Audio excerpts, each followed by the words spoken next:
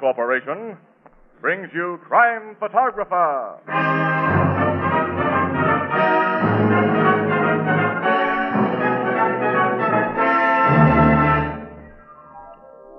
Hiya, Casey. Hi. Look, here comes Tony. Hiya, Tony. Hiya, Casey. You're going to give us that famous line of yours? Well, I'm here to tell you that tomorrow begins a week dedicated to one of America's most famous institutions, the Boy Scouts of America. They deserve our full support. Right, Ethelbert. And since you've done your good deed for the day, Tony, suppose you proceed. All right, Casey, I will. Anchor Hocking is the most famous name in glass.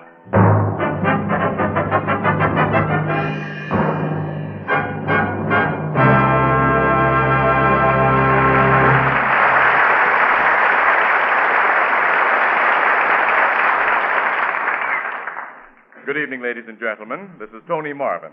Every week at this time, the Anchor Hocking Glass Corporation of Lancaster, Ohio, and its more than 10,000 employees bring you another adventure of Casey, crime photographer, ace cameraman who covers the crime news of a great city.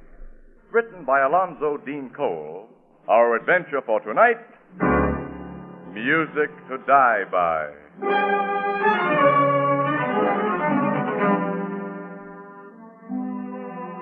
9:30 in the evening.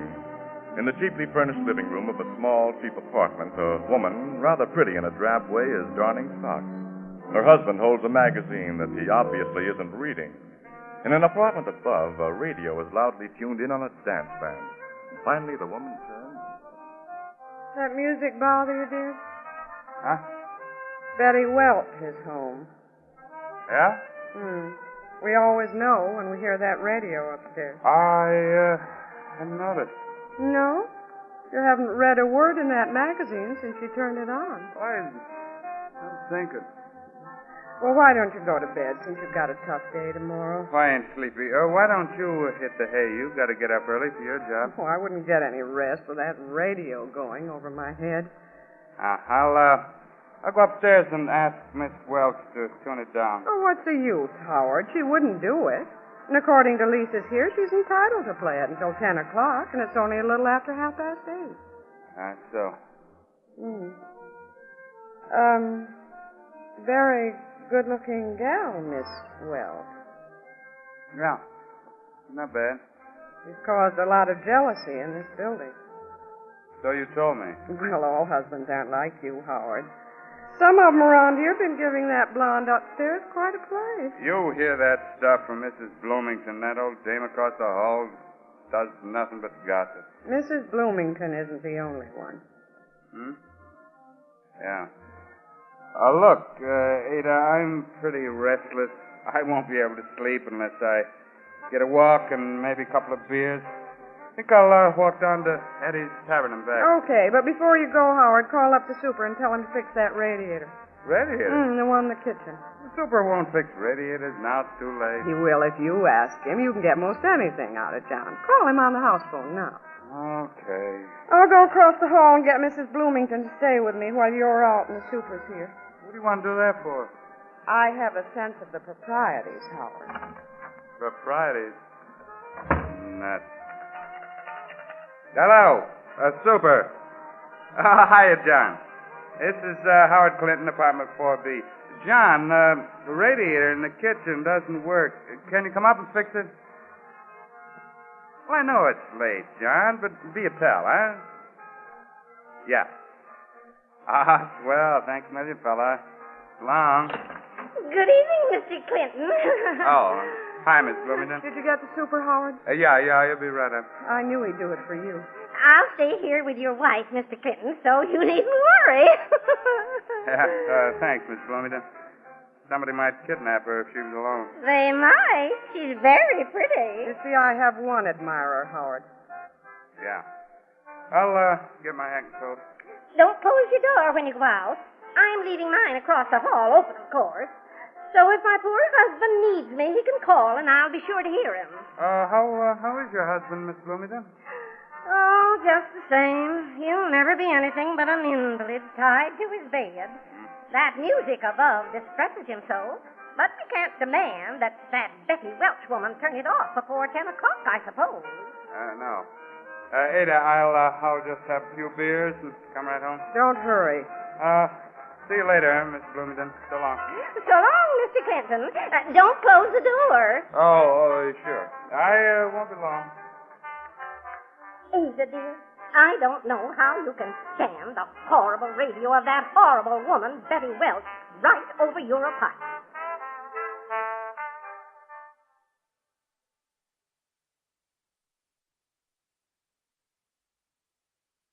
Just a minute. Oh, you did manage to get away, Howard. Yeah. Hello, Betty. Hello. You're alone, I see. Oh, did you expect to find me with a place full of company? You're the most jealous fellow I ever met. Because I'm so crazy about you. Take off your overcoat. Oh, yeah. Thanks. Have any trouble getting away?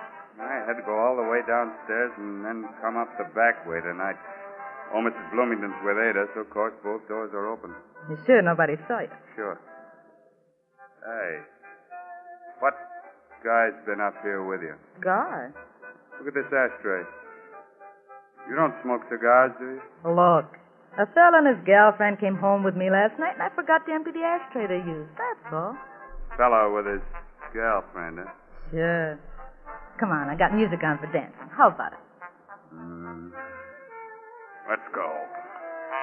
Hey, I want to dance, not have the wind squeezed out of me. When I get you in my arms, Betty, I don't care what... Cut it. Behave yourself. Okay. That's better.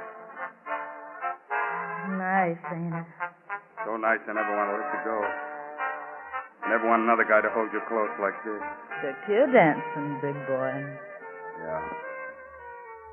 Who was the mug who left them cigar butts here? A very nice fellow. I like him. Yeah? Mm-hmm.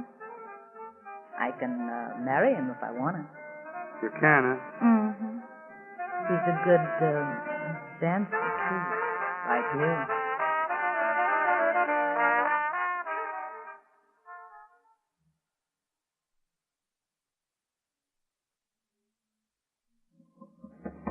Miss Welch, open your door. Miss Welch, this is John the Super. It's after 10 o'clock and everybody in the house is complaining about your radio. The woman doesn't even answer him, Ada. She's probably gone out of his room and forgot to answer. Miss Welch! You're just wasting your breath, John. Use your pass key and open that door. Yeah, I guess I got him, Mrs. Well, Bloomington. if you don't, nobody will ever get any sleep. Yeah, I'll go in and turn that thing off, Mrs. Clinton, right now. I tell her...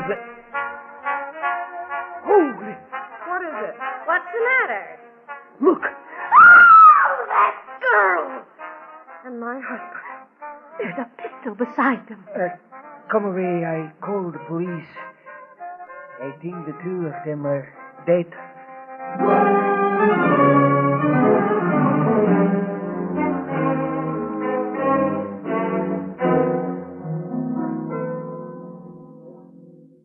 We homicide guys got here, Miss Williams. That radio is still blasting away. And what did you find, Captain Logan? Well, the girl, Betty Welch, had been shot at close range through the forehead. She died instantly. The guy, as so often happens in these murder and suicide ideas, didn't aim so good at himself. He only creased the side of his skull. He's alive then, Logan? He's hardly hurt, Casey. He just knocked himself out for a while. Have you questioned him yet? Oh, plenty. And he's talked plenty. He admits he killed the gal and then tried to bump himself off? No, he denies that. But he admits he was crazy about the girl and very jealous of her. And also, the murder gun's been identified as his, and the old dermal nitrate test shows that he fired a gun sometime today. Well, everything's over for him then, except the hot seat. Uh-huh. I wish all the cases I get were as easy to crack. Yeah, well, where is the guy? I want some pictures of him. He was taken down to headquarters just before you got here. But the murder gun's on that table. You probably want a shot of that. Oh, yeah. German Luger, huh? Yeah. This Howard Clinton brought it back from the war as a souvenir. He's an ex-GI. XGI, huh? Give me some more dope about him for my story, Captain. What do you do for a living? Why, he's a foreman at the big Adolphi greenhouses, a nurseryman and plant specialist. Hey, was he on the job today, Logan? Yeah? Captain Logan, tell me. Excuse me a minute, Annie. Yeah. Well, since he denies the killing, Logan, how does he explain it? He doesn't. He says something hit him and he blacked out, which isn't a very good story. Your fingerprint guys went over his gun, first thing. Naturally. The gun was clean. It's a little unusual for a guy to attempt suicide and then clean the fingerprints off his gun, isn't It would be most unusual if we hadn't found an initial handkerchief belonging to Clinton on the floor near the gun. For some reason, maybe he didn't intend to commit suicide at first, he had that Luger wrapped in a handkerchief when he used it, and the handkerchief showed a positive in the nitrate test. Yeah, well, Logan, he worked in a greenhouse where he handles fertilizers that show the same reaction in a dermal nitrate test that gunpowder does. You have no proof that Clinton did this killing. Look, I figured that fertilizer angle, Casey. Now, listen, amateur. It's Clinton all the way, because nobody could have gotten out of this apartment after the killing. No? No. This is the only apartment on the top floor here, and there's no outside fire escape. And nobody could have gone downstairs after Clinton came to Betty Welch's apartment without being seen. Why? Because Clinton's wife in the apartment below had her door wide open. She and another woman, Mrs. Bloomington, sat facing the front stairs, and they're positive nobody came down. How about the back stairs? Now, Mrs. Bloomington's husband's an invalid. His door was wide open, and he had a full view of the back stairs from his bed. He saw Clinton sneaking up them, but he saw nobody coming down. Huh? I guess that settles that, Casey. Well, witnesses aren't always reliable, Annie. I'll give you 10 to 1 that the Bloomingtons are reliable. When you talk that kind of odds, my pockets are lined with fish hooks. Yeah. Just the same, I want to meet the Bloomingtons. Yeah, you'll find them downstairs. Go ahead. Get acquainted.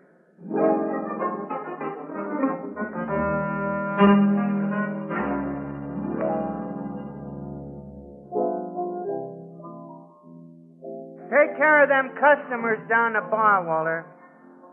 Excuse me, Miss Williams. You were saying about that Mr. and Mrs. Bloomington? Oh, to Casey's discomfort, Ethelbert. They Yeah? proved unimpeachable witnesses. Go right ahead, Annie. Rub it in. I'm going to. Mrs. Bloomington and her husband are terribly respectable, law-abiding people. And the last thing they'd do would be to lie about anything connected with a murder. I sized them up as okay. This Howard Clinton's goose is cooked then, huh? Yeah. But Miss Williams and I have been talking to him down at headquarters, Ethelbert. He's a big, strong-looking bozo who talks straight.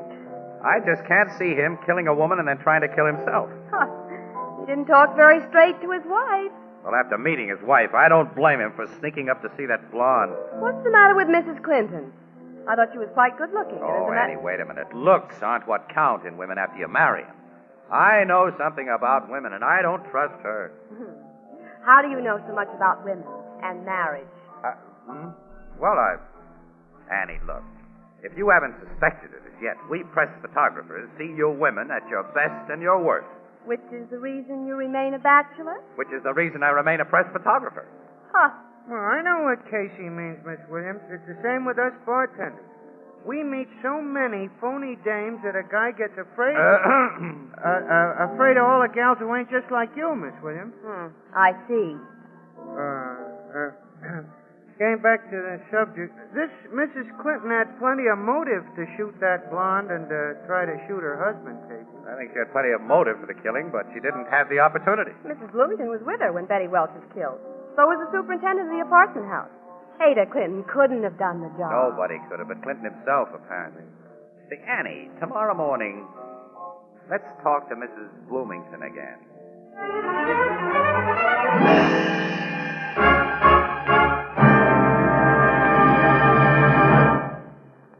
A short while ago, the Anchor Hocking Laboratories perfected a beautiful new material, lovely as century-old jade green Chinese porcelain, and as strong and heat-proof as the Fire King oven glass you use for baking. They called it jadeite. Expert designers used jadeite to achieve a new beauty in dinnerware. And today, jadeite dinnerware costs far less than the most ordinary dishes. Now, I know it sounds incredible, but it's true. You can buy a beautiful 35-piece jadeite dinner service for less than $5. Yes, less than $5 for 6 jadeite cups, 6 saucers, 6 dessert dishes, 6 salad plates, 6 dinner plates, 1 large vegetable bowl, a platter, and a sugar and creamer set. And jadeite dinnerware can also be purchased in open stock. Now, you'll find beautiful jadeite dinnerware at chain stores, department stores, hardware stores, and most other stores selling chinaware and glass. Ask for jadeite by name. Jadeite. Jadeite. Jadeite. The newest triumph of Anchor Hocking. The most famous name in glass.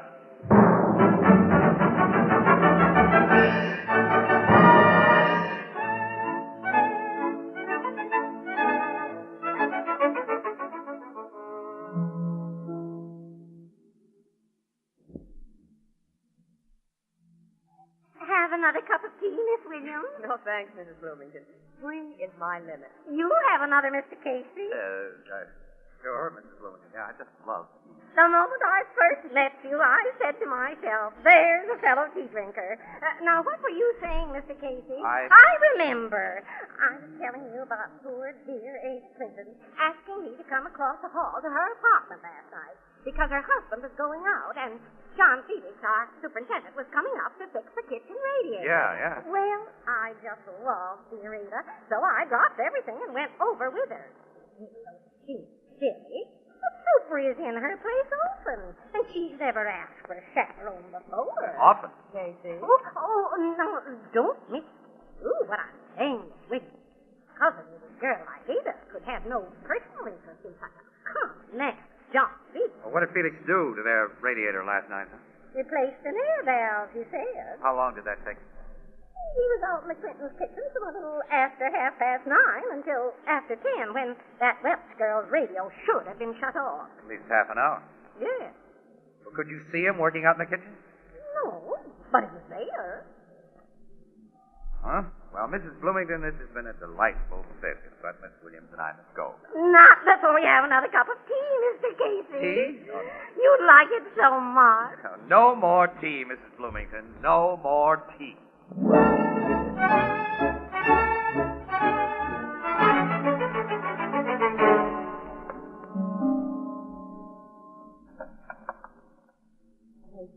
If we're caught doing this, Wait a minute. Mrs. Fenton isn't home this afternoon, honey, and nobody's prowling around the halls yet. There. Sprung the lock on her door. Come on in quick. No, okay. I can't expect to find anything in the kitchen. I don't expect to find anything, Annie. I really want to see the layout. Come in there with me. Slowest mechanic in the world couldn't use up half an hour replacing an air valve. Setup is perfect, kid. What do you mean? Kitchen stepladder here. Look out this window, Annie. A window box. Yeah. Wide strong.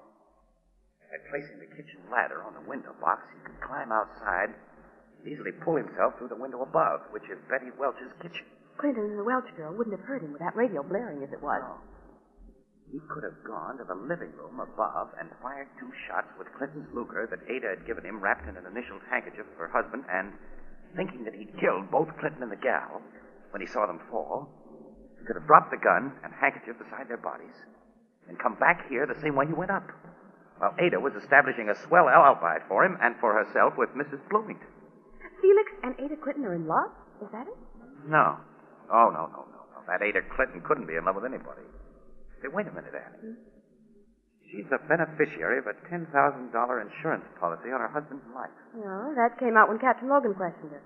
Didn't mean anything to him or to us then, because she seemed an impossible suspect. Wait a minute. It's veterans insurance, Annie. GI insurance she has. Well, so what? You've got a theory and she has GI insurance. It doesn't prove a thing against either her or John Felix. I think it shows me a way to get proof.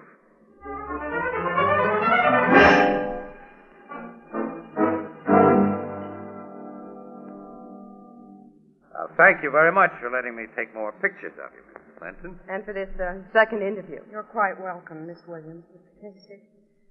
Frankly, it isn't easy for me to talk to newspaper people or to anyone at this time. We appreciate your state of mind, Mrs. Clinton. I don't think you really can. My husband's going to be executed for murder. He carried life insurance for you, Mrs. Clinton. Veterans insurance, $10,000. Only veterans insurance. That's all. Too bad. Why do you say that? Well, most people don't thoroughly read insurance policies, you know. Or if they do, they forget the provisions. Have you been like that, Mrs. Clinton? I don't understand what you mean. Well, it's my understanding of the GI policy that if your husband is executed for a crime, you get nothing. Did you know that? No. You've had a bad deal all around, Mrs. Clinton. I hope your luck changes. Well, let's go, Annie. Goodbye, Mrs. Clinton. Goodbye. Well, she's doing some hard thinking right now, okay? There she is. Annie, Logan and 2 detectives are all set up in the next apartment with microphones. They've also bored peepholes in the wall. Let's join them and watch and listen.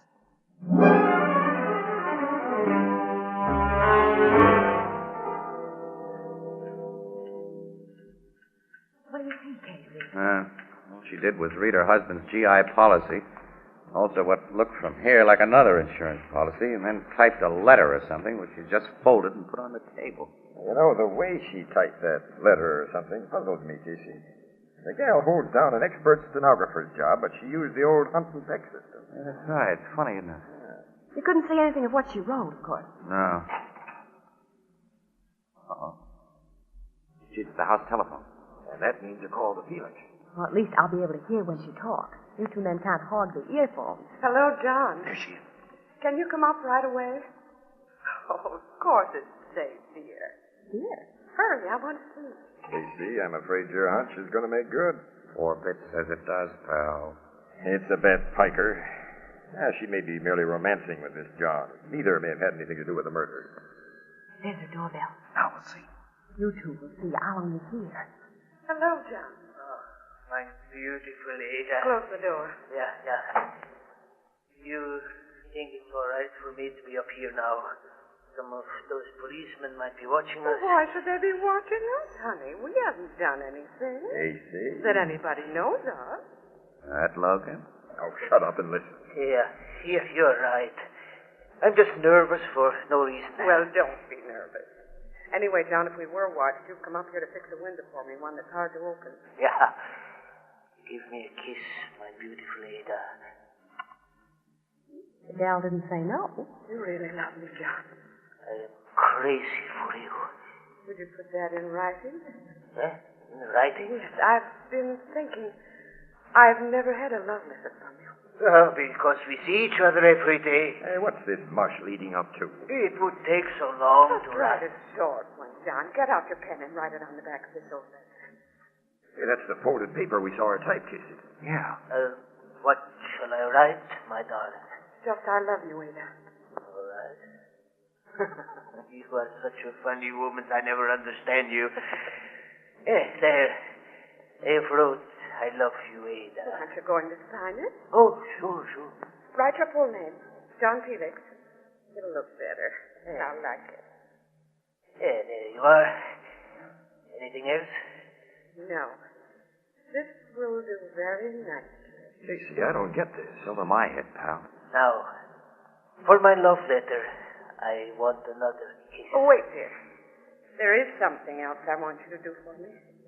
I wasn't kidding about a window being hard to open. It's that one, John. Will you fix it for me? Yeah, sure, all right. It don't work hard. Well, lift it clear to the top. It slides easy. Oh, that's funny. Maybe something catches it sometimes from outside. Lean out and look. All right, Hey, no! She pushed him, Casey. He's falling. Out of the window? I get the idea of that love letter stuff now, Logan. So do I. And now I'm getting that dame. I've got a key to her apartment, so we'll walk right in.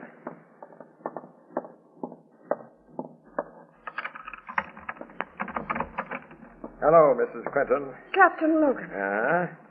I believe a man just fell out of your window. Oh, Captain, it was John, the superintendent. Captain, he didn't fall. He deliberately jumped. Tell us about it. Well, he came up here a while ago acting strangely and asked if he could use my typewriter. I said yes, of course, and he sat down and typed something on this paper that he signed, folded up and handed to me.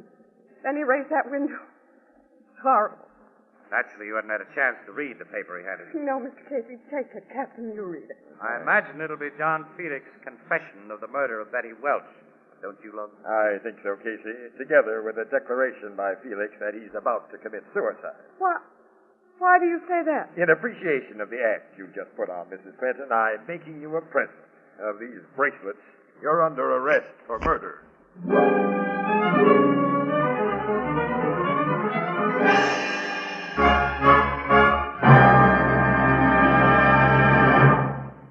We'll join the crowd at the Blue Note in just a moment.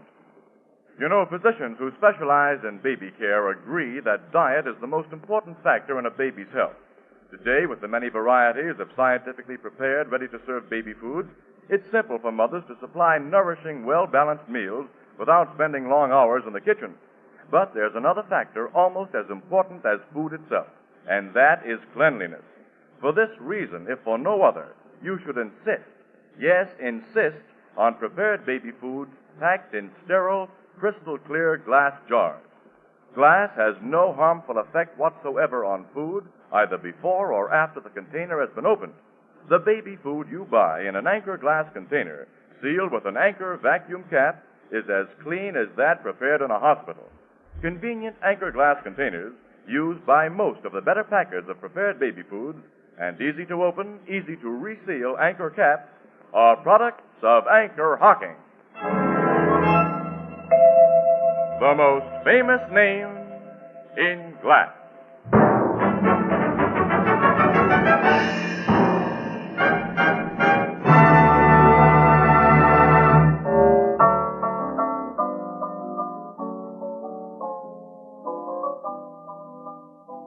So the Clinton dame made a full confession, huh, Casey?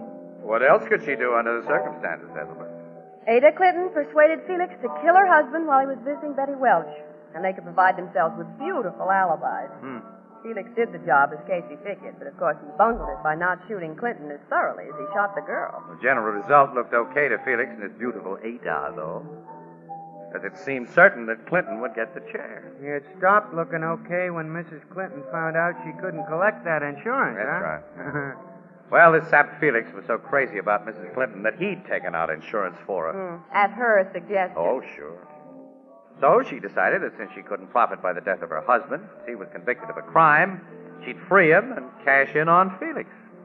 So she pecked out that letter on her typewriter in imitation of Felix's way of speech. The letter said he killed Betty Welch and was going to kill himself. Yeah. And Mrs. Clinton folded it so he couldn't see what was typed when he signed his name to the thing. Say, she's a real bad woman. Boy, I haven't met him any worse. Hey, wait a minute. That doggone Logan. What's the matter with Logan? Well, he didn't pay me that 4 bits. Oh, Ethelbert, we forgot to tell you. They're showing some of Casey's pictures at the Photography on Parade exhibit at Rockefeller Center. Well, gee, maybe I'll get over to see him tomorrow night. Fine. Oh, we'll all go together. You'll be in distinguished company, my dear fellow.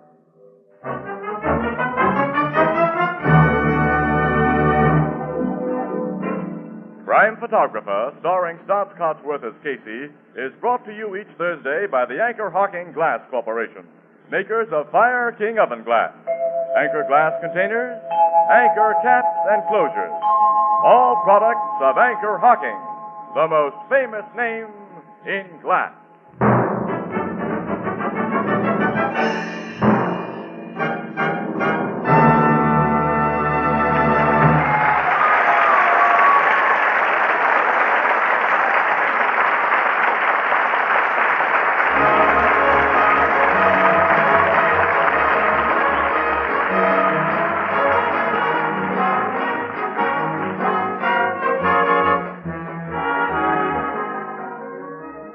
Crime Photographer is directed by John Deese and is based on the fictional character of Flash Gun Casey, created by George Harmon Coxe.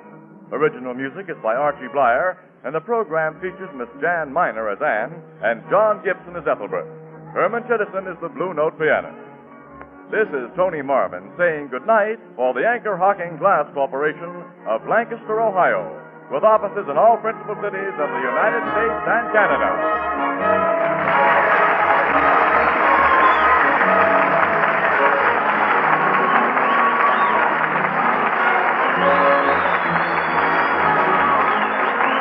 This is CBS, the Columbia Broadcasting System.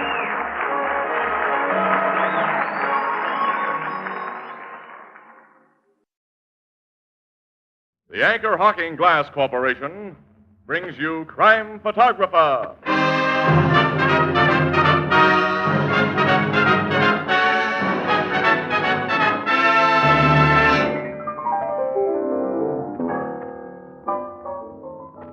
What do you know? The Valentines are coming in already. And here's one addressed to man's best friend. Well, that must be for you, Ethelbert. And here's one addressed to a great snooper. And that must be for you, Casey. And here's one addressed to the most famous announcer, the man you can always count on. I wonder who that could be. I wonder. Oh, I get it. They mean you can always count on me to say, Anchor Hocking, the most famous name in glass.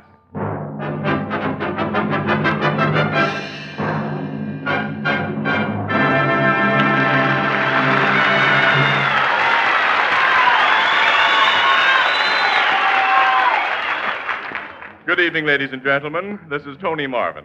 Every week at this time, the Anchor Hocking Glass Corporation of Lancaster, Ohio, and its more than 10,000 employees bring you another adventure of Casey, crime photographer, ace cameraman who covers the crime news of a great city. Our adventure for tonight, Key Witness.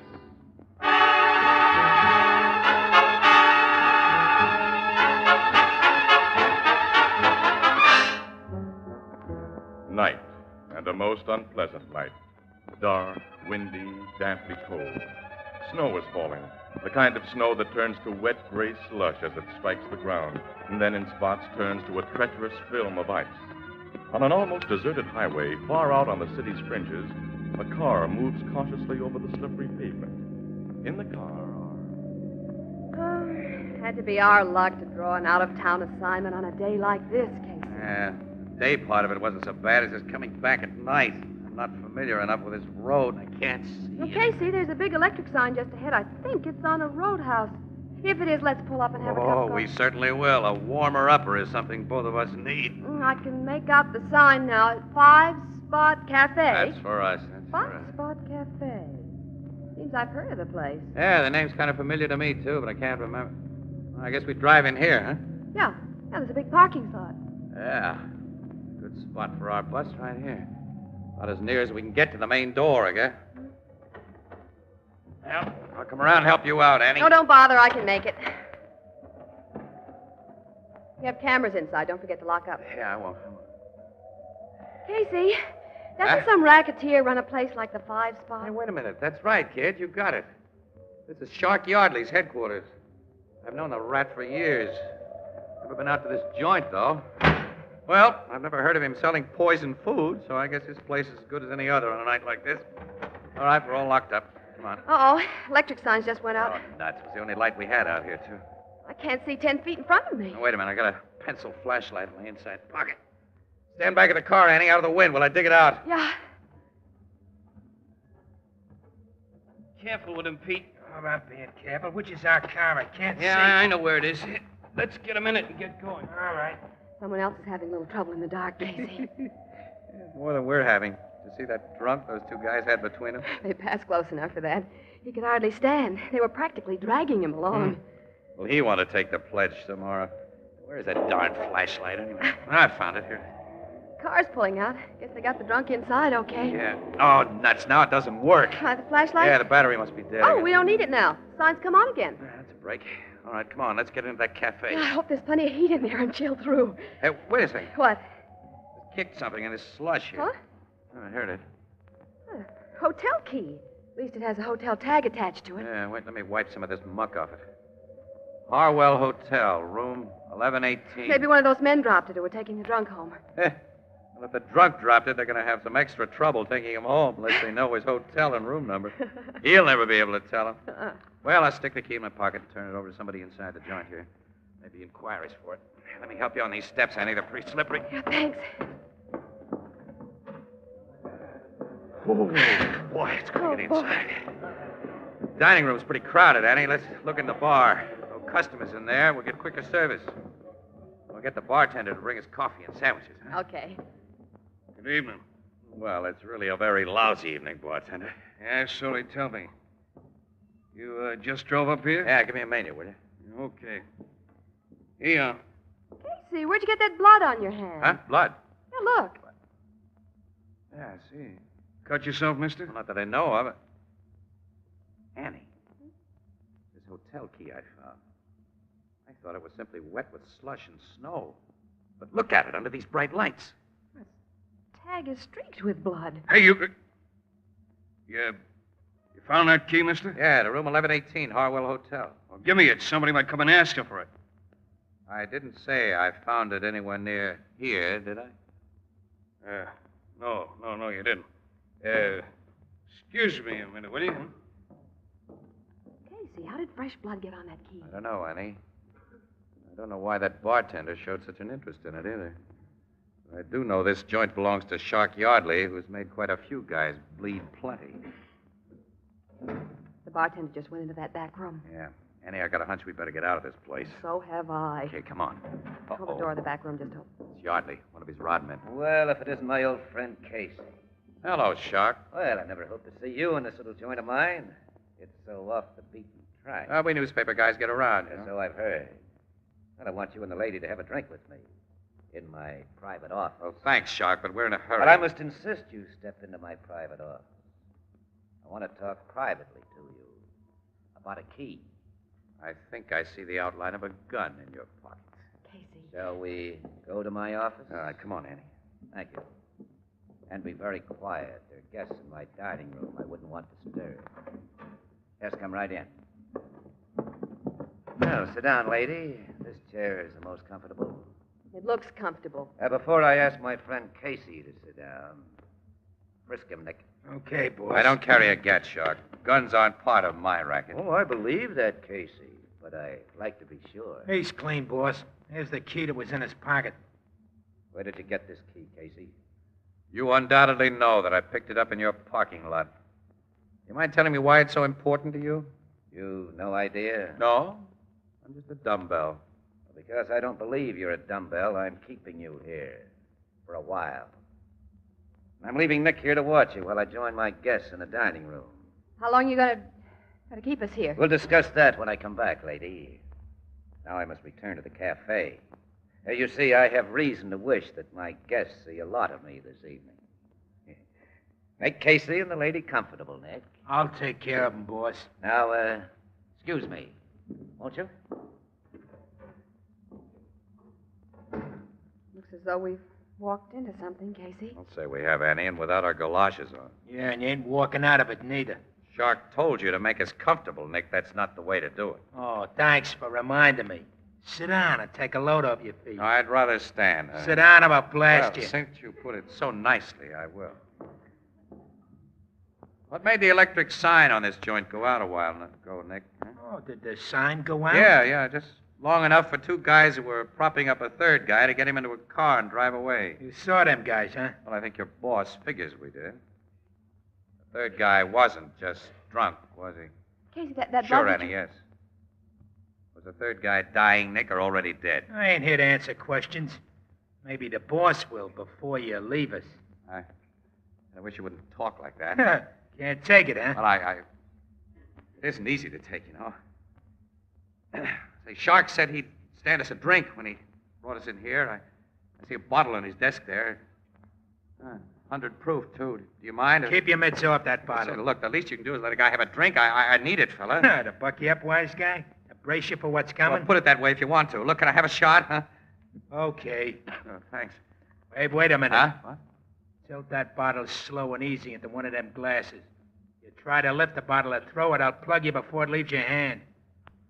I won't take any chances like that with you, Nick. This suits you all right? So far. Now put the bottle down. Yeah, just as you say. You poured a stiff one for yourself, didn't you? Yeah, I need it. Well, ain't you offering the lady none? I don't want anything to drink. And I don't want anything to drink.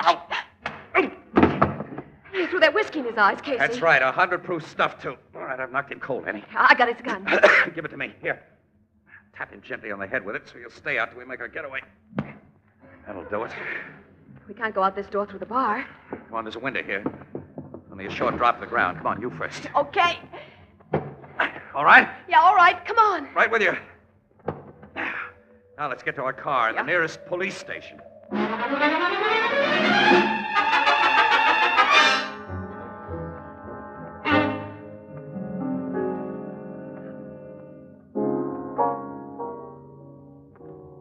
Did you have to throw a half tumbler of that good whiskey in the guy's eyes, Casey? Well, it was worth it, Ethelbert. I'll say. Well, what happened after you made your escape from that joint last night? 20 minutes later, we were back at the Five Spot Cafe with a carload of cops. Yeah, but Shark Yardley and his gorillas were gone, of course. How you figure blood got on that key you found? The body of Chuck Trumbull was found in a vacant lot way over on the south side this morning. Chuck Trumbull? He's the character who's been trying to bust in on Shark Yardley's racket. Uh-huh.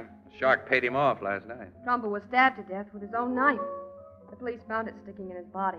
And Trumbull lived in room 1118 of the Harwell Hotel. See? Well, then that key you found... When Yardley learned that we had the key with the blood on it, he knew it would put him on the spot for Trumbull's murder. And as he'd planned the murder, there was to be no evidence that Trumbull had been anywhere near the Five Spot Cafe. In fact, Shark Yardley's alibi would be that he was at the Five Spot when Trumbull was killed someplace else. Yeah, but that key to Trumbull's hotel room, found in Shark's parking lot, was proof he'd been there. Yeah, that's it. Ah. And when Yardley's brought to trial, Casey's testimony and mine about that key will send him to the chair. The cops ain't caught up with the shark yet? No, but they will. Until they do, I'd be pretty worried if I was you. Worried? The shark's a bad baby, Casey. This Trumbull ain't the first guy he suspected of bumping off. No. Cops think he got Ed Clive last year. Yeah, with Clive's own gun. Like you think he carved Trumbull with Trumbull's own knife. And there was that gambler a couple of years ago, I forget his name. Oh, Ernie Hastings. Yeah. And the cops could never prove nothing. What I mean is, Shark Yardley ain't gonna like having a couple of witnesses loose that can finally fry him as he deserves to be fried if they stay loose. I'm not worried about the shark. He'll be too busy dodging cops to bother Ann and me. Besides, we've been witnesses against his kind of rats before. Well, he's a special mean kind of rat, Miss Williams. A special dangerous kind. Look, Annie, it's after midnight. It's time I took you home. Yeah, I'm ready to go home. I'm tired. Well, here's what we had, pal. Gee, you're paying for a change. Well, I always pay. Don't I? Well, eventually. Don't I? Yeah. Good night. Night, Casey. Night, Miss Williams. Good night, Ethelbert.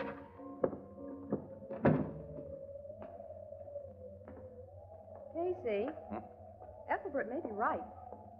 Shark Yardley might try to put us out of the way. Oh, he and his mob have got to keep themselves under cover, Annie. Yeah, but look, tomorrow morning, I'm going to ask headquarters to put a guard on you for a while. How about you? Oh, I can take care of myself. All right. Well, so can I. Now, wait a minute. Women are different. Really? I wasn't sure you were aware of that. Huh? What do you mean? Nothing. Annie, are you getting one of your humors again? It's a woman's privilege to have humors. I don't like to discuss nothing but the latest crimes and the newspaper business with you all the time and sit around and be the same as Ethelbert and Captain Logan. Oh, you couldn't be the same as Ethelbert and Captain Logan. Not quite, because my hair is longer and I wear skirts. Well, okay. So your hair's longer and you wear skirts. And that's that. And that's got to be that. I'm not going to lose a pal. Meaning me. Meaning you. I'm beginning to hate that word pal. What's the matter with it? I like it. I like what it stands for, too. Come on, the car's across the street. Let's cross over right here. Huh? Okay. Now, look, getting back to Shark Yardley. Sure, there'll be no danger from him for a while, Annie, if ever. The heat's on him heavy, and he's got the lie low. Casey, that car! It only missed us by hair. If you hadn't pulled me out of the way, I would... Fool driver swerved way across the center line, as though he were trying to run us down. Then he kept right on going. Yeah, well, I think he did try to run us down, Casey. Huh? Yeah, I got to look at that driver. And I'm sure he was Shark Yardley.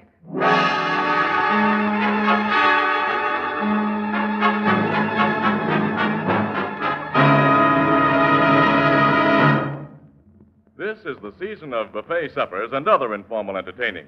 Now, when it's necessary to serve an unusually large number of guests, jadeite is the ideal answer. Yes, jadeite, spelled Jadeite, jadeite, the new kind of dinnerware developed by Anchor Hocking. You'll love its delicate jade green color, its fine porcelain-like texture, and you'll be amazed to find that jadeite is as strong and heat-proof as the Fire King oven glass you use for baking. Yet, with all its advantages, jadeite is incredibly low in price. For example, a jadeite cup and saucer costs only 15 cents in open stock, and a complete 35-piece dinner service for $6, including cups, saucers, dessert dishes, salad plates, dinner plates, vegetable bowl, platter, and sugar and creamer set, is priced at less than $5.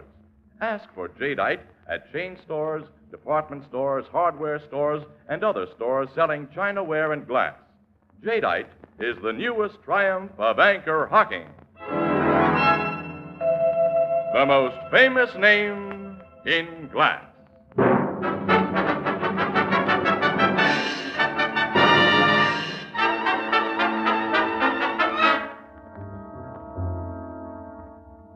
Don't argue with me, Casey. Both you and Miss Williams get police bodyguards from now on. Well, after what happened half an hour ago, Captain Logan, I'm delighted. Well, I'm not, and I won't stand for it. How could I have one of your cops at my elbow 24 hours a day, Logan? I'd feel like a sap. You rather feel like a dead sap who don't feel anything at all? Listen, the driver of that car may not have been Shark Yardley. Oh, yes, Casey. I think he was the driver, and I don't think this will be his last attempt to get you. You two are the key witnesses against him, and while he's on the loose, you're on the spot. Well, okay, all right, you win. And aside from bodyguards, I'm giving each of you a gun to carry. Now, give one of them to Ann. I'm not looking to gat around. Hey, Casey, please. No, I don't like the thing. I won't carry him, and I won't shoot him. All right, bullhead. Now, look, since I must have bodyguards, give me guys who won't be hard to take, Logan, will you? I mean, preferably bad pinochle players. I'll put Bradley in charge of your guard detail. Does he suit you? Yeah, Brad's okay. But will he get worn out following me on assignments?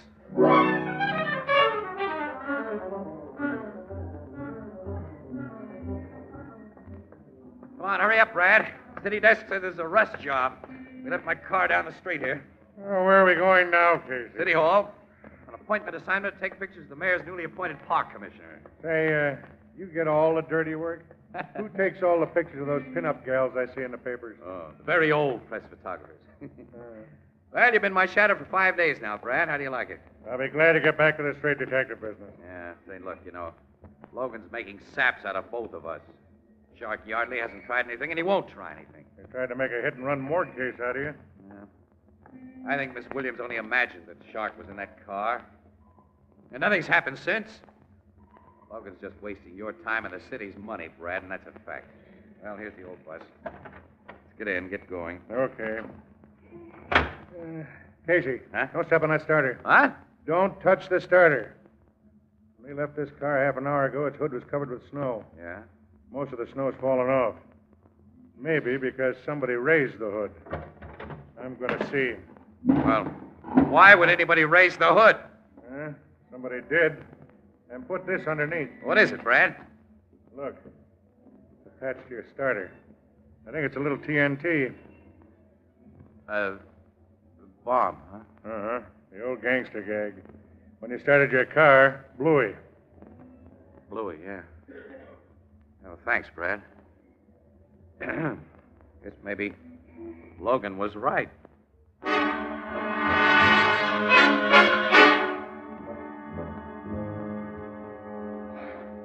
Okay, Logan, all right. I've been the sap and you've been the wise guy. You finally think so? Well, don't rub it in now, pal. Why not? Even after Bradley found that bomb in your car 2 weeks ago, you gave me an argument. Since then, 45 slugs gone through your head and a knife's been thrown at you. I know. But still, you argue. All right. Even with all the luck of the Irish you've got, you should be dead by now. Well, my luck can't last forever, I guess. Plenty jittery right now. Yeah, since this morning, after you learned Miss Williams had received a box of candy through the mails that turned out to be poisoned. Look, if she'd been sap enough to eat one of those candies, Logan... Fortunately, she wasn't. You'd probably have swallowed a couple. We gotta stop this, We gotta nail this guy, Yardley. How, exactly? You know we've turned this town inside out trying to find him. We've got to make him come to us. That's a beautiful idea. Just what method will you take? Wait a minute. I think I've figured a method. Yeah?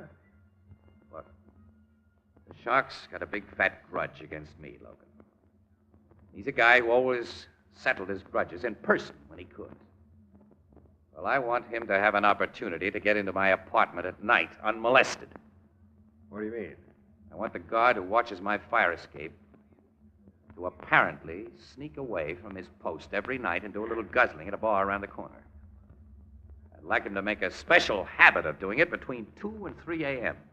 So Shark will be tipped off and pay you a call by way of the fire escape? Right. Now then what?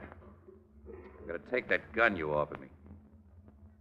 Casey, I doubt if you'd shoot a guy even to save your own life. I'll kill Shark Yardley if I have to, but he ought to save me that trouble.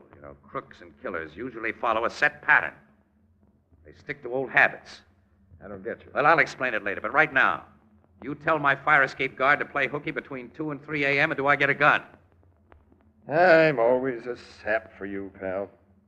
All right, I'll instruct the guard. And I'll give you my best gun, a 38 positive and a 45 flame. No, I don't want a revolver. I want a rifle. Rifle? Yeah. A big calibered rifle with a silencer attached. Silencer? Yeah.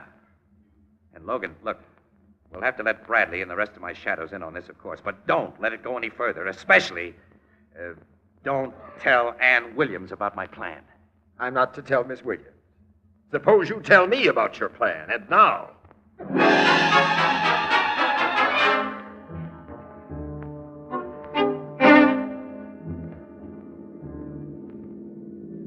Well, okay, Brad, here's the old homestead again. Time to go through our usual routine. Yeah, well, I don't like the routine that's become usual during the last week, Casey. You taking a big chance of nobody watching that fire escape between 2 and 3 in the morning? I'm watching.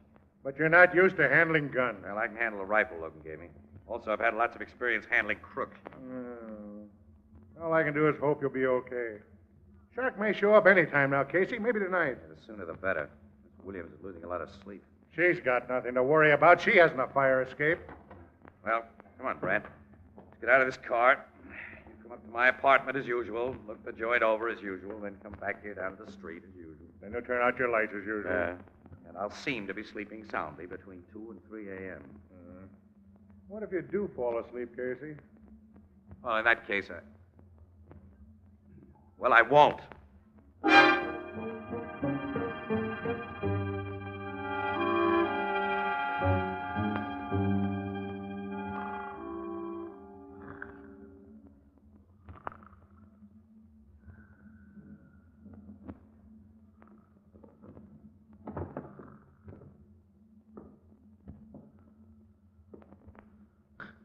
What? Who's there? Who's behind that flashlight? Only me, Casey. Jock. Don't reach for that gun beside your bed. Guess I won't. Don't. Turn that table lamp on so I can see you and that gun a little better. Okay. Thanks. Well, you look like just the same sap who butts into things he should keep away from. Oh, that gun of yours. Nice high-powered rifle that can make a big hole in a guy. Why the silencer on it? Well, it had the attachment when I got it from the cops. Wasn't that nice? The revolver I brought along has a silencer, too. But I always like to use the other fellow's weapon if he has one. If I'm unlucky and fall into a pinch, a good lawyer may convince a jury that the other fellow was a suicide. You're going to shoot me with my rifle? Yes, Casey. After I've made sure it's loaded. It is. And now... Don't, Jock. Yellow, aren't you? Afraid to take it? Put down that gun. And putting the muzzle against your head, the cops will be sure this was a suicide. It will be if you squeeze that trigger. You're suicide. What do you mean? You looked to see if it was loaded. It is. You didn't look to see if the barrel is clear. It isn't. It's been plugged. So the shell in the chamber will blow up the gun. Yeah, this is a bluff. You can't get away with it. It isn't a bluff. Nuts. Take what I came to give you. You snapped the trap yourself, Shock. And I can't say I'm really sorry.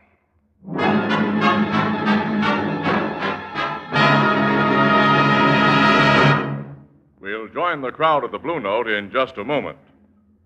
The baby of today, your baby, has many advantages which most of us didn't enjoy when we were very young. And not the least of these are scientifically prepared baby foods. These baby foods make it easy to provide a nourishing, well-balanced diet. They save the young mother countless hours in the kitchen. But to take full advantage of the convenience of prepared baby food, be sure to insist on glass jars. For with a glass jar, you can heat and serve baby food and reseal it to store leftovers all in the original container, saving endless extra hours of work each week. And then, too, there's the matter of cleanliness. Glass jars are completely sterile. They protect baby food perfectly both before and after opening. Most of the better brands of prepared baby foods are packed in Anchor glass jars and sealed under vacuum with easy-to-open, easy-to-reseal Anchor caps. Both products of Anchor Hocking. The most famous name in glass.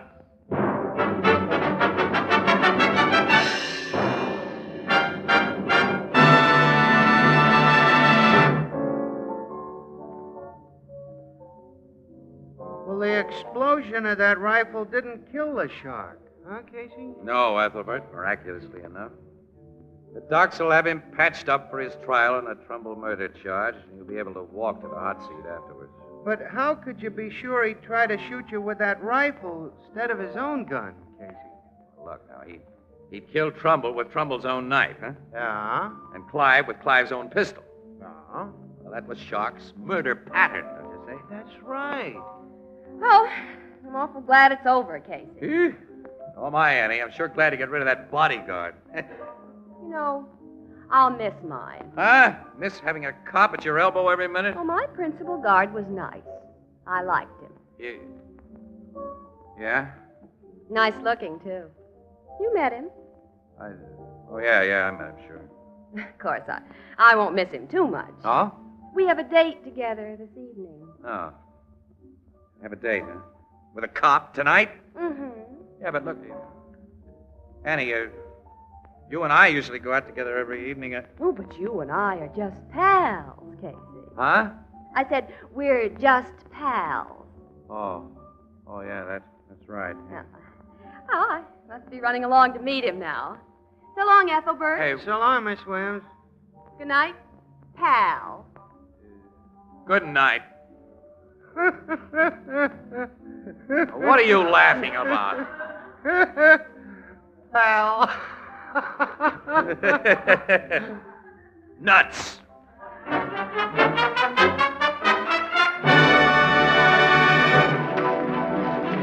Crime Photographer, starring Stotts Cotsworth as Casey, is written by Alonzo Dean Cole. It is brought to you each Thursday by the Anchor Hocking Glass Corporation, makers of Fire King Oven Glass. Anchor glass containers, Anchor caps and closures. All products of Anchor Hocking, the most famous name in glass.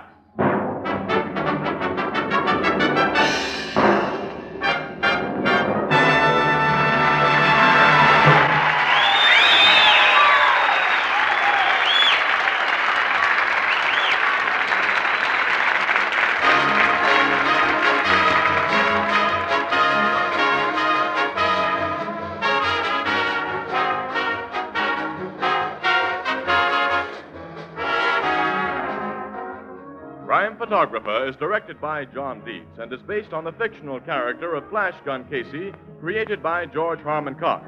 Original music is by Archie Blyer, and the program features Miss Jan Miner as Anne and John Gibson as Ethelbert. Herman Chittison is the Blue Note pianist.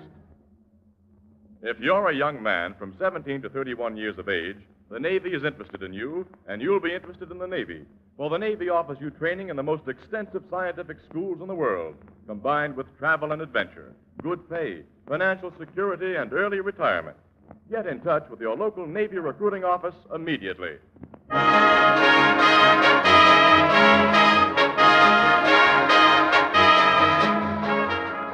This is Tony Marvin saying goodnight for the Anchor Hocking Glass Corporation of Lancaster, Ohio, with offices in all principal cities of the United States and Canada. This is CBS, the Columbia Broadcasting System.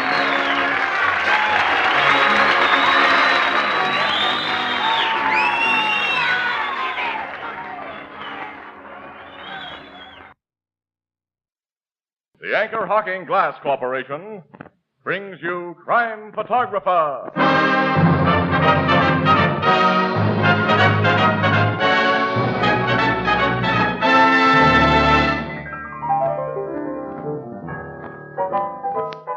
Hiya, Casey. Hi, Ethelbert. How's the weather outside? It's still bad. Seems like this winter will never end. Yeah, but like I always say, a long winter means an early summer. Is that what you always say? Yeah, that's what I always say. Tony, what do you always say? Casey, I always say Anchor Hocking, the most famous name in glass.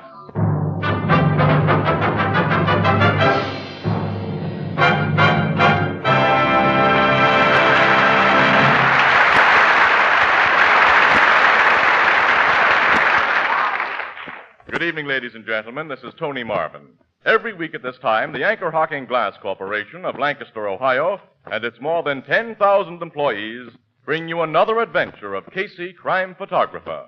ace cameraman who covers the crime news of a great city. Our adventure for tonight, Witchcraft.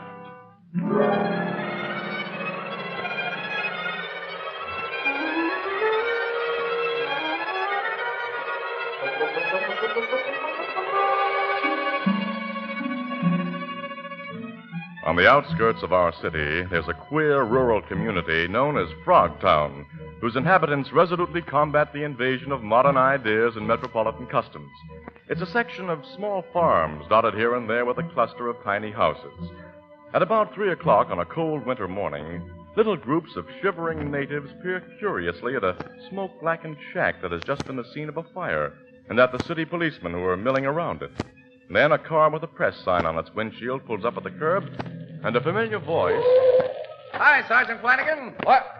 Oh, so you're here, Casey. Sure, and before any other newspaper mug from the looks of things, at least I don't see any competitors around here. You're the first of your troublemaking tribe to get here. Yeah? I got a report that firemen uncovered a murder inside that shack after they got the flames under control. How about that? Oh, that's correct, Casey. Huh? They found the old guy who lived there dead in his bed. He'd been stabbed through the heart. Then the killer set fire to the place as an attempted cover-up. Any dope on the killer? You'll have to ask Captain Logan about that. He's inside the shack now. Well, I'll ask him after I shoot a couple of pictures of the place from out here. These people hanging around are neighbors of the dead guy, I suppose, huh? Yes, we've been questioning them, but nobody knows anything about the murder, they say. Oh, that's a great help. Hey, don't move away from the house, you people. I want you in the picture, if you don't mind. No. Well, hey, what do you know? They've all done a fade-out. You've covered news in Frogtown before, Casey. Didn't you find out the folks out here are kind of peculiar? They just don't want their pictures taken. Huh. Oh, well, nuts. I'll shoot the house with just you cops around it. Where's your sidekick, Miss Williams? She was out on another job when City Desk gave me a hurry-up on this one. Sarge, move over there. I'll put you in the foreground of my next shot. Oh, fine. Oh, I never say no to news pictures, Casey. The wife thinks my left profile is prettiest, so take me this way. Okay, Robert Taylor. Hold it now. Got it. All right, now I'll see what Logan has to offer. There, he's coming out now, Casey. Yeah, with some old dame. I'll go back to your home, Mrs. Greco, and stay there. I'll want to talk to you again later on. Nothing more I can say, Captain. I have tell you everything I know. You may think of something more later. Good night. Good night, Captain. I'm honest woman when I say I've told all I have told all. I might have known you'd be showing up here, Casey. Hi, pal. Who's the old dame you just sent home? Name's Mrs. Mary Greco. She's a widow, lives in the shack to the north of this one. Her face is kind of familiar, but I can't... You've probably seen her in police court. She's arraigned every so often on swindle charges growing out of fortune-telling. Yeah. Old Gypsy Mary, they call her. Come on in, Casey. Yeah, Gypsy Mary, just a petty swindler who's takes in the nickel and dime class. And she seems to be altogether clean in the murder of this guy, Jenkins. Oh, Jenkins is the dead guy's name. Yeah, Amos Jenkins. Came here from some backwoods section of the Ozark Mountains about 15 years ago. Kept pretty much to himself and was suspected of being a conjure man. A what? A conjure man?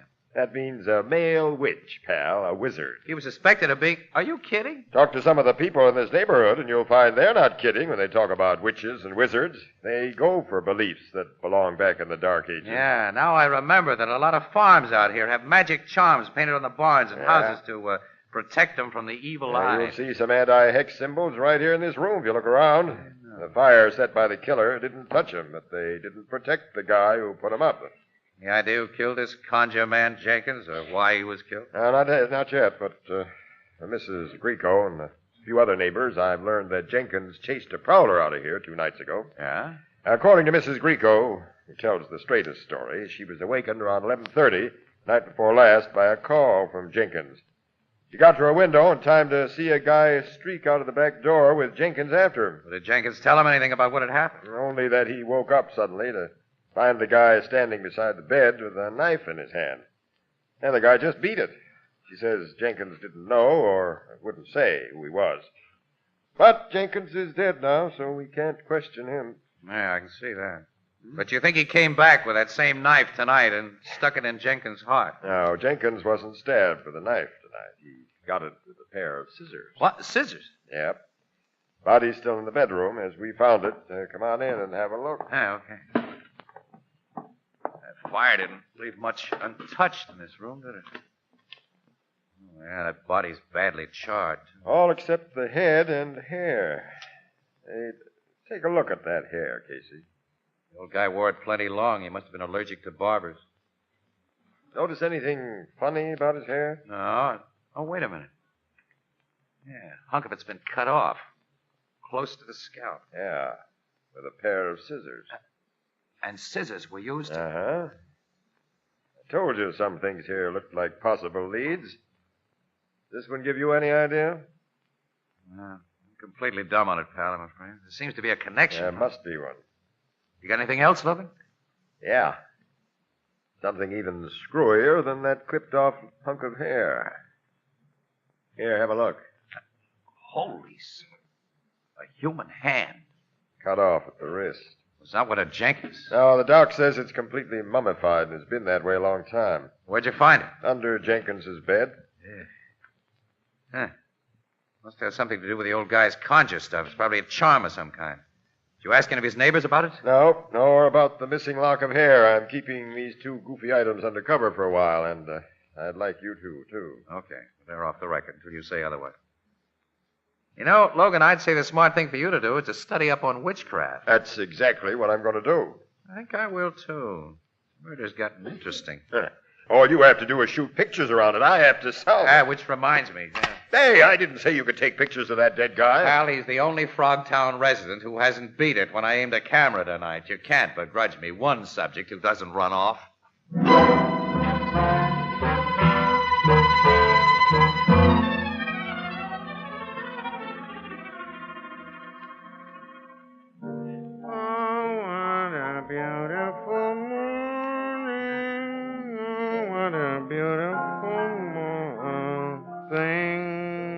Miss Williams, good afternoon. Good. Is Casey here? I don't see him. Well, I don't either. He ain't been in this bar all day. Oh, that settles it. This makes the third time in 2 hours he stood me up. If he really shows up sometime today, tell him I've gone and left no word. Miss Williams, wait. What for? Well, Casey don't break dates with you unless he's got big reasons. Ain't he told you what's keeping him? Oh, yes. Yes, he's got a wonderful excuse.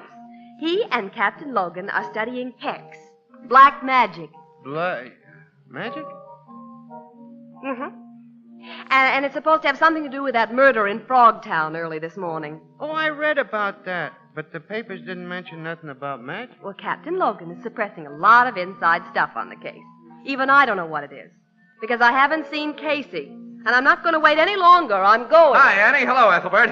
Awful sorry to keep you waiting, kid. I just couldn't break away, though. That professor on witchcraft is the most interesting gal I've ever met. Gal? Yeah. Oh, boy, does she know her stuff, Annie. Annie, listen. There was a murder in York, Pennsylvania, 20 years ago that may be a ringer for this Jenkins killing. It seems that a conjure man, as the Pennsylvania Dutch call him, named Nelson Raymeyer, was killed by a guy named Blymer, and a lock of hair figured in that case, too. Her hair is blonde, of course. Whose hair, huh? You're fascinating, Professor. Annie, she's a little old lady. Yeah? Yeah, 70 if she's a day. Yeah, and I'm talking about the lock of hair that was clipped from Jenkins. Well, I don't know anything about that. Well, I'll give you all the dope as we drive out to Frogtown. We're driving to Frogtown? Yep, right away. Have you had anything at the bar that you owe Ethelbert for? No, I just got here before you came in. Okay, then let's go. Just a minute. Since you brung the subject up, Casey, you've been accumulating a little... Yeah. For 2 weeks. You, wish it paid, huh? Well, pal, I ain't supposed to put anything on the cuff. I got to take it out of my own pocket when I do, and I'm short right now. I know. Well, what do I owe you, pal? 1840. I hate to ask, and if you can't spare it... My man, this $50 bill is for you. Keep it all and credit me with the difference. Yeah, he's given me $50, Miss Williams. Ethelbert, he has more. Mm-hmm. A neat little roll of 300 smackers, kiddies, minus the 50 I just handed over. Where'd you get all that money? Don't tell me one of them long shots you play finally won a race. Exactly. That's precisely what happened, Ethelbert, on a hunch that came out of the Jenkins murder. I stuck $5 on the nose of an egg called Hexmaster, and he paid off 60 to 1. Well, did you... Casey, you've never won on the horses. Well, I'm playing my Hexmaster hunch still further, Annie. And to win by a length. Come on. We're driving to Frogtown.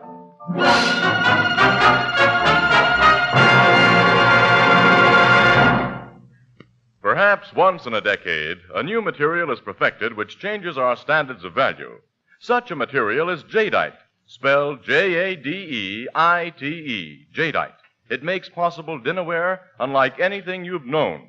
Jadeite is really beautiful. It has the lovely texture and color of rare Chinese porcelain, and jadeite is unbelievably strong.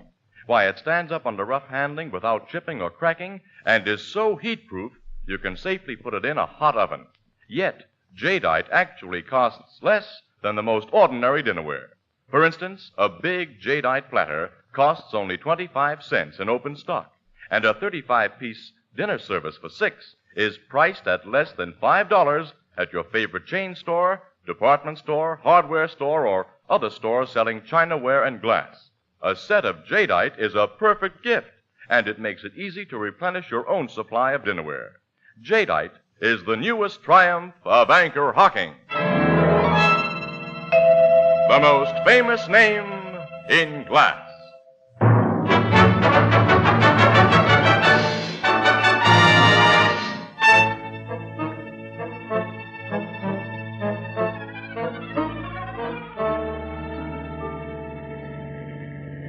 Okay, now, Annie, there you are. I've given you a complete picture of what Logan found after the murder and of what the professor told us today. Well, it seems incredible that people in this country still believe in witchcraft, that they still practice it. And they still kill people because of it.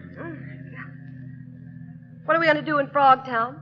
Something that Logan or his cops can't do quite as well as we can, Annie. That is, without risking a yell of frame-up and coercion. We're going to frame and coerce somebody? Those are hard words, Annie. We're going to throw a bluff that may lead to a killer. Oh, well, tell me more. All right. Now, Logan and I believe that Gypsy Mary, this Mrs. Greco, recognized the guy that Jenkins chased out of his house 2 nights before the murder. Well, she's keeping mum because she's afraid? Yeah. Now, look, Annie, she doesn't know you.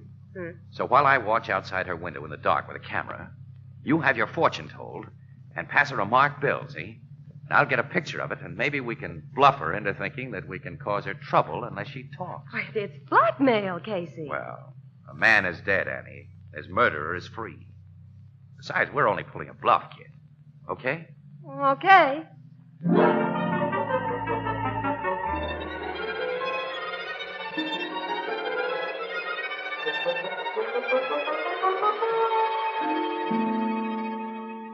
A very interesting hand, young woman. Very interesting hand. You can read my future in it, Mrs. Greco?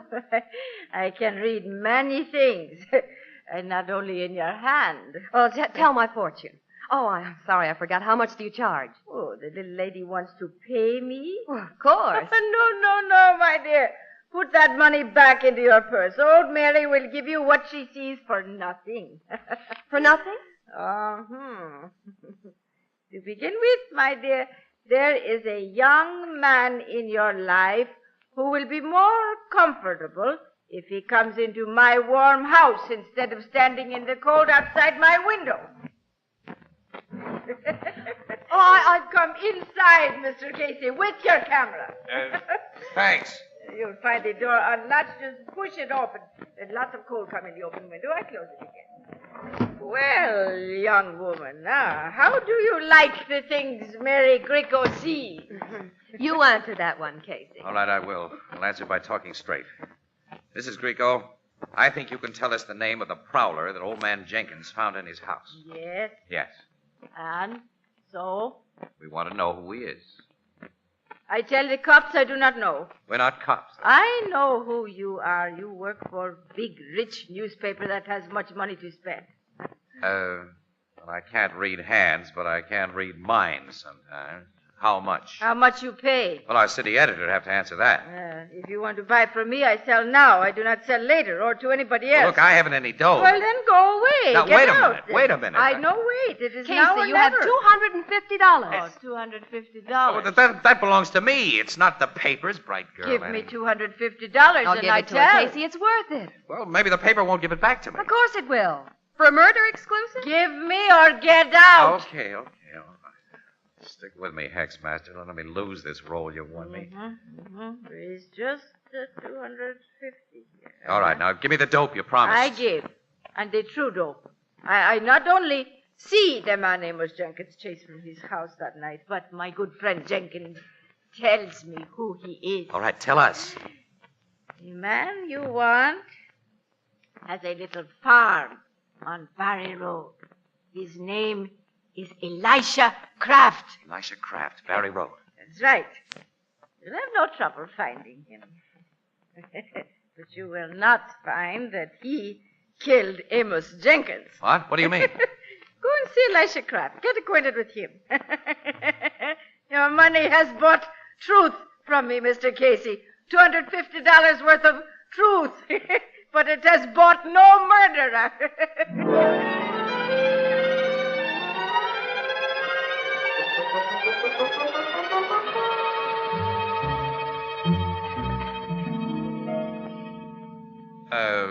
You are Elisha Kraft? Yes, sir. I just told you I was. Yeah, I just wanted to make sure. What you and this lady want to see me about? Well, we're on the Morning Express, Mr. Kraft, covering the murder of Amos Jenkins. Amos Jenkins? Mr. Kraft, a witness has positively identified you as the man Jenkins discovered in his house 3 nights ago. Mister, I admit I was in Jenkins' house that night, and I ain't sure how I got there. What? I'm a sick man. Sometimes I get spells and I don't know where I am or what I'm doing. I didn't know I was in Jenkins' house until he hit me. Then I come out of my spell and ran. You had a knife in your hand. How do you explain that? I tell you, I don't remember. Besides, I ain't got strength enough to choke a kitten. I can't even do the littlest work around my farm anymore. I gotta hire fellas to do it for me. I'm sick, mister. I'm worse than sick. I'm dying. Casey. I'm sorry, Mr. Kraft. I had to do this. I wasn't in Jenkins' house last night anyway. I can prove it by my 2 hired men and Dr. Hoffman. I had one of my spells last night, a bad spell. Dr. Hoffman come at midnight, and him and the hired men sat with me till 3 in the morning. Dr. Hoffman, you say? Dr. Gustav Hoffman. Anyone will tell you where to find him, and anyone will tell you his word is better than gold. How long have you been sick like this? Going on a year now. It hit me sharp and sudden. Well, we hope you recover your health as suddenly as you lost it. Thank you, ma'am. I hope for the best myself. Yes. Let's go, Casey. Just a moment, Eddie. Before we leave, Mr. Kraft, I'd like to take a picture of you. Picture? Yeah, for the paper. No. Why not? Don't believe in pictures. Don't like pictures. I know my rights. Nobody can take pictures of me when I say no. I gotta rest now. I'm a sick man. Yeah. All right, we'll go. Thanks for everything. You're welcome. Goodbye. Goodbye, Mr. Kraft. Casey, even if his alibi proved phony, I couldn't believe that poor wasted midget of a man drove a pair of scissors through Jenkins' chest. Neither could I, Annie. I don't think his alibi will prove phony either. Although we'll check it, of course. Come on, get in the car, kid. Okay. I'm sorry, Casey. Sorry for what? The $250. Oh. I made you give it to that old woman. The paper's tough when it comes to money. You don't think it'll allow me the dough I spent because we're not bringing in $250 worth? All we'll get for your money is a razzing. I'm not so sure Gypsy Mary swindled us, Annie. Well, now, how can you say that Annie, before I start the car, take a good look at Kraft's house and his barn and chicken houses. Well, I'm looking. All right, what do you see? Well, a group of very well cared-for buildings. Annie, listen. If you had a barn, for instance, would you have a fake window painted on each side? Has fake windows. Just painted on the board. Yeah, they're to fool witches. To fool witches? Yeah. According to some popular hex ideas, the witch will be sap enough to try to get in the barn through those windows instead of going to the door. Casey. Yeah. There are painted wheels on some of the buildings, too. There's a witch catchers. Our friend Elisha Kraft had hoodoo chasers hung all over him. You mean he's a believer in witchery? Yeah. And like Jenkins' neighbors this morning, he's afraid of being photographed, too. Yeah, I noticed that. Well, I'm going to get pictures of that guy when he doesn't know there's a camera around, Annie. And then I'm going to make him tell me who he paid to kill Amos Jenkins.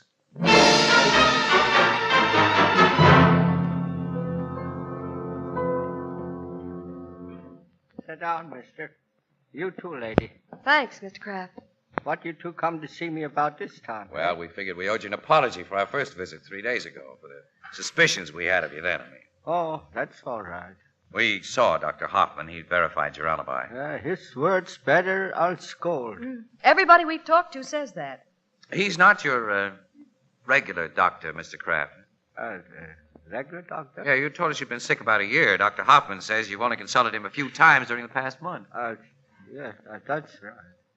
Who's been treating you the rest of the time? Why, I've been taking care of myself. Of yourself? Well, that was dangerous, Mr. Kraft. Dr. Hoffman told you require hospital care. He don't know everything. I'm getting better without no hospital. Have you felt better since Amos Jenkins died? What do you mean? Those sudden stabbing pains in the chest you've been having for nearly a year, have they stopped during the past 4 days? They haven't stopped, and they're not going to stop unless I stop them, eh? You? Here's the reason why. My picture? You got a picture of me? Yes, and I know powwow magic, and I know conjure magic. I am a hex master. There's pinholes through my picture, pinholes in the chest where I get them stabbing pains. No, Go ahead, tear the picture up. Tear them all up. I got other pictures of you, lots of others. And you and your body and your mind, your living image is trapped in every one of them by my magic. When I stick a pin through your image, you feel it in your chest. You'll kill me. You'll finish the hex that Jenkins started. Yes, unless you tell me how Jenkins was killed and tell me the truth. I'm a witch doctor. I'll know when you're lying. Talk. If I do, you lift the hex. You let me live? I'll lift the hex. All right, I'll talk. When I first got the pains, I didn't pay no attention. Then it got worse, and I went to see Lud Albrecht. Yeah, he's a conjure man, a powwow doctor. Yeah, he charmed me and gave me magic pills to swallow, but that didn't do no good. Finally, he says someone had put a hex on me. Finally, after you'd paid him much more dough, he told you Amos Jenkins had laid the hex, huh? Yes, the only way to stop it was to put a bigger hex on Jenkins than he put on me.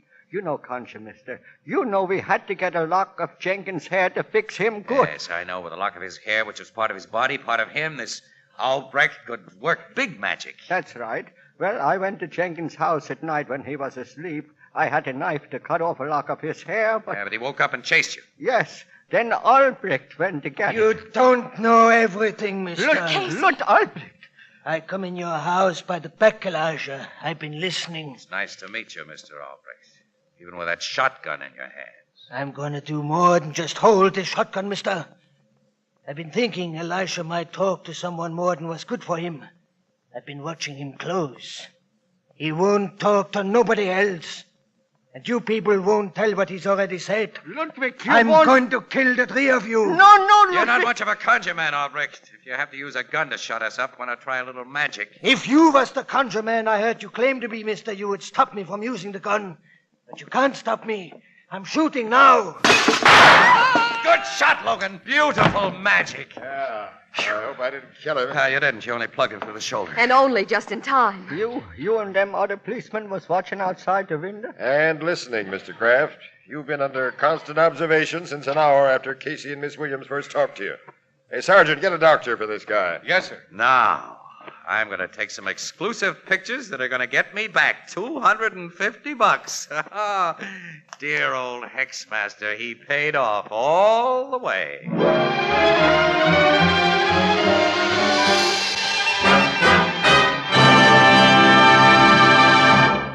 We'll join the crowd at the Blue Note in just a moment. You know, American children are the healthiest children in the world, largely because most American babies now get a good, sound start in life. Much of the credit for this is due to our American food packers who produce convenient, scientifically prepared baby foods. The young mother can now give her baby well-balanced, nourishing meals without spending endless extra hours in the kitchen. In selecting prepared baby foods for your baby, whether fruits, vegetables, soups, or meats, it's wise to insist on two things. One, a brand name with which you're familiar, and two, a glass jar. Sterile, crystal clear Anchor glass jars can't possibly affect purity or flavor. And because you heat and serve foods in the same glass jars in which you buy them, and then reseal the jars to store leftovers, mothers save precious hours each week.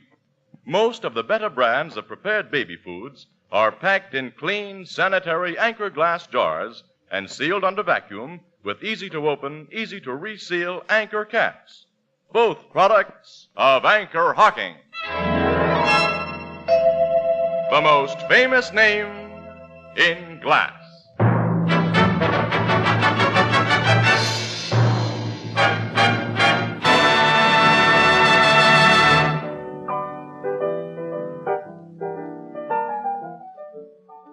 This powwow Dr. Albrecht has confessed to the cops, huh, Casey? Mm-hmm. To quote the language of the classics, Ethelbert, he has told all. As a matter of fact, Witchcraft had already paid Albrecht several grand for his magic help. There's dough in being a witch doctor. You said it. Well, Jenkins woke up when Albrecht snipped off a hunk of his hair, and Albrecht let him have it with his scissors. And then he set fire to the place and made his getaway, and... Oh, that's all. Well, not all, Annie. There's that mummified hand. Oh, and definitely. How did that thing get under the bed? Well, Albrecht had brought it with him. It's supposed to be the hand of an executed criminal. And it's supposed to be a powerful magic charm. A charm for what? Well, I tell you, Ethelbert, if you want to go into a house and steal something, a lock of hair, for instance, it prevents people in the house from waking up and catching you at it. Yeah, but it didn't work. No, not so good. Gee, in this age and day, such people. Yep, they're with us, pal. Say, did you get your $250 back from the paper, Casey? He got it. Oh, it's swell. It was. Pipe down, will you, Annie? What goes on? Casey played a hunch too far, Ethelbert. Well, okay, I'll tell it. I don't mind. You see, Hexmaster was running again, Ethelbert, and I stuck the whole roll on him, and I... Say, Ethelbert, can I have the change from that $50 I gave you? Casey, you just don't have any hex appeal.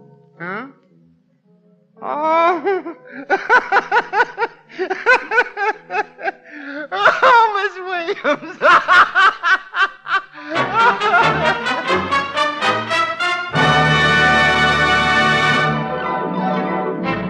Crime Photographer, starring Stotts Cotsworth as Casey, is written by Alonzo Dean Cole. It is brought to you each Thursday by the Anchor Hocking Glass Corporation, makers of Fire King Oven Glass, Anchor Glass Containers, Anchor Caps and Closures, all products of Anchor Hocking, the most famous name in glass.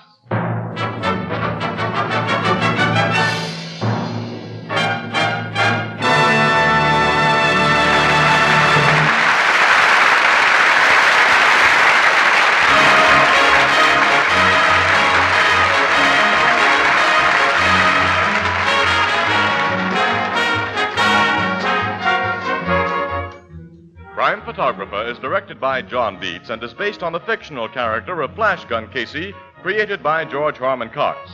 Original music is by Archie Blyer, and the program features Miss Jan Miner as Anne and John Gibson as Ethelbert. Herman Chittison is the Blue Note pianist. Next week is Brotherhood Week, and let's make it work. Judge every man by his individual worth, not by some label. Don't spread any rumor against any race or religion, and don't listen to them either. Speak up against prejudice and for understanding. This is Tony Marvin saying good night for the Anchor Hocking Glass Corporation of Lancaster, Ohio, with offices in all principal cities of the United States and Canada. This is CBS, where 99 million people gather every week, the Columbia Broadcasting System.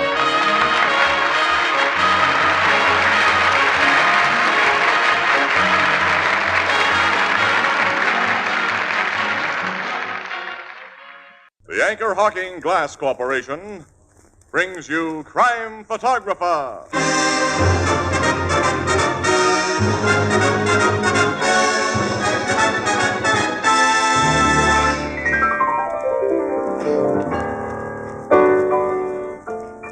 Casey, wasn't that hypnotist over at the Oddfellows Hall really something? Yeah, he sure had some surprising stunts, didn't he? Yeah, like when he put those guys to sleep. Then he wakes them up. And always the first words they say are exactly what the hypnotist told us they'd say. Yeah, but I've seen that done often. You know, Casey, I'd like to have that hypnotist try it on Tony Marvin. No. No dice, Ethelbert. No matter what, as soon as Tony woke up, he'd say... Anchor Hocking, the most famous name in glass.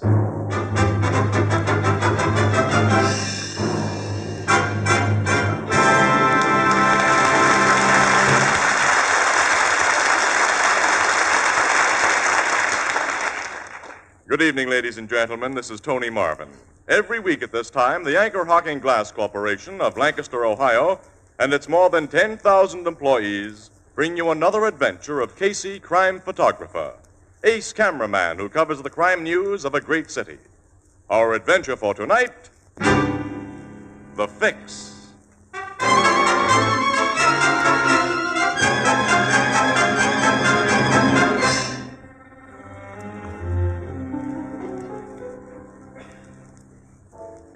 Sunday afternoon, the Blue Note Cafe. Ethelbert, the head bartender, is engaged in conversation with a rather weak-looking young man and a very good-looking young woman when the street door opens and... Whoa. Oh, it's nice and warm in here, Casey. Boy, does that heat feel good, Annie. Well, look who's here. Hi, Ethelbert. Hi. Hello, Ethelbert. Casey. Huh? But doggone. How are you, Archie? Fine, and you? Well, I'll feel better when spring comes. Don't you remember me, Casey? Mildred. Hello. Well, what do you know? Say, you look like a million in that mink coat. I gather you know these folks, Casey, huh? I've known Archie ever since he was a punk in grammar school, Ethelbert, and Miss Sells Our here. acquaintance goes back only a few years to the Warren affair. Yeah. Oh, excuse me, Miss Ann Williams, Miss Mildred Sells, Hello, Miss Sells. How do you do? and Archie Purcell. Pleasure, Miss Williams. Thank you. You know Archie's father, Annie. He's one of our favorite cops. Not Lieutenant Purcell. Mm-hmm. He's my old man. Well, we have a great admiration for your father. Yeah, he's quite a guy. They don't come any better. Well, Miss Sells and I must be running along. We have a date. Yes, it was nice meeting you, Miss Williams. See you again, Casey. That goes double. Must get together sometime. Yeah, we'll try to, Archie. I paid you, didn't I, Ethelbert? Yeah, we're all square. Well, see all of you again. Yeah, so long. Bye. Bye. Come again. We will, Ethelbert. Blondes. Wow. There goes one beautiful babe, Casey. Yeah. She's dynamite, too. I mean that literally. You know, she's a stooge for old Iron Hat. Tim Lansing? The political leader? Yes, sir, the boss. The big crook under the old-fashioned derby who protects professional gambling in this midtown section. How does that swell-looking gal stooge for him? Dames are used in all the big rackets, pal. Like the boss of the Philistines hired that babe Delilah to soften up Samson, huh? Been catching up on your reading. Well, that's the classical case, yeah. Casey, Lieutenant Purcell has caused Lansing more trouble than anyone else in this town. He heads the gambling squad, and if that Mildred Sells is making a play for his son... I thought of that, Annie, the moment I recognized her. So you were talking to them when we came in, Ethelbert. How did he and Mildred act together? Well, they seem pretty sweet on one another, Casey. She may be legitimate this time and just like Archie. Say, Casey, she said you met her at the time of the Warren affair. What did she mean? The murder of Mike Warren. Murder? Of Mike Warren? Yep. He owned a clip joint where Mildred worked, and somebody put a bullet through his head one morning. She was questioned like all his employees. I remember the case. Oh, so do I, vaguely. Warren's murder's still unsolved, isn't it? Yeah. So what did you hear Archie Purcell and that girl talk about while they were here, Ethelbert, huh? Oh, he introduced me to the gal. Mentioned he just bought ringside seats for the big fight on Saturday night, right in the middle of the third row. The third row? Mm-hmm. He and the gal was going together, he said. And he bought them? Uh-huh. From a scalper. These scalpers are getting $200 apiece for ducats like that, and Archie's job can't pay him much more than that a month. Well, Casey, do you suppose they... Say, it's peculiar. Yeah, pal. It's very peculiar.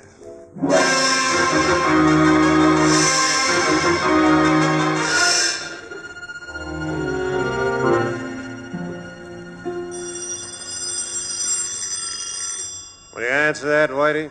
Okay, Brent. Hello. I'd like to speak to either Mr. Kelton or Mr. Watts. Kelton speaking. This is Archie Purcell.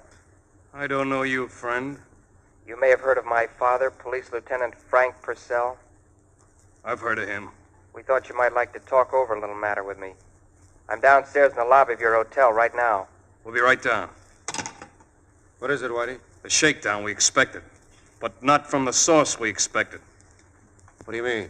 Down in Florida, they told us the guy who fixed things in this town was Lansing. The guy to be careful of was Purcell.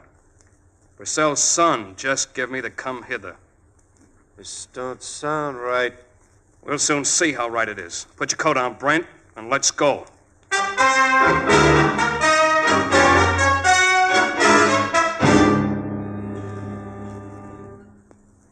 I imagine you gentlemen have convinced yourselves of my identity.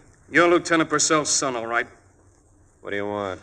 You two are professional gamblers from Florida. Don't you know this is a closed town? We're willing to play ball, but friends down in Florida told us we'd get a call from a gentleman named Lansing. My father is head of the gambling squad. I see. You mean there'll be no arrests if we play ball with you? figure it out. You've identified this gentleman as Purcell's son, Whitey. Yeah. Okay. What do we kick in, Purcell? $1,000 a week. Hey, that's murder. We're not big timers. We run small games. $1,000 a week in advance. No. We're hooked, Whitey. Pay the man. Okay, Brent. But remember, kid, this buys us complete protection.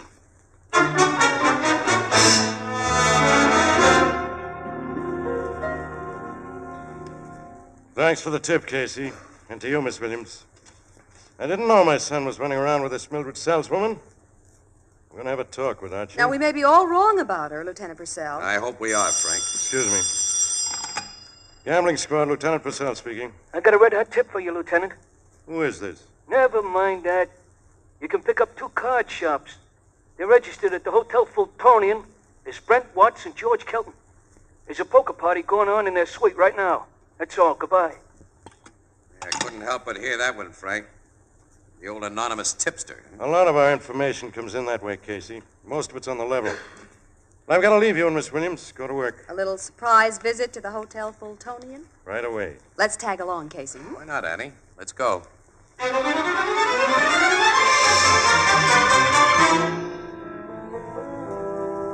goes on? What is it? Hey, what's the idea you cops busting in here? All of you men are under arrest. You're making a big mistake, fella. Before you make a bigger one, I suggest you get in touch with your boss. And tell him you've busted in on Brent Watts and Whitey Kelton. Tell that to Lieutenant Frank Purcell. Yeah? I happen to be Lieutenant Purcell.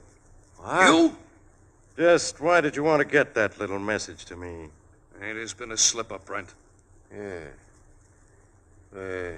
Guess you haven't talked to your son since he saw us. My son? Uh-huh. Can I have a word with you alone? Anything you have to say can be said right here. Okay. If you want it that way.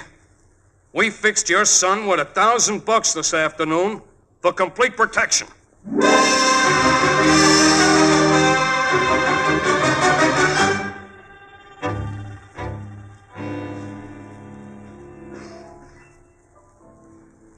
What happened to them gamblers, Casey?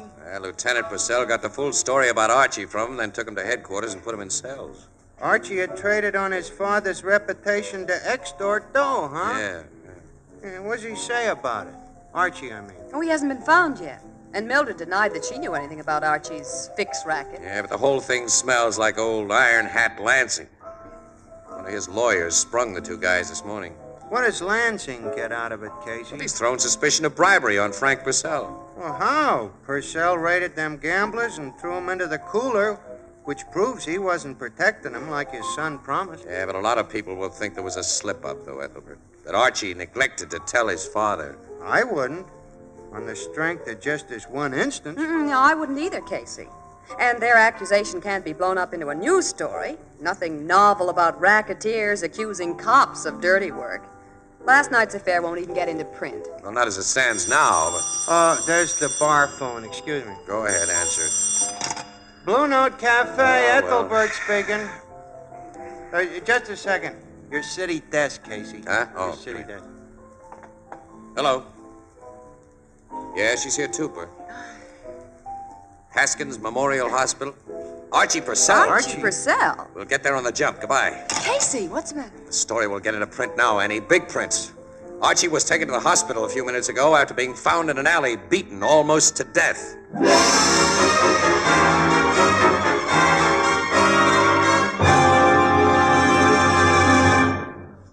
Perhaps once in a decade, a new material is perfected which changes our standards of value.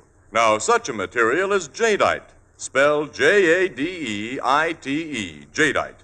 It makes possible dinnerware unlike anything you've known. Jadeite is really beautiful. It has the lovely texture and color of rare Chinese porcelain. And jadeite is unbelievably strong. It stands up under rough handling without chipping or cracking, and is so heat-proof you can safely put it in a hot oven. Yet jadeite actually costs less than the most ordinary dinnerware.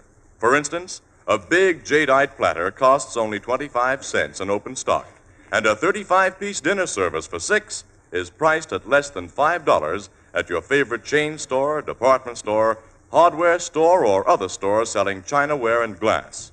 A set of jadeite is a perfect gift, and it makes it easy to replenish your own supply of dinnerware.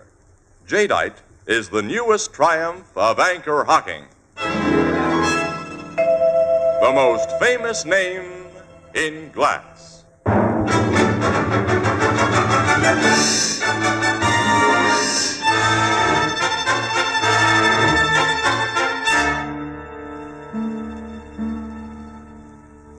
Since the doctors wouldn't let us see Archie Purcell, Captain Logan, suppose you tell us what he had to say, if anything. Well, he confirmed the story Watson Kelton had already told. Shook him down for $1,000. Yeah, Casey. He completely absolves his father of having any knowledge of his fix racket. And that won't help Frank Purcell much with the commissioner or the public. No. What did Archie tell you about Mildred Sells? He denies that she put him up to his racket or that she knew what he was doing. What did she have to say? Denies everything we think is so. We can't even hold her. Well, who gave Archie his beating? He says he doesn't know. Says it happened so suddenly he had no chance to see what the two guys looked like. The two guys, huh? Watts and Kelton were freed on bail this morning. They had plenty of motive to go after Archie, Miss Williams. And when my men find him, they'll have to prove they didn't do the job. Did you find anything at the scene of the beating? No, but the guys who worked on Archie didn't do it just for fun. They cleaned his pockets before they left him. Well, they took his dough, huh? Took everything.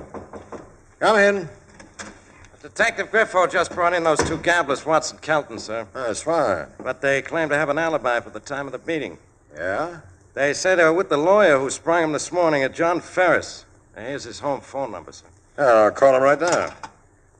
Not that I'd take the unsupported word of one of Lansing's trained mouthpieces. It's beginning to look as though an alibi's been carefully set up for him, Casey. Hello. I want to speak to Mr. Ferris, please. Oh, Ferris, this is Captain Logan. We've got two new clients of yours here at headquarters, Watts and Kelton. I'm sure you can tell me where they were between 8 and 9 this evening. Huh? You haven't seen them since noon today. No alibi? Thanks. That's all. Goodbye. You hear that, Casey? Yeah. Gives me the idea that those guys may be telling the truth and somebody's trying to frame them. Yeah. Ferris may have got him to his house tonight just so they couldn't establish a real alibi elsewhere. But why? I don't know, Miss Williams. Yet. Sergeant, bring in Watson Kelton. We'll hear what they have to say.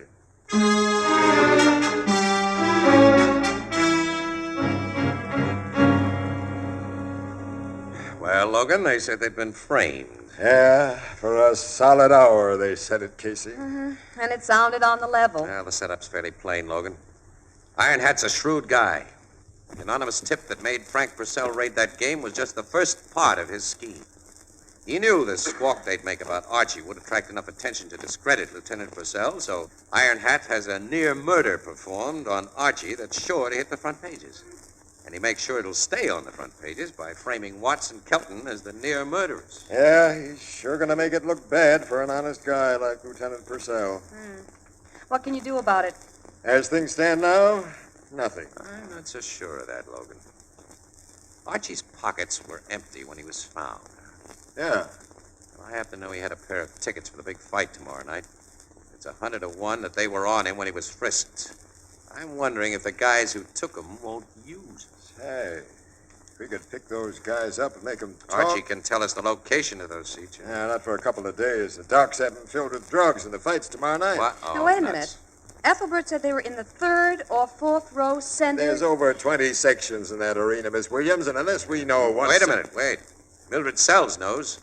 She was going to the fight with Archie. She won't tell. Well, she might tell me a lot of things, pal. She's worried about Archie, and she likes him. When I call on her, I have a hunch she may get confidential with a sympathetic friend.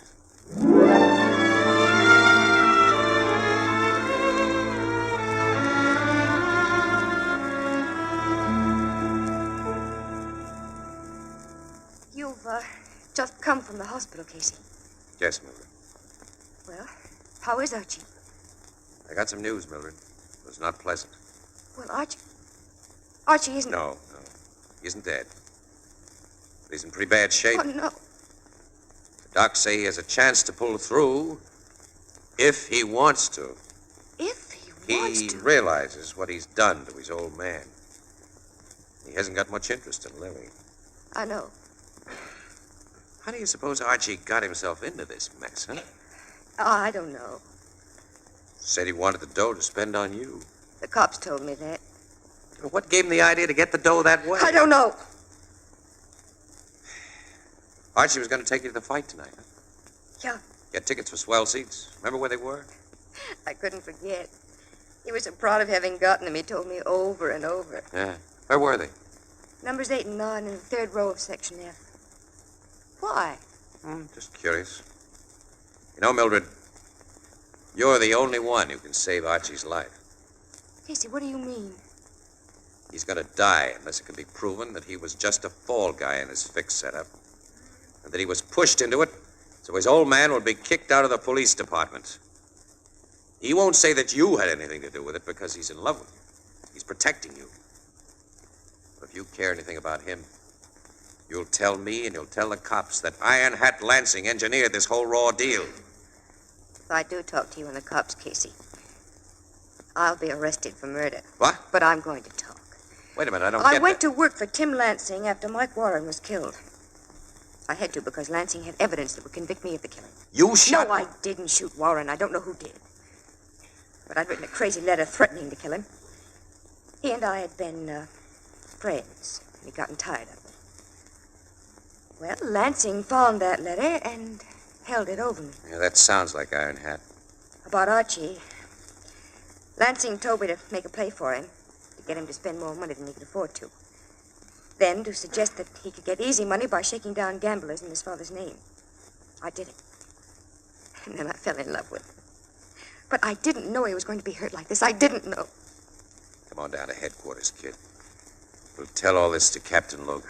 All right, I'll get my coat. Someone's at the door. I'll see who it is. And give him a quick brush off. Will you? Yes, I will. Hello, Mildred. Mr. Lansing. I happened to be near your apartment, so I thought I'd drop in. But, well, Casey. Hello, Lansing. What are you doing here? Casey and I are old friends. Oh, I didn't know that. How's the picture-taking business, son? Just about the same, Daddy, like that derby you wear. Yeah, hard hat's the only sensible hat, boy. And since you've got your hat in your hand, guess you're fixing to leave. Don't let me stop you. I was going with Casey, Mr. Lansing. He said he'd drop me off at a store. I have some shopping to do. Pretty late for shopping, Mildred. Anyway, I want to have a little talk with you. A private talk. Nice to have seen you, Casey. So long. Wait downstairs, Casey. Okay. So long, Mildred. So long. See you later, Lansing. Goodbye, son.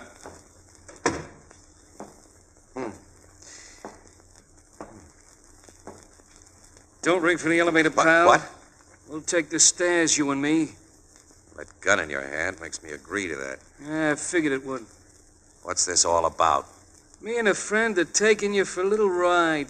A nice drive out to the seashore.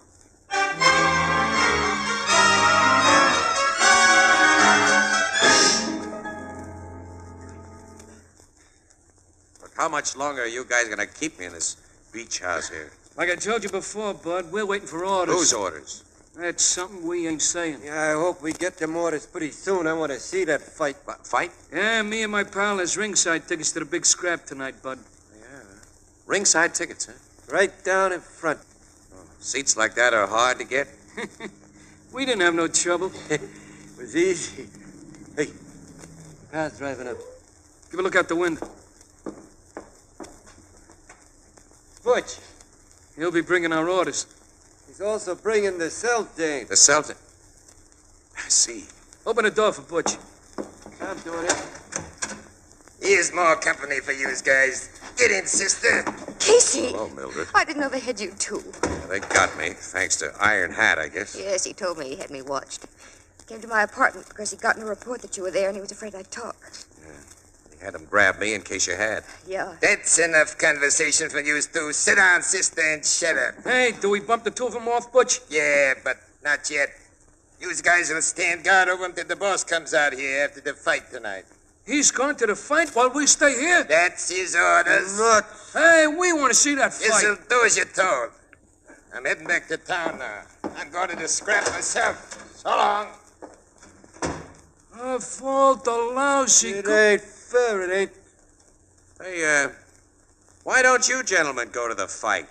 We'd be glad to stay here till you come back. Wise guy, ain't you, Bud? Hey, got an idea at that. Are you nuts? No, we can tie these babies up, can't we? We'll get back here before the boss shows up. Well, I'm beginning to believe you got brains. Sure, I got brains. Hey, what if the boss sees us at the fight? He won't, because his seats are on the other side of the ring. I saw his tickets. Yeah, come on, let's get to work. And this was really your suggestion, fella. Yeah. Thanks.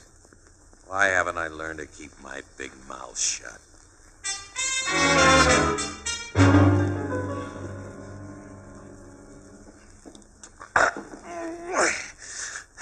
I slipped the gag off my mouth, Mildred. Now listen, wait. I can see your hands. They weren't as careful with you as they were with me. I think you can get loose. Now go to work, kid. Go to work.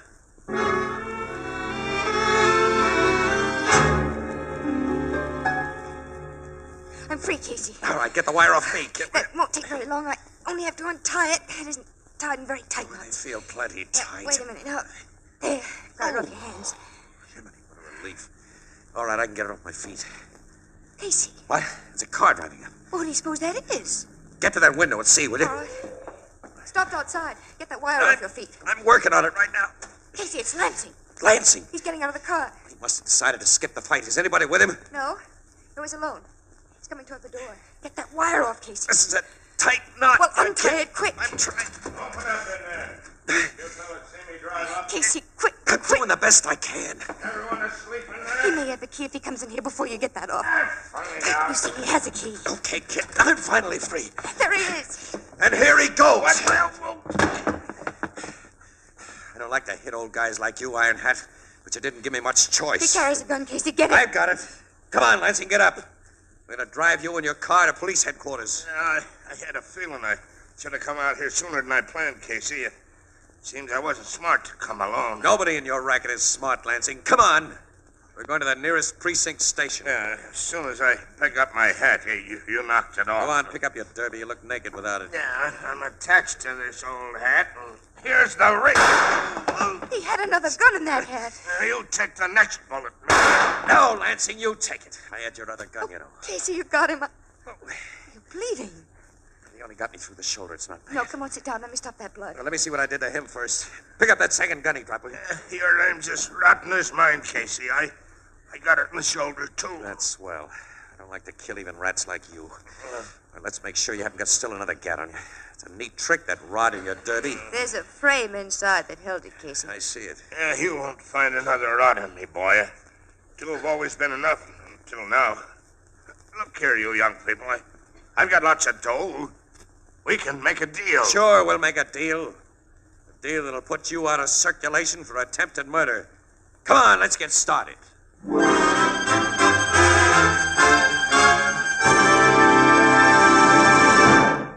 We'll join the crowd at the Blue Note in just a moment. You know, American children are the healthiest children in the world, largely because most American babies now get a good, sound start in life. Much of the credit for this is due to our American food packers who produce convenient, scientifically prepared baby foods. The young mother can now give her baby well-balanced, nourishing meals without spending endless extra hours in the kitchen. In selecting prepared baby foods for your baby, whether fruits, vegetables, soups, or meats, it's wise to insist on two things. One, a brand name with which you're familiar, and two, a glass jar. Sterile, crystal-clear Anchor glass jars can't possibly affect purity or flavor. And because you heat and serve foods in the same glass jars in which you buy them, and then reseal the jars to store leftovers, mothers save precious hours each week. Most of the better brands of prepared baby foods are packed in clean, sanitary Anchor glass jars and sealed under vacuum with easy-to-open, easy-to-reseal Anchor caps. Both products of Anchor Hocking. The most famous name in glass.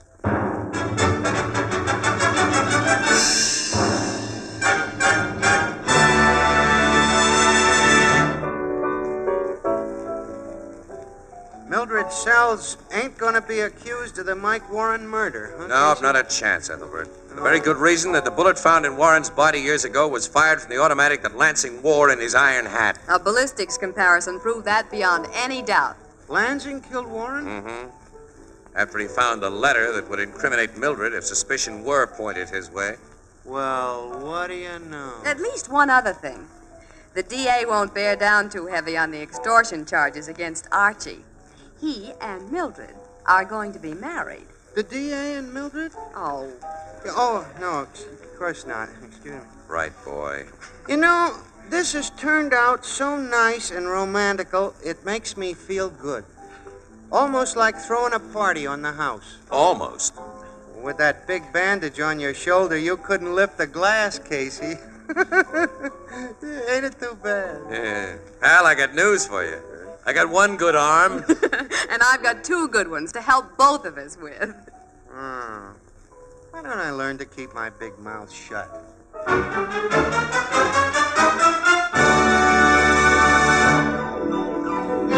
Crime Photographer, starring Stotts Cotsworth as Casey, is written by Alonzo Dean Cole.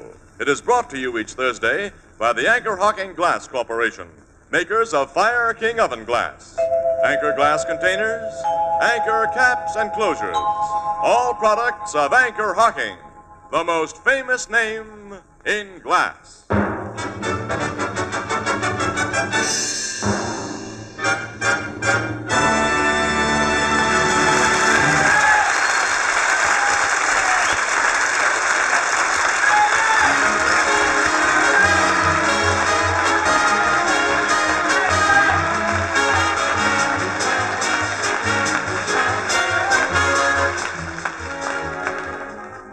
Crime Photographer is directed by John Dietz and is based on the fictional character of Flash Gun Casey, created by George Harmon Coxe. Original music is by Archie Blyer, and the program features Miss Jan Miner as Anne and John Gibson as Ethelbert. Herman Chittison is the Blue Note pianist. Once again, it is your privilege to aid in the increasing fight against suffering, disease, and disaster. Once again, your American Red Cross confidently appeals to American generosity to support its humane work. This year, then, give a little more, because the need is greater. This is Tony Marvin saying good night for the Anchor Hocking Glass Corporation of Lancaster, Ohio, with offices in all principal cities of the United States and Canada. This is CBS, the Columbia Broadcasting System.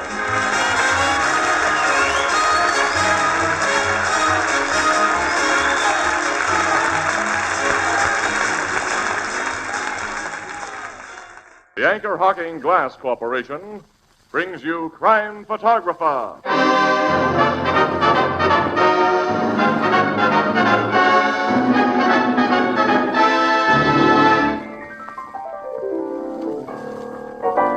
Hi, Ethelbert. What are you thinking of? I was just thinking how differently they teach kids to write today. You mean you went to school, Ethelbert? What I mean is they don't teach them to write the ABCs today. No? No, they teach them to write whole words. That sounds reasonable. Look, here's a page from my little nephew's copybook. Read it. Wow. This is something we got to get Tony Marvin to read. You go ahead, Tony. Oh, what a beautiful thought, Casey. It says here 16 times, one after the other, Anchor Hocking, the most famous name in glass.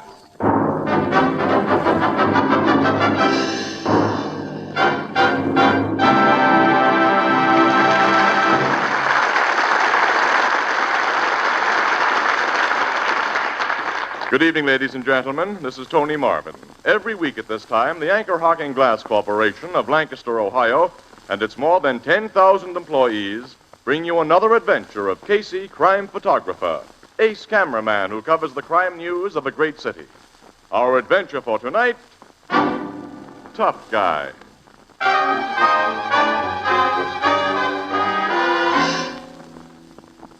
Saturday night, shortly before 10 o'clock. A side street cab stand on the fringes of the city's theatrical district. A tall man, dressed entirely in gray, detaches himself from the doorway of a shabby hotel where he's been loitering and approaches a taxi that has just moved up to the first place in line. He opens its door and... Take me up to 132nd Street. Yes, sir. Whereabouts in 132nd? I'll tell you when we get there. Just take the shortest way. Okay? You a good driver? I don't get no complaints. You look kind of young to me, inexperienced. How long you been hacking? Long enough? Yes, you how long? A couple of months. Figured you were kind of wet behind the ears. Look, mister, I drove army tanks from Normandy right up to Berlin. I think that ought to qualify me to sit behind the wheel of a hack. Oh, you're an ex-GI, huh? Your hack license here says your name is Isidore Goldfarb. That's right. Watch your driving, Izzy, and watch your step, and we won't have no trouble. Now, look here, mister, I don't like your kind of talk. If you're looking for trouble, get yourself another taxi and I don't like this taxi, and I like you, Izzy. You know where the Sutter Avenue Theater is? Yeah, it's off 132nd Street. Well, drive me past there after we get to 132nd. I want to see what movie's playing at the Sutter Avenue Theater.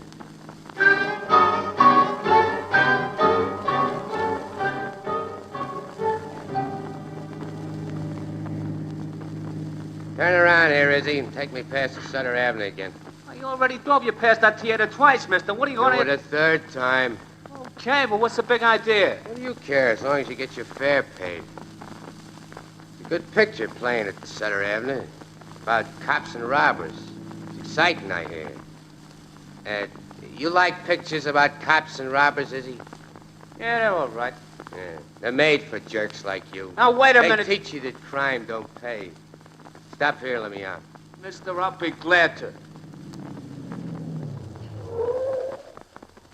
Here's $2. So long. Wait a minute, Mac. The meter says 240. You want to make something out of it? Oh, I guess that's a gun you're holding inside your pocket, huh? You start something, you'll find out if it is. I was only kidding about the dough, Sap. Here's a 5 spot. Keep the change and forget you ever saw me. Remember that, punk. So long.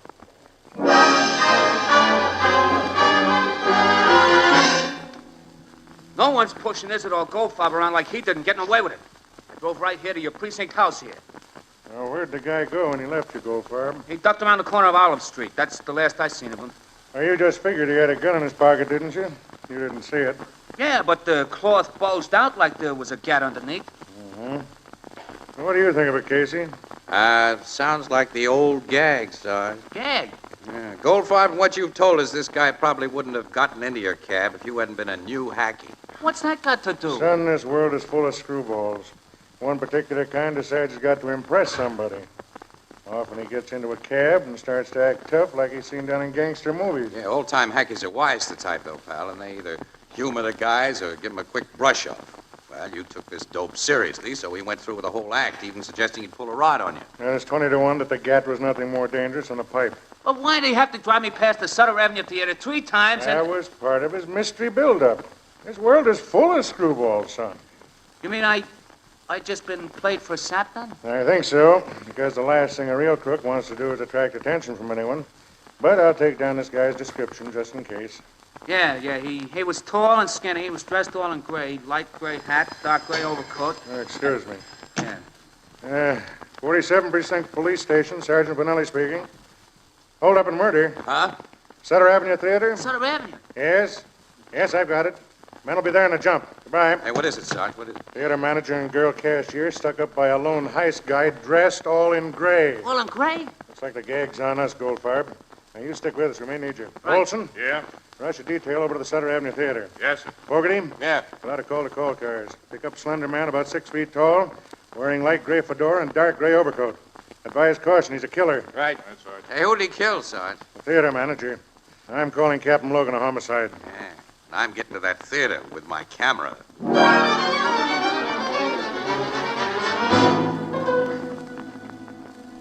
Wait just a minute, Miss Summers. I want still another picture of you. Stand on the left side of that office door this time, huh? I'm so upset, Mr. Casey. I can't pose anymore. Now, look, this won't take a second. This will be a profile shot. You've got a swell profile, kid. Break it up, Casey. Uh-oh. You finally got here, Logan, huh? I'm here, and you'll take no more pictures. Hey, you precinct guys had no business to let this newspaper... Don't blame them, pal. I got here at the same time they did. Pipe down. The dead man's in that office, Sergeant? Yes, Captain. Nothing's been disturbed in there. After we made sure he was dead, we came right out here in the lobby and closed that door. Hey, you tech men, get in there and do your stuff. You too, Doc. Yes, Captain. This girl the cashier? Yes, sir. She's got a name as cute as she is, Logan. Betsy Summers. It's Betty, not Betsy. Oh, Betty's cute, too. Shut up, Casey. Miss Summers, my report is that you witnessed the holdup and murder. Yes, sir. I'm Captain Logan, Homicide Squad. Please tell me everything that happened. Well, I work in the booth out by the main doors. I'm the ticket seller. Tonight, as I always do after the feature goes on for the last time, I checked the last of the day's receipts, closed the booth, and brought the money and the remainder of the last ticket roll used to Mr. Mackle's office. Mr. Mackle's your theater manager? He was. Now, go on, please. Well, as usual, he was inside, checking the previous receipts I'd given him, and his door was locked. The door being locked was usual. Huh? Yes. Yes, I knocked, and just as he opened the door, a hand was pressed down over my mouth. A man had come up behind me I hadn't seen or heard him. When the door opened, he pushed me inside, closed the door, and said he'd shoot Mr. Mackle and me if we made any noise. Had a gun, huh? We found the gun, Captain. Now, wait, Sergeant. Go on, Miss Summers. The man told Mr. Mackle to open the safe, and Mr. Mackle did as he was told. Then he must have thought he saw a chance to grab his gun. Anyway, he jumped at the man, and the man shot him. And then the man ran out that door, and I screamed. People finally heard me. They came to the office, and that's all I know. Anyone see him make his getaway? We haven't found anyone who did, sir. Logan, take a look at this layout here. There's a fire exit leading to an alley only a few yards away from the door of that office. The guy went out that way, then through the alley to the street in back, which isn't heavily traveled. We know he did that because he found his gun at the alley only a few feet from that fire exit. Now, let's see the gun. Here, sir. .32 revolver, no fingerprint on it. One shell fired. Very recently. Now, Miss Summers, I understand you were able to provide a good description of the bandit. Well, I can't be sure about his face, Captain. Things happened so quickly, and his hat was pulled down, his overcoat collar turned up, but I am sure about his height, his figure, and his clothes. That's more than most witnesses are sure of. Hey, Logan, have you heard about a previous report made by a cab driver on a mug answering the same description? What's that? A hacky named Goldfarb came to the precinct house just before this job was pulled, Captain. Now, one thing at a time, you fellas. I want to know about this hacky and about everything else, but first let me get a complete picture of what's happened here. Now, Miss Summers, how much money did the stick-up get away with? I guess about 6,000. Oh, not a bad haul. Now, you say your screams finally brought help to you, Miss Summers. Didn't anyone hear the shot that killed Mackle? No. The picture being shown here, Logan, is a crime picture. At the time the shot was fired in that office, a noisy gun battle was coming over the soundtrack. I see. Well, I'll take a look inside that office now. Captain Logan. Yeah? I've got the guy in gray. You've got... You're nuts putting a pinch on me, copper. Come on, you... That's the man who held us up, Captain. He's the man who shot Mr. Mackle. What's this babe talking about? I never saw her before. I saw you. I recognize your clothes. You're the killer. You're Shut crazy. up! Where'd you find this guy, officer? I spotted him in the crowd outside. I was there for the same reason the crowd is. I heard there'd been a stick-up. Shut up, I said. You searched him? First thing, sir. There's no gun on him, and he's not carrying the stolen dough. Yeah, we know what he did with his gun. You fellow, where's the money you took? I asked you a question. Answer it. Twice before, you told me to shut up. I'm taking that advice till I see my lawyer. Stuff like that'll get you no place. Where's the dough? I give it to charity. Well, since you want to play it the hard way, take him down to headquarters, boys.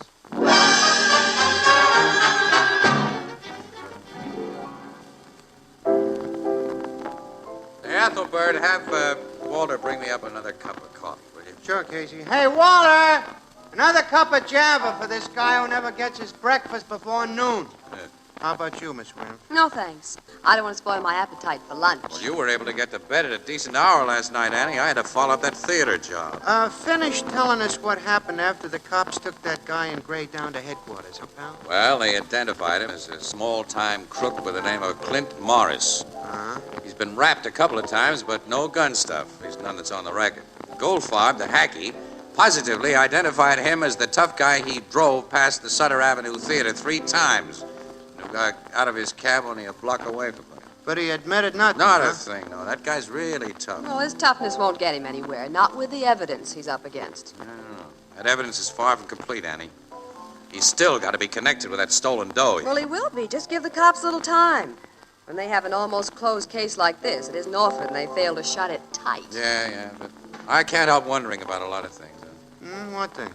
No, I don't know. I'm probably all wrong. So I won't stick my neck out this time. But when and if I ever get that second cup of coffee, Annie, Let's you and me go down to headquarters and see what's happened since last night.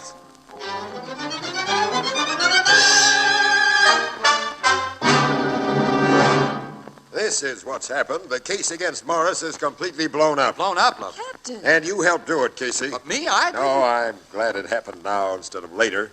The pictures you took of Morris right after his arrest, pal, one of them ran in this morning's Express. Uh-huh. Right on page 1, too. Well, a guy saw it, a conscientious guy who runs a corner drugstore only 3 blocks from that theater. Yeah. He comes in here with 3 other guys about an hour ago, and they all swear that Morris was in the drugstore when the stick-up and the murder was committed.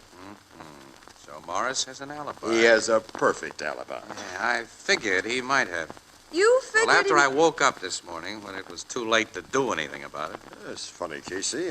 I got about the same idea at about the same time. Yeah?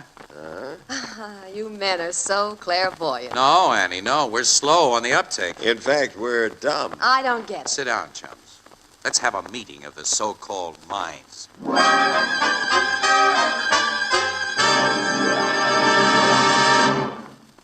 Here's how to brighten up your breakfast table for years to come at a cost of only $1 or $2. Get a few cups and saucers, a few plates of gay, colorful jadeite. Yes, jadeite, the revolutionary new dinnerware developed by Anchor Hocking. Jadeite is a delicate, inviting green in color. It has the texture of rare and costly porcelain. Yet jadeite is as strong and heat-proof as the Fire King oven glass you use for baking. And jadeite is incredibly low in price. For instance, a cup and saucer cost only 15 cents for the 2 pieces, and a complete 35-piece dinner service for 6 is yours for less than $5. Ask for jadeite at your favorite chain store, department store, hardware store, or any store selling chinaware and glass. Remember jadeite, spelled Jadeite. Jadeite, newest triumph of Anchor Hocking. The most famous name in glass.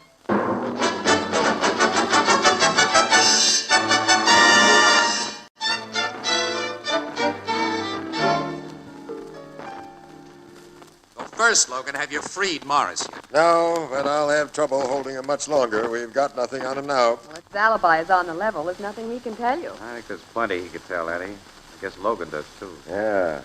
The guy made himself look guilty, Miss Williams.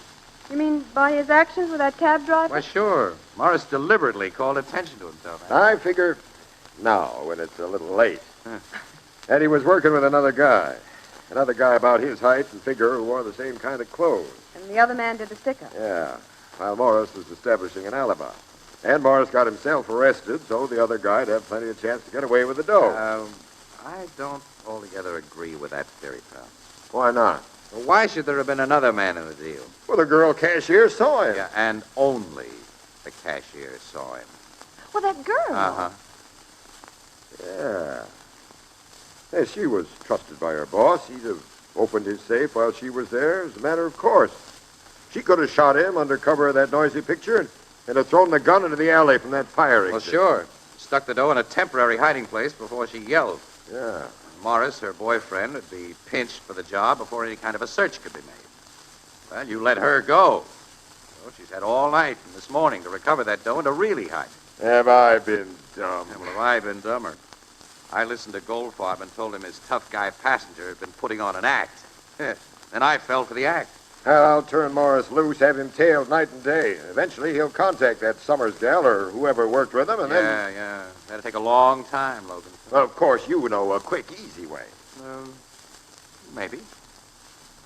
The Summers babe is a pretty cute little number.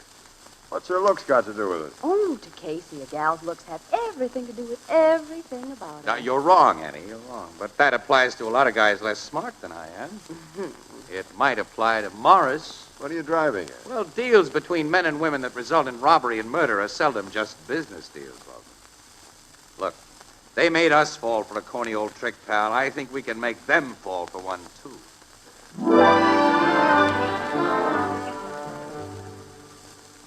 I know my right, Captain. You got no excuse for keeping me here. 2 days ago, you learned I had an alibi, that I couldn't have pulled the theater stick up. Now, you gotta let me go. Take it easy, Morris. We can hold you on suspicion. Casey, this guy denies everything. Mm-hmm. He sounds on the level to me, Logan. You don't know his kind like I do. I am on a level. Oh, look, Casey, you're not a cop. You must know I'm getting a raw deal here. Can't you do something through your paper? Oh, no, I'd like to, Morris, but you know how things are. Yeah, sure. You got to string along with these coppers or you don't get news or pictures. You got to be as lousy as they are. Come in. Inspector Phillips wants to see you, Captain. I'll be right with him. Morris, don't try to crash out on Casey while you're alone with him.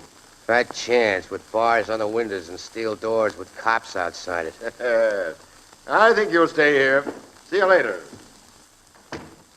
You know, I'm really sorry for you, Morris. You are getting a raw deal. Nuts, Casey.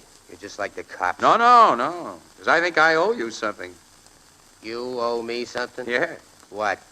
Well, if it hadn't been for you, I wouldn't have met a swell babe. Babe? Mm-hmm. The cashier at that theater. Betty Summers. What about her? I've been getting acquainted. She went to dinner with me last night. Yeah? Uh-huh. Yeah. Got another date with her tonight, too. And she's the kind of a gal I really go for. I guess she isn't finding me too hard to take it, or... Why tell me about your love life? Well, because, by accident, of course, you got me acquainted with her. You know, the only fault I find with her is that she's too easy to know. Oh, she is, huh? Yeah. Well, all I know or care about her is that she made a phony identification of me. Well, she doesn't admit it was a phony. You're nuts. How could you claim otherwise when my alibi's been proved? Haven't the cops told you? Cops don't tell me anything. Hey, look.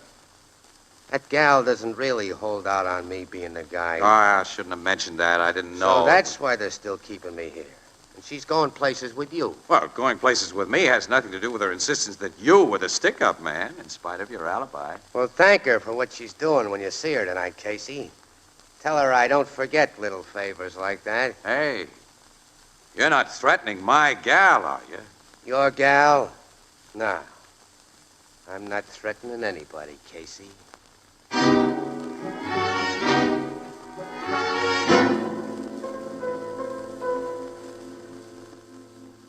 Well, thanks very much for letting me take these additional pictures of you, Miss Summers. Oh, you're welcome, Mr. Casey.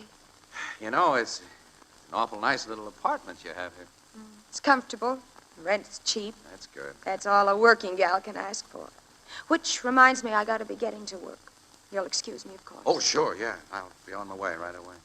Say, I guess it isn't easy for you to go back to that theater every day after what happened. No, it isn't. I think I'll have to give it up and get another job. Uh-huh. By the way, the papers say that the police are still holding that man, that Morris, that I was so mistaken about. Oh, yeah. They may hold on to him for quite a while. Why? It's been proved he couldn't have shot Mr. Mackle and stolen that money. Well, off the record, Miss Summers. The cops have an idea he may have been working with the real heist guys, eh? But if he was, he's got no big worries, and he knows it. You know, Morris is a smart guy. What do you mean? Well, even if it can be proved that he connived in the crime, his alibi puts him in the clear as far as a murder rap's concerned. You see, his partner takes the rap all the way along the line. His partner did the killing, his partner took the money, and Morris took an alibi.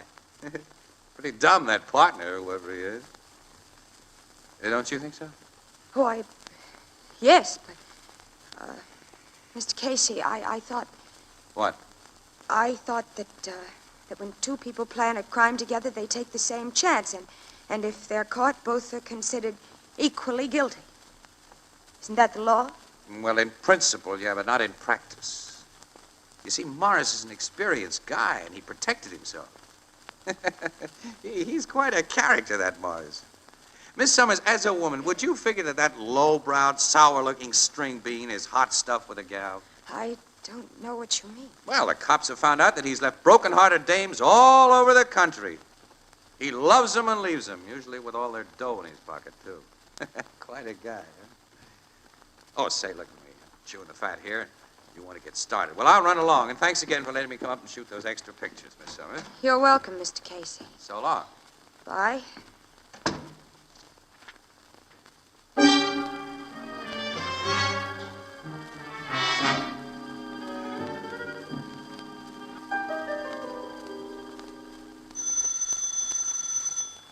Who's there?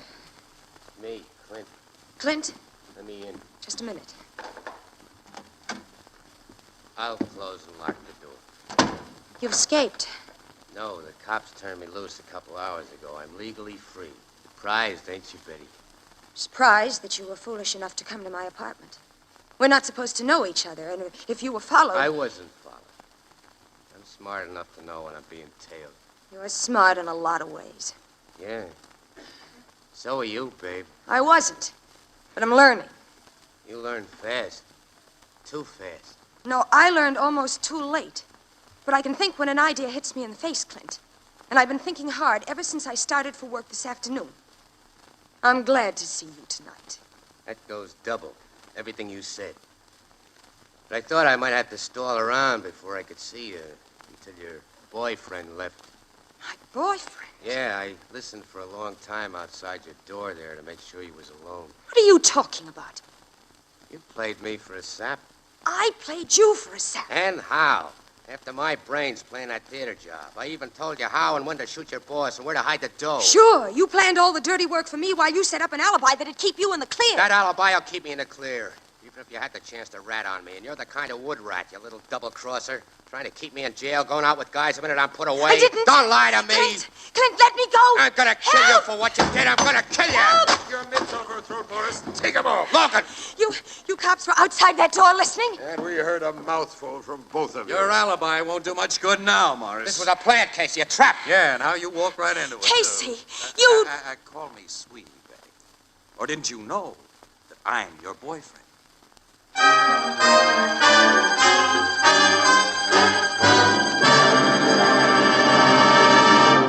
We'll join the crowd at the Blue Note in just a moment. I'd like to remind the thousands of people in the United States listening to this program of one simple fact. You can now buy your favorite brand of beer and ale in a new kind of bottle that requires no deposit and never has to be returned to the store. Because practically every one of you has known the annoyance caused by empty bottles, I repeat, you can now buy your favorite brand of beer and ale in a new kind of bottle which requires no deposit. This new Anchor Glass one-way, no-deposit bottle is light and compact, easy to carry home, takes up little space in your refrigerator. For more than 100 years, Americans have preferred beer and ale in clean, sanitary glass bottles. So here's a good rule. When buying beer and ale, always demand glass bottles. And remember, you can now buy your favorite beer and ale in a new kind of bottle that requires no deposit and never has to be returned to the store. The new Anchor Glass one-way bottle, a product of Anchor Hocking. The most famous names in glass.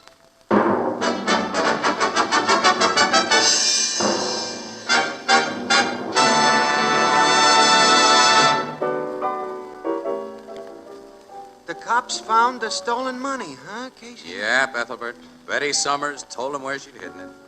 She told him everything. And what she didn't tell, Morris did. After those two former lovebirds started to talk, it was hard to shut them up, because each one of them was blaming the other for the mess they'd gotten into. I'll bet they blamed one another most for believing the stuff Casey told each one about the other, huh, Miss Williams? Well, that did seem to be a pretty sore point with them. What made you figure they was that way about one another, Casey, and that you could bust them up the way you did? Well, Casey knows all about love, Ethelbert. He learned from books. Annie, the vernal equinox will soon be here. Spring. You might let me take you for a drive by the seashore on some moonlit night in spring. And? Well, and then if it doesn't rain, Yeah?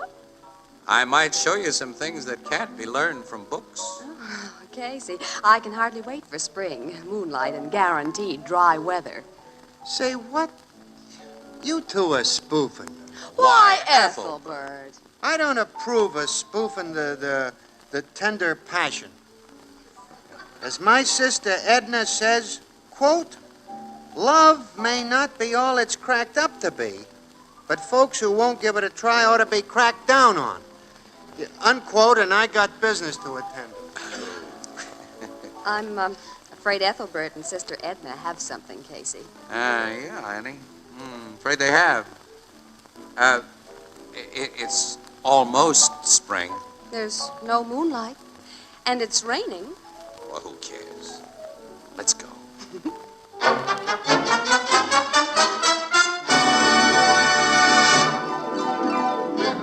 Crime Photographer, starring Stotts Cotsworth as Casey, is written by Alonzo Dean Cole. It's brought to you each Thursday by the Anchor Hocking Glass Corporation, makers of Fire King Oven Glass, Anchor Glass Containers, Anchor Caps and Closures. All products of Anchor Hocking, the most famous name in glass.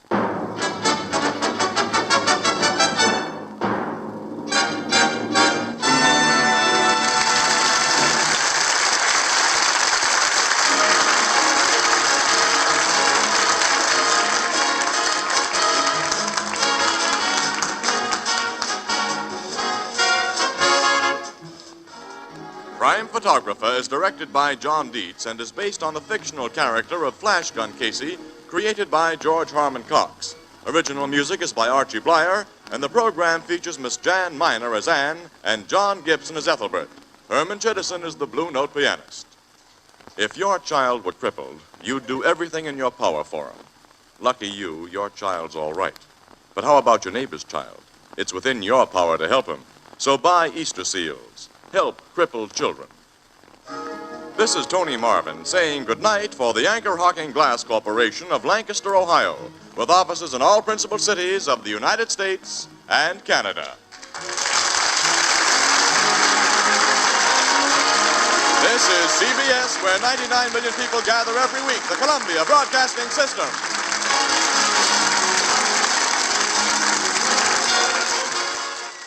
The Anchor Hocking Glass Corporation brings you Crime Photographer.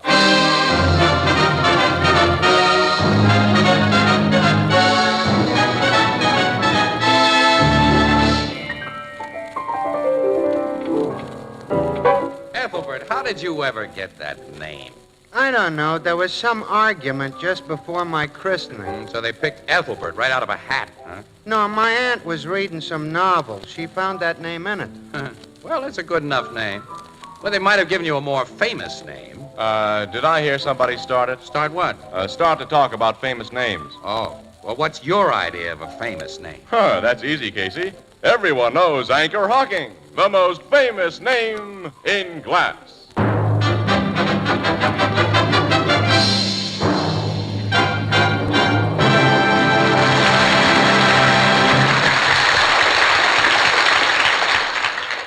Good evening, ladies and gentlemen. This is Tony Marvin. Every week at this time, the Anchor Hocking Glass Corporation of Lancaster, Ohio, and its more than 10,000 employees bring you another adventure of Casey, crime photographer, ace cameraman who covers the crime news of a great city. Our adventure for tonight, Fog.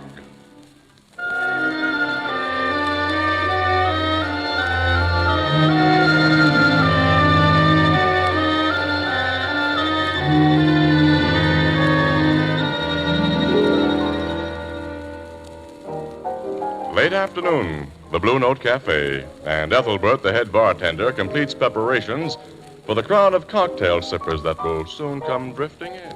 Walter, bring up some more lemons. Yeah. Oh, hello, Casey. Hi, Ethelbert. Hi. You just come in off a job? Yeah. Oh, where's Miss Williams? At the office. She'll be here in a few minutes. Oh, this has been one of those dull, monotonous days. I haven't got any pep today. I kind of feel that way myself. My sister Edna says I ought to take vitamins. Hello, Ethelbert. Oh, hello, Miss Williams. Oh, Casey, wait till you hear what's just happened. I know. Somebody's fed you a vitamin. Huh? What are you all pepped up about, Oh, I just received an anonymous letter. Anonymous letter, huh? Who from? Oh, one of them without any name signed to it. Yes. Who from? He said. Well, what's exciting about that? It contains a tip, a news tip, and it sounds like a big one. Here, take a look. Well, what's it say? Read it to him, Casey, but keep it under your hat, Ethelbert. You know me, Miss Williams. It's typewritten on plain stationery. Read it. Says here, Dear Miss Williams, an important news story may break at the Pellhaven estate of Willis J. Baldwin tomorrow. As your society editor will know, a ball is to be held there late in the evening at which Mrs. Baldwin will wear her famous diamond necklace. If you want an exclusive front page story, arrive around 6 p.m.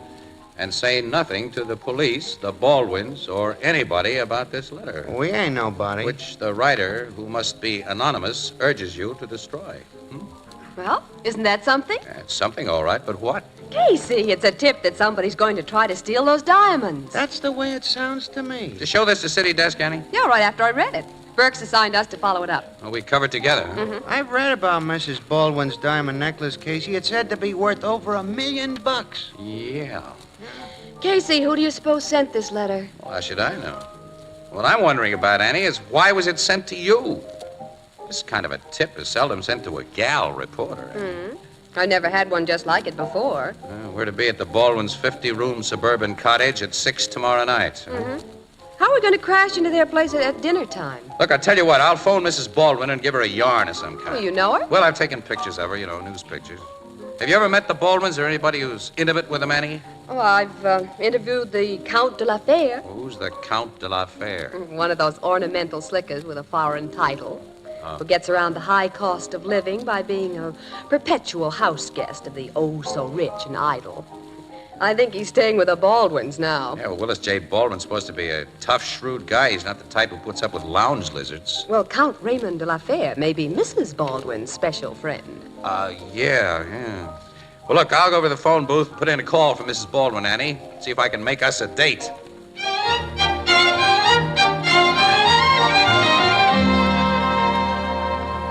Thanks very much, Mrs. Baldwin. Yeah, we'll be there at 6. Goodbye.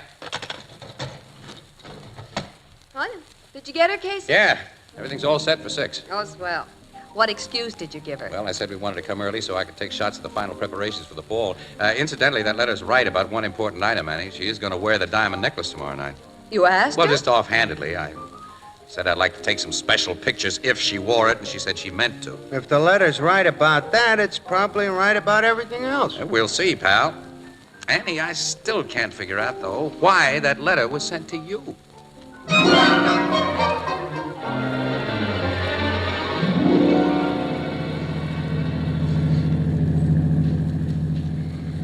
Can't you drive just a little faster, Casey? It's after 6, and we're Can't late. help it, Annie. I can't help it. I can't see if I try to do any speeding through this fog, we might wind up in a hospital. Must be close to the water. Hear that foghorn? Yeah.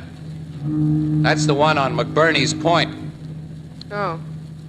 Why didn't we check the weather reports and find out we'd run into a pea soup fog, and then we could have started earlier and Stop not... worrying, Annie. We're at the edge of the Baldwin estate right now. Oh, that high wall That's there? right, yeah. It completely surrounds the place. Some years ago, an attempt was made to kidnap Willis Baldwin, and a couple of guys are taking pot shots at him, so now he goes in for walls and armed guards. Who took shots at him? Oh, some guys he'd busted on the stock market. He plays rough down there, even under the SEC. Hey, Casey, there's an armored car coming out that gate. Yeah, that's right. I must have just delivered the diamonds. Do we go in that gate? Yep. After we stop and give the keeper our names. There he is. Good evening, sir. Good evening. I'm Casey, Morning Express. This is Miss Williams. Here's my press card. Thank you. Okay, go ahead. Thank you. Oh, he obviously is one of the armed Oh, guards. yeah, there are a dozen or more on the place. Not counting Big Tim Blake, Baldwin's personal bodyguard. This doesn't seem to me like a good place to try any robberies. Wish I could see something of the grounds, but the fog's so thick and black. Yeah, a really slick crook may have done something you wish we had done, Annie. Checked weather warnings. You mean a This crook... fog would be a great help in getting away. Oh, yeah. Now, here's the house. Well, it's a regular castle. Yeah. Oh, there's another guard. Good evening. Good evening, Miss Williams and Mr. Casey. Yes, sir. I just got word from the gateman. May I take care of your car, Yeah, sir? thanks. Come on, Annie. The butler will announce you. He's coming now. Yeah, I see. Hey, Casey, I know that butler. Yeah? Yeah, I'm sure I do, but I can't remember where I've seen... Here he is. You're the people from the Morning Express. Yeah. Follow me, please. His voice is familiar, too, Casey, and he gave me a funny look. Did you notice? Fleming? Is that Mr. Casey? Yes, Mrs. Baldwin. Well, I'm very glad to see you. Mighty nice of you to let us barge in on you this early, Mrs. Baldwin. Not at all. This, of course, is Miss Williams, the reporter you said you'd bring with you. Yes. How do you do, Mrs. Baldwin? Nice to know you, my dear. Come into the library. We have something there that will interest both of you. Close the door, Fleming, and keep out that awful fog. Yes, Mrs. Baldwin. He's a new butler. Not very experienced. I have to remind him of everything. Well, I've seen him somewhere. What are we to see in your library, Mrs. Baldwin? The necklace you want to photograph. It was brought here from the bank only a few minutes ago. My husband and a guest are standing guard over it. It is altogether magnificent, Mr. Baldwin. It should be, for what I paid for it, Count. Oh, Helen. Miss Williams, may I present my husband? How do you do, Miss Williams? Mr. Baldwin. And le Comte de la Fère? I believe this little newspaper lady and I have met before. It's nice of you to remember me, Count de la Fère. And this is Mr. Casey. Oh, yeah, Casey. Privileged to know you, monsieur. Mr. Baldwin, Count. My wife tells me you want to take some pictures of her necklace, Casey. It's over there on the table. I was just showing it to De La Fère. In case you'd like to stick it in your pocket, Big Tim there won't let you. Oh, Willis. Oh, the man knows I'm only kidding, Helen? Sure, Mr. Baldwin. How are you, Tim? Hello, Casey. Oh, you two know each other? Oh, yeah. Since long before Tim went into the bodyguard business. Back in the days when I was a cop, boss. You give Casey an okay, Tim? He's okay. Oh, then we let him get real close to the necklace, huh? Guess you'll want a good look at it, too, Miss Williams. Women usually do. Simply... Oh, I have never seen anything so gorgeous, Mrs. Baldwin. It is nice, isn't it? Mr. Baldwin tells me, and this necklace is the greatest number of perfectly matched first water diamonds set in any single example of the jeweler's art, Miss Williams. Oh, And it is worth. The amount is staggering. Any man could live high, wide, and handsome for a lifetime on what this necklace is worth, De La Fère. So I imagine. But he'd have to steal it or steal my wife, whom I gave it to, and neither of those things can be done while I'm around. I'm sure it would be quite impossible. Quite impossible. Would you like to take your pictures now, Mr. Casey? Yes, Mrs. Baldwin, thank you. I'm surprised there aren't detectives from your insurance company here to watch this necklace. They're usually around. These diamonds are not insured. What? Not insured? Except for a few days each year, they're kept in the bank vault. And when Mrs. Baldwin wears them, as she will tonight, my own employees, like Tim here, keep them well protected. I never take my eyes off them, boss. I'll shoot a picture of them lying here on the table. No, go ahead. Where's that dumb new butler, Helen? 15 minutes ago, I told him to bring in cocktails. Well, here he comes now, Willis. Why did you take so long, Fleming? I'm sorry, sir. Some matters came up that No, all right. You're here at last. Bring that liquor wagon over here. There's one picture. Serve the cocktails, Fleming. Yes, Mrs. Baldwin. No, I don't like to drink in half darkness. Why have you got all the shades drawn, Helen? Well, you know I always draw them when there's fog, Willis. It's so dreary to look outside. Well, then let's have something besides just a few table lamps on in here. Turn on the main lights, Fleming. Yes, Mr. Baldwin. I like to see the people I'm talking to. What's that? What have you done to the lights? I told you to turn more on, Fleming, not to switch them all off. I haven't touched the switch, sir. I hadn't reached it. Now it's so dark I I'll can't get find some it. lights on in here. Tim. I found the switch, Willis. There. Well, now that we can see again. Mr. Baldwin. The diamonds! They are gone. Tim! I was standing right here beside him, boss, but I couldn't see him. I know who took them. Miss Williams. Now I know who that butler is, Casey. He's the notorious jewel thief, Chris Masters. You're not going to rap me for this. Stop that bullet, Tim! He's jumped through the window. I'll get him. Shoot! He's running away, disappearing in the fog. He's out of sight. I can't see him anymore. I'm going after him, boss. I'm coming with you, Tim. That man has the diamonds. Helen, give orders to close the gates and guard the wall. I'll take care of it, Willis. Come with me, Raymond. I'm with you, Mrs. Baldwin. Well, everybody's gone and left us, eh? Well, come on, Casey. Let's get in on the chase. Oh, well, no hurry. No hurry. No. A man's out there with $1 million worth of stolen diamonds, and you The guy you accused didn't get those diamonds. Well, I in. tell you, I recognized him as Chris Masters. He switched off those lights. Nobody and switched off any lights. Look at the cord on this table lamp here. Oh, it's been cut in two. Yeah. Interesting, isn't it? Now I know why you got that anonymous letter, Annie. What? The fog seems to be lifting a little. Oh, well, let's go outside and join the manhunt. Huh? Casey, will you tell me what you mean When we by... get outside, Annie, the fog that's lifting.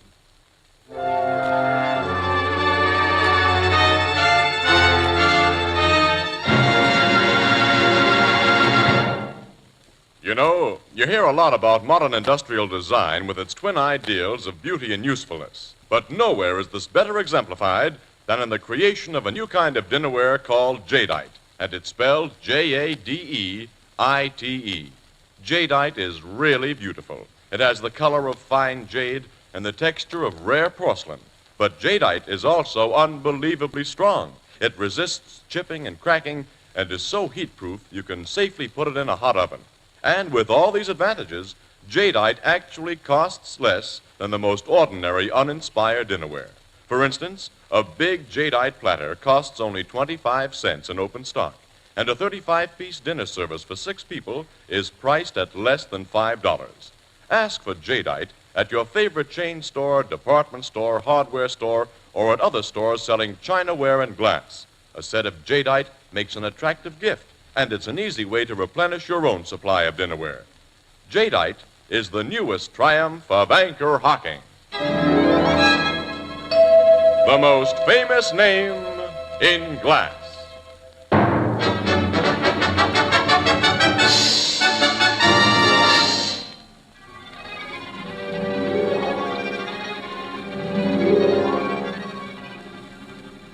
Covers a lot of territory, Annie. I think Chris Masters will be fairly hard to find. Casey, I want to know why you think he didn't take those diamonds. Okay, Annie. But it's because he had no chance to take them. The person who sent you that anonymous letter saw to that. The person Yeah, who that sent... letter bothered me. It just wasn't right. When we got here, I recognized Masters under his butler suit and his dyed hair and phony English accent a few minutes after I saw him. You did? Sure I did. Yes, and I was sure he recognized me and you. He wouldn't take a chance on lifting those diamonds with us in the house, Annie. Go on. Someone who was in that library a few minutes ago knew before tonight that Fleming, the butler, was really Masters, the jewel thief. And they figured correctly, I imagine, that he was planning to steal the Baldwin necklace. Well, that someone decided to get it first, to let Masters take the blame. But this someone didn't want to be the person who pointed the finger at Masters, because that wouldn't look so good. So you were brought out here to make the accusation. The article I wrote on Masters after my interview with him several years ago was featured under my byline. That's right. By Ann Williams. And that meant that I'd be sure to recognize Masters. Wait a minute. You said nobody switched off those lights? Yeah, that's right. The fuse was blown. The fuse was... Yeah. The cord on that table lamp, Annie, had been cut with a scissors and knife, causing a short circuit. And when the lights went out, Masters was the one person in the room who I'm sure wasn't near the cord, because he's the one person I was watching. It's that cut lamp cord that makes me certain somebody besides Masters was after the diamonds. Well, if the lights were short-circuited, how could Mrs. Baldwin turn them on? Well, she switched on the main lights, Annie, the wall and the ceiling brackets. They're on a different circuit, apparently. Oh, well, why did Chris Masters do a run-out the moment I told who he was? That seems to prove Well, it only proves that whoever sent you that letter did another smart piece of figuring. Annie, didn't you mention in your story on Masters that as a jewel thief he lost his head, kind of, when things got hot, and he always did a run-out? Mm-hmm. And if I hadn't accused Masters and he hadn't run, Mr. Baldwin would have called the police, and everyone in the room would have been searched. Uh-huh. Now the thief has had a chance to get the diamonds off his person and into some hiding place somewhere.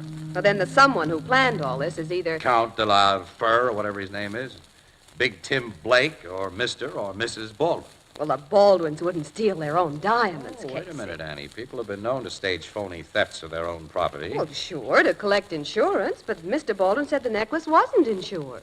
Yeah, that's right. What do you think about Count de la Fere? Well, $1 million worth of sparklers might be very attractive to a guy like him.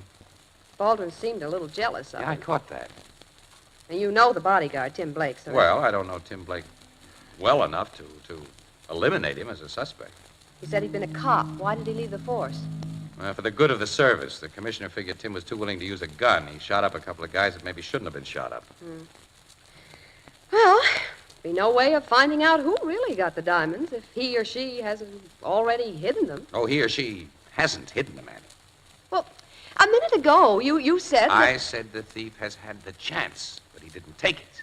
What? You see, the person who got those diamonds, Annie, wasn't the person who planned on getting them. Oh, what are you talking about? Annie, when the would-be thief reached for that necklace in the dark, he or she got a great big surprise. It wasn't there. It wasn't there? Well, how do you know? Because I'd reached first. You? Yeah. Meet Raffles Casey, the $1 million bandit. Oh, well, what have you done with the necklace? It's in my pocket. In your pocket? Sure. Oh, Casey. And everybody but you and me, including the would-be thief, is sure that it's in Chris Masters' pocket. Oh. Annie, it won't surprise me if the smart would-be thief does something very foolish very soon.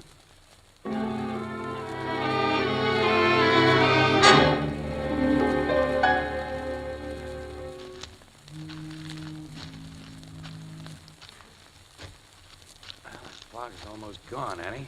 See pretty well now. Yeah. Casey, all our suspects seem to be looking for Masters individually.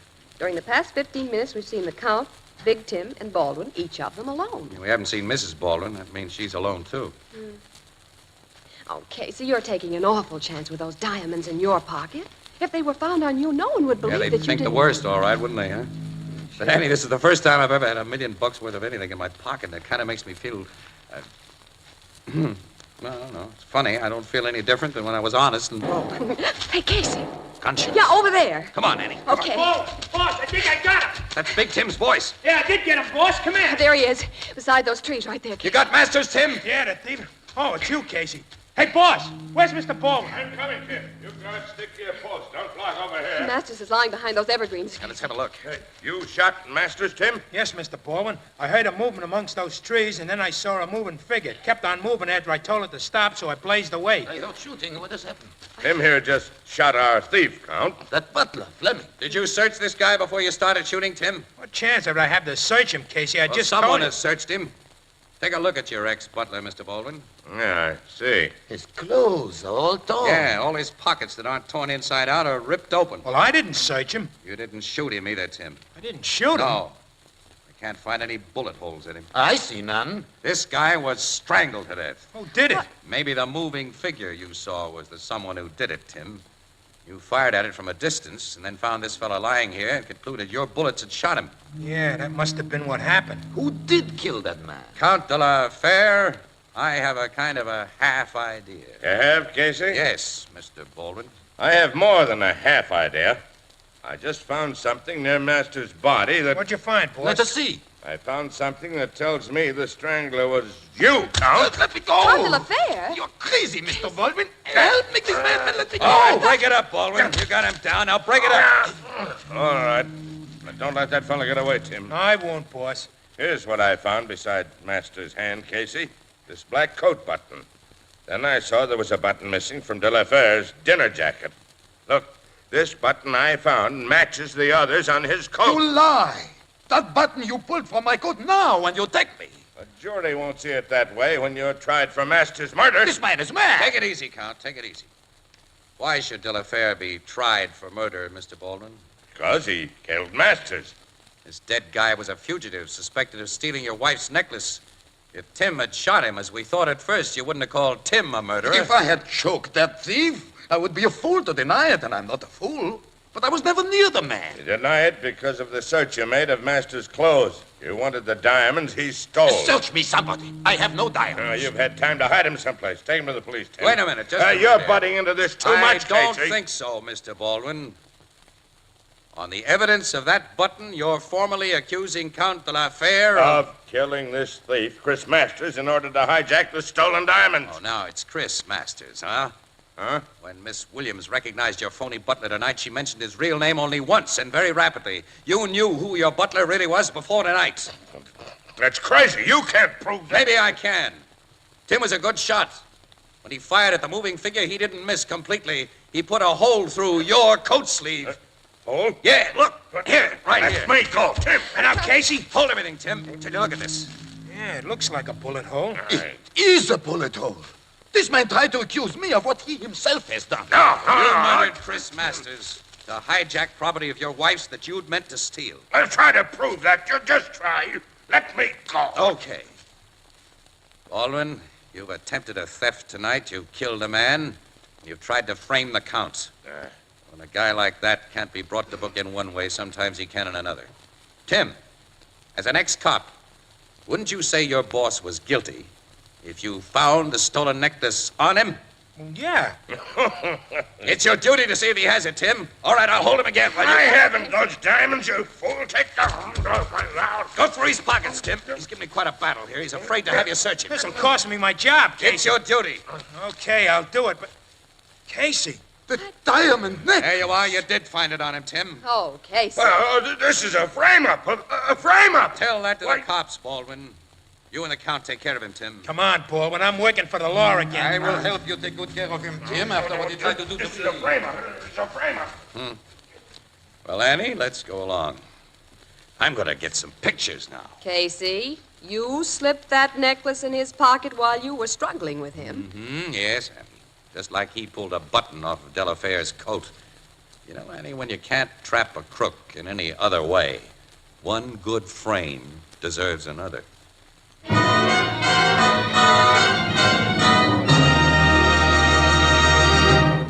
We'll join the crowd at the Blue Note in just a moment. Will you please give me your attention for 1 minute? I have a message of importance for the millions of people in the United States who are listening to this program. Listen closely, please. You can now buy your favorite brand of beer and ale in the new one-way, no-deposit bottle. Now, let me repeat that.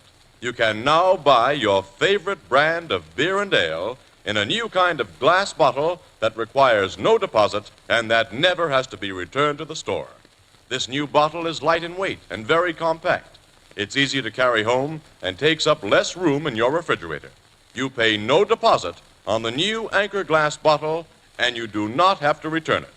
Remember, it's glass, clean and sanitary glass. For more than 100 years, Americans have preferred beer and ale in glass bottles. So I suggest that when you buy beer or ale, you demand it in the new Anchor glass one-way, no-deposit bottles. Product of Anchor Hocking. The most famous name in glass.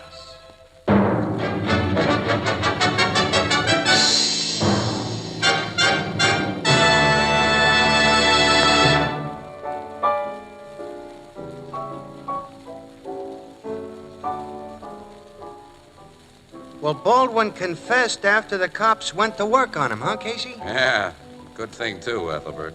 Actually, I couldn't have stuck to my frame-up in court. Baldwin needed money to pull himself out of a deep hole he got into in the stock market. That big estate, in fact, everything he had was mortgaged to the rafters. Only his wife's necklace was free and clear. He preferred to steal it rather than ask her for it. Yeah, because he was pretty sure she wouldn't have given it to him. Why did he try to frame that Count, whatever his name is? Well, first to cover himself, of course, and then second because he thought his wife was in love with the guy. Baldwin had a big nerve to be jealous after some of the things he'd been doing. What things? Mostly blondes. Yeah? Blondes? Oh. The cops have been digging into his private life. And found blondes, huh? Wow.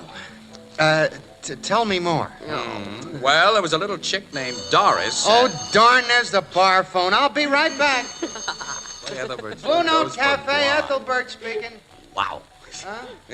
You'll have to speak louder. I can't understand you. Huh? What? Casey? What's his name? Huh? The fog is entirely gone. Are you in the same room with the When we phone? came in here, I noticed the stars were up. Yeah, I noticed that too, Louder, Annie. please. I can't Spring was kind of in the air, too. You know, Oh, it's a nice night to be outside. Yeah, it is. It's a swell night to be outside. no. No, I can't. Well, what are we doing here? You know, we'd be crazy if we stayed here, Annie. Come on, Annie, let's go. We're going, Casey. Oh, mister, you got the wrong number. Tell me about them blonde. Walter, where did Casey and Miss Williams go? Out! Out? Out! Oh, well, of all the... Walter, bring up some more lemons.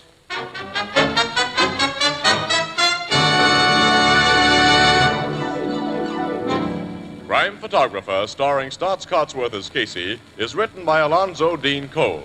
It is brought to you each Thursday by the Anchor Hocking Glass Corporation, makers of Fire King oven glass, Anchor glass containers, Anchor caps and closures.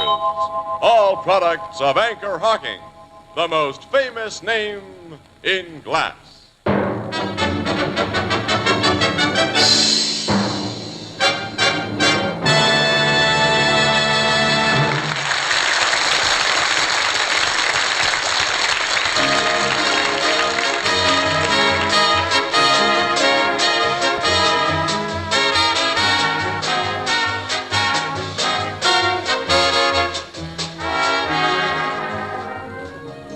Crime Photographer is directed by John Dietz and is based on the fictional character of Flash Gun Casey, created by George Harmon Coxe.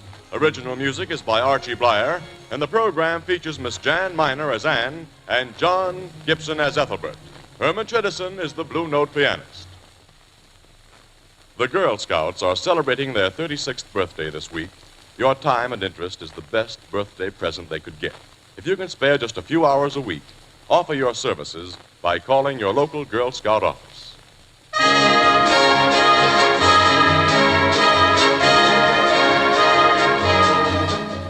This is Tony Marvin saying goodnight for the Anchor Hocking Glass Corporation of Lancaster, Ohio, with offices in all principal cities of the United States and Canada.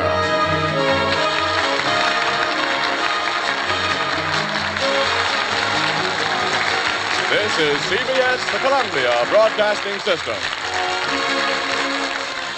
The Anchor Hocking Glass Corporation brings you Crime Photographer.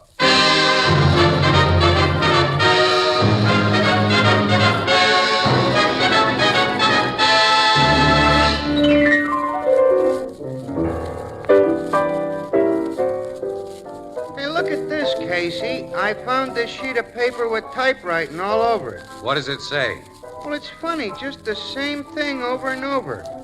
The quick brown fox jumps over the lazy dog. Well? Is that a code of some kind? No, that's what beginners write for practice. Well, why don't they write something that makes sense? Like what? Ah, like Anchor Hocking, the most famous name in glass.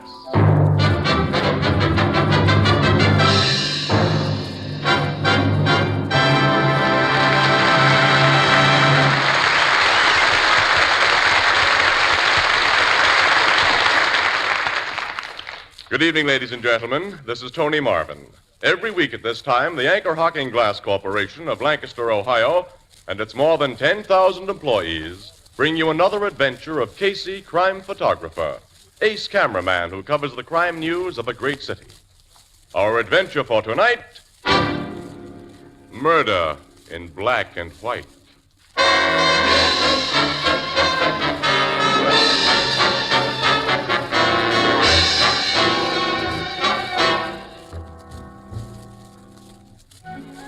Morning, a wooded glen in a vast city park, and on the still frost-hardened ground there lies a dead man. Detectives move methodically about the body. Beside it kneels a police surgeon. Watching him is Captain Logan of the Homicide Bureau, Ann Williams, reporter, and the man with the press camera is Casey. Aren't you almost finished, Casey? Yeah, Annie. Thanks for letting me take these shots of the deceased, Logan. I'll do you a favor someday, too. You can do me a favor right now, Casey. You too, Miss Williams. Go back to your paper and let us cops get our work done. Say, Doc, can you tell yet how long ago this guy died? About 2 o'clock this morning, Captain. The bullet that killed him was fired at close range, still lodged in the skull. My guess is that it's a .32. The slug couldn't have been given to a more deserving guy. What do you mean, Casey? You know who this stiff is, don't you? He has no identification on You it. should know him, though.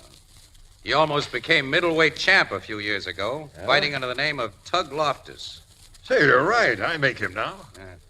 A moment ago, Annie, this lug told us to go peddle our paper. Oh, nuts.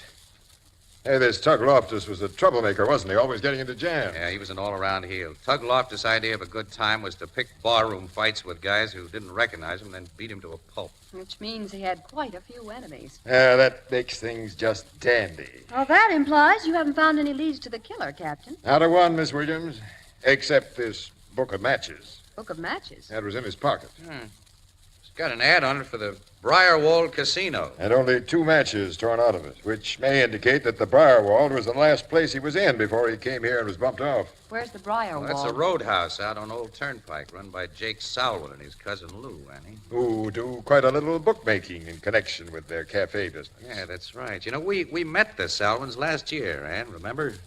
We got a report that the safe in their joint had been robbed. Mm-hmm. Yeah, and they denied the report.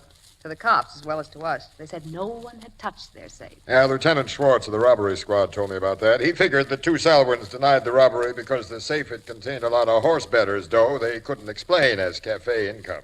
Yeah, Yeah, the Briarwold Casino is just the kind of a joint Tug Loftus would patronize. Say, when are you going out there, Logan? Right away. There's nothing more I can do here. You're going to have company, pal. Annie, let's go.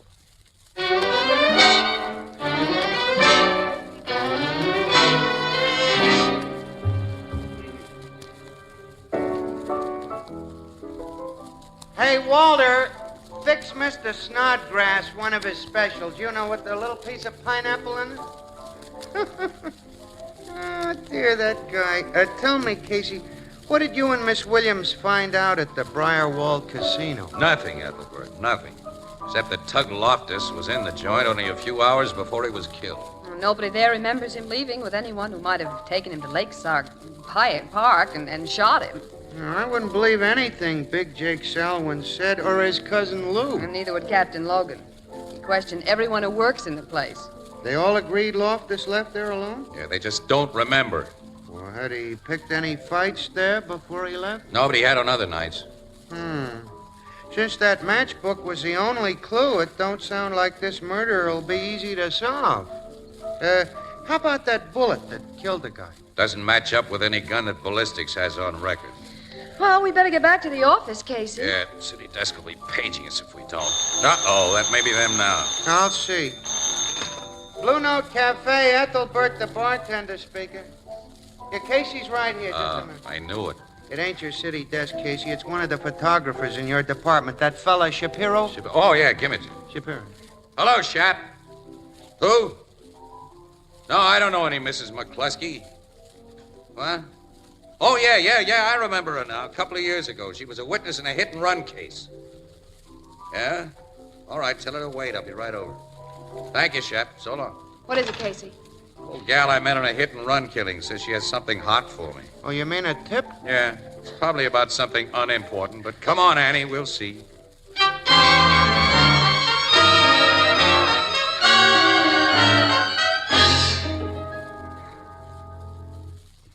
I've got evidence of a murder, Mr. Casey. A murder, Mrs. McCluskey? In black and white. Oh, well, that sounds very interesting. Tell me what you got.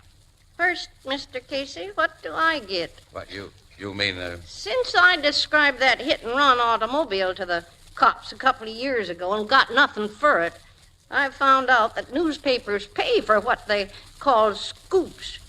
You was nice to me, Mr. Casey, so I'm giving you and your paper first chance. How much? Well, it all depends on what you have to offer. You interested in catching the murderer of that prize fighter, Tug Loftus? Tug Loftus? I got a picture of the killing, miss. What a picture. Casey.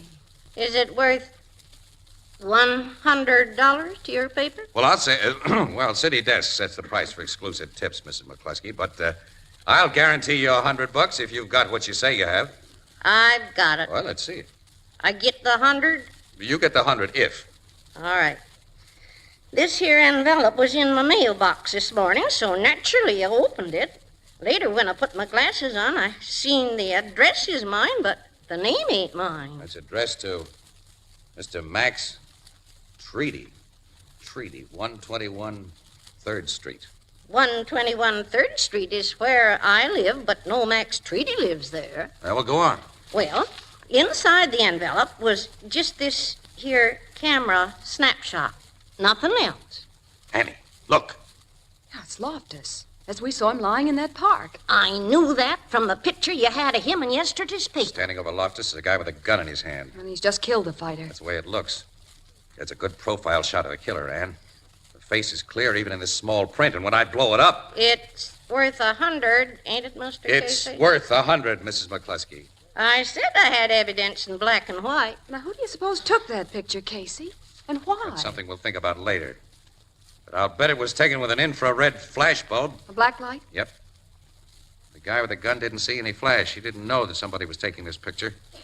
We've got to find this skinny, long-nosed guy with a gun, you know it? The cops will do that when we show them this. Sure, yes, and probably crab our exclusive. Before the cops learn anything about this, Annie, we're going to try to find him. How? Well, the picture, the guy this picture was addressed to ought to give us a hint. Well, Casey, he may be the killer. This picture may have been addressed to him as the first step in a blackmail scheme. Now, Annie, you're cooking on all burners. Let me see that envelope again. Yeah.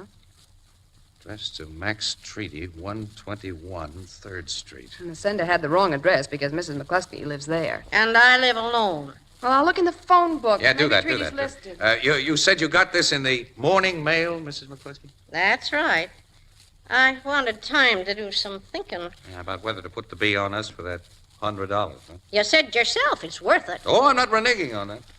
I've heard of $1,000 rewards being offered for murderers, but in order to get it, you had to capture 'em yourself. Yeah, that makes a difference. So I figured... Hey, Casey, Max Treaty is in the phone book. Now, let me see it. Yeah, he lives on 3rd Street, all right, see?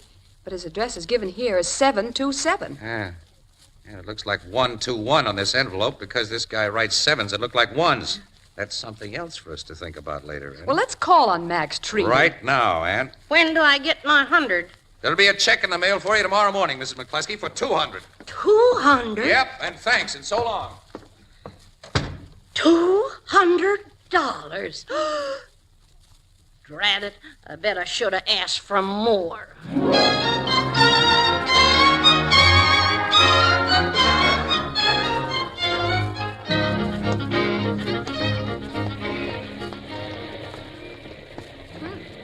Max Treaty lives in a pretty good-looking apartment house, Casey. Yeah, must be in the dough. Let's go in, Annie. Glass doors, no? It's a funny neighborhood.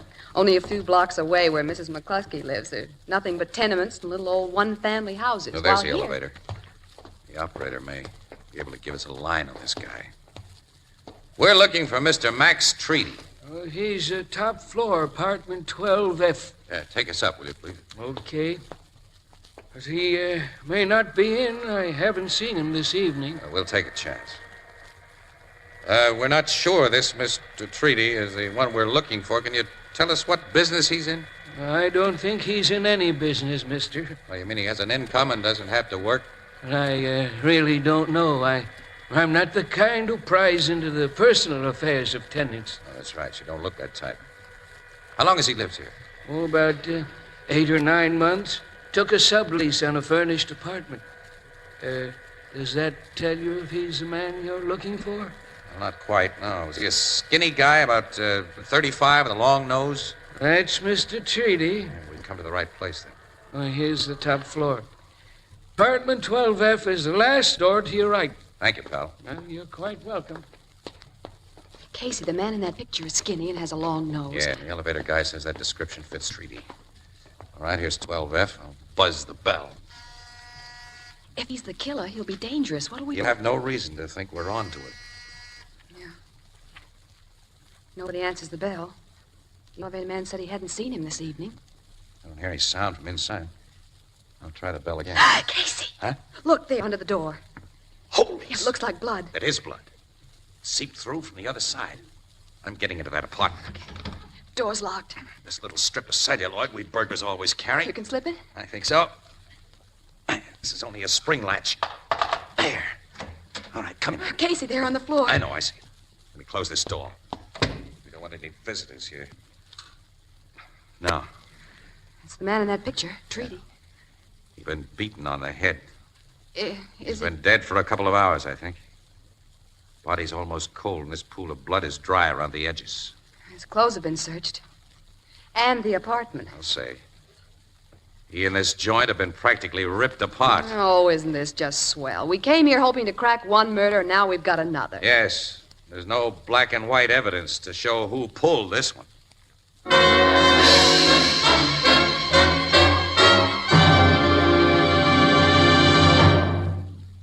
But I tell you can't say that. It's a secret. Look, secret or not, I'm going to tell it even if I get fired. But look... Look. Some secrets are too good to keep, and besides... Hey, we're on the air now. Okay, here goes. Friends, I've just had a sneak preview of the brand new Ivory Fire King oven glass. It's terrific. For the very first time in history, they've produced oven glass that's beautiful, rich, warm ivory in color through and through. And it's even guaranteed against oven breakage for 2 long years. You've never seen such beautifully designed oven glass before. Classic lines, simple, dignified, as beautiful as any table china you could wish for. and rich, lovely, opaque ivory in color. You've done it. The cat's out of the bag. Well, I'll have to add that lovely new ivory Fire King oven glass isn't on sale everywhere as yet, but it will be soon, and it's worth watching and waiting for. Oh, well, haven't you something else to say? Oh, yes. Friends, beautiful new ivory Fire King oven glass is a product of Anchor Hocking, the most famous name in glass.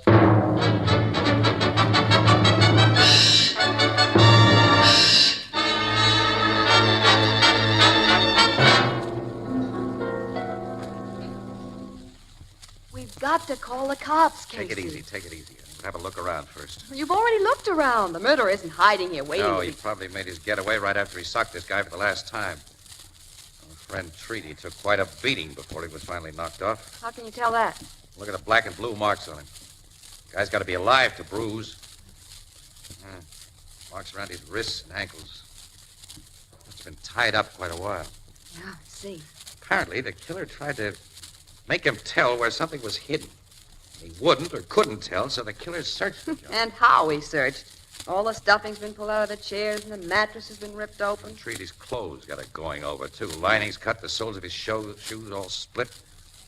Hey, this must be the stuff that was taken out of him and examined. Look at that wallet, fountain pen, cigarette case, revolver. No, don't touch anything, Casey. Until Who's touching anything? I'm only to look.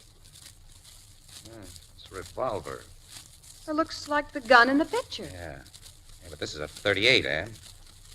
Loftus was shot with a .32. Well, then, Treaty must have used another gun for Must the have. killing. Probably threw it in the lake after it. Say, What have you picked up? look at that. Book of matches from the Briarwold Casino. Well, like the one found on Tug Loftus. Yes. This was half hidden under the sofa. Well, that connects the two murders. Maybe. Well, Casey, we've got to get the cops here. Not just cops. We're getting Logan. I want him to get first break on what we know about that picture. And the phone's in that bedroom. You go get him while I go down to the car and get my camera. I want to take some pictures of my own. Well, did you see that camera in the bookcase? Maybe you can save yourself a trip. No, there's no film in it. I looked. It was opened and searched like everything else. Late Mr. Treaty went in for photography, apparently. Had his kitchenette fixed up like a darkroom. Yeah. A lot of equipment there. Searcher wrecked all of it. All right, call Logan while I go for my camera. Oh, wait a minute, Casey. What? Didn't he tell us he wouldn't be at headquarters till midnight? Yeah, we'll call him at his home. He has a new phone number. What is it? I'll write it down for you. Where's my pencil? Take mine. Thanks. Oh, well, I'll be. Oh, you've broken the point. I know it. Well, I use this fountain pen of Treaty. You shouldn't touch anything. This pen isn't going to tell the cops who killed him, Annie. Nice point. Write's easy. All right, here's Logan's number. Call him as soon as you finish with City Desk. Yeah, I will. Casey, don't stick that pen in your pocket. Oh, I'll need it to make out my film sheets. Don't worry, I'm not stealing from dead guys. The pen will be put back later. If you think of it, I'll go phone. Ann. Yeah? Give Logan the lowdown about that picture and about everything else. Except, don't tell him about the matchbook we just found. Why not? Well, cops have no appreciation of the newspaper racket. We'll lose our exclusive. We'll go out to the Briarwold and follow it up by ourselves.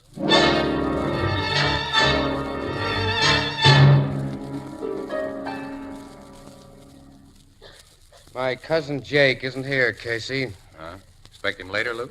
He's sure to be in sometime tonight. All right, we'll stick around. Maybe you can give us some information. Information? About the Tug Loftus thing. Jake and I have already told the cops and you newspaper people all we know about that. The last time I was in this office, Lou, you and Big Jake were telling the cops that safe there hadn't been robbed. It hadn't been. We still don't know where they got that crazy report. Anyway, the tipster told the cops that he heard Big Jake squawking about the loss of $50,000. Their tipster lied. That safe's never had more than a couple of thousand in it. And that's a big take from a cafe business like ours. Yeah, their cafe business. Lou, what would you know about a guy named Treaty? Treaty? Mm-hmm. Max Treaty. Why do you ask? We understand he's been a customer of yours. He was once a bartender here. A bartender? When did he tend bar here? Till about a year ago. Jake fired him. Jake, huh? After I'd caught Treaty holding out on the cash register. Jake only fired him for that? You know Jake. The guy left here minus a few teeth. Why are you curious about Treaty? He was murdered this afternoon. Murdered? Uh-huh. Was Treaty here the night Loftus was killed, Lou? I think he was. Had he ever had any run-ins with Tug Loftus? Yes, about a month ago, Loftus slapped him around in the bar, and Treaty said he'd get even. That was just talk, of course. He knew he didn't stand a chance against that tough pug. We have reason to believe he made his chance. That he killed Loftus. You have? Yeah. We got a photograph showing him doing it. Casey. All right. Can't be any secret about it, Annie. It'll be on page 1 of this morning's edition. That'll hit the streets in a couple of hours. Where did you get such a photograph, Casey? No, we just got it. You and Jake both use this desk, Lou? Yes. Somebody scribbled some figures on a scratch pad here. Is that your work? Why do you ask? Oh, just curiosity. Can't make out whether some of the figures are meant to be 1s or 7s. Jake makes his 1s that way. Jake, huh? How about his 7s? There are no 7s among those figures. Show me how Jake writes his 7s, Lou. Why? Your nervousness about these figures makes me want to know. Here, take this pen and write. What? That pen? Yes, you recognize it. It's Treaty's. And this is a gun. I see it's a gun, Lou. All right. A .32 snub-nosed revolver. I'm not so sure how much you two know, but I think it's too much. You've reminded me of a bet I missed. What did you find in that pen, Casey? Didn't look for anything in the pen. Well, maybe I missed a bet. Look now. Pull the cap off and see if there's anything inside. Okay. Hey, there is some. What? I'd say it's a rolled-up film, a negative. Take it out. Okay. It's a rolled-up negative, all right. Never mind looking at it. Give it to me. Well, I want to look Give at it to me. You're the boss. Here. Thanks. Thanks to you for reaching for it. I'll take that gat of yours, Lou. No! Let it go or I'll break your arm. Let go! Thanks for the gun. Oh, Casey. All right, now I'll give the orders around here. Put your hands up, Lou. Keep them up and sit down. All right, all right. What's that negative, Casey? It's a nice, clear shot of Lou Solwyn here, taking dough out of an open safe. The safe in this office. That's safe. Right, Lou? You're doing the talking. You took the dough, Lou, on the date it was reported stolen. Somebody caught you doing it with a camera. From that window where the slat in the Venetian blind is missing. And that someone was Max Treaty. And Treaty moved into that expensive apartment soon after the robbery and didn't work anymore. Because Lou here was paying him to keep this evidence undercover. Big Jake is the boss of your bookmaking racket, Lou. He owns it, and you're just a hired man.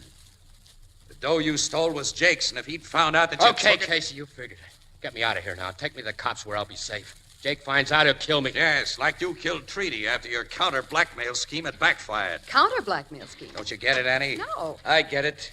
Jake! Casey. Drop that gun, Casey, or I'll blow you to pieces before you can turn around. Drop it! Guy's at a slight disadvantage when his back is turned, Jake. Okay. Thanks. You're outside the door? Yeah, listen. Jake, I swear. I said I'd been listening, Lou. I didn't say anything. Casey did the talking. They dope things out swell. You took that 50 grand, you dirty louse. 50 grand of my dough. No, Jake, no. I'm gonna pay you off, Lou. Don't shoot! He shot him. Sorry I had to do it, miss. You've done a crazy thing, Jake. You go to the chair for this. I don't think so, Casey. The cops get here, they're gonna find you and this lady dead, too. You're Sorry, sister, but that's the way it's gotta be. You and Casey will be shot with Lou's gun. My gun will be found beside Casey. The cops have figured that Lou tried to make a getaway, that you shot it out. I'll call the cops myself, start 'em on that theory. It won't work, Jake. I'm betting it will. Betting's my business. Oh, just picked up Lou's I gun. got it first, Now, Jake! Lou wasn't dead. He shot him. Lou! He's passed out again. All right, I'll get their guns before either one pulls a second recovery. Now, Ann, pick up that phone and call the cops while I watch these guys. Right, Casey. So much I don't understand. Where does Treaty fit in now? Treaty didn't kill Loftus. Well, that picture proves he did. The evidence is there in black and white. Black and white aren't true colors, kid. Not true. No. And pictures themselves can lie. I don't get it. Hello? Headquarters. Connect me with homicide, please. Casey, tell me, what do you mean? Well, I'll explain the whole works, Annie, after I take some pictures of Jake and Lou that'll be really on the level.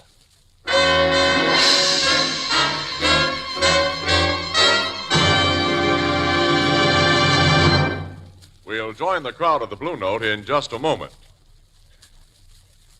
Here's some really good news for the millions of people in the United States who prefer their beer and ale in clean, sanitary glass, as Americans have preferred it for more than 100 years. You can now buy your favorite brand of beer and ale in a new kind of glass bottle, a lightweight, compact glass bottle that requires no deposit and that never has to be returned. Think of it. No more piling empties in the corner. No more carting them back to the store. No more complicated beer bottle bookkeeping. When you've finished your beer or ale, you simply discard the bottle as you would any other food container. And here's another thing. The new Anchor Glass one-way, no-deposit bottles are light in weight, easier to carry home, and they take up less room in your refrigerator, too. So next time you buy beer or ale, demand it in sparkling clean Anchor Glass one-way, no-deposit bottles. Product of Anchor Hocking. The most famous name in glass.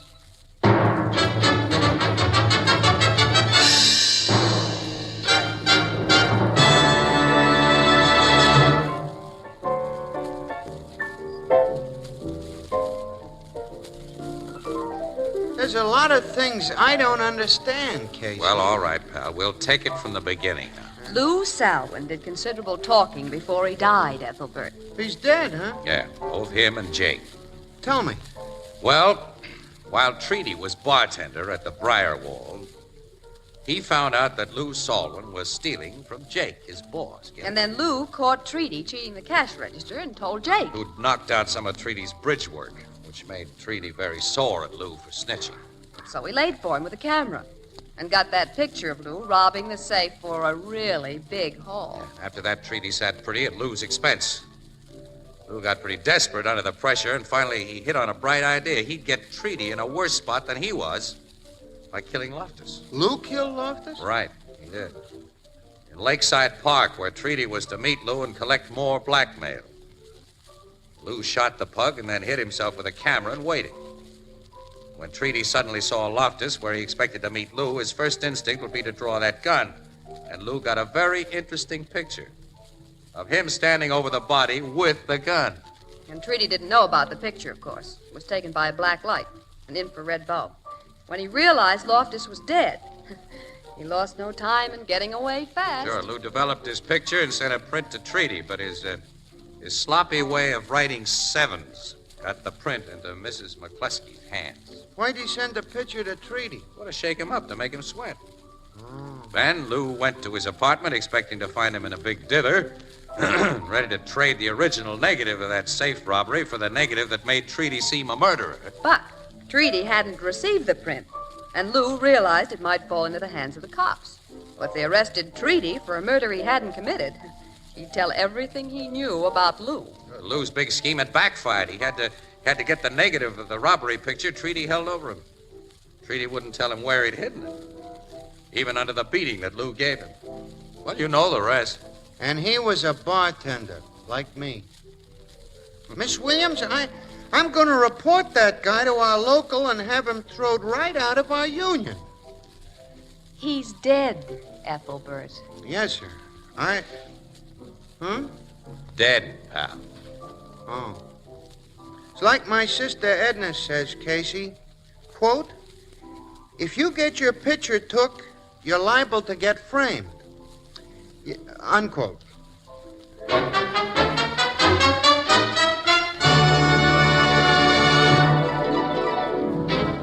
Crime Photographer, starring Stotts Cotsworth as Casey, is written by Alonzo Dean Cole. It is brought to you each Thursday by the Anchor Hocking Glass Corporation, makers of Fire King Oven Glass. Anchor glass containers, Anchor caps and closures. All products of Anchor Hocking, the most famous name in glass.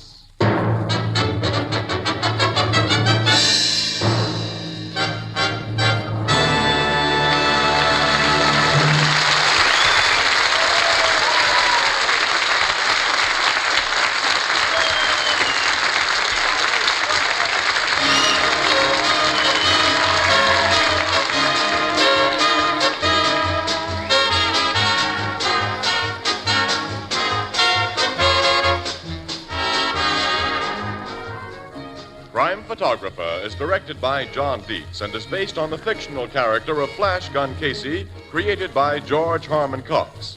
Original music is by Archie Blyer, and the program features Miss Jan Miner as Anne and John Gibson as Ethelbert. Herman Chittison is the Blue Note pianist.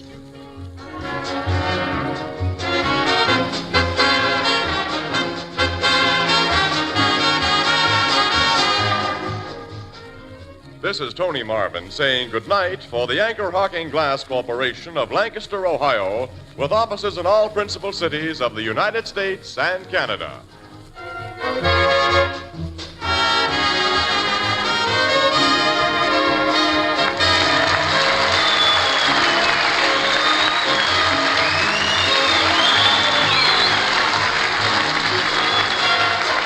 This is CBS, where 99 million people gather every week, the Columbia Broadcasting System.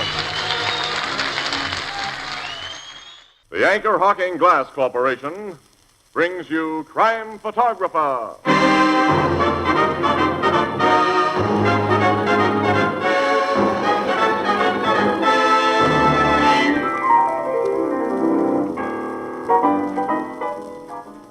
Here comes Casey. Hi, fellas. Gee, I'm glad I got you two guys together. Look, I've got something very important to tell you. Well, go ahead. I know, but I just can't seem to remember it. Well, think, Tony. I know. I still can't remember it. Well, go back to what you were doing when you last thought of it. That sometimes helps. Well, I just had this glass in my hand. Glass! That's it, glass. Look, I just want you two guys never to forget this. Well, what? Go on. Never forget that Anchor Hocking is the most famous name in glass.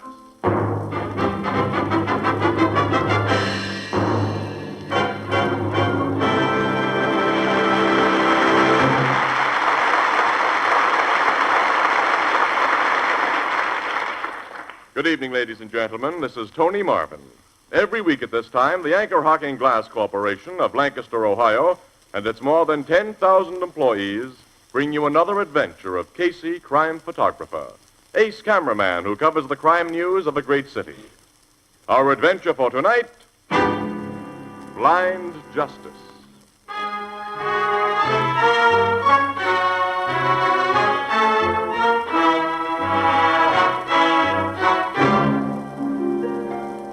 Late afternoon, police headquarters, the private office of Captain Logan, Homicide Bureau. On opposite sides of a huge battered desk sit Logan and Casey. Their eyes are hard, their jaws set and tense. Before them is a problem. It's up to you, Casey. Wait, let me think, Logan. Let me think. Well? Got to work this out.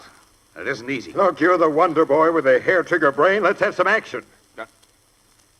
Okay, I'm taking that king you discarded and throwing down this juice. That's it! Yippee! Gin rummy! You louse! I had a hunch you were saving juice. Hey, let's see your hand. Ha! Ain't that too bad?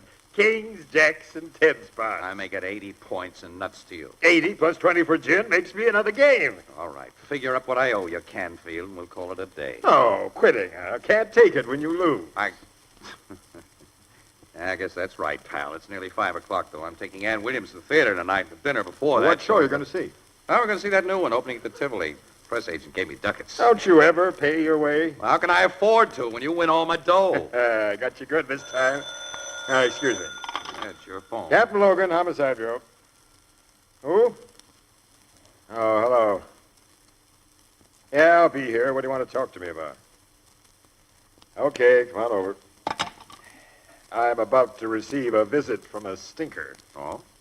Any stinker I know? Milt Havens. Well, the criminal lawyer, huh? Lawyer criminal describes him better. Yeah, stinker's best, though. That rat smells of fixed juries, intimidated witnesses, and every variety of dirty double-cross known in the book. He was on the phone just now, huh? Yeah, I said he had to see me. He'll be here in a few minutes. Did you ever meet Milt Havens' wife? Yeah. Swell woman. You bet she is. Super swell. I've often wondered if she knows what kind of a skunk she's married to. She must. Well, not necessarily, Logan. Havens is a smooth guy. He probably puts on a good front at home. Besides, a woman who spends most of her time helping people and looking for the best in them, as Doris Havens does, well, she might not be able to really see the kind of a guy her husband really is. Ah, she does most of that good Samaritan stuff of hers because she is wise to Milt. It's to ease her conscience and to clean up the blood money he brings in. I see you don't know very much about Doris Havens, Logan. What do you mean? Well, for one thing, the dough she spends on that 3rd Street settlement house of hers is her own dough. She was worth over $1 million when she married Milt Havens. I didn't know that. Well, of course not. You're just a cop, not a newspaper snooper like me. Why, that money was safely tied up in a trust fund. Or Milt would have gotten it away from her long ago to spend on other women. There he goes for the gals, all right. Well, I'm going to get out of here before he shows up. I always feel better when I don't see Milt Havens. So long, pal. So long. Hey, wait a minute. You owe me gin rummy dough. Almost forgot. How much? Here's the score sheet. Read it and weep. Really took me to the cleaners today, Logan. Look, I'm a little short. How about an IOU? Nuts. I want cash. Well, I got to eat, fella, don't Well, I? pawn your watch or your overcoat. My pal. Why did I ever come in here in the first place? Oh, 2,560 points. Which comes to exactly $2.56. Oh, all right. Here. Joe Pan's got some money. Come in. Oh, thanks, Captain. Hello, Havens. Well, this is a pleasant surprise, my old friend Casey. Hi, Milt. I'll see you later, Logan. Oh, you going? Yes, I got a date. Casey, as a newspaper man, you may be interested in my business with the captain. Oh, yeah? What is your business, Havens? Captain, I want you to look at a note that was delivered to my office this afternoon. First I'll read it to you and Casey.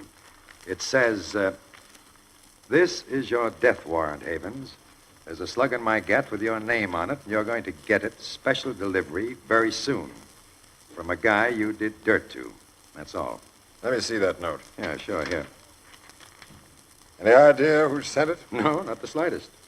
We attorneys who specialize in criminal defense practice make many enemies, Captain. You think this note's from some former client who's just gotten out of jail? Oh, well, it's a possibility. My thought in coming to see you, Captain, was that you might find fingerprints on this note that I'll might have give you it a clue gone over. While we're investigating, you'll want a police bodyguard, of course. No, thanks. I have a permit to carry a gun, and I'm better than a fast shot, and frankly, I'm not worried. Okay. Oh, Casey, would you like to take a picture of me to run with the story of this death threat? It'll make good newspaper copy for you and good publicity for me. If the threatener really killed you, it'll be a good newspaper story, Havens, not otherwise. I got to run along, Logan. Give Miss Williams my best, Casey. I'll do that. Hope you enjoy that new show at the Tivoli tonight. Yeah, thanks, pal. So long. Oh, Casey. What? You're going to the Tivoli tonight. That's right, yeah. Well, so am I with Mrs. Havens. How about joining us afterwards for supper and a few drinks, eh? No, thanks, but... You'll be with Mrs. Havens? Yes. My wife has always liked you, Casey. She'd enjoy having you with us. Your wife is aces with me. Well, thank you. It'll be a privilege to talk to her again. Oh, then it's a date? All right, yeah. We'll meet you in the lobby after the last act. Partly for business reasons. Business reasons? Well, we could be lucky and get a story. The guy who wrote that note might be waiting outside of the theater for you with his gun.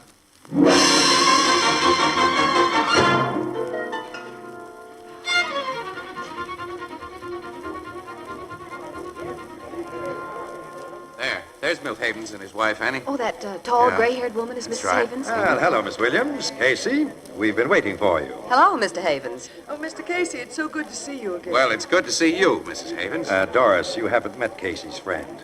This very pretty young lady is Miss Williams. My wife, Miss Williams. This is a pleasure, my dear. It's one for me, Mrs. Havens. I know about the wonderful work you've done through your settlement house, Let's and get I'm out of the theater, eh? My chauffeur will have the car waiting. We're taking you and Miss Williams to our home for a bite, Mr. Casey. Oh, that'll be swell. Thank you. Milton, dear, Oh, yes, Doris. when we get to the door, let me go out first and look around. The man who wrote you that note may be waiting outside. Oh, I shouldn't have told you about that silly note, Doris. Oh, I'm in no danger. That's right, isn't it, Casey? I don't know.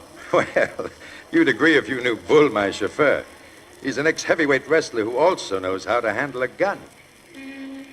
Oh, there he is with the car. Everything all right, Bull? All okay, Mr. Havens. Take my arm, Milton, before we go out the door. Someone might be waiting, someone Bull hasn't noticed. And if I'm very close to Oh, all right. Now, you get into the car first. Very well. A man must humor these women, Casey. Yeah. Well, I'm safely inside. Come on, the rest of you. Let me help you, Mrs. Havens. Well, thank you, Mr. Casey. Annie? Okay. Drive us home, Bull. Yes, sir. You weren't lucky, Casey. No news story. My threatening friend didn't come to the theater.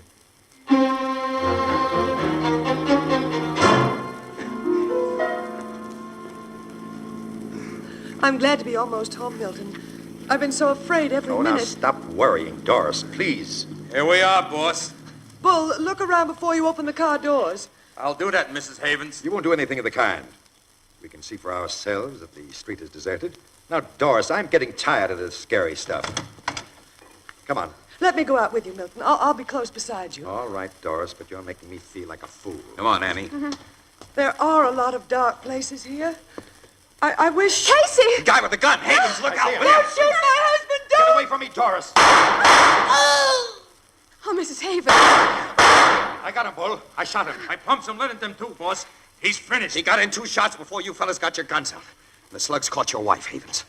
Doris, shot. Mrs. Havens? I'm afraid she's dead. Oh, she stepped in front of me. That's how it looked. Let's have a look at the guy who killed her. Okay. He's done for, Mr. Casey. The boss and I got her. Wait a minute, let me see. Wait. His lips are moving. He's trying to talk. Yeah, let me at him. I'll finish him. Drop that gun, Havens. Drop it. Go. They killed my wife. I have the right to... Hold him, Bull. Hold him. No, Bull. No. We can't let you do something foolish, boss. The man's murmuring something, Casey, Yes, I but know. I I'll can't lift make his out head what and it is. maybe then Okay. What is it, guy? What is it? Now, let me go, Bull. I'm going to finish him. He's finished now, Havens. The guy who shot your wife is dead. Dead? Did he say anything, Casey? No. But his lips seem to form 2 words. 2 words? Double cross. I recognize this rat. I defended him several years ago and lost, and he went to prison. He probably thought I'd crossed him up. Maybe he was trying to talk about the past. I wonder. Why, what do you mean? I've got a hunch, Havens. A nasty hunch.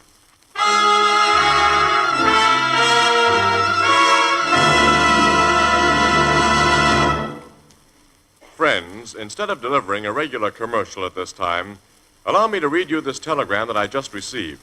Lancaster, Ohio. Quote, Anchor Hocking Glass Corporation scientists announce perfection, amazing new method of manufacturing oven glass in beautiful, rich, warm, opaque ivory. Development, result of years of research, is first of its kind in history. Makes possible introduction of completely new and far more beautiful line of oven glass called Ivory Fire King. Designed on simple classic lines, new Ivory Fire King oven glass resembles finest table china in appearance. New Ivory Fire King oven glass, guaranteed 2 years against oven breakage.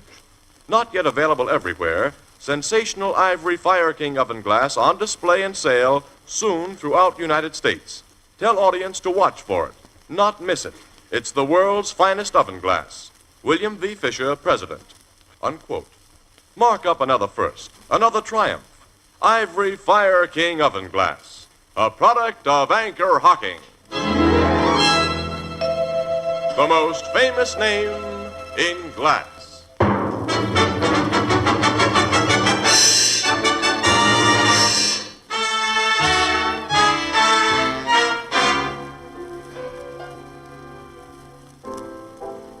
Okay, Grace, I'll look for it. Don't worry, I won't. Goodbye.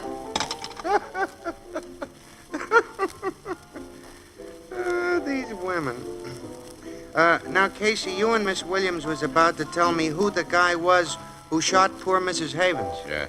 It was a rodhot, Ethelbert. His name was Barker. He just finished a stretch for armed robbery, and Havens had been his lawyer when he was convicted. So he tried to kill Havens for letting him be convicted, huh? Apparently. Well, it's open and shut, Casey. His fingerprints were on that threatening note that Havens received. Well, that makes all the parts fit perfect. Not quite. Mrs. Havens was killed instead of her husband. Well, that was accidental. You say she jumped in front of him. No, Miss Williams says that. Well, she did jump in front of Havens. Well. I saw her do it, so did the chauffeur. And her husband, who was closest to her, says that I'm she not jumped believing in front. anything that Havens guy says. Everything happened so fast, Annie, you can't be sure of what you saw, neither can Bull, the chauffeur, and I'm not sure of what I saw. Oh. I couldn't swear of what I think I saw. But I do think that Havens pushed his wife away when she tried to step in front of him. And I think I saw the gunman aim directly at her and not at her husband. I think Havens was behind the murder of his wife. That's what I think. Casey, you despise that man so much you can't be reasonable. Well, he tried to put another bullet into the killer, didn't he? He learned he was still alive and trying to talk. Well, he was half mad because of his wife's death. No, he did a perfect... no, Ann. He was afraid that guy would tell us that he'd been hired to kill Doris Havens. So Havens double-crossed him, shot him. So he'd never be able to give away the deal. Well, that's only your stubborn theory. Well, there's a good basis for it. Well... The way Havens set the stage in Logan's office with that threatening note. The way he got you and me for witnesses when he learned that we were going to the Tivoli. I'd have to swear that ex-con Barker shot Mrs. Havens. And that Havens shot him in self-defense. But, Casey, since that Barker's fingerprints were found on that threatening note... Well, that only builds my theory, Ethelbert. Oh. Sure, Barker was an experienced crook. He wouldn't have left incriminating prints on that note if he sent such a note. But if he was working for Havens... Havens could easily have gotten his prints on a blank sheet of paper and then have printed the note himself. Ah, that is an angle. Well, that's all it is. How about motive, Casey? Havens had nothing to gain by his wife's death. Her money is in a trust fund that he won't inherit. If he just lost his taste for her, well, divorce was simpler than murder and a lot less dangerous. He wouldn't have dared to try divorcing her. Why wouldn't he have dared? Some of the toughest crooks in this town have a soft spot for Doris Havens because she'd helped so many of them. Helped them and their families. If it'd gotten around that Havens was giving her the double cross, he'd have had orders to lay off or else. Well, you still haven't a motive. I know. I can't figure why he'd want to get rid of her. I just feel that he did, that's all. Oh, nuts. You know who Claudia Stafford is? Well, who doesn't? Claudia Stafford is the heiress who has over $10 million in her own name. Poor girl. What about her? I was thinking her chauffeur comes in here occasional, and when he gets tight, he gets confidential with us bartenders. Well, the last time that happened, he told me that Claudia Stafford and Milt Haven was carrying a torch for one another. Huh? What? Yeah, he said they was meeting regular, Casey. Why, Annie. With Havens free to become that dame's husband. Well, she has full control of her estate. Well, there's his motive. The Stafford dough. The same thought occurred to me while you was talking, Casey. Well, so what? There's still no evidence that Haven was behind his wife's murder. We've got to get evidence, Ann. If he hired Barker for the job... Captain Logan can check up on Barker. He may have said or done something. The cops will have a tough time on that kind of checkup, and they may get nowhere. A clue. Barker was a crook and associated with crooks. They're the only people he'd spill anything to, and they won't help the cops. No. Wait a minute, though. A few of them might help me. Fats Everett likes you, Casey, and you've done him some favors. Yes, I was thinking of Fats Everett, Ann. He's the gang boss of the West Side where Mrs. Havens had her settlement house. Yeah. I'm going over and have a talk with Fats Everett.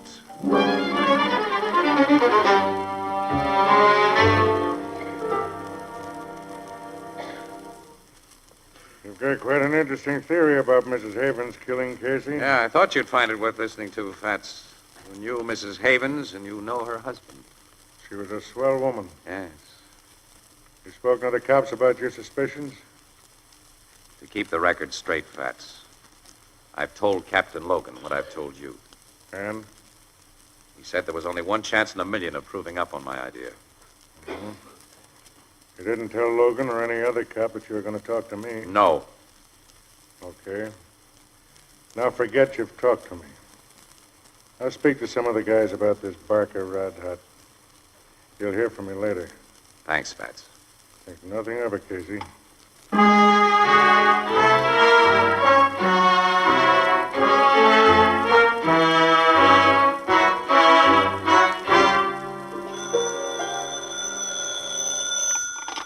Photography department, Casey speaking.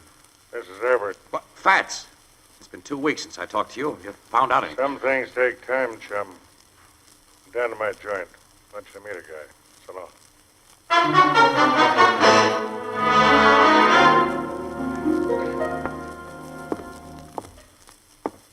Where's the next room, Casey? I want you to meet you in there. You got him locked up, Fats? Uh-huh. That's him. Get up, Dopey. You gonna let me out of here now, Mr. Everett, huh? You gonna... Close your trap till you're told over. Yeah, I will, Mr. Everett. Don't hit me again. Now tell this guy what you told me. Yeah, okay, Mr. Everett, okay. It's about Barker. We was in Sturdica, and we got sprung at the same time. And he was never saw at that mob place. Wait a minute. Barker told you that? Yeah. I was his pal. And he told me how Havens was going to pay him $1,000 to knock off his wife. Barker got $100 of it in advance. Which was all he got, except some slugs from Haven's gat. Barker bought Hooch with 100, and him and me, and him and me, we got pie-eyed together. And that's when he told me about Havens and the job that he'd been hired to do. He wouldn't even tell a pal like me that unless we was full of red-eye like that. Your theory was 100%, Casey. Now, will you let me out of here, Mr. Abbott, and will you give me a bottle of red-eye? Sit down. Shut up. Guy's an alcoholic, Fats. He's everything that's crummy. He's even been in the bug house. But he was Barker's pal. I've checked. Yeah. His testimony'd be worth a plug nickel in court. He's an ex-con. He's a rummy and a nut. He says Barker was drunk when he told him about Havens. Well, DA wouldn't even try for an indictment on the strength of his story. He's the best I could do for you, Casey. Yeah. And I believe his story. I've checked. Well, there's still no evidence against Havens. He's going to get away with what he's done. He killed a swell woman. Yeah, she was tops. She's dead, and he'll go on living better than he ever has before on Claudius Stafford's dole. Guess that old gal, Justice, is blind. I try to think she is, Casey, for my own sake. But all guys like me are just a little bit afraid of her. Blind or not, she seems to get around. And to catch up with the fastest runners. We don't get away. Well, Havens is getting away. Yeah. Yeah, I guess you're right. You want to take this jerk to the cops, or shall I turn him loose? Well, won't do any good, but I'll take him to the cops. Now, get him out of here, then. All right, come on, No, you. don't take come me on. to the cops. Shut up.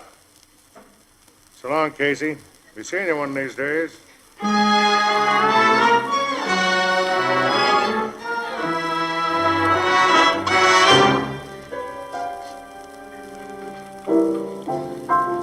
So the cops and the DA wouldn't do nothing about that ex-con story, huh, Casey? There's nothing they could do, Ethelbert. Guy's worthless as a witness.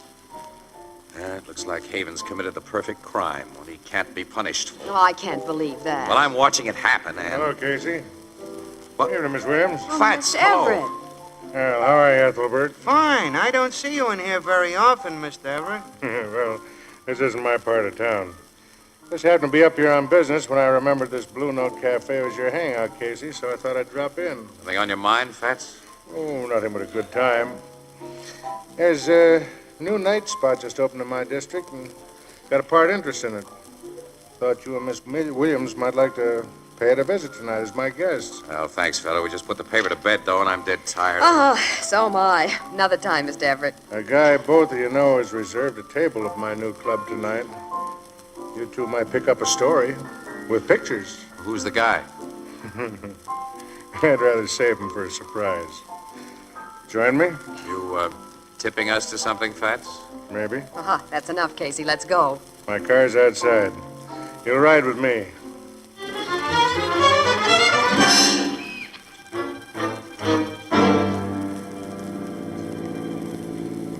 There's my new nightclub, Miss Williams. We'll park here. Hey, wait a minute. Your joint's almost directly across the street from the 3rd Street Settlement House, Fats. Yeah, Mrs. Havens' place. Yeah. She did a lot of good in this neighborhood. Now, come on, let's get out of this bust. Huh? Wait a second now. Till I light a fresh cigar. Oh, sure. What time you got, Casey? 12:30. 12:29, to be exact. Mm-hmm. That checks with my watch, so we both must be right. Just the shank of the evening. Let's go. Got your camera, Casey? Yeah, sure, I got it. I think you two will get a kick out of my new club. We're drawing some of the most important people in town, Casey. Yeah, well, look, suppose you break down now and tell us who the guy is you spoke of. Guy? Yeah, the one we know is reserved a table. Might be good for a story. Oh. It's the mayor. The mayor? Oh. We're joining his party. You know his honor, Miss Williams. He's always good for a story. And it won't hurt your new club if we run something about him being there. That's right. We can use some free publicity. Ann! Huh? Milt Havens just came out of that club. Hey, the car across the street is firing at Havens. Oh, it's getting away. I'm getting a picture of this. Fats, what's the... I'm sorry I bumped your arm, Casey. I would have gotten a picture of that murder car, Fats, if you hadn't The bumped my car's arm. gone now. It's around the corner. Never mind the car. Let's have a look at Havens. Hurry. He's dead, Casey. The bullet's almost cut him in two. Here's the picture you really wanted, Casey. The dead body of a rat. I'll take it, Fats. Huh. And you brought me down here to take pictures of the mayor.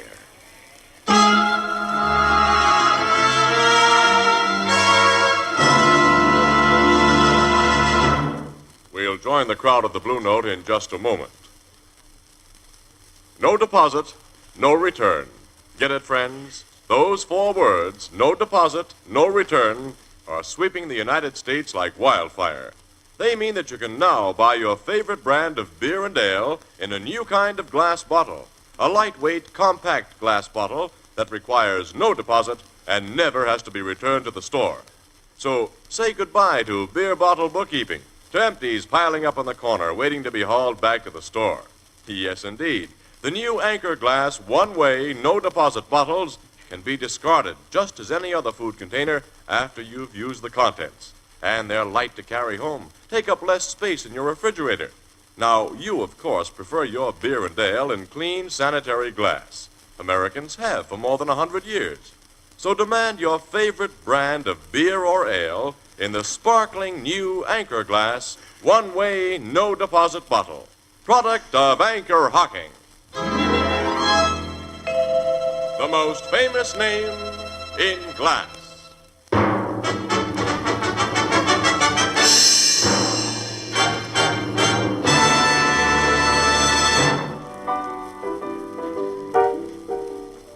You think Fats Everett arranged for Haven's execution, Casey? I don't know, Ethelbert. I don't know. It's possible that he'd fix things so Havens would be called out of that joint on some pretext at 12:30 exactly. Fats gorillas were in that car waiting for him. Well, we can't prove that, Casey. No, Annie, there's no evidence. We can't prove it. I've told the cops everything I know, but Fats covered every angle just like Havens did. He didn't even lie to us about the mayor. His honor was in that club. Fats Everett thought Mrs. Havens was a fine woman. Yeah, but even so, Fats was entirely wrong if he took the law into his own hands.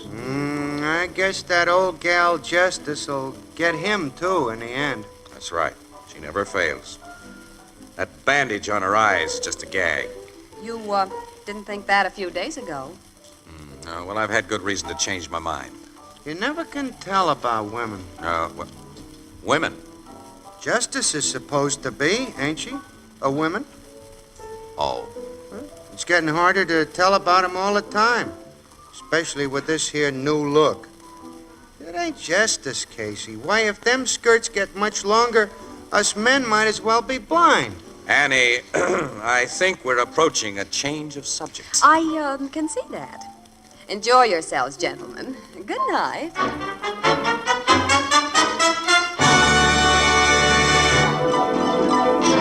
Crime Photographer, starring Stotts Cotsworth as Casey, is written by Alonzo Dean Cole. It is brought to you each Thursday by the Anchor Hocking Glass Corporation, makers of Fire King Oven Glass. Anchor glass containers, Anchor caps and closures. All products of Anchor Hocking, the most famous name in glass.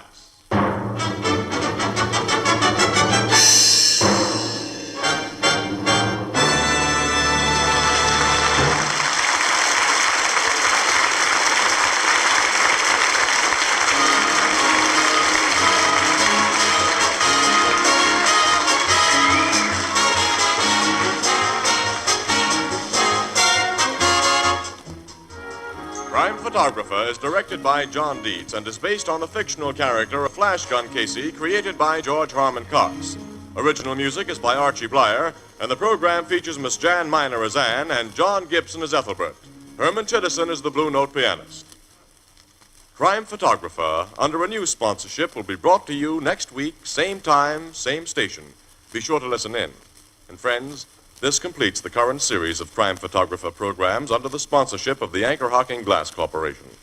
Our thanks to you listeners for your local support and to all those who've had a part in making these programs so interesting and exciting.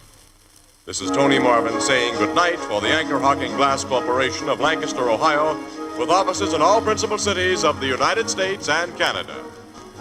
This is CBS Columbia Broadcasting System.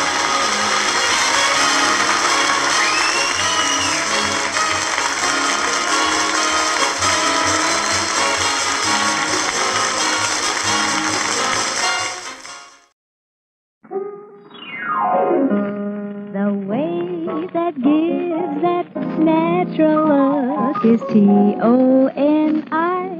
Tony. Tony. Tony Home Permanent, the wave that gives that natural look, brings you Crime Photographer.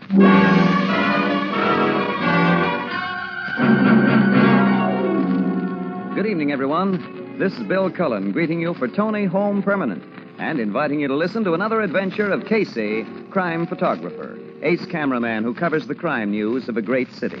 Written by Alonzo Dean Cole, our adventure for tonight, Holiday.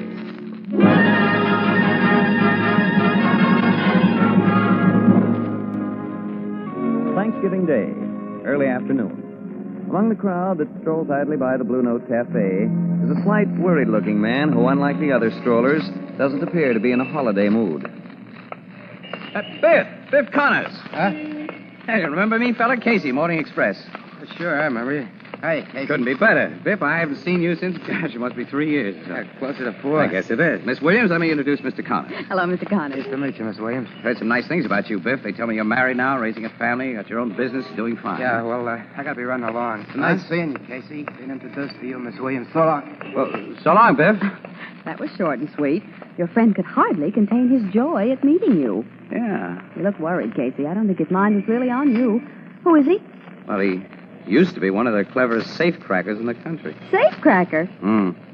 He knew more about safes than the people that make them.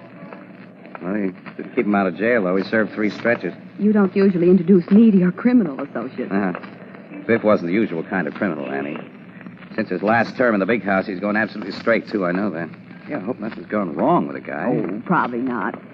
Ah, here's the Blue Note. Let me push open the door for you. You?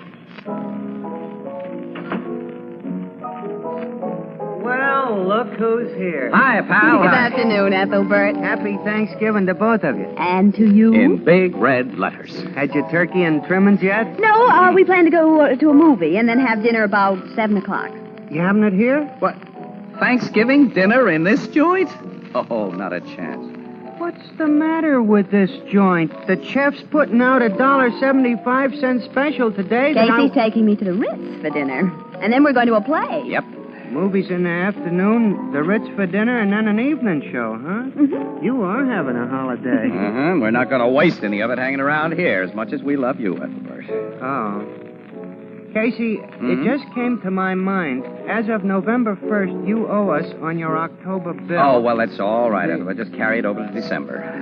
I'm going to need all the dough I've got on me today, I think. Yeah, and you'll need all you got on you in December. I don't like to dun a pal, Casey, but I know you... Huh? Oh, hello, Biff. Mr. Excuse Connors. me for butting in like this, Miss Williams, but Casey, after I left you outside, I got to thinking... Well, we're glad to see you again, fella. How about having... No, thanks. I hope you'll excuse me, Miss Williams. Casey, if I ain't asking too much, well, will you step outside with me while... So I can talk to you alone? Well, I'd appreciate it, Casey, lots. Sure, go ahead, Casey. I'll wait for you here.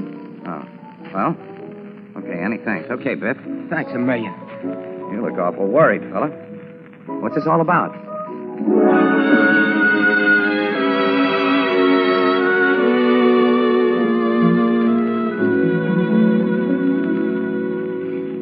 Are you a busy professional woman, a teacher, a nurse, perhaps a business career girl? Well, Tony Home Permanent is a blessing for busy women like you. It takes so little time to give yourself the most natural-looking wave you've ever had with Tony. You don't have to spend half a day away from home. You don't have to sit under a hot dryer. While your Tony wave is taking, you can listen to the radio, read, do anything you like. This weekend, get the Tony Kit, complete with plastic curlers for just $2. Follow the simple directions and see how convenient it is to give yourself the loveliest wave you've ever had with Tony Home Permanent. The wave that gives that natural look. Toni, Tony.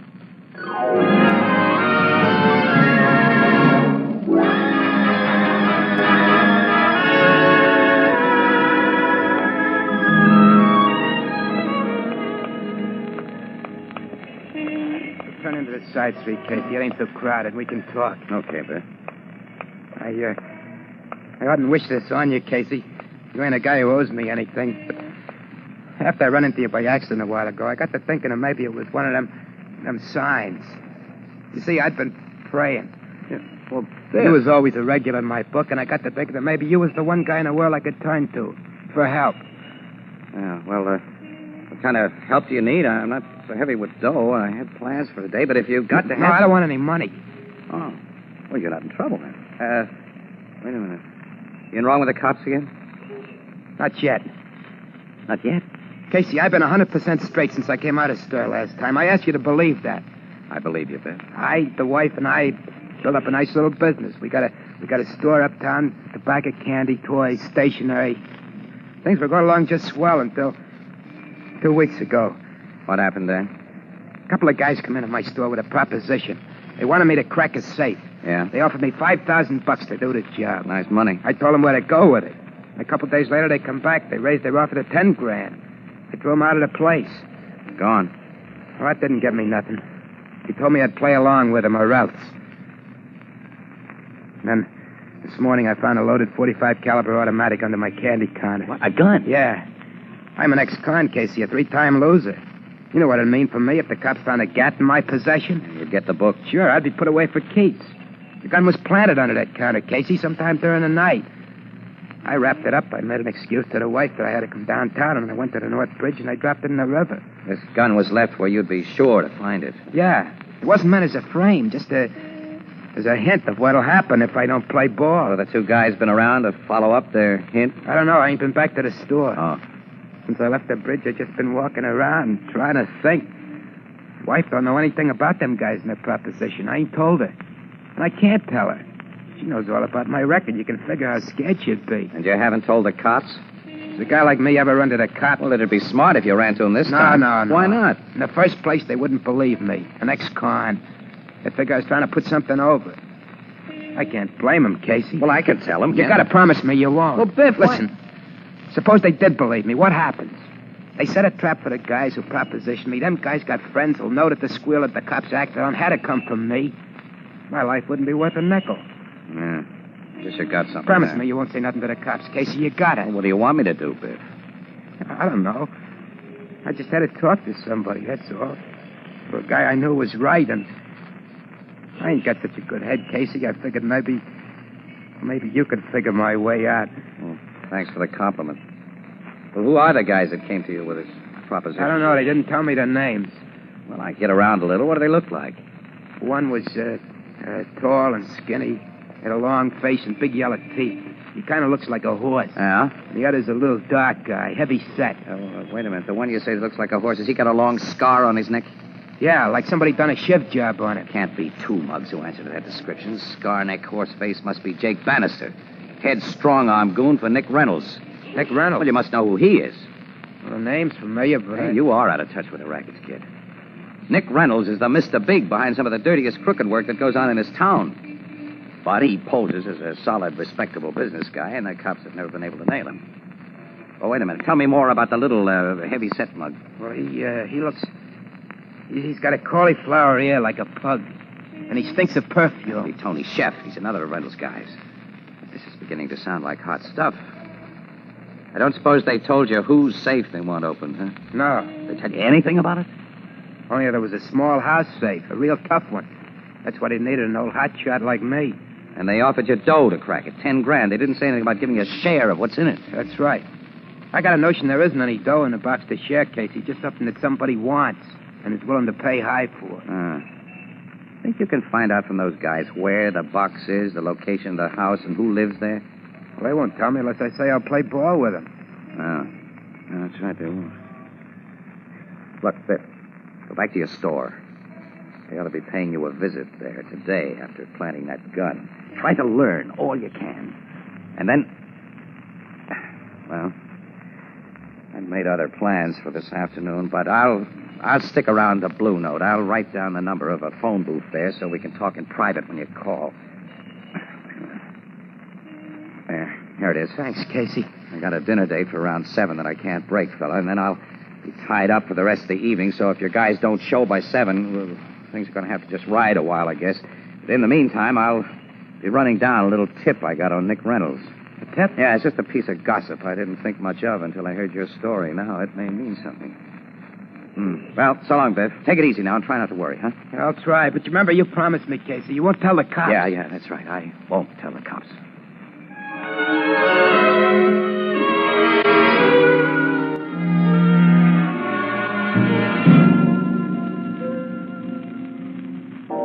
And because your ex-convict friend is so worried, Casey, you leave me sitting here in the Blue Note for most of the afternoon. Well, I phoned you. I'd be a little delayed, Yeah, Annie. a little delayed. Look at the time. It's nearly 5 o'clock.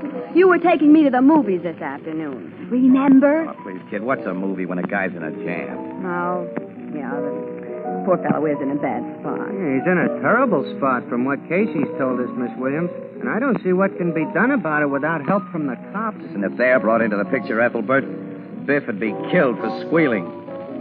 Nick Reynolds is behind this thing, and he plays rough. Casey, you said you'd been following up a tip on Reynolds? Yeah. You know Monty Summers, Annie?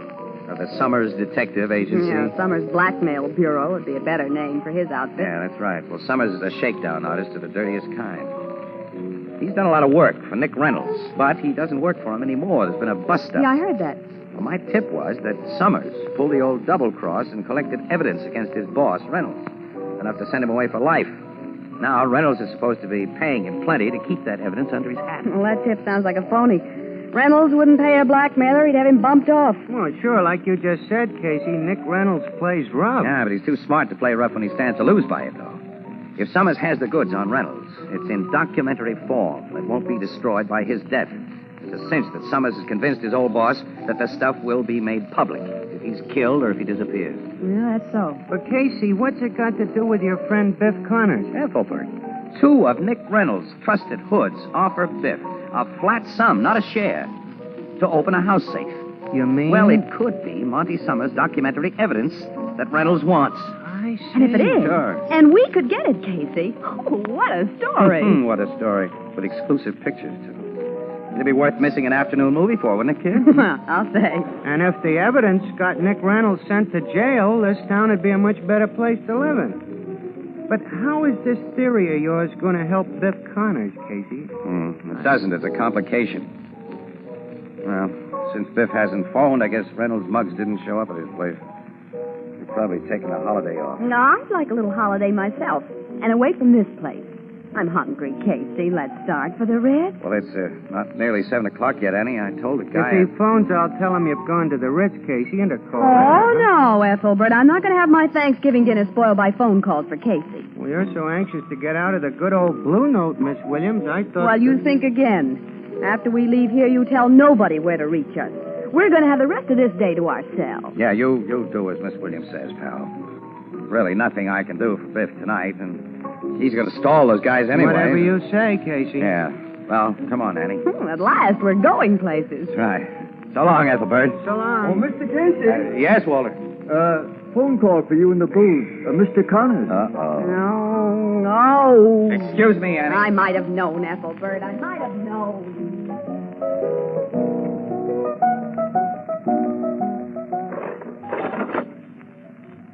Hello, Casey speaking. This is Biff Connors. Anything happen? Plenty. Them guys were here, and I couldn't stall them like you told me, Casey. Couldn't stall them. No, they said they'd get my wife and kid if I didn't fall in line. They weren't bluffing. I gotta do their job tonight at 12, or else. 12 tonight? Yeah, I promised them I will, and I have to. There's no way you or anybody else can help me now, pal.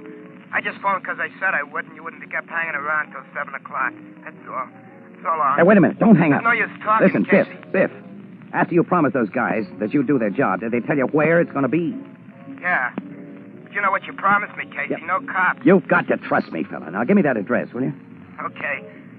It's on Riker Avenue, number 390. 390 Riker. That's right. Those two guys will go there with you at 12 tonight? Yeah, and they'll be watching me every minute, Casey, with guns in their mitts. Well, listen. Stay in your store. I'll get in touch with you there by 10:30. You got some plan, Casey? You think there's a chance? There's a swell chance, Biff. There's every chance. Now, stop worrying, kid. You'll hear from me in a couple of hours. Hold on. I got faith in you, Casey. So long.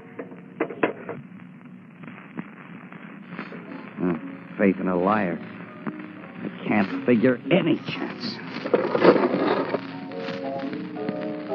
Annie. Yeah, I know. Don't tell me. We're not heading for the Ritz and turkey dinner. No. We're going out to look over Monty Summers' house right now. Oh, you mean Monty Summers, the blacksmith? I looked up his address this afternoon just in case. He lives at 390 Riker Avenue. Come on, Annie, let's go. Yeah, so long, Ethelbert. So long. No Thanksgiving dinner for you two.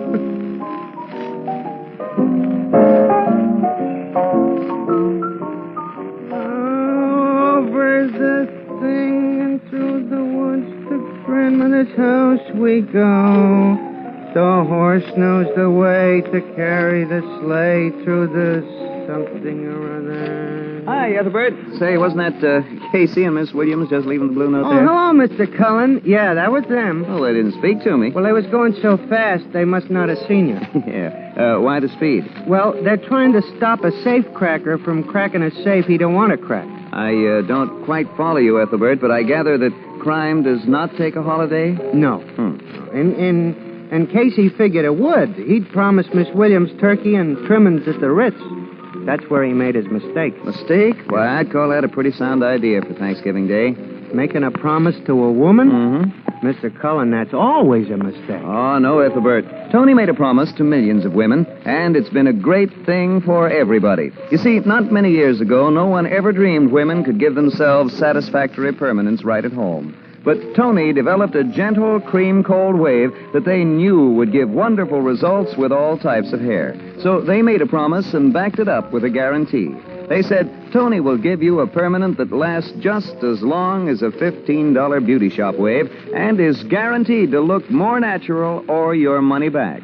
And women were interested. They tried Tony, and the promise came true. They found they can give themselves waves and curls with Tony that are so soft and shiny they look like naturally curly hair. So they told their friends, and what's happened? Are you asking me, or is that a Rita Oracle question? I guess everybody knows the answer, Ethelbert. Now, more than 1 million women each month use Tony Home Permanent. More than 1 million? Mm-hmm. That's a lot of women. Yes, each month another 1 million women give themselves lovely Tony waves.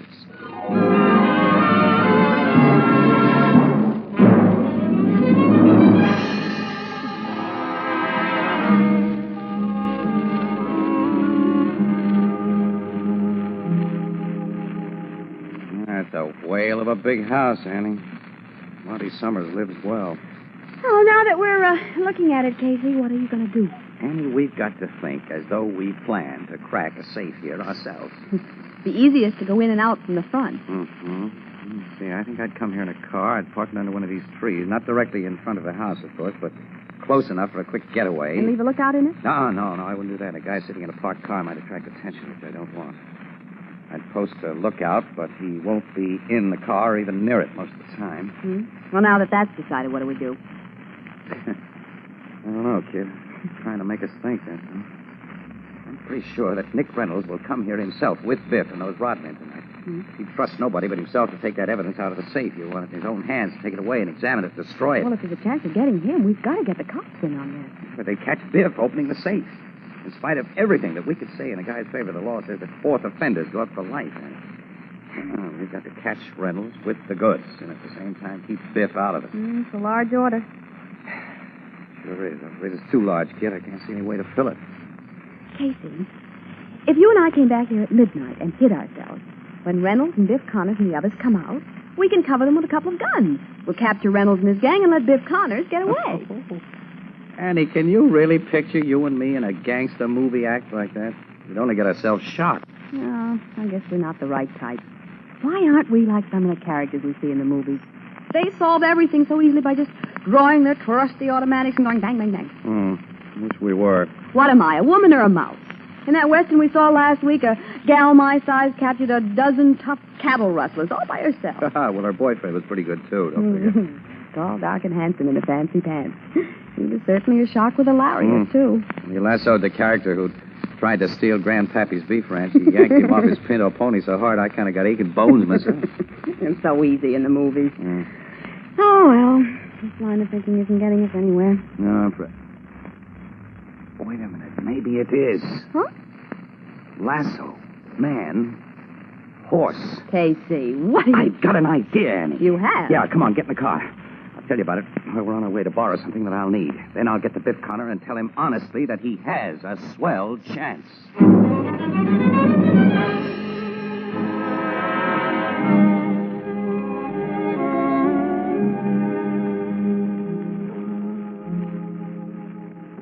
I really got a chance, Casey? Bet you have every chance. Tell me. No, not yet. You tell me about the setup for tonight, as you got it from Reynolds' Rodman. Well, I'm to meet him a couple of blocks from here, see, at 11 o'clock, like I told you. That's right. They'll be in a black sedan. They'll have the tools I'll need for the safe job. Then we drive right out to the Riker Avenue house. They say the guy who owns the joint won't be there. That's why the job's got to be done tonight. There's only a servant in the house, and he's been fixed. Well, they don't look for any trouble then, huh? No, they claim it'll be a search. They're due for a surprise. You're the only one who's not headed for trouble. Casey, tell me what... No. The less you know about this whole thing, the better for you. But I want you to be sure to do 3 things, Biff. Yeah? First, after you open the safe, don't let any of the guys with you destroy anything they take out of it. Act scared. Insist on getting out of the house right away. Okay. All right, now, second, when you reach the getaway car, get into the back seat. Back seat? Yeah. Third, take a grip on the front seat and brace yourself. Brace yourself with all the muscle that you've got.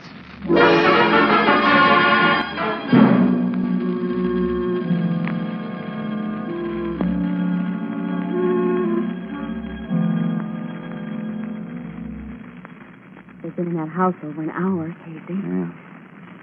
Monty Summers' safe must be really tough. Reynolds had to get an expert like Biff for this job. You're sure it was Nick Reynolds that we saw go into the house? Yes, dead sure. He went in with Biff and Horseface. Yeah. And Reynolds' presence here, Annie, means that we guessed right about his deep personal interest in that safe. Casey, that explosion. Yes, that's from inside the house. It means Biff has had to blow the safe. Well, then it's open now, and they'll soon be coming out. That's right. You're certain the lookout didn't see what you did a while ago. No, of course he didn't. He was at the end of the block across the street when I was working in the dark. Oh, well, I hope the work you did works. Let's trust old cowboy Casey. And quiet. Keep back any shadows. They're coming from the house now. And fast. Reynolds is carrying a briefcase. I see it. The lookout set himself in the car. He's going to drive. Started the motor. As soon as the others get in, I'll help him make a good, fast getaway. Well, if he doesn't start that car fast... Leave that to me. The others are in the car now. Reynolds is taking the front seat beside the driver. That's perfect. Now they're all in. It's time for me to impersonate a cop. Here goes. Hey, you fellas in that car! You made the driver step on the gas, Casey. And hard. It won't be long now. That did it! It worked, Casey. The scheme worked. Couldn't fail. Come on, we got to get Biff out of there. Yeah. Hope he braced himself good. Yeah, well, if he didn't... Oh, look, a man's crawling from under the car. Biff. Okay, fella, it's me. What happened to the car? There's nothing in front of us. There's nothing there now. Suddenly the thing stopped like we hit a stone wall. I see your 3 playmates went half through the windshield. Yeah, they're out cold. Casey, what? Never mind. You haven't got time to ask any questions now. Around that corner, you'll find a black Ford coupe. Here's the key. Get in, drive home quick as you can. And if anybody ever asks you, say you've never been near Riker Avenue. Come on, Biff, get going quick. Okay, pal, whatever you say. But I'd sure like to know what happened to that car. See what the sleeping Mr. Reynolds has in his briefcase. Yeah, I want to see. A lot of letters, canceled checks, photographs. All incriminating, I imagine. Now, Annie, we'll call the cops. And then, Casey, you think a gal may safely hope for a bite of dinner?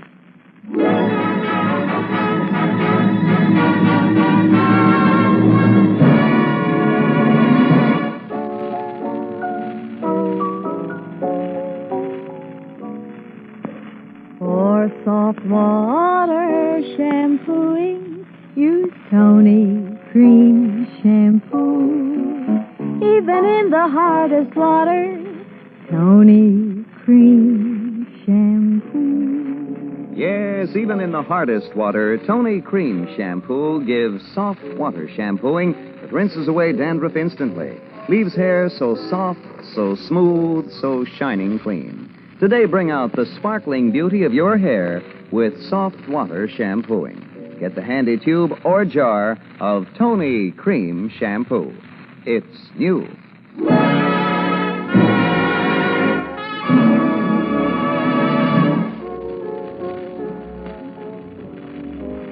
I'm terribly sorry we can't get you and Casey nothing better out of the kitchen than this cold turkey, Miss Williams. But, of course, the cook's left hours ago. And, Oh, I just love cold turkey, Ethelbert. And at this hour of the morning. It's so much nicer than the dinner I expected to have at the Ritz. Yeah, well, I'm awful sorry, Annie. I certainly gummed up your day, didn't I? Don't you ever know when I'm kidding, Casey? I've had a swell day. A real day for Thanksgiving, because we accomplished something worthwhile. Your pal, Eddie.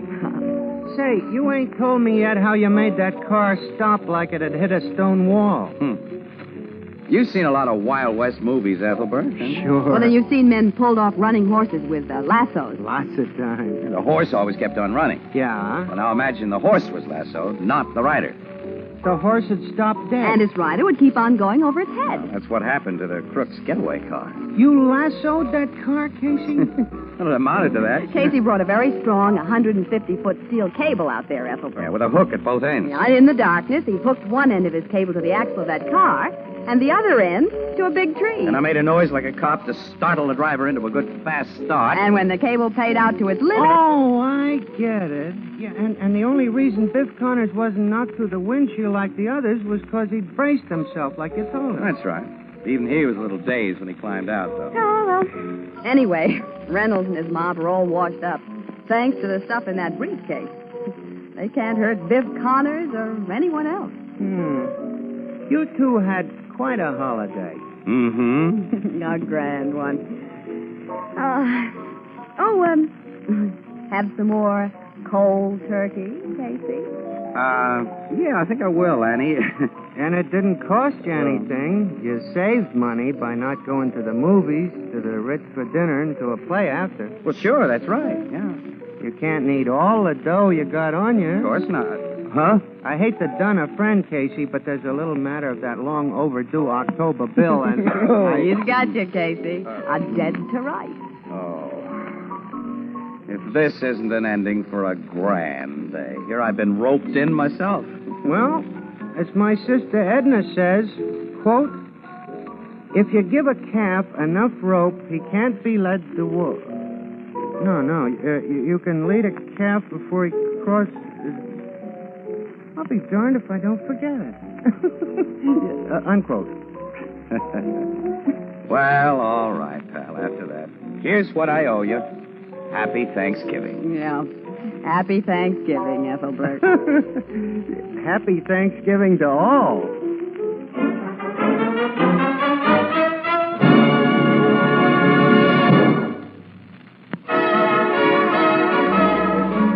Crime Photographer, starring Stotts Cotsworth as Casey, is directed by John Dietz. It's written by Alonzo Dean Cole and is based on the fictional character of Flash Gun Casey, created by George Harmon Coxe. Original music by Archie Blyer, and the program features Miss Jan Miner as Anne and John Gibson as Ethelbert. Herman Chittison as the Blue Note pianist. This is Bill Cullen asking you to listen again next week at this same time to another exciting adventure of Crime Photographer, and also inviting you to listen to This is Nora Drake, radio's thrilling serial romance, heard every Monday through Friday, 2:30 p.m. New York time, over most of these stations. Both of these programs brought to you each week by Tony Home Permanent, the wave that gives that natural look, and the new Tony Cream Shampoo for soft water shampooing, even in the hardest water. This is CBS, where 99 million people gather every week, the Columbia Broadcasting System.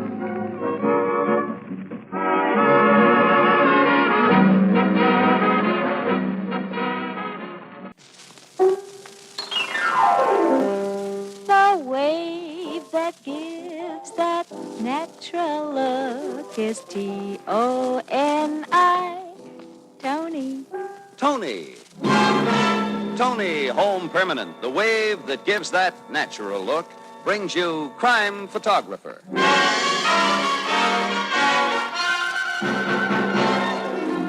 Good evening, everyone. This is Bill Cullen greeting you for Tony Home Permanent and inviting you to listen to another adventure of Casey, Crime Photographer, ace cameraman who covers the crime news of a great city. Our adventure for tonight, Scene of the Crime.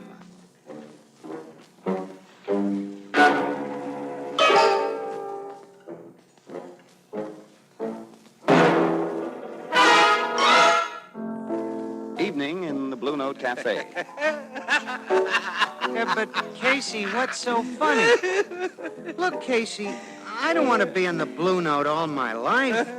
I'm only striving for self-improvement, like the ad said. I am dissatisfied with my present lot. Well, Bert, that's fine. I admire you. And I guess there are a lot of things that you can learn by correspondence course, but why did you pick on being a detective? Well, gee whiz, Casey. I want to be like you. You? Oh. Well, I'm flattered. Well, in that case, why don't you take a course in photography? Well, you see... Yeah? Well, Casey, I don't like to say this, Well, go but on now. Go on.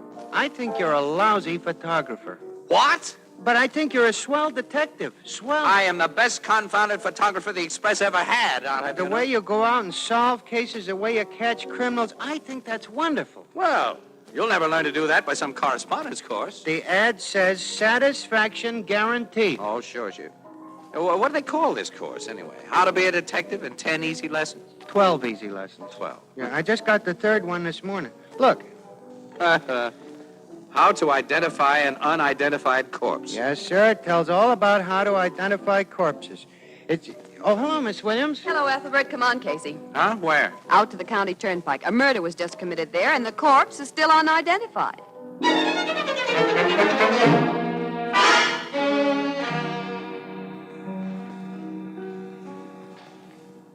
Are you a pin-up girl? Not the kind whose pictures the teenagers pin up on the wall, but one who puts her hair up in pin curls night after night? Well, you can save yourself all that trouble easily with Tony Home Permanent. Once you have a Tony, you're carefree, almost as if you had naturally curly hair. Come wind or rain or sleet, you don't have to worry, for your beautiful Tony wave is in to stay. Tony is the permanent that gives you this twin guarantee. Your Tony wave is guaranteed to last just as long as the most expensive wave you've ever had. And your Tony is guaranteed to look more natural or your money back. Tomorrow, get the Tony Kit, complete with plastic curlers for $2. And you'll discover why more than 2 million women each month find long-lasting, carefree loveliness with Tony Home Permanent. The wave that gives that natural look. Toni, Tony.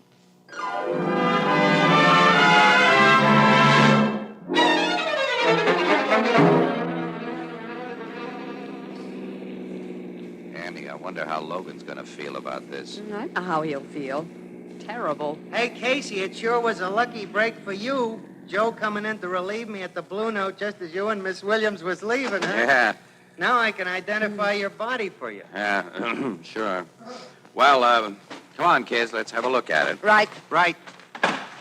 Hiya, Logan. What you got there? We got the report on the murder. Oh, hello, Casey, Miss Williams. A murder was committed, all right. A blow on the head. So far, we haven't identified the body.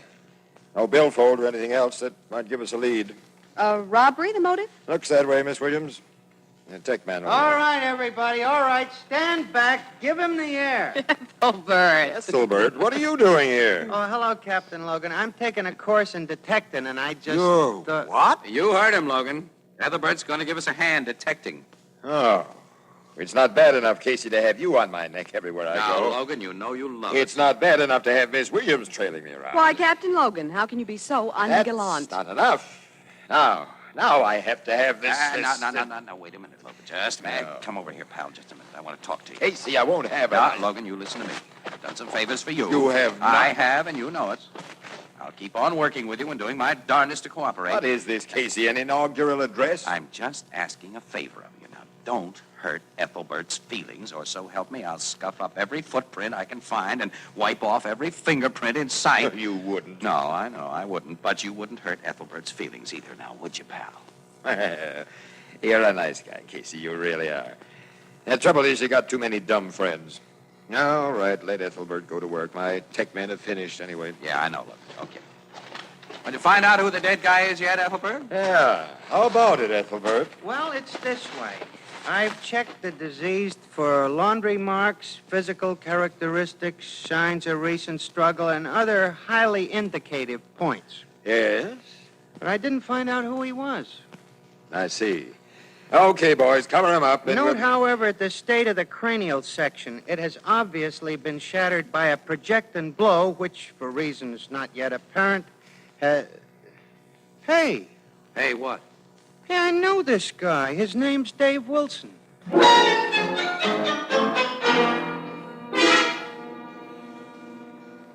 What's up, Logan? Boys here at headquarters have any information? Yeah, the dead man's name was Dave Wilson. But I already told you that 3 hours ago. Quiet, Ethelbert. That's official, Logan? His brother just identified him over at the morgue. Then it's official. I ought to know Dave Wilson when I see him. I'd better get in touch with Annie. Now, don't bother. She got the story by phone from Flanagan. I've known Dave Wilson for 5 years. Ethelbert, you can go now. But we're very grateful to you for identifying Wilson, but we're busy. Go home. Goodbye. But, Captain Logan, I gotta stay on the case. I've been studying up on how to be a detective, and I think sometimes you, employ archaic methods and proceed from false hypotheses. Casey, get rid of that guy. Get him out of here. You'll nothing. Oh. Ethelbert, if you want to sit here and listen, you'll have to be very quiet. All right, Casey. But I did tell him 3 hours ago it was Dave Wilson. What about Wilson's record, Logan? Yeah, he hasn't got one. Not a thing. Not even a parking ticket. No, Dave was Ethelbert? a very nice guy. Look, Logan, let's get down to brass tacks. What do we got to go on?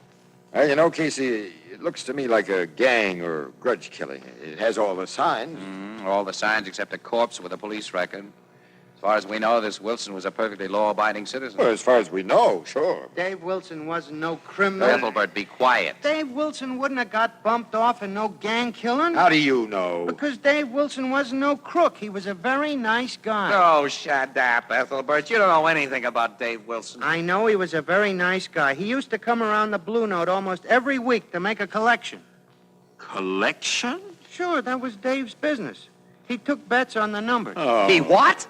Well, you know, you place a bet on the numbers. Holy jumping Jupiter. Why didn't you say so before? Huh? That's the answer. Gang killing, huh, Logan? Yeah, you bet. Who's the top dog in the numbers record now? Muggs Benson, and he's been trying to pressure all the little guys out of the business. Well, it looks like he pressured Dave Wilson out of it. And it looks like we've got him. We'll just pick up Muggs, and he'd better have a darn good alibi or else. Yeah, he's... say, Ethelbert, that's the second time today you've come up with the right answer. If you're not careful, you'll turn out to be a success.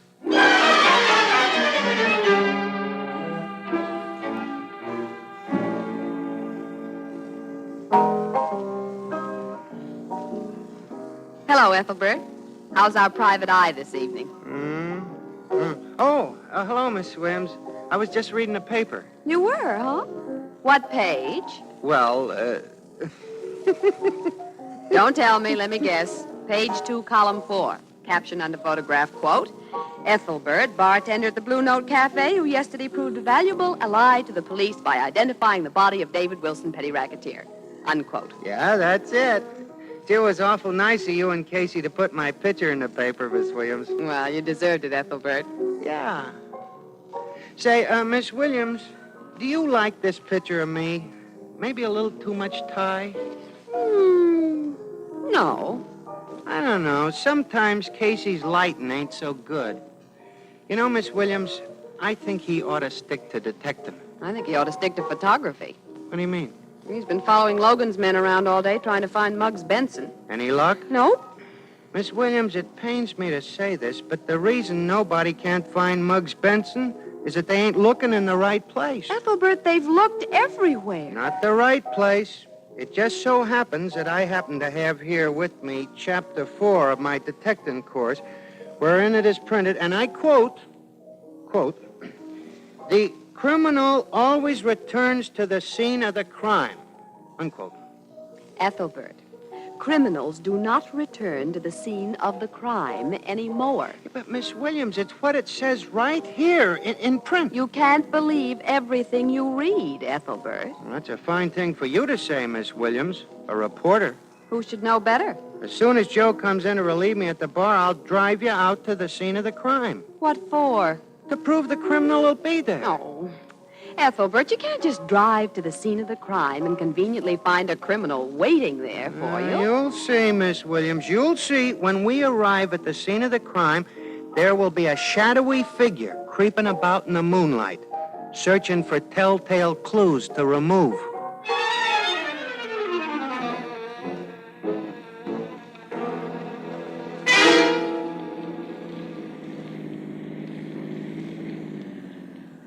Ethelbert, this is the most ridiculous. Honestly, if Casey ever finds out I came out here... Miss Williams. What? Look over there in the moonlight. Good heavens. A shadowy figure creeping about in the moonlight. What's he doing there? Searching for telltale clues to remove. You mean you think it's Muggs Benson? Why not? Like the lesson said, a criminal always returns to the scene of the crime. Did the lesson tell you what to do with the criminal when you found him? Well, in such cases, the approved solution is to detain the fugitive until such time as such help as can be obtained is obtained. I see. Well, do you think you could detain while I obtain? Huh? Do you think you can slug that man and sit on him while I go for help? Gee, I don't know. No, if only Casey were here. What would Casey do? He'd creep up behind Benson and slug him. Okay. Ethelbert, what are you going to do? Creep up behind Benson and slug him. Oh, Ethelbert, be careful, please. Remember, it's a murderer. I'll remember. Okay, you. I got him! I got him, Miss Williams, I got him. Wonderful, Ethelbert. Can you keep him there while I go and get help? Sure, he's out cold. And anyhow, I'm sitting on his head. Well, if he's unconscious, let's take a look at him. Okay. Gosh, won't Casey be proud of us, Miss Williams? You certainly will. Have you got a match? Yeah, sure. Here. Oh, fine. I can't wait to see Casey's face. Ethelbert! What is it, Miss Williams? Ethelbert, you said you couldn't wait to see Casey's face. Yeah, that's right. Well, then take a good look. This isn't Muggs Benson, Ethelbert. The man you just slugged is Casey. Huh?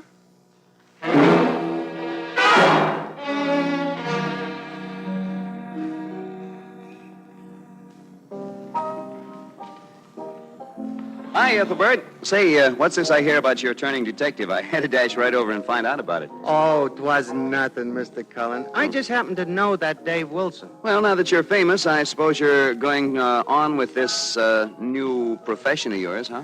Yeah, I guess it's going to be really easy for me to be a detective, especially when I get some more lessons. Yeah. But I'd like to go around with Casey all I can for practice, you know. Mm-hmm. And, of course, I like helping him out. I'll help you get some practice, Ethelbert. How about it? Swell, Mr. Cullen. All right, now I'll give you 3 clues, and by your superpower of deduction, see if you can tell me what I'm talking about, all right? 1, it's a home permanent that's used by more women than all other cold waves combined. Maybe 2, you mean... it's the wave that gives that natural look. Oh, that... 3, it's the home wave that's guaranteed to last as long as the most expensive beauty shop wave. Well, give me a Ethelbert, chance. I know right what you're going to say. Tony Home Permanent. You see, everybody knows that Tony gives a wave that's soft and easy to manage, natural looking from the very first moment. With Tony, you get waves so soft they look like naturally curly hair. With Tony, there's no frizzy stage. What's more, it's Tony that gives you this twin guarantee. Your Tony is guaranteed to last just as long as the most expensive wave you've ever had. And your Tony is guaranteed to look more natural or your money back. So get a Tony kit tomorrow. It costs just $1. With plastic curlers that can be used again and again, only $2. When you see how much lovelier you look and how long your Tony lasts, you'll know why each month more than 2 million women use Tony Home Permanent. More than 2 million? Mm-hmm. That's a lot of women. Yes, Ethelbert. Now, each month, another 2 million women give themselves lovely Tony waves.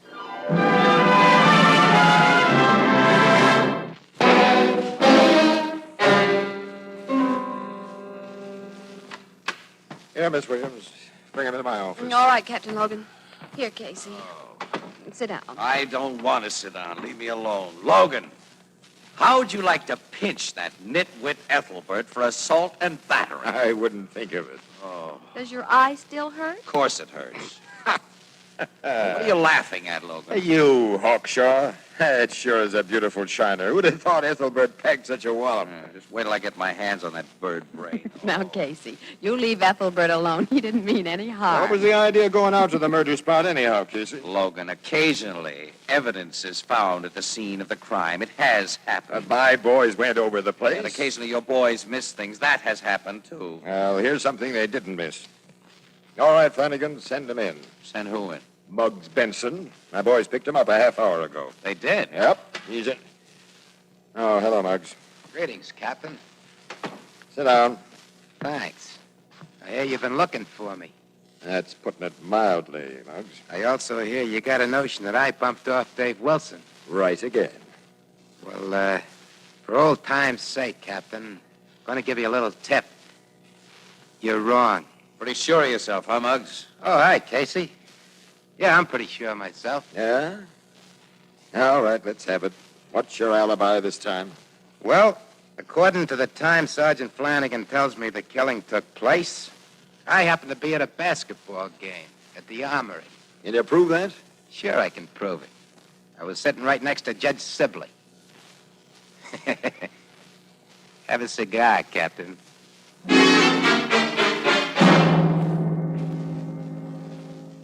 All right, Muggs. Judge Sibley corroborates your story. You can go now. Thanks, Captain. But don't go too far. Why should I? So long, all. Muggs didn't have a thing to do with this killing, Logan. Call me in the morning if you need any help. Call you? I happen to have a police department at my disposal. Doing great, too, isn't it? Call me in the morning. Oh, Ethelbert, what? Casey, when you opened that door, you got me right in the eye. That makes us even. What was your eye doing there, anyhow? I was looking through the keyhole at Muggs Benson. Casey, he ain't the criminal type. The criminal type has got broad, flat features, small eyes, jutting chin, Gee whiz, Captain Logan, you were a perfect criminal type. Yeah, what? Ethelbert, look, suppose you just go back to the Blue Note Cafe. Joe's and over stuff. there relieving me. I gotta stay on this case. Sorry, Ethelbert, but I'm afraid there isn't any case. A guy got killed, wasn't he? Yeah, we haven't got a case against anyone. Well, then we gotta make one. Justice has gotta triumph. Yeah, well, it doesn't have to triumph tonight. I'm going home. Oh, no, you're not. Burke wants a story and some pictures of the bereaved family. We've got to take a run over there. Swell, I'll go with you. Like it says in Lesson 2. Huh? Lesson 2. The answer to a perplexing problem is often to be found in the daily trivia of the personages involved therein. Come on, what are we waiting for?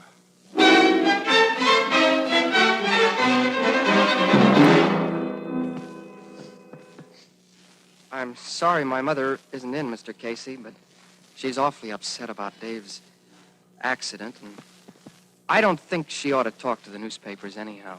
Oh, I see. Well, Mr. Wilson. Buddy. My name's Buddy Wilson. Yeah, well, Buddy, I'd like to get a few shots of the house and of you, and Miss Williams here would like a few facts. Well, gee, sure. I'll wait in the next room, Casey. Yeah, sure, Ethelbert. We won't be long. All right, now your name is Buddy Wilson, That's right. and the murdered man was your brother. Uh-huh. How about looking over here for a minute, Buddy? That's it. Hold it. Thank you. Your older brother, Buddy? Yes. Dave was 30, but I'm older than I look. Oh, how old? 21. You have no idea who might have killed your brother, Buddy. No, ma'am. I didn't know much about Dave at all, except that he gave Mom a lot of worry. I just tried to keep her from knowing too much about his kind of work. Well, okay, that does it for me. How about you, Annie? Yeah, I've got what I want. Ethelbert. You call me, Casey? Yeah, we're ready to go now. Just pack up these film holders. Just a minute. Mr. Wilson, would you turn around that way for a minute? Well, sure, but... Uh-huh. Now the other profile, please. Ethelbert, what the... Uh-huh. Okay, Casey, I'm ready to go.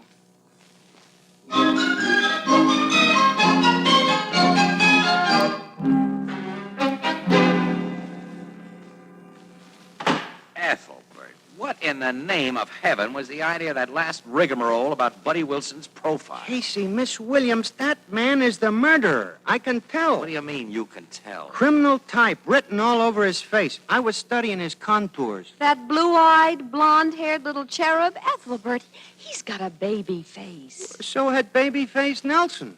That man is a killer, Miss Williams, and I got the proof of it on this box. Ethelbert, where'd you get that cigarette box? From Buddy Wilson's house. I swiped Are you crazy? You could be arrested for stealing that. Casey, don't touch. I'm going to take it back as soon as I look for fingerprints. Oh, well, what good are fingerprints? We don't have any of the murderer to compare these with. This box is going to be lousy with Buddy Wilson's fingerprints. Well, of course it is. It's his cigarette box. Why wouldn't it have his prints on it? Casey, you're just belittling on account of you didn't think of it yourself. Oh, Ethelbert. All right. But if I was you, I'd investigate Buddy Wilson right away. Well, I'm certainly not going to. All right. Let a criminal escape. Ignore justice. I'm not ignoring justice. Might as well just open the jail doors. Might as well give everybody a gun. That has nothing to do with it. Can't even take the trouble to investigate a vicious criminal. You can't even... All right. Now, all right. I'll investigate Buddy Wilson. But for one reason only, understand? What's that? To keep you quiet.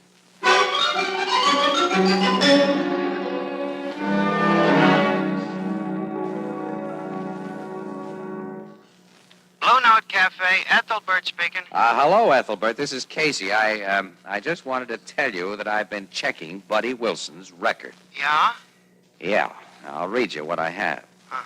Buddy Wilson. Criminal offenses? None. Arrests? None. Occupation? Salesman. General remarks? Graduated high school with honors. Class valedictorian. Sings in church choir. Sole support of aging widowed mother. Well, how's that for a record, Ethelbert? It's fine, Casey, just fine. We all make mistakes sometimes, Ethelbert. Yeah, sure. So you'd better return that cigarette box you swiped from Wilson. Yeah, sure. Did you find any fingerprints on it? Yeah, sure. Whose? Mine.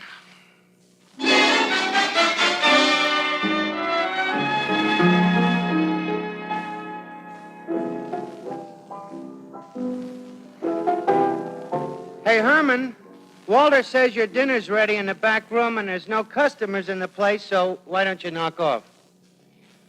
Now, let's see, where was I? The study of ballistics is extremely complicated. Excuse me. This particular phase of detection is...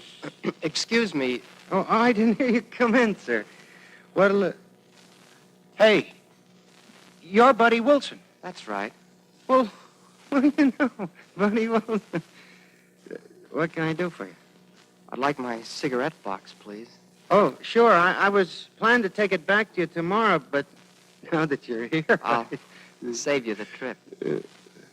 May I have it, please? Well, sure. I got it right here. Your cigarettes are all still in it. I couldn't get the box open. It's a trick Chinese box. You have to know the right combination to get it open. Yeah, I guess you have to know just where to press. It's a pretty box. Here you are. Oh, I'm sorry. I dropped it. I didn't break. Money. You awkward fool. There was money in it. That's right. $10,000. I didn't know that. Honest, I wasn't trying to swipe no money. I only took the box because I figured you was the man who murdered your brother. I was. That's how I got the $10,000. Yeah, I figured there might have been some reason why you might have done it. I'm studying up on how to be a detective, and Oh, my God. Oh, my gosh, you killed him. You're the killer. When I came here for my box, I figured you to be stupid enough not to open it, so I had some hope of recovering some money I desperately need. But now, come with me. Why? I'll have to kill you, too.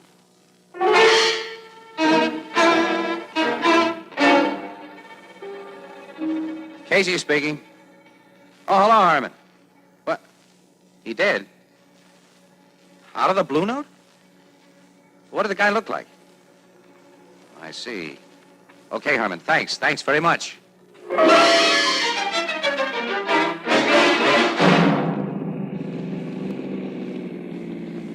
Look, Logan, I don't know who he was. I don't know at all, but Herman said Herman, the piano player at the Blue Note, he said he'd never seen the guy before, but the description sounded like Buddy Wilson. And Herman said it looked as though he forced Ethelbert to leave at the point of a gun. Well, I still don't see why we're driving out here. Because if Buddy Wilson is the one who picked up Ethelbert, it's my guess that he took him to the same spot he took his brother for the same purpose. Well, the murder spot's right around this bend. All right. Pull up beside the road now and be quiet. Get your gun ready. What for? Just get your gun ready. I don't see anybody. No. Let's move up this way.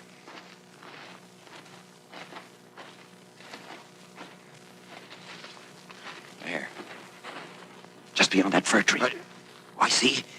Yeah, that's Buddy Wilson, all right. He's got a gun on Ethelbert. Logan, don't miss. Hurry, but don't miss.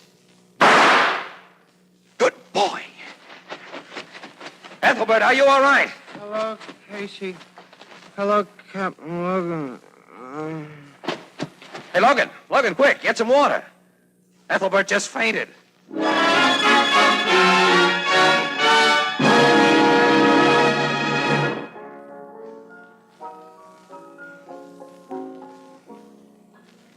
For soft water shampooing, use Tony Cream Shampoo.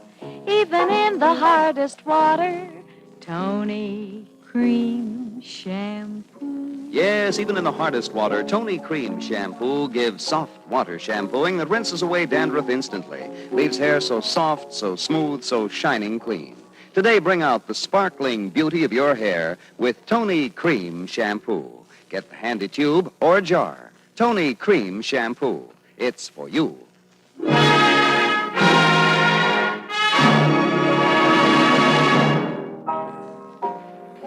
Gee, Ethelbert, you're wonderful. I am? You really are, Ethelbert, yeah. Well, gee, I don't know. I had to get my life saved. Oh, no. You saved your own life. I did? Certainly. You taught me that a criminal always returns to the scene of the crime, and that's what saved you. Hey, that's right. Say, tell me, Ethelbert, why did Buddy kill his brother? One of the two most commonest motives there is. Money. The money that was in the cigarette box? You deduced correctly. Buddy had to hide that money fast the night we went to interview him, and the first place he seen turned out to be said cigarette box, which I swiped. Remarkable, Ethelbert, remarkable. But, Casey, you'll have to get along without me. Why? Why, Ethelbert? What do you mean? I've decided to drop my detective course in favor of something more refined. Refined? What? They're going to give me credit toward my diploma for those detecting lessons I took, so I switched over to how to identify well-known wildflowers. Here's lesson 1 right here.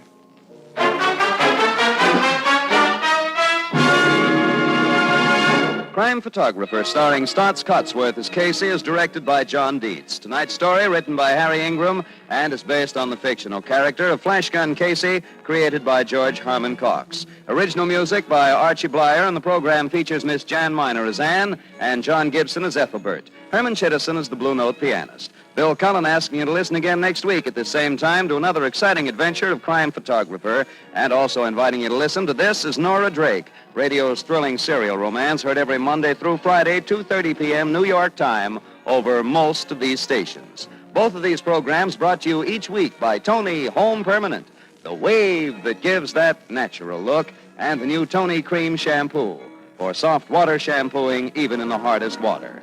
And now stay tuned for the Hallmark Playhouse featuring Meredith Wilson in And There I Stood With My Piccolo, which follows immediately over most of these CBS stations. This is CBS, the Columbia Broadcasting System.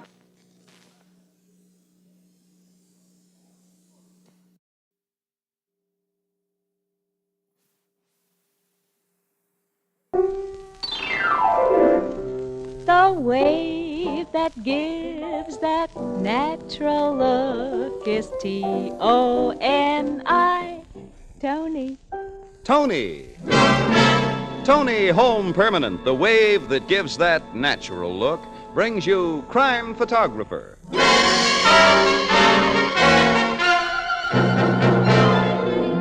Good evening, everyone. This is Bill Cullen greeting you for Tony Home Permanent. and inviting you to listen to another adventure of Casey, crime photographer, ace cameraman who covers the crime news of a great city. Written by Alonzo Dean Cole, our adventure for tonight, The Wolverine.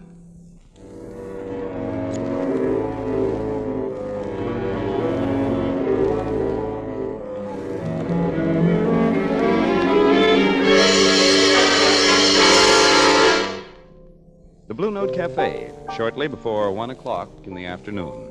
Well, I was wondering when you two would show up. Hi, Ethelbert. Hi. Hello, Ethelbert. Just coming in from an assignment? Yeah, not a pretty one either. Say, what kind of assignment were you on? Read about it in the noon edition, pal. I was just looking over the noon edition. Casey, were you covering the murder of them 3 gangsters, Bobo Gussick and his 2 pals? That's been our job. The paper said the cops learned their bodies could be found in that beach house through an anonymous phone call. That's right. You read my story, all right. What wasn't in your story, Miss Williams? The real lowdown, Well, strictly off the record, Ethelbert. Yeah? Joe Schuster's being very severely questioned about the triple murder. I've heard a rumor that Schuster was gunning for Bobo Gussick. How about clues at the scene of the crime? No leads were found except, well, it was a funny little thing. Most peculiar. What? Well, a crude drawing was found clutched in Bobo Gussick's hand. An amateurish pen and ink sketch of, well, it looked like a cross between a weasel and a bear. Oh, there ain't no such animal. I never heard of such a combination. Well, anyway. if the sketch is a lead, it's a very obscure one. Yeah. Oh, excuse me. Blue Note Cafe, Ethelbert speaking. Well, let's go to a table and get some food under our belts, Annie, shall we? Come on. Just a minute. Don't go away, Casey. It's for you. Who is it? Your city desk, Mr. Burke. Oh, wouldn't you know, nuts. Let's see what he wants. Hello, Burke. Well, listen, we were just going to have something to eat. Can't we even... Huh? Huh. Yeah. Well, okay, we'll be right over. What is it, Casey? Annie, Burke's just received a screwball letter to the editor that might turn into hot copy. The guy who wrote it says that he killed Bobo and his 2 pals, and he promises to knock off another couple of gangsters today.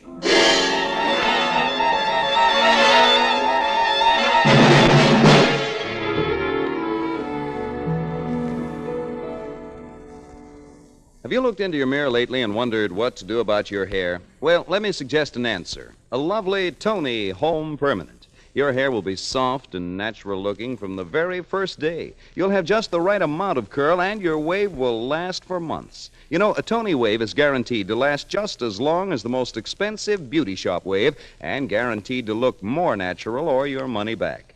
No wonder each month another 2 million women have beautiful Tony waves. A Tony costs just $1, with plastic curlers $2. Get a Tony kit tomorrow and give yourself the loveliest, longest-lasting wave you've ever had. A Tony Home Permanent. The wave that gives that natural look. Tony. Tony.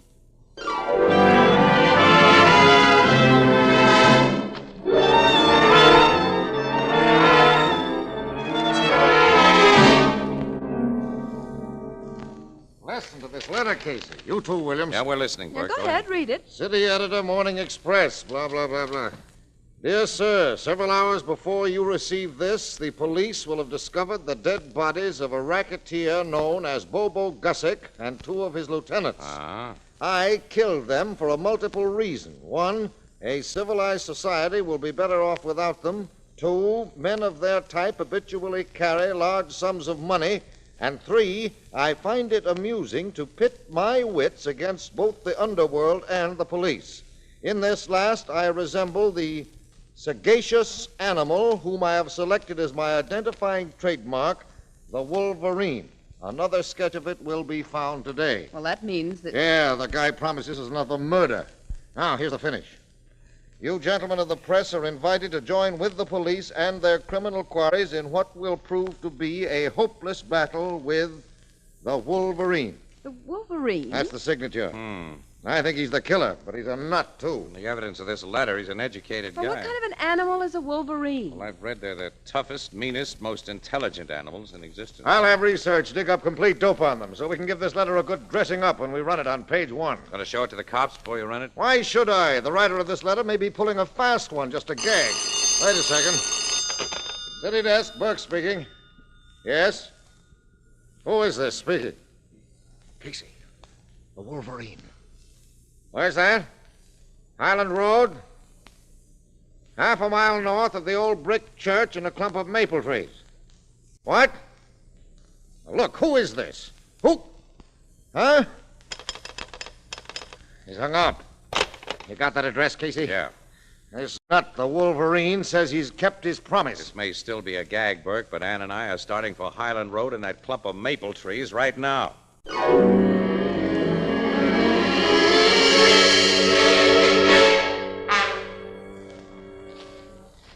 Find anything yet, Annie? Not a thing. The shade of those big maples is so dense, Casey. It's almost like night in here. Holy... You found something? Plenty. Come here. Practically stumbled over this guy's body. Body? Look at the holes in his chest. Apparently the Wolverine isn't just a gag. Casey, look. What? Over there. That foot. I see it. It's another dead guy. He was mostly hidden behind that tree trunk. Uh-huh. Annie, we knew this guy. I can't look at his face. It's Ed Mason. The numbers operator? Yeah, a racketeer like Bobo. The other stiff used to be his chief muscle man, Herb Frankel. Well, come on, Annie. I'll get my camera from the car and shoot pictures of this while you find a phone, call Burke and the cops. Casey? What? Something's moving over there. Coming this way. Yes, I hear it. I can see now. It's a man. Yeah. Maybe he's the Wolverine. He's not gunning for newspaper stiffs. Who's that there? Hello, Casey. I thought I recognized your car parked out there. Foster.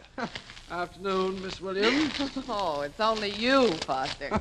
And who did you think I was? The Wolverine? What do you know about the Wolverine? I work for a newspaper, too, you know. Not a high-circulation bourgeois paper like your Morning Express, but our exclusive little daily Standard-Bearer gets letters to the editor, and since we meet in this place, I assume we were brought here by the same reason. You got a letter? Followed by a phone call from the ambitious gentleman who calls himself the Wolverine. Burke isn't going to run this story as an exclusive, Annie. You two find anything among these trees? Well, if we told you no, you'd look around for yourself, so look there. Thanks, old chap. These gentlemen seem to be deceased. Yeah, that's putting it mildly. Now, this Wolverine is assuming the proportions of an interesting character. Oh, by the way, do you know what a Wolverine really is? Yes. Really? You surprise me. Why? And journalists employed by the Standard-Bearer are required to have a general knowledge of almost everything. They're all college graduates, you know. But you Morning Express Yeah, all we've got to know is news values. You recognize either of these dead guys, Foster? No, can't say I do. Really? You surprise me. Do you know who they are? Mm-hmm. And you can read all about them in the Morning Express. Okay, Annie, start looking for a phone. Give Burke our story. Oh, by the way, Foster, why didn't your classy Standard-Bearer send a photographer with you? Because we of the Standard-Bearer have multiple talents, Casey. I have a camera in my car, and after taking suitable photographs, I shall make some effective and exclusive pencil sketches of this gruesome scene.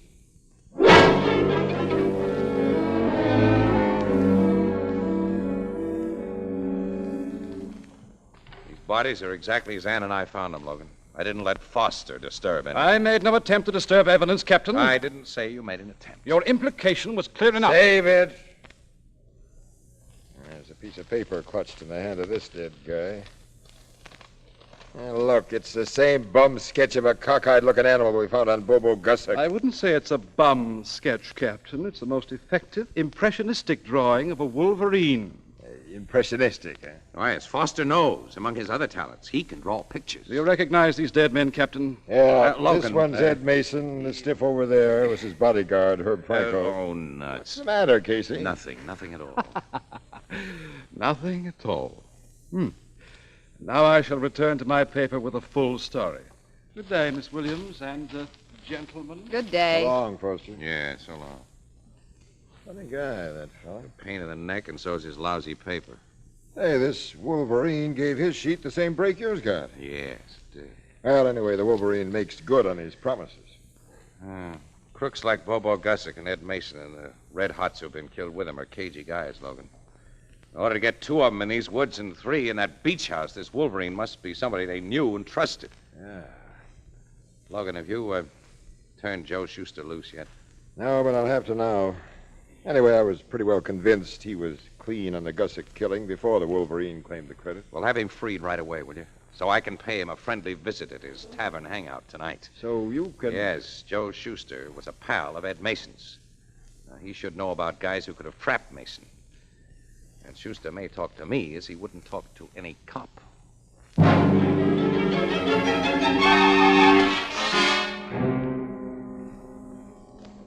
Yeah, Joe Schuster's back in his private office, Casey, and he ain't in very good humor on account of the cops trying to hand him a bum rap for that Gussick bump-off. I don't know whether he'll see you or Well, not. tell him I'm not here on newspaper business, Leo. Say I want to give him a straight talk on the Gussick bump-off, Ed Mason's bump-off, and the Wolverine. Hey, you got any inside dope on that mug who calls herself the Wolverine? My paper carried the story about it. You know. Yeah, just your paper and a standard bearer. The guy Foster from the standard bearer was here a while ago to see Joe. What? Yes? Yeah, Joe talked to him because Foster'd been a pal of Ed Mason's before he got bumped off. Foster was a pal of Mason's? Well, not a pal exactly, but he and Mason knew each other pretty well. But did Foster know Herb Frankel, too? Sure. Oh. Hey, Manny. Yeah? Come here and keep Casey company while I go and see the boss, huh? Yeah, okay, Leo. I'll give Joe your message, Casey. Yeah, thanks, Leo. Yeah, I'm drinking a Tom Collins, Casey. Will I have the barkeep fix you one? Oh, no, thanks, Manny. No. Leo says Joe Schuster isn't in very good humor today. Well, can you blame him? You know, them cops wasn't very nice to Joe. Yeah, Schuster's had a tough break. Yeah, but he'll stop burning after he gets a few laughs from Doc Avon. Doc Avon? Who's he? Yeah, the little Doc's with him now. He's one of them comical guys who don't mean to be funny. You ever meet him? No, I never met him. Well, you got it. He's a college professor. He's a college professor? Yeah, he teaches that psychological stuff. He's making a study of us guys in the racket. And we're making a study of him. Yeah. Manny, I understand Foster, the standard bearer, knew Ed Mason and Herb Frankel pretty well. Yeah, that Foster's another one of them snooty, educated guys who's good for laughs. Hey, Leo's coming back. Boss will see you in a minute, Casey. Yes, well, Leo, thanks. Yeah, he's just about... Casey. Here, Schuster. He's come out himself to tell you the whole deal. Stick around. I gotta make a phone call. It'll only take a minute. Okay, I'll wait. You go out and talk to the guy's doc. I see you later. Well, I'd like to ask you one more question, Mr. Schuster. If you step back in here. Okay, but make it snappy. Oh, I shall. Yeah, the boss is a sap for that Doc Avon. Yeah, why not, Leo? You know that little Doc is good for a million laughs. Not to me. I don't go for them their highbrows. Thanks very much, Mr. Schuster. Your answer's been most helpful. Now, I shan't trouble you any more. So the boss gave you the right answer, huh, Doc? Yes, Manny. He helps me immensely in my studies. Yeah, shake hands with Casey here. Casey, this is our pal, Doc Avon. Howdy, Doc. A pleasure, Mr. Casey. You are an associate of these gentlemen? Well, in a way, I'm a press photographer. Dear, how interesting. Hey, this guy a scream, Casey? I beg your pardon. No offense, Doc. Hey, how about joining me in a nice cold Tom Collins? Manny, I have told you many times that my stomach cannot tolerate the lemon juice that is a composite part of your favorite drink. And I've warned you that citric acid may be bad for your constitution. Well, it ain't never hurt me yet. What I will have, and always have, once daily, is a small glass of dry sherry. I'll go get it for you. Hey, get this guy talking, Casey. He'll kill you. I'll be back in a minute. What paper are you with, Mr. Casey? Morning Express, Doc. Oh, it carried the story about that Wolverine today. Yeah, in the final edition. It's a distressing affair. I was acquainted with the men he killed. You were? Yeah, Doc's got himself in solid with all the guys, Casey. It's kind of you to say that, Leo. I'm conducting certain psychological studies among people in, various walks of life, Mr. Casey. Yes, so I've been told. The boss should have finished that phone call by now. I'll go see what's keeping. Yeah, I wish you would, Leo. Well, have you succeeded in finding out what makes these gang guys tick, Doc? Well, I've arrived at some interesting conclusions, Manny, Mr. Doc, Casey. What? Come quick! Leo, what is Look, in Joe's office. Hey, the boss! Got a knife in his throat. He was lying like that when I opened up this door. Mr. Casey, there's paper on the floor beside Mr. Schuster's body. Let me see that paper, Doc. Here, it's a pen and ink sketch of a Wolverine.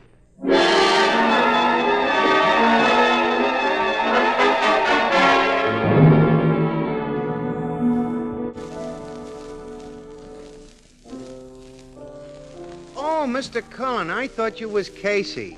I got a swell riddle poem especially for him. Can't you tell me? Oh, sure. Listen. All right. You have to guess what animal I'm writing about. Okay, let's hear it. Yeah. I ain't a weasel and I ain't a bear, but I mean murder, so beware. That's good. And if you read the Morning Express, what I am, you should guess. Oh, that's a wolverine. Picture one was found in a dead man's hand. I read all about it in the noon edition. Gee, you got it fast. You sure are smart, Mr. Oh, Cullen. you're the one who's smart, Ethelbert. How about doing a riddle poem especially for me, all right? Well, let me think. All right. I got it. Go ahead. Everyone thinks she has a natural curl, but the actual fact is she's A Tony girl? Yes, people simply can't tell which is the girl with the natural curl and which is the girl with the Tony. That's because gentle Tony waves actually look and feel like naturally curly hair. Over and over again, Tony users write of the same experience. People ask if their hair is naturally curly. Even on the very first day, there's no frizziness, no harsh effect. Tony waves look natural from the first moment, and they're so shiny, soft, and silky, they're so easy to set and style. You'll enjoy doing your hair when you see how beautifully it behaves with a Tony, and you'll be pleased with yourself when you look in your mirror, for you get such lovely results, sure results. Remember, Tony is the only permanent that gives you this twin guarantee. Your Tony wave is guaranteed to last just as long as the most expensive wave you've ever had, and your Tony is guaranteed to look more natural or your money back. No wonder more than 2 million women each month choose Tony Home Permanent. More than 2 million? Mm-hmm. That's a lot of women. Yes, each month another 2 million women have lovely, long-lasting Tony waves. How about you?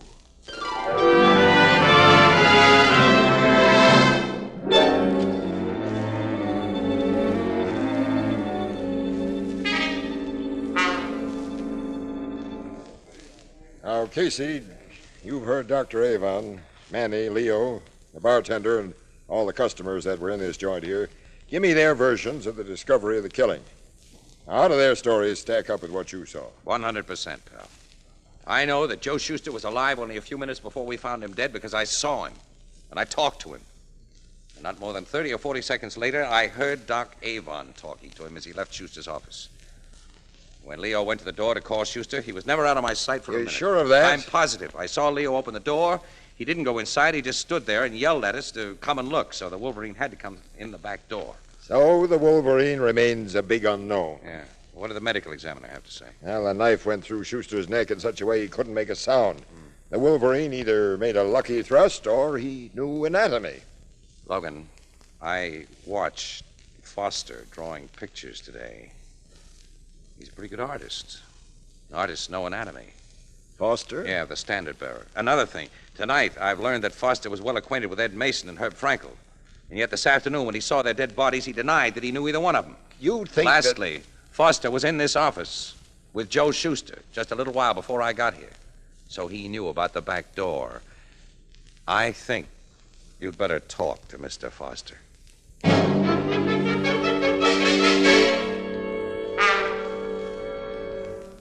My dear Casey, I pretended that I didn't recognize the bodies of Mason and Frankel this afternoon simply to, pull your leg. It amused me to play on your conceited belief that you possessed knowledge I didn't have. Oh, yeah?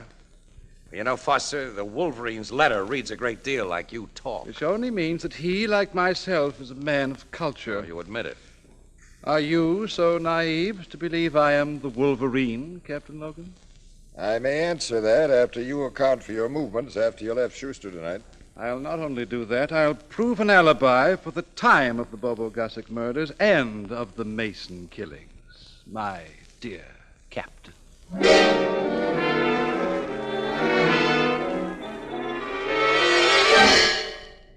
Well, Casey, I'm told your suspicions of our little pal Foster blew up with a loud bang this morning. Don't believe everything you hear, Annie. They only seem to blow up. Well, he established alibis for all of those 3 killings, and Logan turned him loose. Logan turned him loose with the notion that given a good long rope, Foster may hang himself.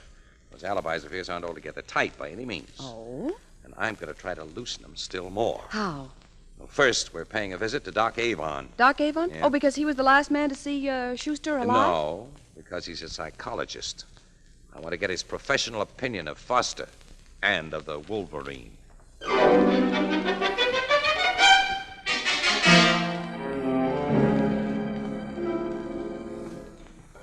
I'm really not sufficiently acquainted with Mr. Foster to venture an opinion of his character.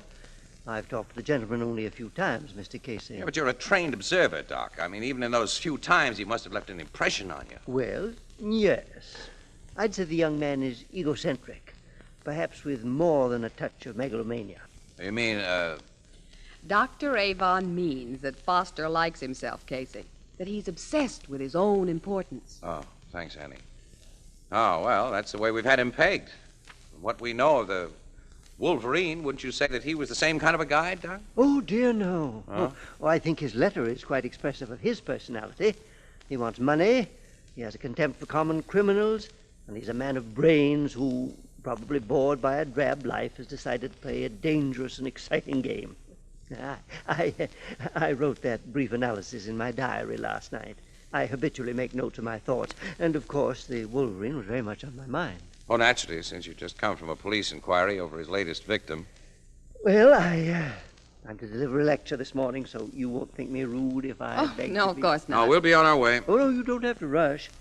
I always have a glass of milk before I go to the classroom. Won't you join me? No, thanks. Oh, a glass of milk sounds kind of good to me. Fine. I'll get it from the refrigerator. As you see, when I move this screen, I have a little kitchenette in this one-room apartment. Yeah.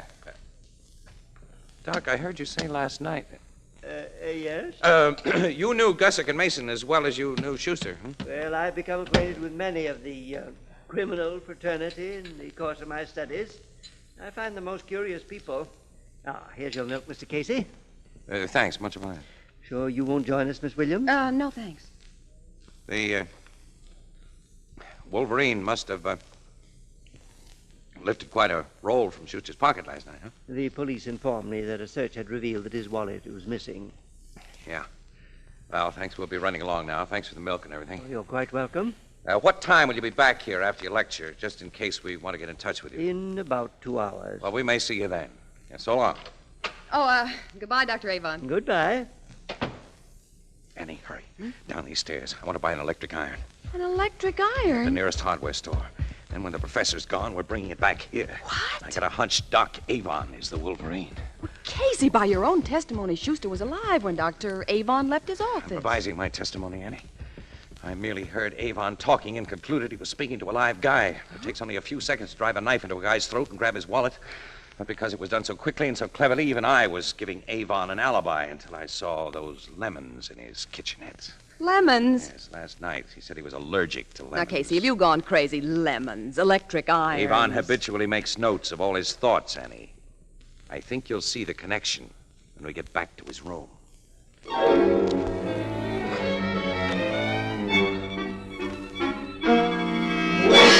I found Avon's diary, Annie. Oh, let me see it. Here. Here's the page he wrote last night after Schuster was killed. Well, it merely tells of the murder, his bewildered reaction to it, and his analysis of the Wolverine, which he told us he put down. Uh-huh. All perfectly innocent on the surface. Now, let's run this hot iron over the page. Maybe we'll read between the lines.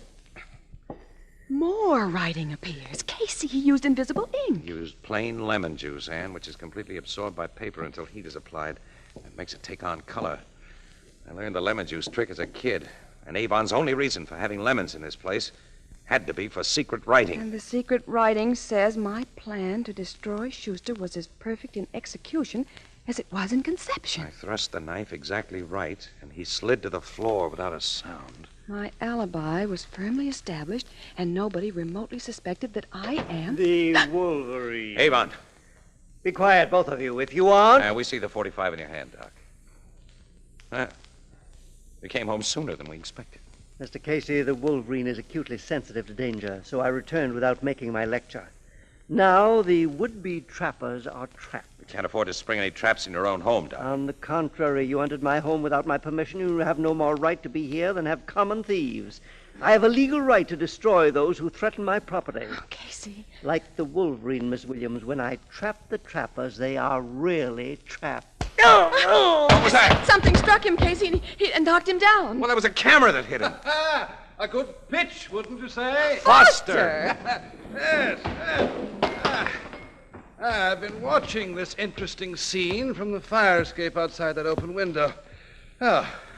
When things seemed to be getting hot, I thought I'd better do something, and my camera was all I had to do it with. Oh, boy, well, I'll get you a new camera. That was a grand job you did, and that camera knocked the doc cold. Well, how did you happen to be on the I phone? had my own little suspicions of Dr. Avon and decided to keep an eye on him. I was doing just that. Well, thank heaven. Yes, and thank you, Foster. Well, don't mention it, my dear Casey. I guess a guy can be wrong about a guy once in a while.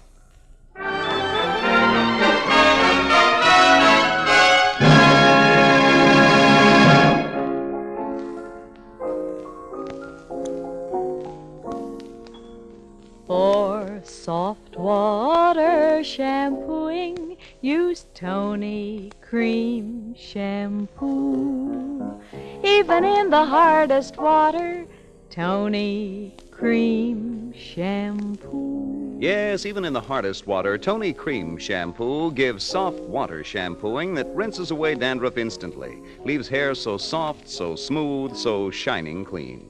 Today, bring out the sparkling beauty of your hair with Tony Cream Shampoo. Get the handy tube or jar. Tony Cream Shampoo. It's for you.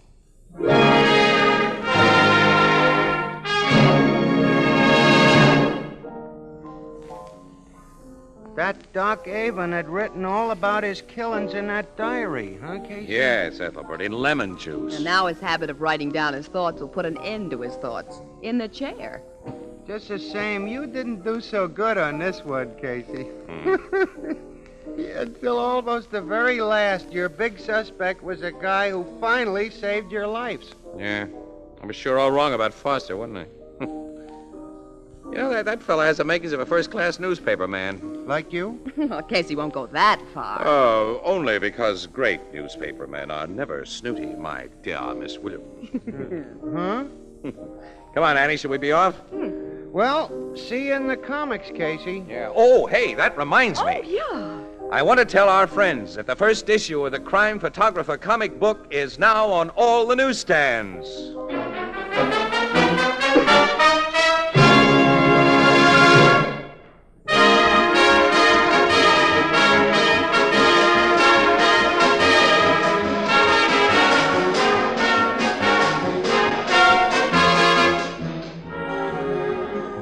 Crime Photographer, starring Stotts Cotsworth as Casey, is produced and directed by John Dietz. Written by Alonzo Dean Cole and is based on the fictional character of Flash Gun Casey, created by George Harmon Coxe. Original music by Archie Blyer, and the program features Miss Jan Miner as Anne and John Gibson as Ethelbert. Herman Chittison is the Blue Note pianist. This is Bill Cullen asking you to listen again next week at this same time to another exciting adventure of Crime Photographer. And also inviting you to listen to This Is Nora Drake, radio's thrilling serial romance heard every afternoon, Monday through Friday, over most of these stations. Consult your local paper for the exact time.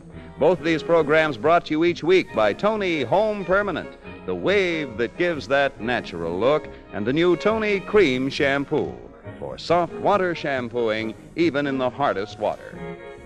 Next Saturday, be sure to tune in the Gillette broadcast of the annual running of the Kentucky Derby from 6:15 to 6:45 Eastern Daylight Time over most of these stations.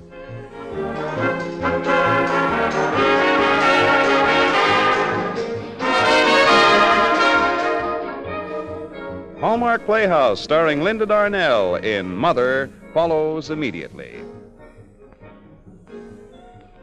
This is CBS, the Columbia Broadcasting System.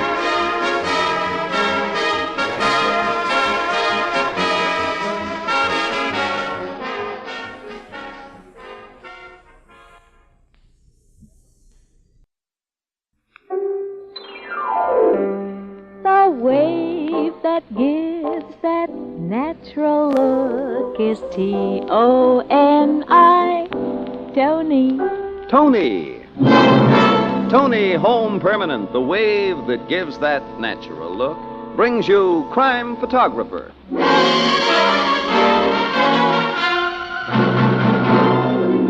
Good evening, everyone. This is Bill Cullen greeting you for Tony Home Permanent. and inviting you to listen to another adventure of Casey, crime photographer, ace cameraman who covers the crime news of a great city. Written by Alonzo Dean Cole, our adventure for tonight, Cupid is a Killer.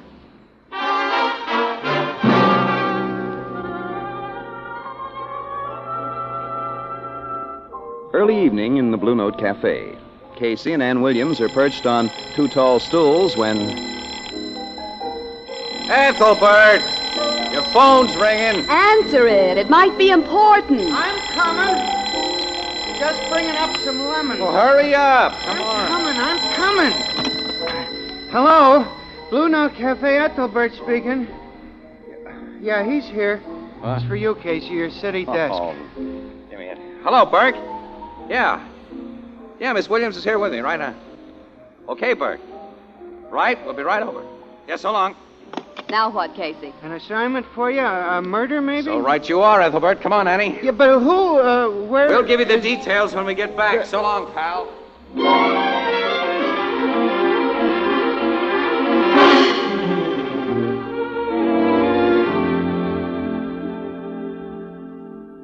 Have you been wondering how you can afford a new permanent just when you want some new clothes for summer? Well, Tony Home Permanent is your answer. A Tony costs only $1, and yet there's no lovelier, longer lasting wave at any price. For Tony gives you this twin guarantee. Your Tony wave is guaranteed to last just as long as the most expensive wave you've ever had.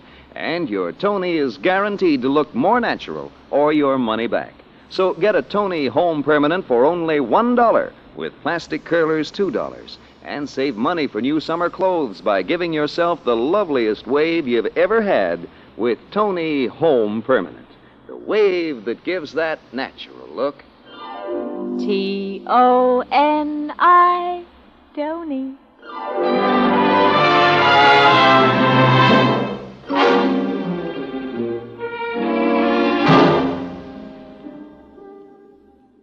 This man was shot by someone who was outside, Logan. The bullet came through that window. That's right, Casey. The killer was across the street in a parked automobile. He used a high-powered rifle. Rifle? We found the slug that went through this guy's skull, 30-30. I remember two other killings that fit this pattern, Logan.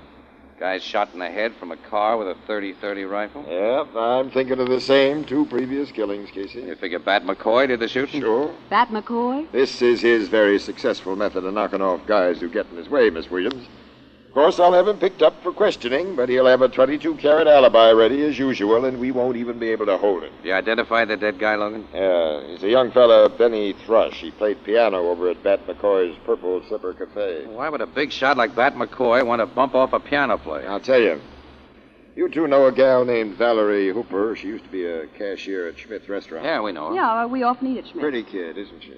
Yeah, redhead. Nice, too. What happened to her? We haven't seen her for... 2 months ago, she got married to Benny Thrush. What, this guy? Who's just been killed? Uh-huh. According to what I've heard from my private sources, McCoy fell for Valerie hard. She's not the two-timing sort, so McCoy didn't get anywhere. Now, it's my idea, Casey, that he killed Mr. Benny Thrush in order to have a clear field with Mrs. Benny Thrush. Bat McCoy would do a thing like that. And I'll give you a 10-to-1, Casey, that McCoy will throw a top-grade funeral for his ex-piano player and will officiate as chief mourner, all to make a hit with Mrs. Benny. Oh, nuts, and we cops can't do a single thing. Not a pretty picture, Logan. But, fancy gangster funerals make good newspaper copy, Casey. Right. Annie, you and I are going to attend that funeral.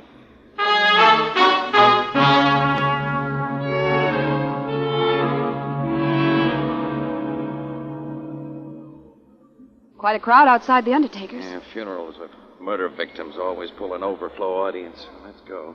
We'll see the murderer inside, Casey. He'll be comforting the widow. Yeah. Coy had a perfect alibi, just as Logan figured. Cops couldn't do a thing with him. Do you suppose that Valerie, Mrs. Thrush, knows that McCoy... No, I doubt it. Of course, the cops haven't tipped her hand by letting her know what they suspect, you know. Hey, look at that. Logan's planted some of his undercover guys here. Detectives? Yeah, that big fellow in the gray suit. He's one. I've never seen him before. Well, he's new on the homicide squad. He's a nice guy, too. Also young and very good looking. Name's Throckmorton. Throckmorton? Clarence Well, now, Throckmorton. there can't be a cop named Clarence Throckmorton. That's how the other cops feel about it. They call him Kansas. That's where he comes from. Wait, I'll introduce you. Hey, Kansas. Huh? Oh, hello, Casey. Glad to see you. And let me present Detective Throckmorton. Kansas. It's Miss Williams. She reports for the Express. Pleased to know you, Miss Williams. And to know you. Logan's detailed you here to watch Bat McCoy, I suppose. Yeah, the captain figures we just might hear or see something that will help us to get that skunk. I doubt if you will. Yeah, so do I. You know, the widow of that murdered fellow is one of the prettiest little women I ever seen. She looks so nice. Casey and I think she's very nice, Mr. Throckmorton. Hey, you talk like you know her. Yeah, we knew her before she got married. You did? Yeah. She inside now? No, reckon she'll show up here in a minute or two. Funeral procession's due to start pretty soon. Yeah, I want to take some pictures before it starts. Annie, let's get inside. Okay. See you later, Kansas. Yeah, sure. I'll be around. Casey, the chapel's crowded. It's crowded with rats.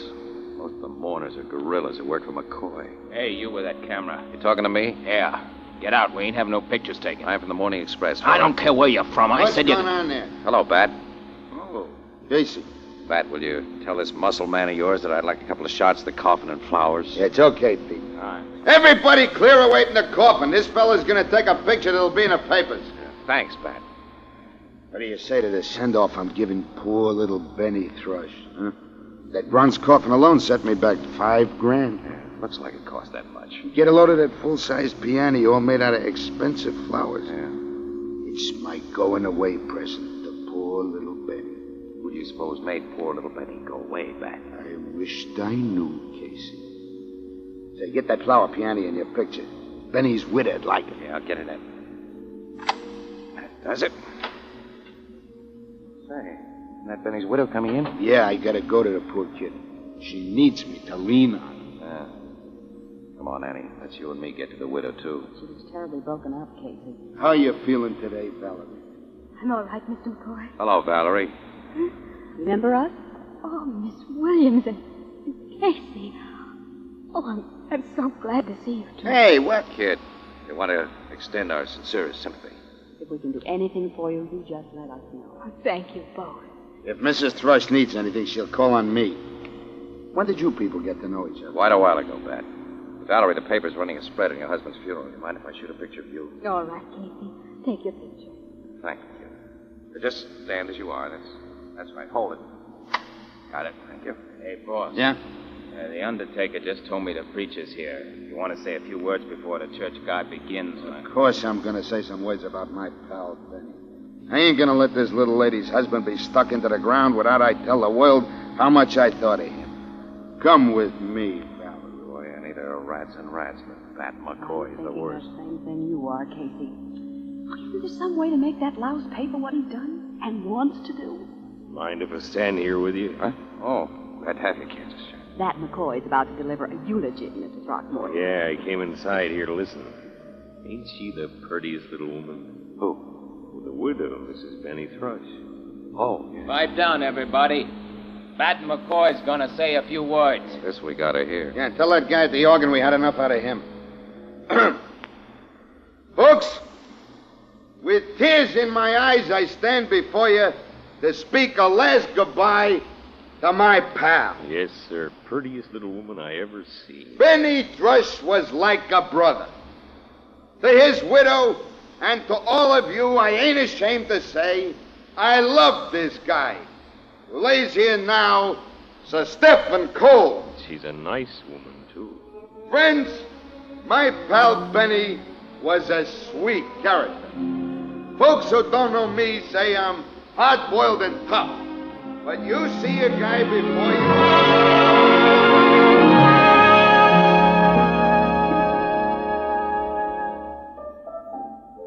Bat McCoy talked over that coffin for almost an hour about how much he thought of the late Benny Thrush, huh, Casey? That's right, Ethelbert. And was it hard to take? I can sure imagine, Miss Williams.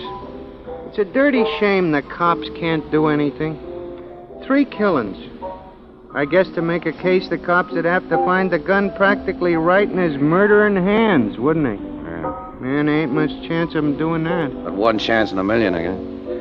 Ethelbert, tell the waiter to bring me some coffee, will you? Okay, Miss Williams? Yeah, please. Will you have that coffee on me? What? Kansas, Mr. hi. Throckmorton. Hello, Miss Williams. Casey, the folks at your office told me I'd probably find you here at this Blue Note Cafe. You were so looking for me, Kansas? Yeah. Say, Ethelbert, shake hands with Detective Throckmorton. Detective Throck? This is the first time I ever met a cop by the name of Throckmorton. It's kind of funny. This is the first time I ever met a bartender by the name of Ethelbert. Hey, what's funny about that?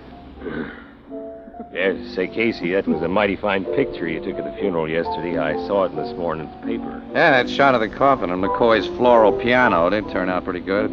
Oh, that picture, yeah. Which picture are you talking about? Oh, well, Miss Williams, I know this ain't very polite, but do you mind if I take Casey out the side door there for a minute? It's about a private police business. No, go ahead. I don't mind at all. Oh, thank you, ma'am. If you don't mind, Casey. No, I'm right with you, Kansas.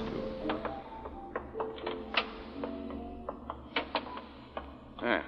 Well, what'll hear us out here now? What's it all about? Why, Casey, I'm going to ask you a big favor. Huh? That fine picture of Benny Thrush's widow that's in the paper. Oh, that was the picture that you... Yeah, that was... Well, now, will you make me a print of it, Casey? Like, that goes into frame. Well, sure I will. Yeah, but why do you cops want it? Well, us cops don't want it. Only me. Well, you? Yeah, this is the personal, Casey. Oh. Guess I'm a little slow. You like the widow's looks, huh? I ain't gonna lie to you.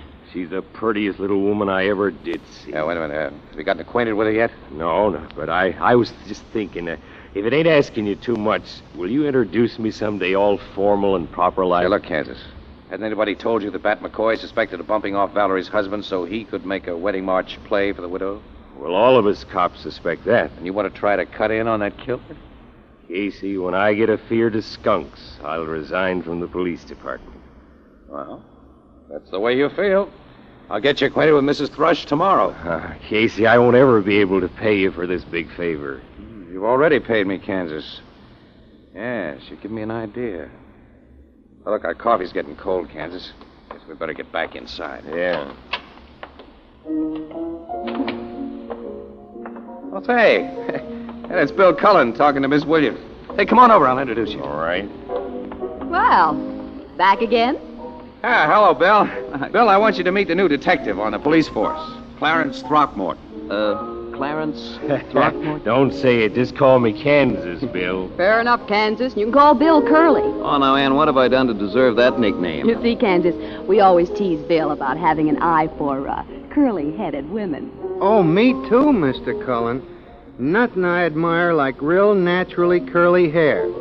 Except maybe real natural curly blonde hair. You better watch out, Ethelbert. You can be fooled, you know. Today you just can't tell which is the girl with the natural curl and which is the girl with the Tony. Many a girl with a Tony has been asked if she had naturally curly hair. That's because gentle Tony waves actually look and feel like naturally curly hair. Those lovely deep waves comb into place so easily the soft ringlet ends curl around your finger. There's no harshness, no frizzy stage to live through when you have a Tony. Because even on the very first day, a Tony wave looks soft and lustrous and natural. You can give yourself a Tony tomorrow, and tomorrow night have hair so lovely, people will think you were born with a natural wave. Just remember, only Tony gives you this twin guarantee. Your Tony wave is guaranteed to last just as long as the most expensive wave you've ever had.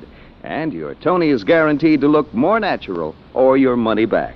So it's no wonder more than 2 million women each month choose Tony Home Permanent. More than 2 million? Mm-hmm. That's a lot of women. Yes, each month another 2 million women have lovely, long-lasting Tony waves. How about you?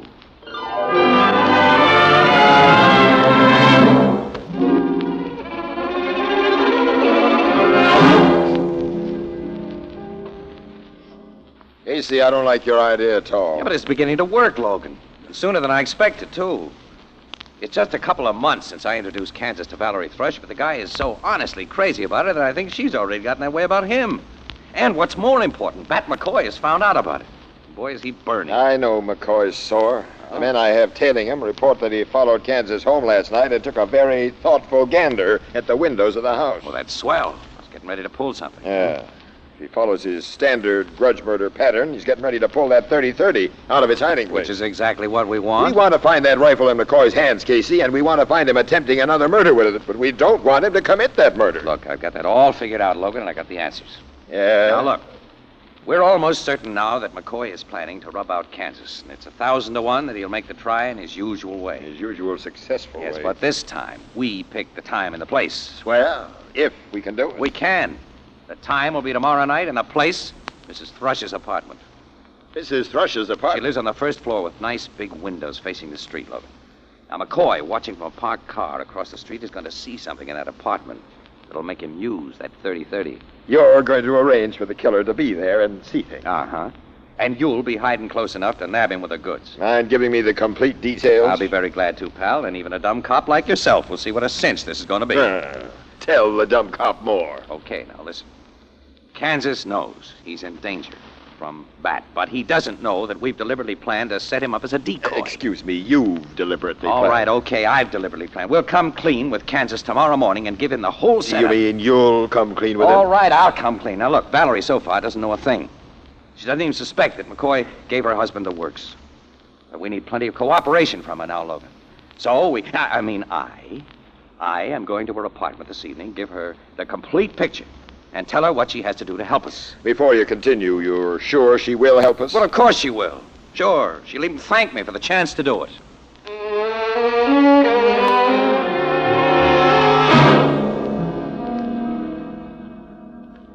Well, Valerie, that's the whole story, full and complete. It's been a pretty horrible story, Mr. Casey. I simply can't believe that you and the police have suspected all along that Bat McCoy killed my husband because of me. Yeah, kid. Now I've told you how that you can help us to make him pay for what he did. You've told me a lot of things, but some of them you tried to cover up. Huh? Kansas. Mr. Clarence Throckmorton. You brought him here. He was nice to me. He made me like him, trust him.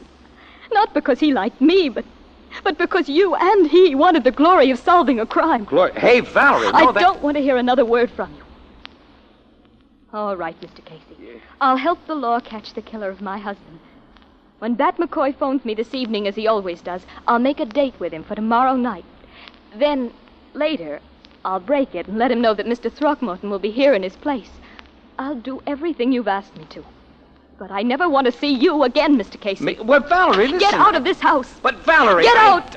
And tell Mr. Clarence Throckmorton that I hate him. I hate him. I hate him. I hate him.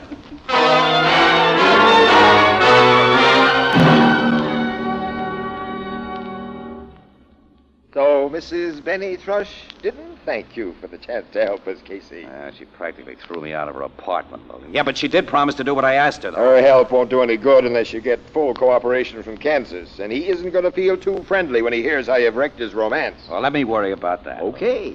Maybe you better worry a little about selling him on the job he's got to do tomorrow night. That won't be any trouble at all. We'll see in just an hour from now when he reports here at my office.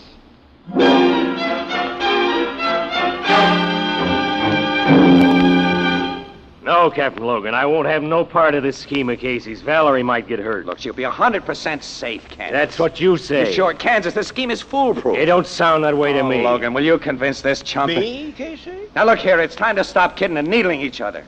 We're out to get a 3-time killer, aren't we? Yes, we are. And I think your scheme is sound. Detective Throckmorton. Yes, Captain? Now, this is an order. You'll do exactly as Casey has requested. I won't do it, sir.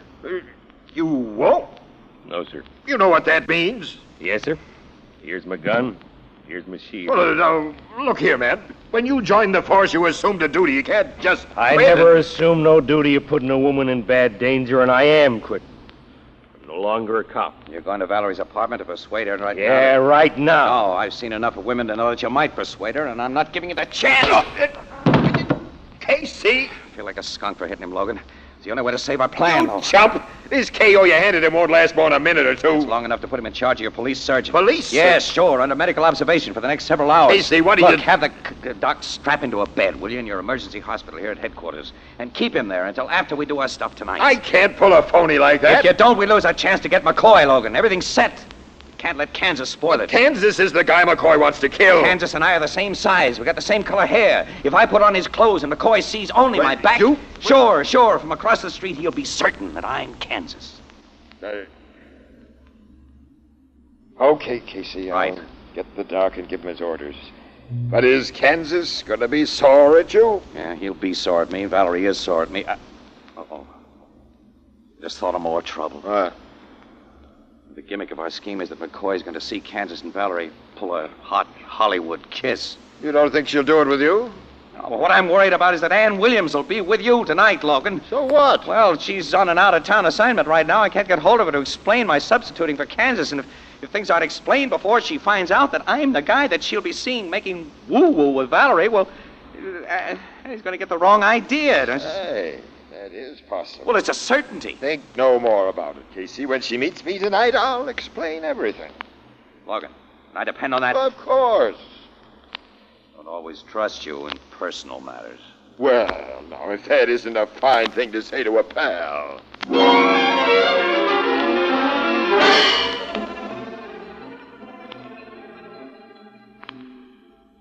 Are you sure Bat McCoy is in that sedan, Captain Logan? Positive, Miss Williams. McCoy's in the back seat. Watching those windows across the street as we are. You and Bat are watching those windows. I'm keeping my eyes mostly on that sedan, watching for the end of a rifle barrel to make its appearance. Well, you'll have to move awfully fast if and when it does.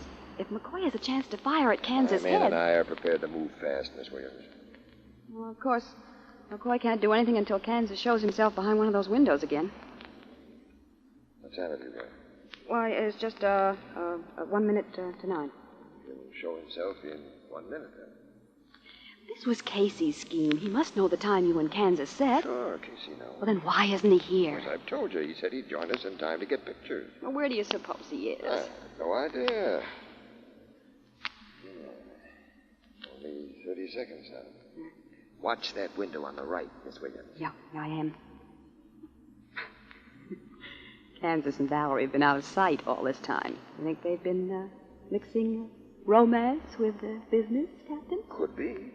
You know how it is when a guy and a gal get together. And Valerie's a beautiful gal. Any man could fall for a gal like Valerie. Those redheads are dynamite. So I've heard. Captain, I see Valerie behind that window now. And Kansas with his back toward us. Watch that car, man. Right, Jack. Oh. What they're doing behind that window. Is that 5-star embrace part of the script, Captain? Yeah. That guy is really putting personality into it. I'll say. And apparently he's done a lot of rehearsing. Sure looks that way, Miss Williams. They're breaking it up now. This ought to be it, man. McCoy wouldn't hurt the girl, but now he can line his sights on the guy. It is it. He fired that right. Get him, man. Why did you wait so long? Why'd you give him the chance to shoot? He's killed Kansas. We got the rat, Captain. The hot gun's still in his mix. The driver of his car, too. You dirty cops, you framed me. You framed yourself, McCoy, and right into the hot seat. Why did you let him shoot, Captain? Why'd you let him kill Kansas? He hasn't killed anyone tonight, Miss Williams. But I saw him. All you saw and all McCoy saw was the reflection of a man and woman in a specially placed mirror. Mirror? Yes. When Valerie and her boyfriend seemed to be directly behind that window, they were really in another part of the room where a bullet from out here couldn't possibly hit them. Oh. Hey, Logan, you're standing in front of McCoy. Move away. I want his picture. Oh, Casey. Yeah, hello, Annie. There's one shot, and I'll take another one. Oh, Casey, that gray suit you have on. Yeah, Kansas's clothes fit me okay, don't they, Annie? Kansas's clothes? Yeah, hold it for another picture, will you, boys? That does it. You were the man we've been watching in that apartment. I'll get sure. Oh, you double-crosser. Logan. Didn't you explain?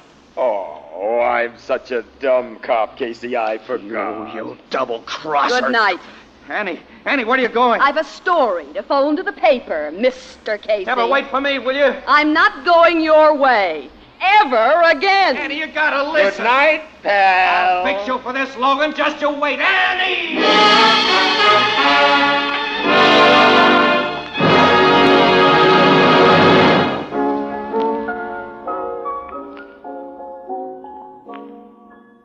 For soft water shampooing, use Tony Cream Shampoo. Even in the hardest water, Tony Cream Shampoo. Yes, even in the hardest water, Tony Cream Shampoo gives soft water shampooing that rinses away dandruff instantly. Leaves hair so soft, so smooth, so shining clean. Today, bring out the sparkling beauty of your hair with Tony Cream Shampoo. Get the handy tube or a jar. Tony Cream Shampoo. It's for you.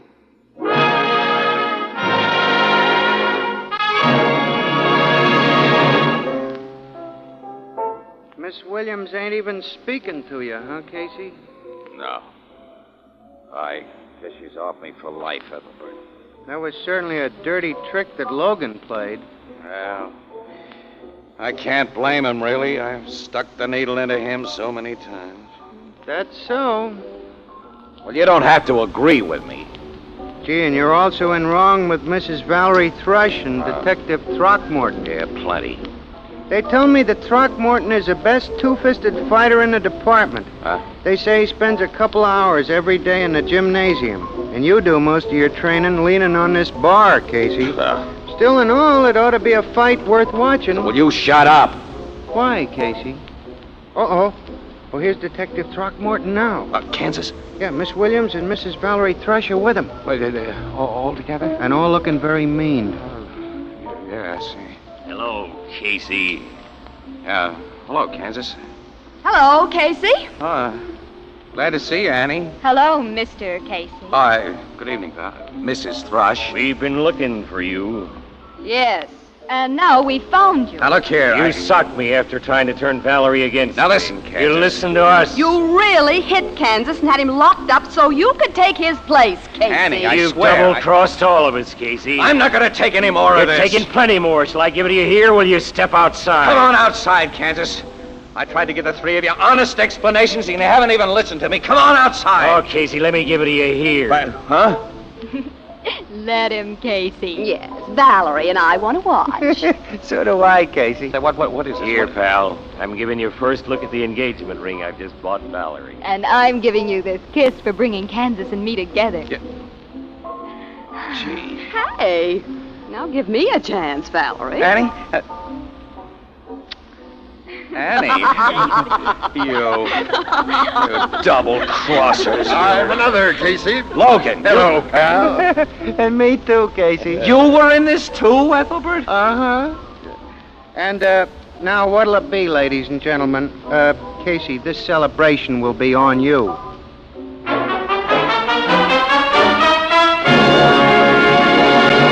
Crime Photographer, starring Stotts Cotsworth as Casey, is produced and directed by John Dietz. Written by Alonzo Dean Cole and is based on the fictional character of Flash Gun Casey, created by George Harmon Coxe. Original music by Archie Blyer, and the program features Miss Jan Miner as Anne and John Gibson as Ethelbert. Herman Chittison is the Blue Note pianist. This is Bill Cullen asking you to listen again next week at this same time to another exciting adventure of Crime Photographer. And also inviting you to listen to this is Nora Drake, radio's thrilling serial romance, heard every Monday through Friday over most of these stations. Consult your local newspaper for the exact time. Both of these programs brought to you each week by Tony Home Permanent, the wave that gives that natural look, and the new Tony Cream Shampoo for soft water shampooing even in the hardest water. And now stay tuned for the Hallmark Playhouse starring Richard Widmark in Enchanted Cottage, which follows immediately over most of these CBS stations. This is CBS, where 99 million people gather every week, the Columbia Broadcasting System.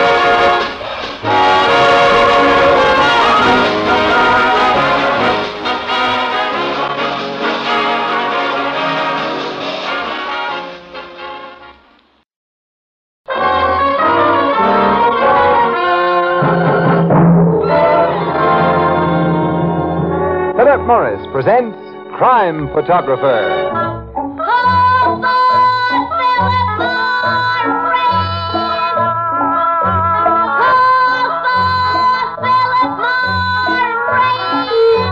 It's a wonderful, wonderful feeling to wake up fresh with no cigarette hangover.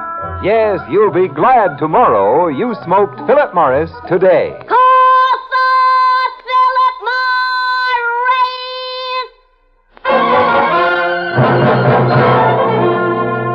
Good evening. This is Ken Roberts greeting you for Philip Morris and inviting you to listen to another adventure of Casey, crime photographer, ace cameraman who covers the crime news of a great city. Written by Alonzo Dean Cole, our adventure for tonight, Sellout.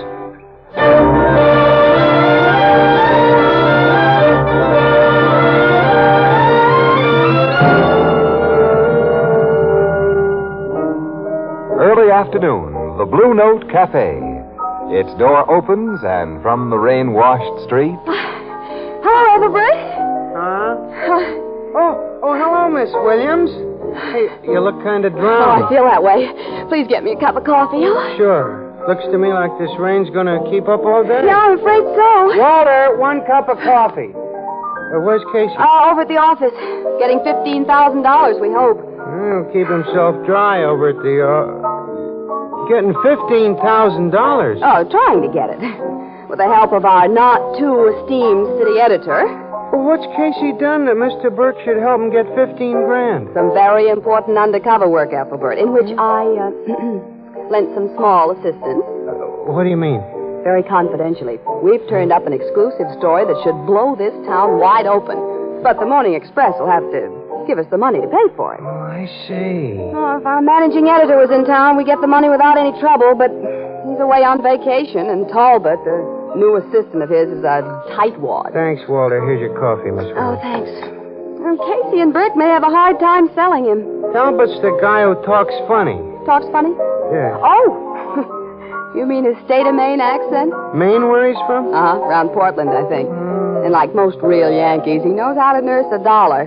And since he's in charge of the paper's money right now... Say, what is this story that's big enough for a 15 grand payoff, huh? That, Ethelbert, is top secret at the moment. And too dangerous a secret for us to pass along even to you.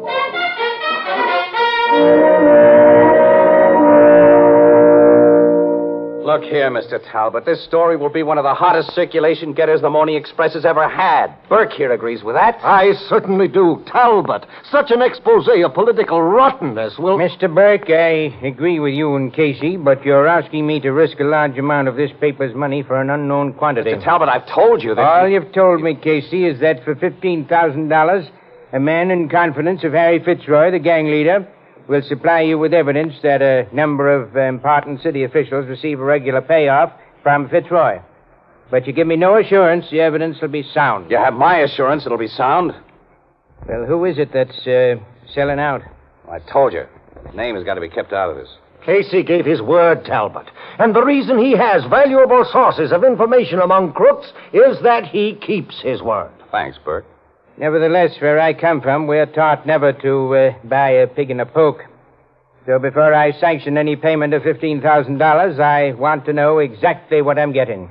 You mean you want me to... Full details, Casey, or no sale. Talbot, another paper may get this story if we wait. That's all, Mr. Burke. It isn't all. I'll go over your head, Talbot. Over my head? You're darn right I Hold will. your neck in, Burke. I didn't say I wouldn't tell the big brass here about him if I had to. It seems I have to. All right. Strictly between the three of us only. The guy who's selling out is Squint Hummel. Squint Hummel, eh? Yeah, Burke. He's very prominent in the Fitzroy gang. I see you've learned something about our town in the short time you've been here, Mr. Talbot. I've endeavored to apply myself. Now, when and where are you to get the information from Hummel? Tonight. And to meet him at 9 o'clock in an isolated beach house on McBurney's Point. He'll turn over an envelope to me with a list of the city officials who take dough from Fitzroy. And with complete data on where, when, and for what services they take it. I'll double column it on the front page, exposing only a few of the crooked politicos each day. We can string the thing out for weeks. Yeah, and with exclusive pictures that I'll get. Yeah, would be great stuff, all right. Now, you're simply going to this McBurney's Point beach house, Casey, and walk in? Oh, no. And to identify myself by blinking my car lights 3 times. And if everything's all clear, Hummel will switch off his porch light.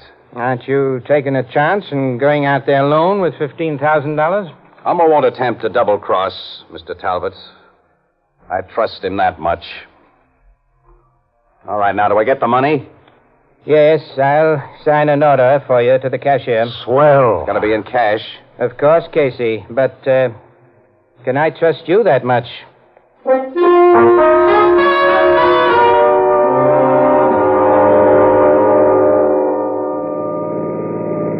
That louse, Talbot. Annie, he as much as said that he didn't trust me with the paper's money. Oh, forget about Talbot, Casey. He's just a little man who's temporarily in a big job. When our real boss comes back from his vacation. Boy, will I tell him what I think of his stuffed shirt assistants. Okay, you tell him. Annie, you know, I shouldn't be bringing you out here to meet Hummel. And we've gone over that till I'm sick of it. Now, Well- Casey, please remember it was I who gave you the idea that Squint Hummel might sell out on Fitzroy. I have every right to be around when he delivers. Sure. But this McBurney's Point is such a lonely spot, eh? So what? Well, I've got $15,000 cash money in my pocket, kid. That much dough is swell bait for a stick-up. Well, who knows you have it? No, I'm just jittery, I guess. Here's the beach house. Yeah. And the porch light is on. Yeah, which means he's on the lookout for us. All right, I'll give him the headlight flashes we agreed on. 1, 2. There, that's 3 of them.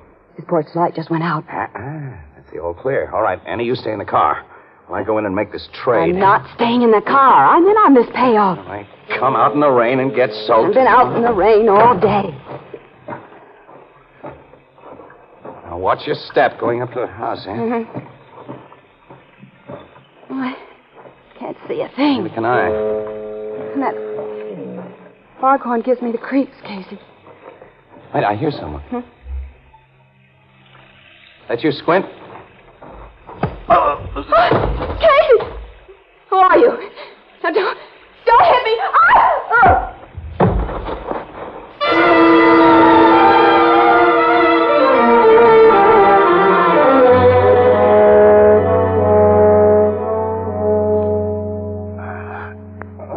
Casey? Oh, speak to me, Casey. Oh, you're breathing, Casey. Hello, Annie. You're alive. I don't know about that.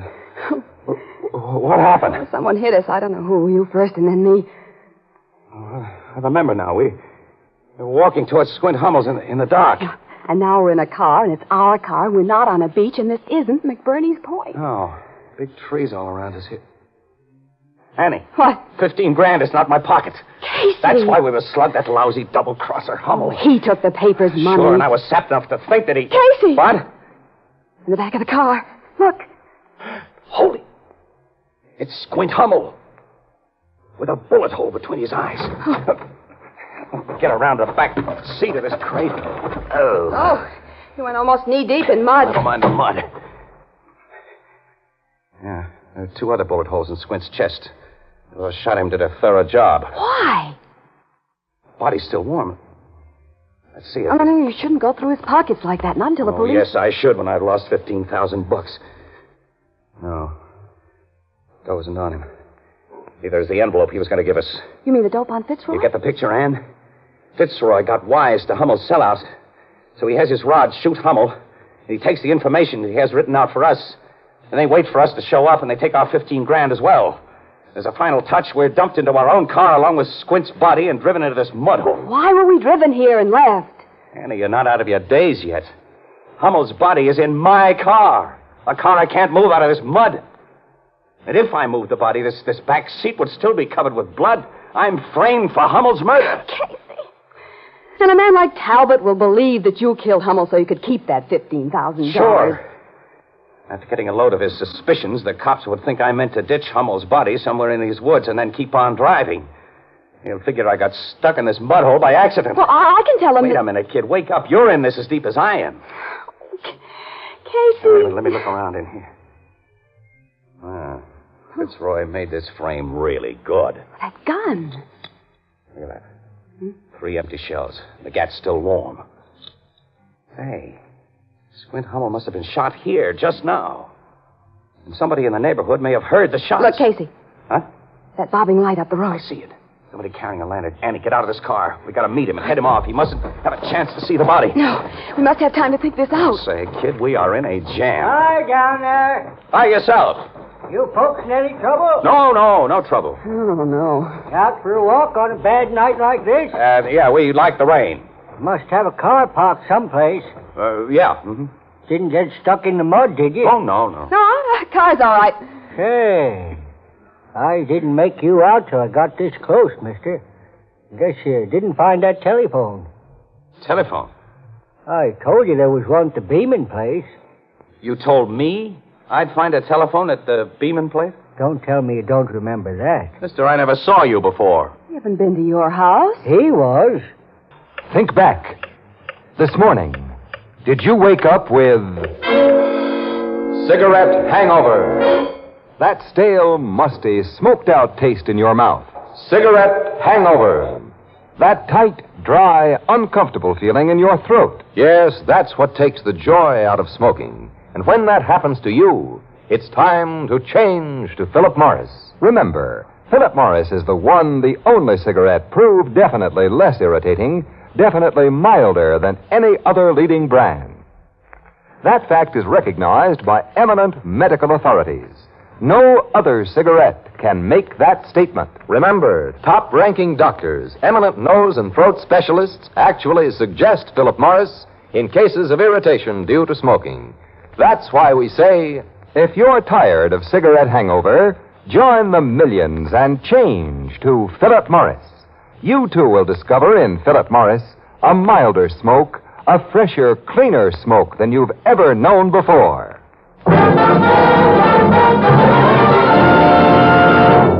And now, back to Casey, crime photographer.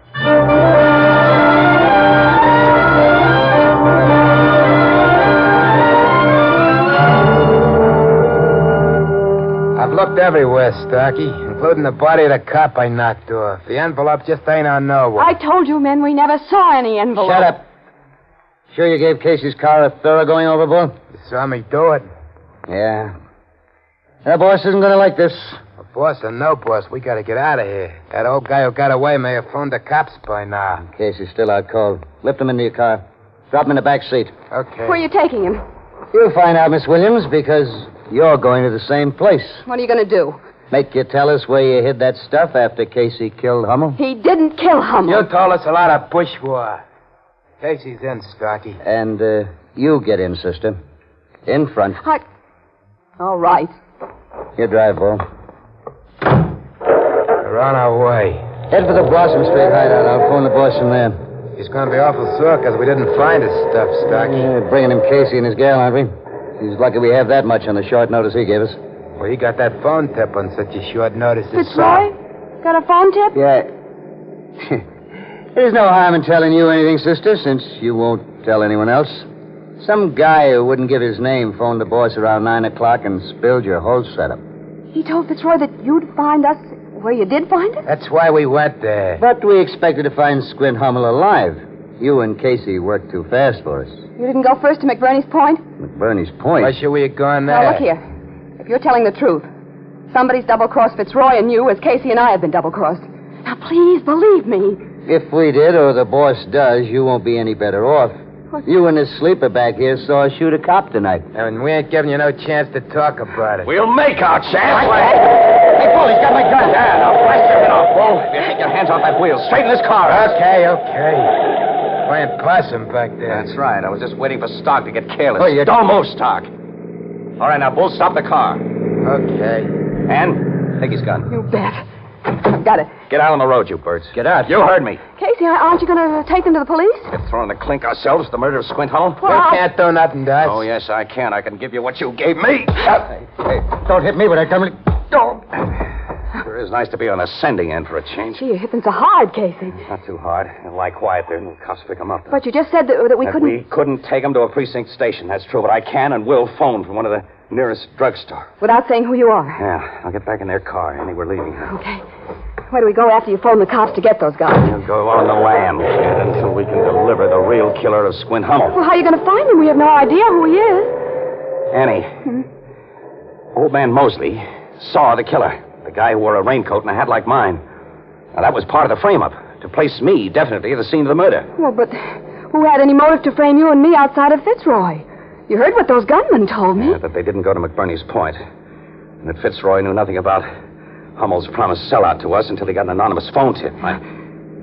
Nuts, it doesn't make sense. Well, I think the whole thing just happened as it did, Casey. Wait a minute, there's a drugstore. After I phone the nearest precinct station and tell them where to pick up those Fitzroy Red Hots, I'm going to call Logan. Well, Casey, Captain Logan's cop first and a friend afterwards. Now, if you give him an inkling of where he can find it... Well, I won't yet. But I think he'll put friendship first for, well, maybe a little while. I hope so. Okay, I don't see any cops around. Now, you stay in this car, Annie, and keep your face out of sight. Yeah, all right. But, Casey, we can't stay on the lam for very long. No, I'm afraid not, kid. You, at least, aren't the type.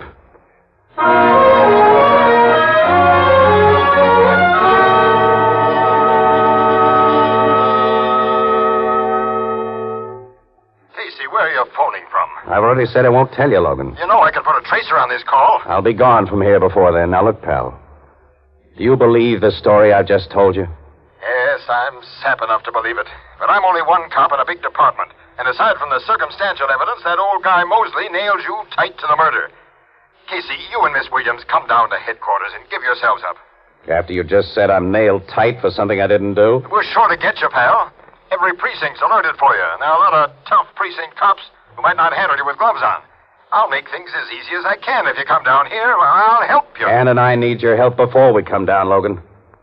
She at least isn't going to be locked in one of your crummy cells if I can help her. You know, Casey, I'm not going to ask for help you can't give.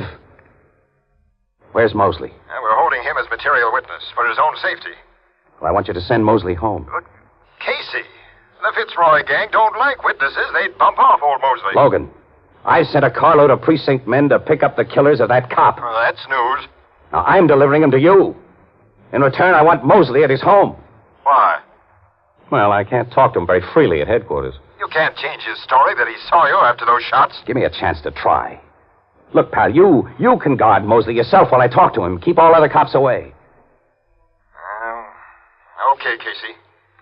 But the moment you come into Mosley's house, I'm placing you under arrest. All right. And, Casey, Yeah? I want Ann Williams, too. No. She's no part of our deal. Casey, Have handcuffs for one in an hour. So long, pal.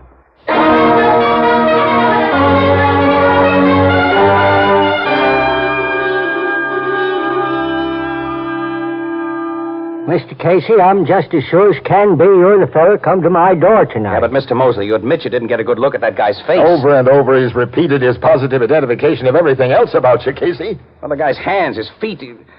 Or wasn't there something about him that was different from me? You said his voice. People can change their voices. Casey, I've allowed you well over an hour, and you've gotten nowhere. Yeah, I know. I'm finished, Logan. I'm glad of that. I'd like to get a little sleep tonight. We'll be going, Mr. Mosley. Yeah? Wait a minute. There's one thing that bothers me about you, young feller. I could have sworn you were a boss man. Boss man? You said that once before. What do you mean by the boss man? Well, that's what the folks in the part of New England I come from call the folks that live east of them around Bath, Maine, on account of their way of talking. Logan, I've got it. I've got it. Got what? The answer to this murder frame-up. Logan, if you and Mosley will help me, I'll give you the real killer of Squint Hummel delivered to this house.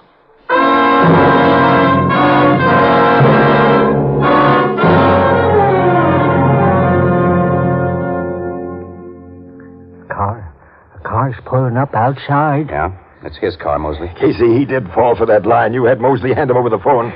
I'll say he did. He's on his way to the door. We'll get out of sight in that next room, Casey. Okay, come on. I'll be covering you, Mr. Mosley, so don't worry. I ain't worried.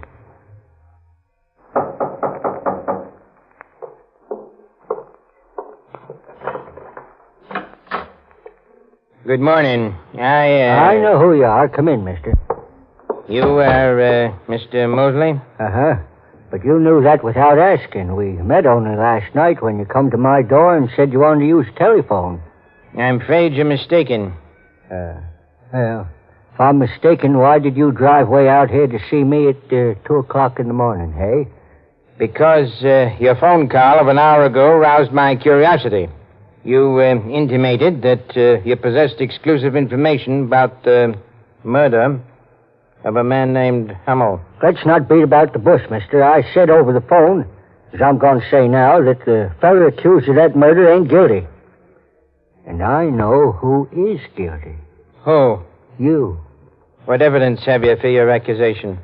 I'm keeping that to myself until we make a deal. I'd like you to be more specific. I'll tell you only this. Unless I'm paid to keep my mouth shut, I can send you to the electric chair. Yep. You're blackmail proposition is so outspoken, I assume we're quite alone here? We're alone, mister. I know something about blackmailers, Mosley. The first payment is never the last. I'm going to pay you nothing. Hey, what are you doing with that gun? I'm going to kill you with it. That's what you think, Talbot. Casey! Drop that gun, Talbot. No, Oh! Neat shot. Right through his gun hand, Logan. Oh, you smart guys never learn what chumps they are. This was a frame-up. Yeah, and a better one than you tried to pull on me. This one worked. Let's be gone, Talbot.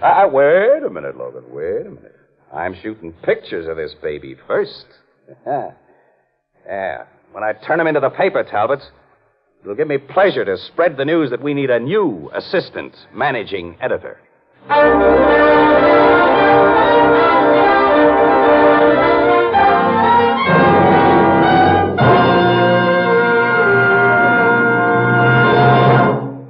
We'll join our friends in the Blue Note in just a moment. But first, it's a wonderful feeling. It's a wonderful feeling. It's a wonderful, wonderful feeling to wake up fresh with no cigarette hangover. Yes, that's something more and more smokers who have changed to Philip Morris are discovering every day. Millions of new smokers now enjoying in Philip Morris a milder smoke, a fresher, cleaner smoke than they've ever known before. And for a good reason. For in Philip Morris, they enjoy the one cigarette proved definitely less irritating, definitely milder than any other leading brand. Yes, it's actually suggested by top-ranking doctors, eminent nose and throat specialists in cases of irritation due to smoking. Doesn't it make good sense for you, too, to try Philip Morris? Yes, join the millions and see what a difference it makes, what a pleasure it is to smoke America's finest cigarette. Next time you step up to a cigarette counter, call for Philip Morris. And remember, you'll be glad tomorrow you smoked Philip Morris today.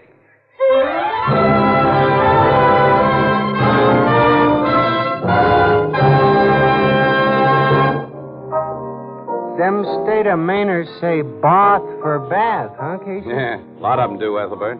Especially around the town of Bath or Bath, Maine. And when Mr. Mosley said he first thought the man who came to his door was a boss man, a light broke in our Mr. Casey's brain. Yeah, it finally broke after he'd said it several times. And then Talbot was from Maine. He used that broad A. And he was one of the very few people who knew about our setup with Squint Hummel. Well, I figured our new assistant managing editor had gone in for a little murder. I can't understand why a fellow with a swell job like he had did what he did for only $15,000. Well, that was only incidental, a part of the frame on us. What do you mean, Miss Williams? Well, Talbot had $1 million blackmail scheme, and with the evidence Hummel was to sell us, he planned to shake down Fitzroy and all the crooked politicians on his payroll. I see. But now the cops have that evidence. Mm-hmm. And it'll be used to send Fitzroy and a lot of his trained SEALs to jail. Also, the cops got back the papers $15,000. There's one thing I still don't get, Casey. What's that, pal? Why did Talbot make that anonymous phone call to Fitzroy and tip him about Hummel's sellout? To make his perfect crime more perfect. If Fitzroy's gunman had killed us, everybody'd think that we'd killed Hummel and taken it on the lam. And no one would have ever suspected Talbot. Gee, we'd have sure missed you around here. Would you really now, pal? Oh, that reminds me, Casey. There's a little matter of $13.20 that's overdue. Annie, come on. We're on the lam again.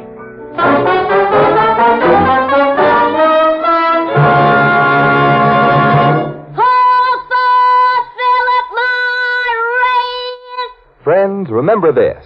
If you're tired of cigarette hangover, call for the one cigarette that gives you a milder, fresher, cleaner smoke. Yes, from now on... Good night, Johnny. See you next Thursday, same time, same station, when Philip Morris again will present another exciting adventure of Casey, crime photographer. Until then...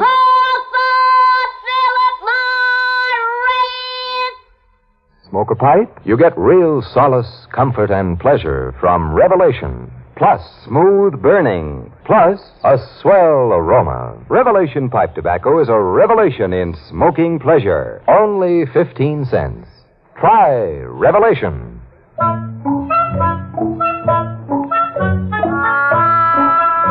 Crime Photographer, starring Stotts Cotsworth as Casey, is produced and directed by John Dietz. It is written by Alonzo Dean Cole and is based on the fictional character of Flash Gun Casey, created by George Harmon Coxe. Original music by Cy Fewer, and the program features Jan Miner as Anne and John Gibson as Ethelbert. Herman Chittison is the Blue Note pianist, and this is Ken Roberts saying goodnight for Philip Morris, America's finest cigarette.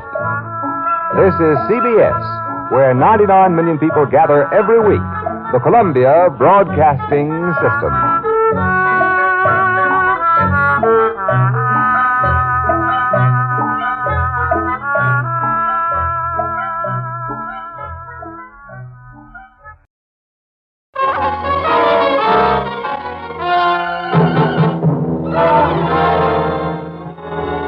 Philip Morris presents Crime Photographer.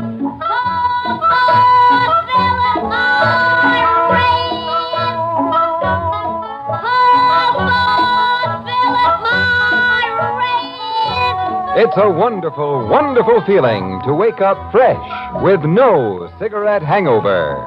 Yes, you'll be glad tomorrow you smoked Philip Morris today.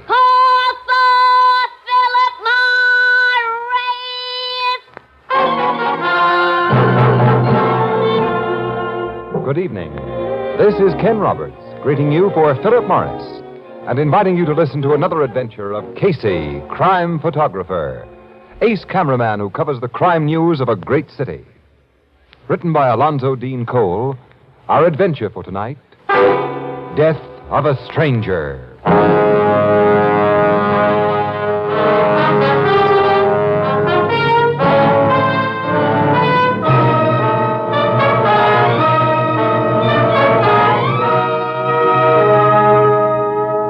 Morning, a little after 10 o'clock. Behind a massive desk in the richly appointed office that is a part of his home sits Robert Hayden, whose lucrative business is the buying and selling of rare stamps. A door opens and his brother enters. What do you want, Ronald? An old fellow outside wants to see you. Who is he? He wouldn't give me his name. He said you'd know who he was if I told you he has, the 3 skilling orange error. He has the 3 skilling orange error? Well, don't ask me for an explanation. He wouldn't give me any. For your information, Ronald, the 3 skilling orange error is a Swedish stamp. The only one known to exist is owned by an ex-king who would be a most unlikely visitor to this office. Your man outside is a nut. Get rid of him. But the old chap acted perfectly sane. I said get rid of him. Very well. Oh, wait, Ronald. Can't you learn the least thing about a secretary's duties?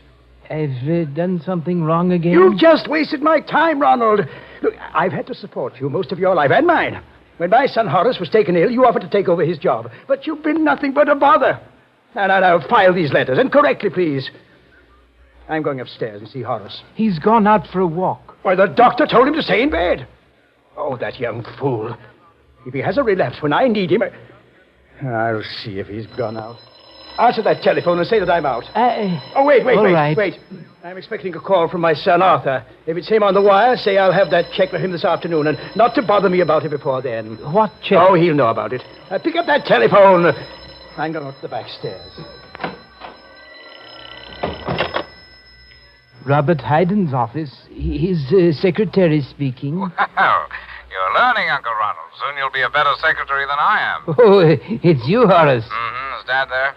He just went upstairs to raise the dickens if he found you out of bed. Well, I'm down in Market Square. I walked all the way here, and I feel fine. Oh, your dad won't like it. Does he ever like anything I do or you do?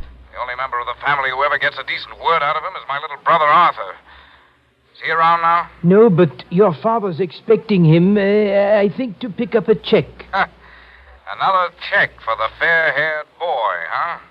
When I want extra money, the old man tells me to live on the salary he pays me. Well, now, Horace, your father tries to Dad! be... Uncle Ronald! What? Come here! Someone help! What was that, Uncle? Your brother, Arthur, he's yelling. Hold the wire, Horace. Uncle Ronald! What's wrong, Arthur? I just came into the outer office, and I found that man. Look at him. Good. Arthur, Ronald, what's going on here? Who is that? That's the stranger who wanted to see you, Robert, the man who gave me that message. There's a knife in his throat. I found him slumped in the chair like that. Is he dead? Yes, Arthur, the man's dead. Looks like suicide.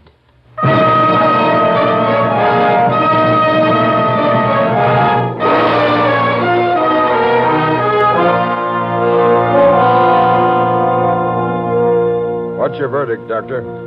This man did not commit suicide, Captain Logan. I told you this was a murder, pal. Shut up, Casey. Go on, Doc.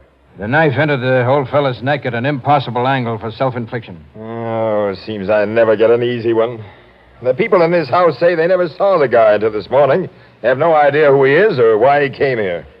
Can we have the knife now, Doc? Yes, I'm finished. Muller, dust it for fingerprints. And you, Sergeant, make a thorough search of the body. Yes, sir. Can I interview the people who found the body now, Captain? You've already interviewed him, Miss Williams, and Casey got their pictures. You sent him upstairs before we could finish our job. That's all we know. It's all I know so far. We heard exactly the same story from Robert Hayden, his brother, and his two sons. No prints on the knife, Captain. That's just swell. Did you find anything on the body, Sergeant? Looks to me like the killer went through the guy's pockets, Captain. How about identifying marks in his clothing? No labels, no laundry marks to help us either. The guy must have had a wife who washed his clothes, or he did it himself. He doesn't look to me like a fellow who'd do his own laundry. Why? Well, look at his face. You can tell he was a nervous, sensitive, artistic type, Logan. His kind go dirty before they'll do boresome jobs like washing clothes. Yeah, this guy had an interesting face, Annie. Mm-hmm. Yeah. That's a nice face. At a time like this, you talk about an interesting face? Sergeant, ask the Haydens to come downstairs, all of them. I want to talk to him again. Right, Captain. You think one of them may have been the killer, Captain? Miss Williams, how can I think anything yet about this case? I merely asked. Hayden has quite a fancy setup in this big old house, hasn't he? He's many times a millionaire. Did he make his dough in the rare stamp business, Logan? No, in the stock market. I understand he made a big killing there and sorted the proceeds away, quit speculating, and made a business out of what had been his... I've heard that he's recognized as one of the world's greatest authorities on philately. On what, Annie? Philately. It means stamp collecting. Oh. You wish to ask us further questions, Captain? Yes, Mr. Hayden. Come in, all of you. Well, I'm sure there's nothing any of us can tell you. Now, this lower floor of your house is devoted entirely to your business, Mr. Hayden? Yes, it's kept separate from my living quarters. My clients enter this reception room directly from the street as they'd enter a shop. My private office is in there, and my secretary has a room off that door. Your son has acted as your secretary? My eldest son, Horace, until several weeks ago when he was taken ill. Since then, my brother has attempted the work. Very clumsily, I'm afraid. Of course, you might have trained Arthur to take my place, Dad. I have no head for business, Horace. You simply have no head, Art. No, look, that's here. enough, boys.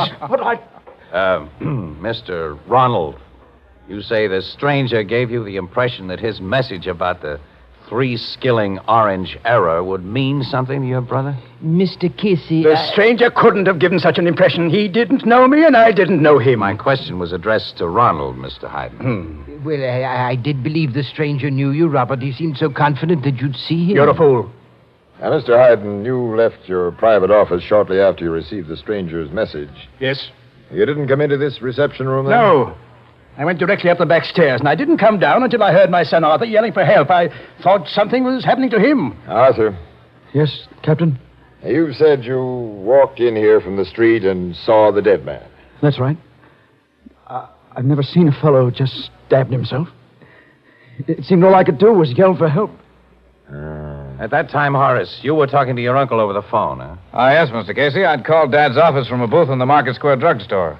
I held the wire while Uncle Ronald went to learn the reason for Arthur's yells, and when he came back on the wire and told me the reason, well, I naturally flagged a cab and hurried home. You reached here before we cops did, Mr. Horace. Yes, you policemen certainly took your time in getting Well, here. if you'd correctly reported the stranger's death, we'd have come here faster, Mr. Hayden. What do you mean? You said the man had committed suicide, but we found a murder. Murder? That man didn't kill himself? He did not kill himself. Well, but then, who killed him? And why? That's something I think one of you four men can tell me. Now he's thinking, Annie. Yes, Casey. And I wonder where it'll get him.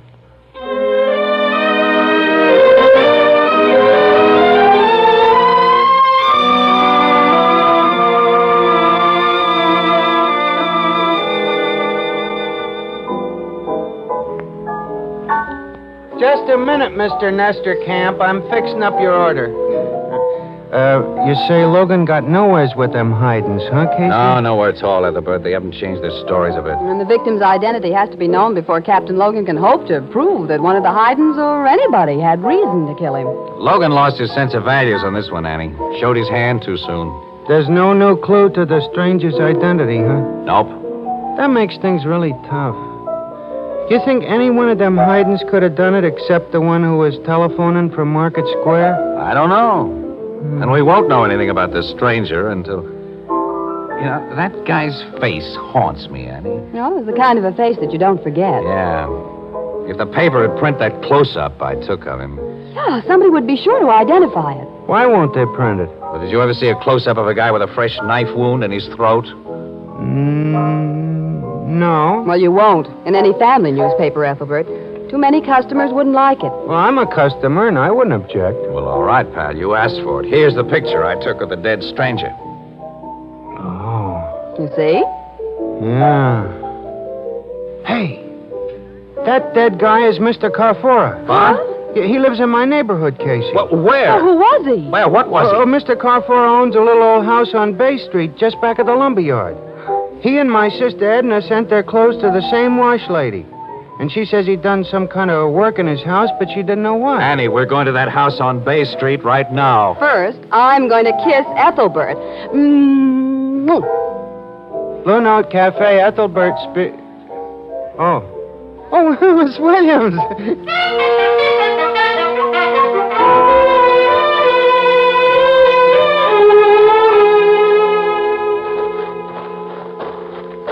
That must be the place, Casey. Yeah. It is the place, kid. It's the only house in the back of the lumberyard. Well, it's so dark, I can't see whether that's lumber piled back there or what. Well, I got a flashlight here. We should have phoned Captain Logan to join us. We'll let that lug in on this after our exclusive is in the bag. Come on, Annie. You're going to break into the house? Oh, not break in exactly. I'm kind of handy at opening doors without causing any damage. Well, I hope we can find something in there that establishes a motive for Carfara's killing. I have a hunch we will find something. Casey! Explosion. It was in Carfara's home. Hey, look, the place is on fire. That man. He's running from the house. You stay there, Annie. Casey, come back here. After I get a good look at that... He's shooting at you. Your flashlight. Shot it right out of my hand. That was foolish, mister. You got no target now. Another miss, fella. Try again. Now, that gun flash gave me a target. Now I've got you. Casey! Casey, where are you? I can't see. Answer me, Casey. Answer me. Oh.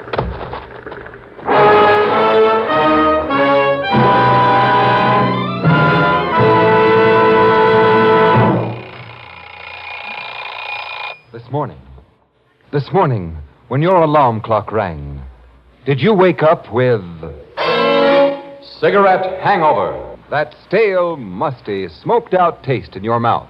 Cigarette hangover. That tight, dry, uncomfortable feeling in your throat. That's what takes the joy out of smoking.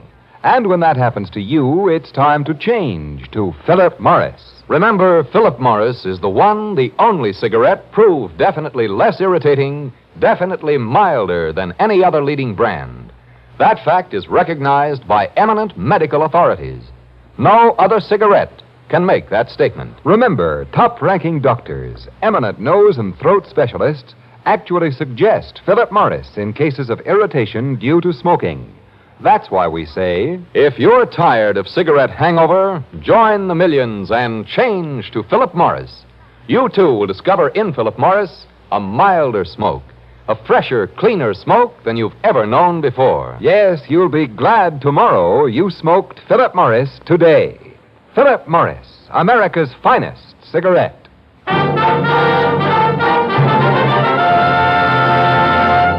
And now back to Casey, crime photographer.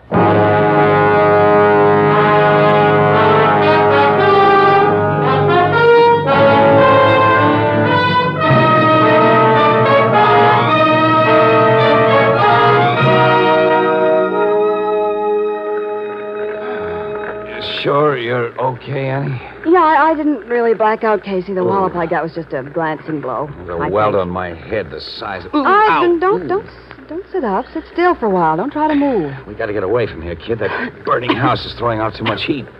And smoke. Somebody's turned in a fire alarm. Yeah, the trucks are coming. I hear them. And it'll be too late to salvage much from that little shack. Any evidence we might have found there is ashes by now. The man who shot at us and slugged us set that fire. Sure did. Annie, we may find out something more. What you picked up? A gun. A hot revolver with an empty cylinder. Oh, that man dropped it after he hit us with it. And it might tell us who he is. Let's get it to Captain Logan. Wait a minute, Annie. Wait. The firemen will be on the job in a minute. They'll cool off that little house in a hurry. I want to see what's in the ashes.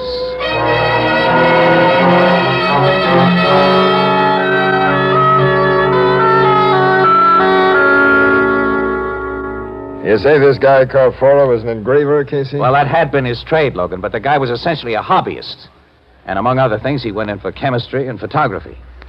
Annie and I saw the remains of some swell equipment in the ruins of his home. Yeah, we checked our findings there with neighbors who'd known him, Captain. Nobody knew him really well, but we're told that his main interest was philately.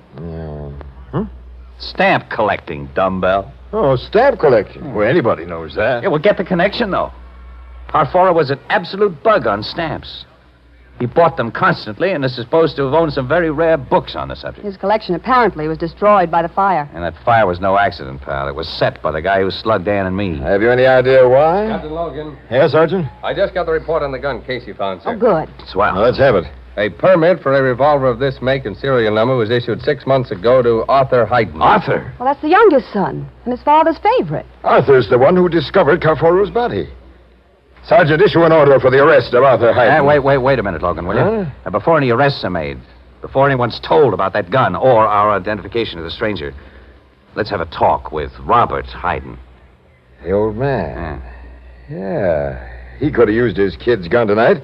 He's the big stamp man, and stamps are the link with Carfora. All right, let's have a talk with Robert Hayden.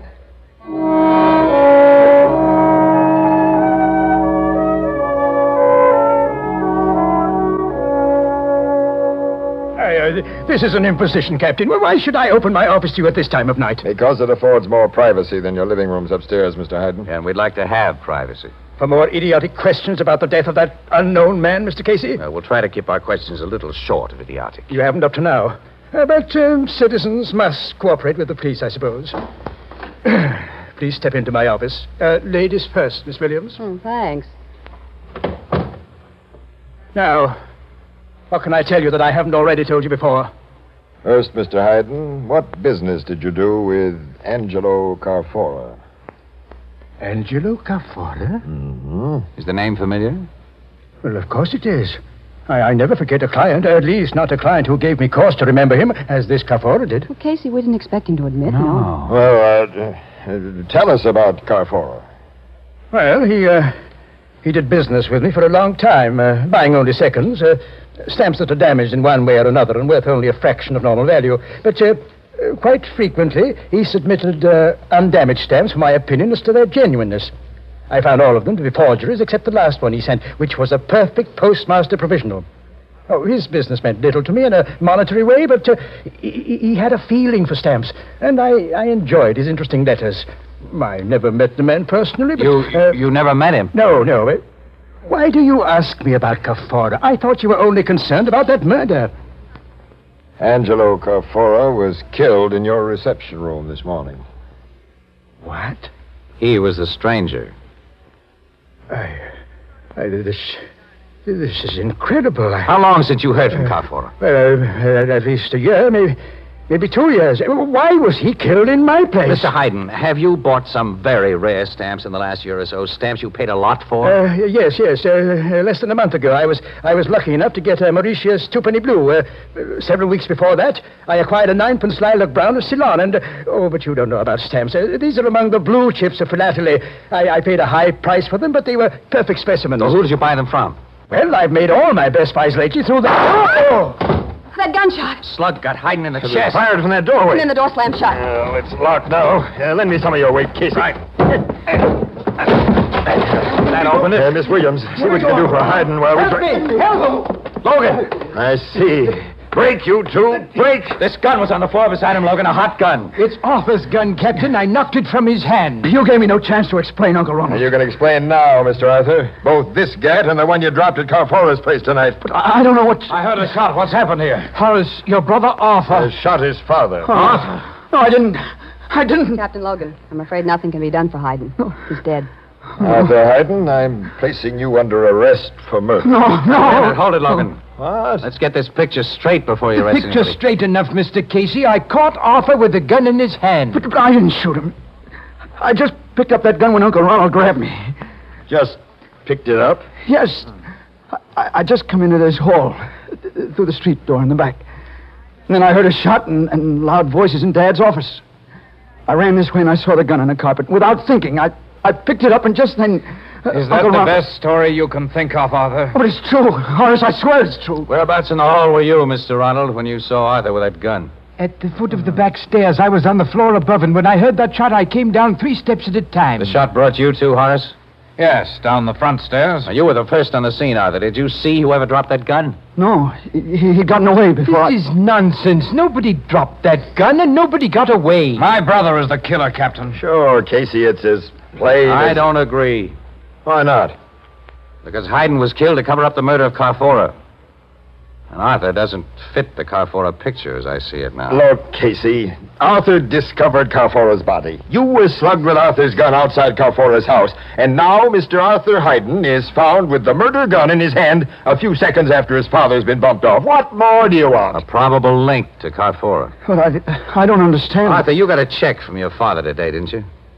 Yes? How big was it? What was it for? It was for $2,000. I owed a gambling debt. Again? Okay, Horace, okay, I'm no good. Dad was always paying out money to get me out of trouble.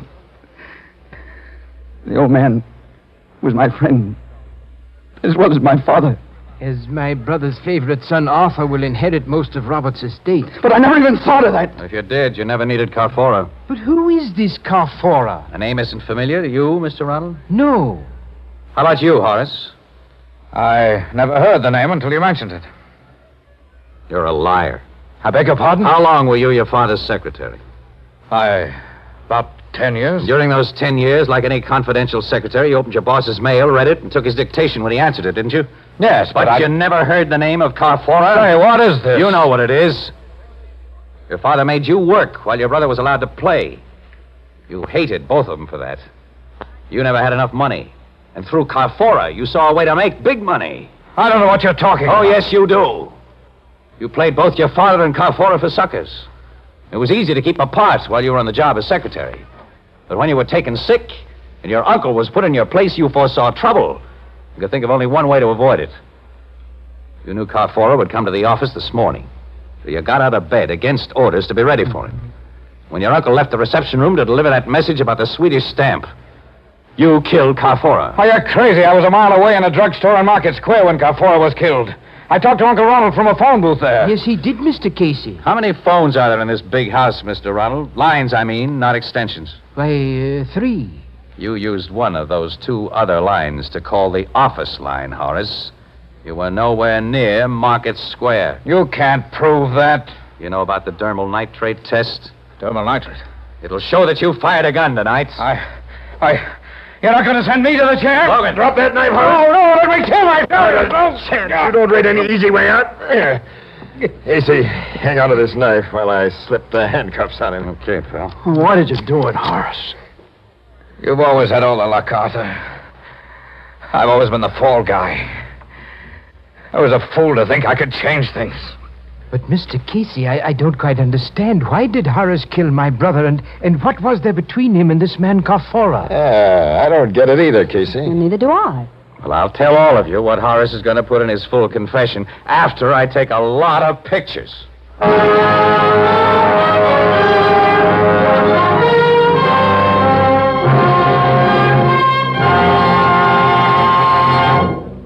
We'll join our friends at the Blue Note in just a moment. But first, it's a wonderful feeling. It's a wonderful feeling. It's a wonderful, wonderful feeling to wake up fresh with no cigarette hangover. Yes, that's something more and more smokers who have changed to Philip Morris are discovering every day.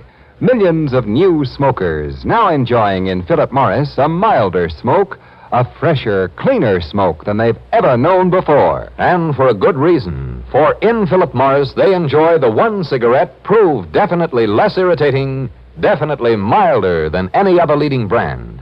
Yes, it's actually suggested by top-ranking doctors, eminent nose and throat specialists, in cases of irritation due to smoking. Doesn't it make good sense for you, too, to try Philip Morris? Yes, join the millions and see what a difference it makes, what a pleasure it is to smoke America's finest cigarette. Next time you step up to a cigarette counter, call for Philip Morris. And remember, you'll be glad tomorrow you smoked Philip Morris today.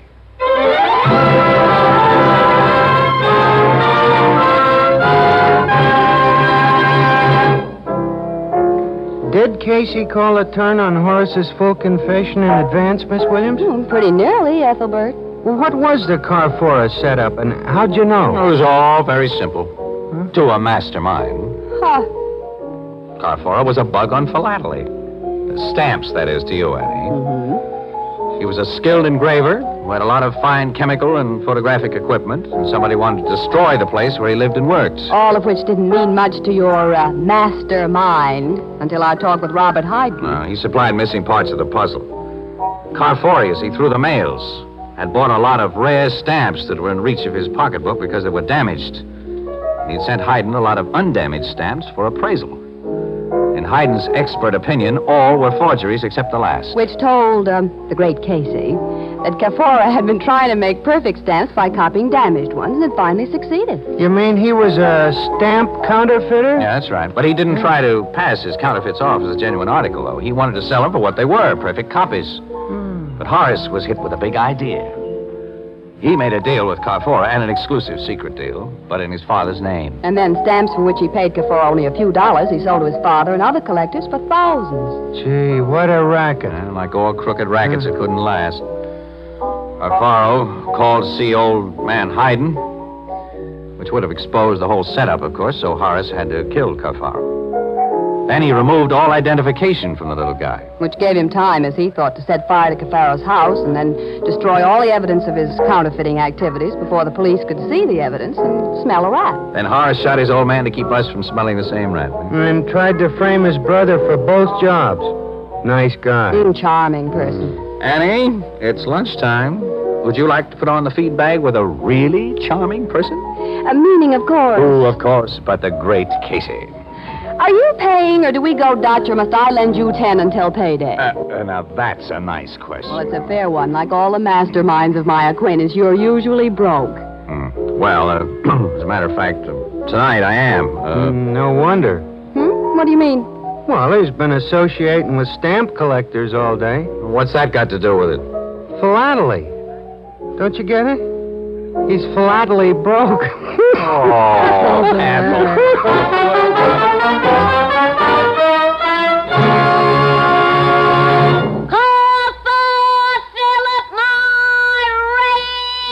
Friends, remember this. If you're tired of cigarette hangover, call for the one cigarette that gives you a milder, fresher, cleaner smoke. Yes, from now on...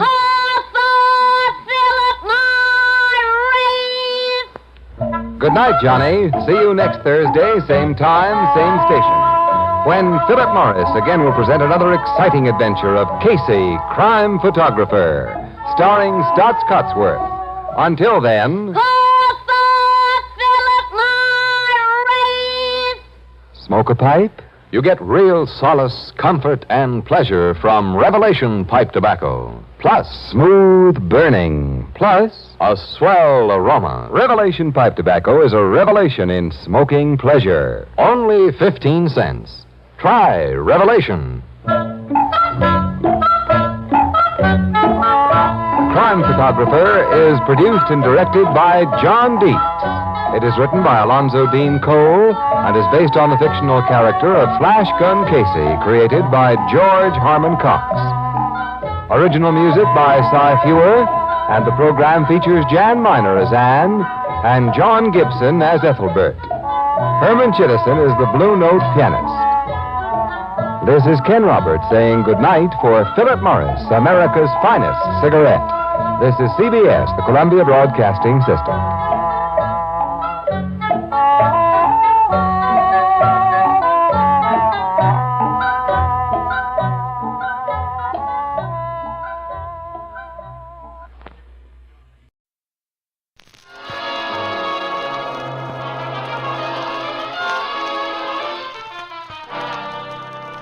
Good evening. This is Ken Roberts inviting you to listen to another adventure of Casey, crime photographer. Ace cameraman who covers the crime news of a great city. Our adventure for tonight, Snowball.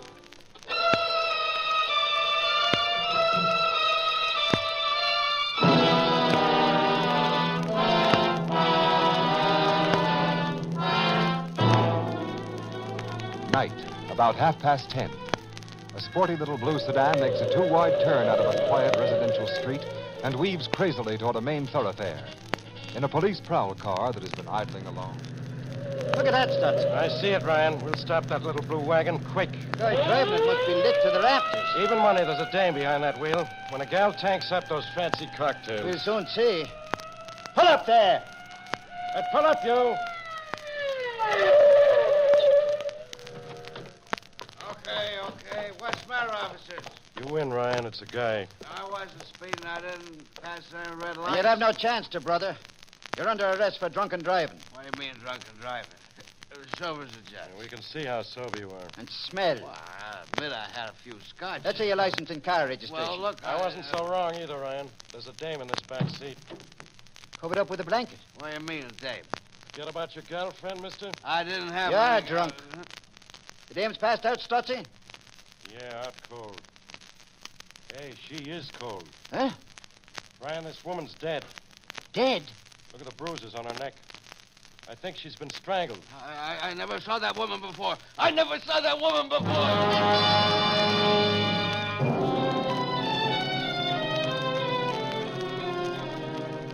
I never saw that woman before, Captain. I never saw that I'll talk to you in just a minute, mister. And while Captain Logan's busy, I'll take your picture, chum. Doc, what's your verdict? This woman's been dead about an hour, maybe a little more. I'd say she was strangled about 9:30. The strangler must have had an easy time of it, Doc.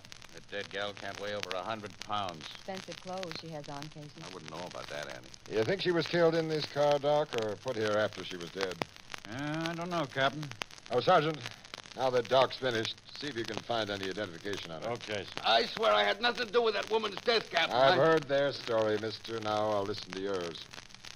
Now, according to your driver's license, your name is Rasco. Huh? Yes, George P. Rasco. I'm a respectable businessman. The car numbers on the registration you handed these arresting officers are not those of this car you're driving. Well, that's the reason. That's what happened. My car's the same make, the same model, the same color as this. When I left the party, I made a mistake and got in the wrong car. Tell me about the party you left. Well, it was at the Crofts Hall Apartments. A friend of mine lives there, Bob Willis. He invited a bunch of us because his wife is away. What time did you leave this Bob Willis apartment in the Crofts Hall? I was drunk, Captain. I don't know. That sounds like the truth. Remember what you did after you left the party? Why, I just went to my car, I guess, to what I thought was my car. I got in and I started to drive home. You parked your car near the Crofts Hall Apartments? Yes, when I went into Bob Willis. Hey, you should find it still there. We'll certainly look for it then. The keys for your car wouldn't fit another car. How did you work I can't remember. This car must have been unlocked. Captain. Yes, Sergeant? The dead woman's wristwatch has Jim to Irene engraved inside. And a tailor's label inside her jacket has made for Mrs. James Royce written on it. We just got a radio report on the license of this car that seems to clinch her identification, Captain. Yeah? The car is registered in the name of James R. Royce, whose address is 111 Oakland Lane, sir. Mrs. James R. Royce. I never heard of Mrs. James Royce. Save it, Rasco. Officer Ryan, you and your partner take this guy to your precinct station and put him on ice. Yes, sir. I swear I... Look, I'm a married man. Buy my beverage. Sergeant, you, Peterson, and Goldberg go to the Crofts Hall Apartment. See if you can find the car registered under Rasco's name parked near there and check his party story at the Willis apartment. Yes, sir. All this while you, Annie, and I call on the dead woman's husband, Logan. I'd prefer to call on him minus your company, Casey. You know, this guy's getting antisocial, Annie. He's also rude, but he can't insult us. Not a chance. Come on, pal. We'll help you find out what Mr. James Royce may know about his late wife's murder.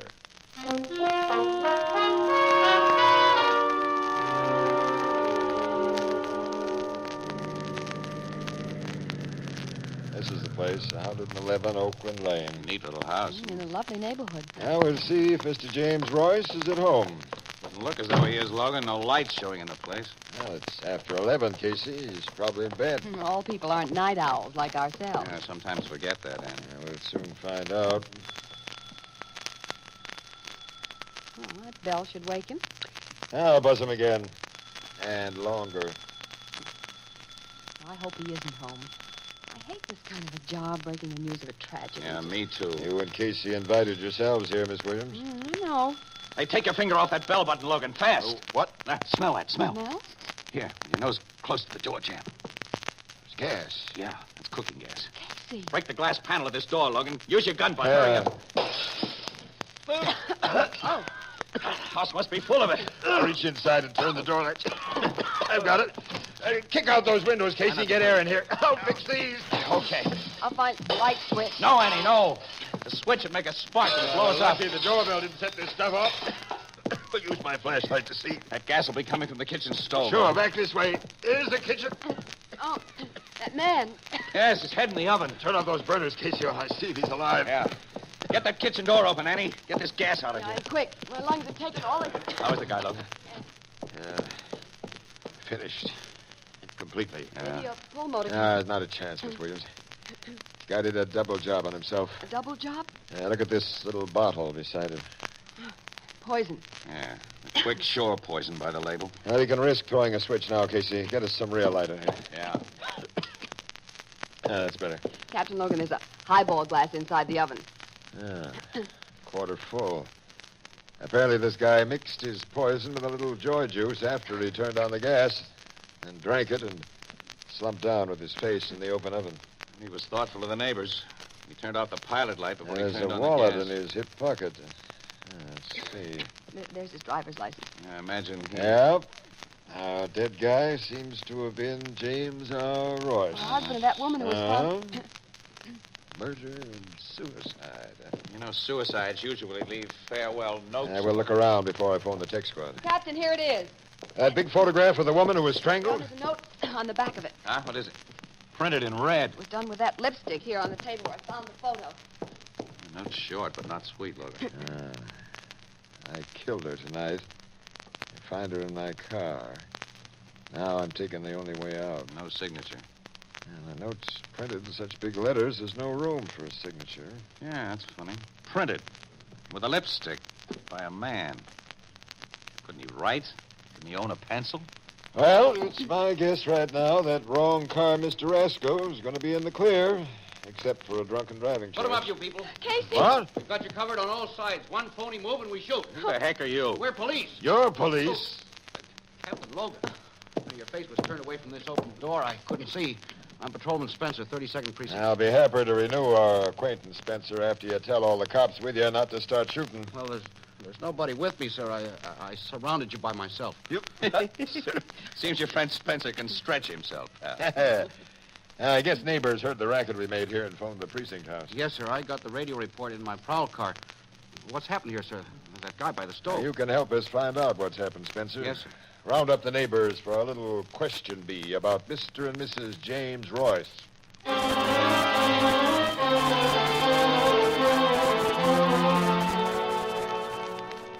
No, Captain, I know nothing whatever about Mr. and Mrs. Royce's movements tonight.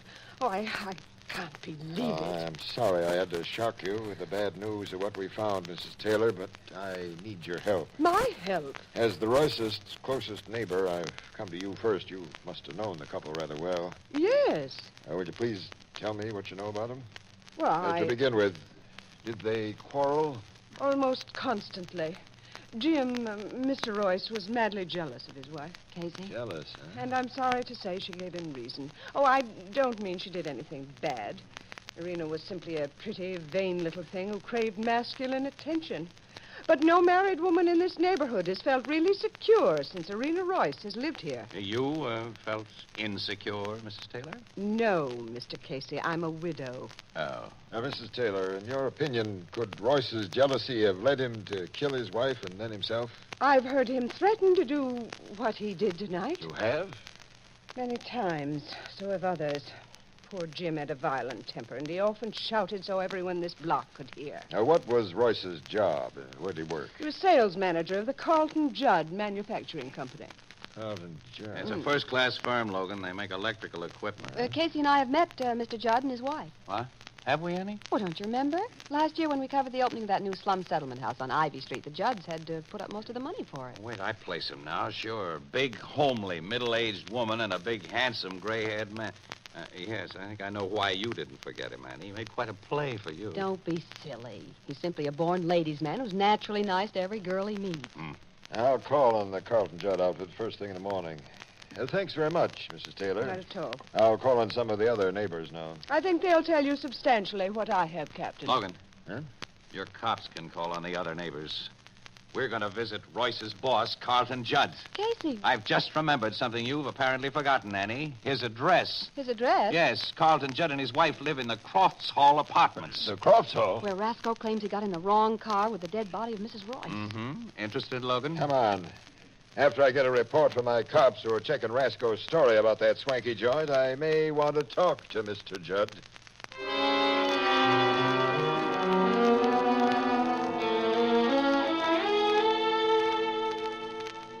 Few people have brought me terrible news. I'm inexpressibly shocked, Miss Williams. I'm sorry, Mr. Judd. Yeah. James Royce was more than a valued employee, Mr. Casey. He'd become a personal friend, also his wife. Both of them frequently visited Mrs. Judd and myself in this apartment. Why, I'd expected James here this very night. You expected him tonight? Yes, Captain. He was to bring me a contract he expected to close after office hours. When I returned home an hour ago, I wondered why I didn't find it here. Mr. Judd, you said you returned home an hour ago. Well, how long were you out? Why, most of the evening, Mr. Casey. I attended a movie. Oh, with Mrs. Judd? No, I went alone. Mrs. Judd isn't home. Yesterday, she left on a motor trip to California. You have servants, of course, who could have let Royce in while you were at the movies. It so happens I'd given the servants a holiday during my wife's absence. Well, then how could Royce get I'd in? lent poor James a key to this apartment. Royce had a key to Yes. the place, huh? I simply can't believe he's dead and that his lovely wife... So was she as lovely as she looked, Mr. Judd? Yes. I considered Mrs. Royce to have been an altogether splendid woman. Well, you knew her. We didn't. Captain, if there's any way I can be of service, please command me. If not, I'd like to be alone. Good night, Miss Williams. But it's really morning, isn't it? Yes, nearly 1 o'clock. Say, what movie did you see tonight, Mr. Judd? Lost Boundaries of the Empire. I walked home from there and took my time. These apartments are a cinch to get in and out of without being seen. Why do you say that? Just thinking out loud, that's all. Are these apartments soundproof? Unfortunately, no. Mrs. Judd and I are often unpleasantly aware of our neighbors in the adjoining apartment. If they weren't now vacationing in Europe, you'd hear one of their radios blasting out dance music. Any further comments or questions concerning my home, Mr. Casey? No. Good night, Mr. Judd. Good night. I shall hold myself at your service, Captain. Thanks, Mr. Judd. And it has been a privilege to see you again, Miss Williams. You're very nice, Mr. Judd. Good night. Good night. Nice. Let's walk down the stairs. You didn't get much out of Mr. Judd, did you, pal? Did you go for that movie alibi of his? You consider that an alibi? Casey, I don't think Mr. Judd knows anything more about those deaths than we've just told him. Because you're a sap for his Prince Charming act. Sometimes you talk like a schoolboy, and a backward one. Well, if you ask me, I think Miss Williams is right. Oh, you've fallen for his personality, too, Logan. I don't fall for personalities. I think this case will be finally written off as murder and suicide by James Royce, and nothing more. Logan, I have a hunch that you're wrong.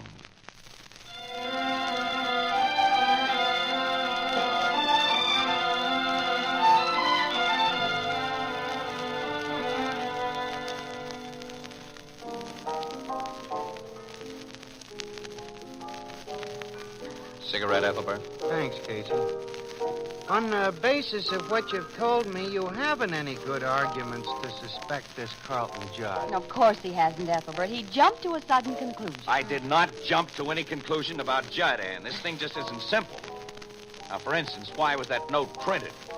And with lipstick? Well, maybe Mrs. Royce's vanity was the real cause of her husband's jealousy. And Royce used the lipstick as a symbol of that vanity. Go on and ring, you... All right.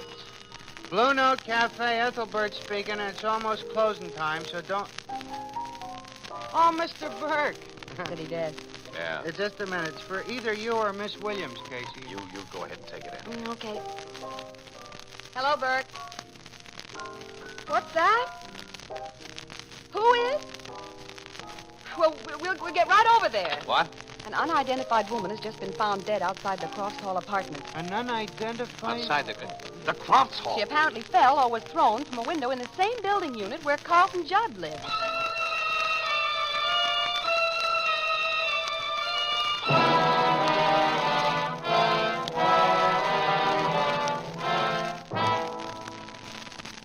Has a dead woman been identified yet, Logan? Yes, Casey. She's a servant named Mattie Saunders who worked for a Mr. Robert Willis. Robert Willis? Well, that's the man who gave the party where Ralph... Coincidence, isn't it? What have you learned about this Mattie Saunders, Logan? Not much, except she was nosy and a tippler. Nosy? Have you talked to Willis yet? No, I got here only a short time before you did, Miss Williams, and, Doc hasn't completed his examination of the body. Doc, how are you coming? Give me another minute, Captain. She fell in back of these bushes. Yeah, Casey. Where is the Willis apartment? Out on the top floor. You can see its windows up there, all of them wide open. Okay, Captain. Oh, what's the verdict, Doc? That woman's fall was no accident. No? She died between 9:30 and 10 o'clock last evening. Between 9:30 and 10? Yes, Casey. Bone fractures, obviously caused by the fall, occurred a considerable time after the woman was dead. The body was dropped from one of those windows up there to simulate an accident. Definitely, Miss Williams. I'm going up and have a talk with Ron Carrasco's friend, Mr. Robert Willis. Wait a minute, Logan. Wait. I think you'll save a lot of time by paying a visit first to the Carlton Judd apartment. Oh, Casey, Mr. Judd's apartment's on the opposite side of this building. Yeah, this Saunders woman couldn't have been tossed out of one of its windows. They don't face this way. Well, the other apartment on the Judd floor faces this way. And Judd told us the tenants are in Europe. So? Logan, didn't you ever make a snowball and roll it down a hill? You know how it picks up more snow, it gets bigger and bigger until it finally gets out of control? Well, murder can be like that. One killing can lead to another. I think the explanation will be found in Carlton Judd's apartment. Logan, are you going up there with me, or shall I go alone?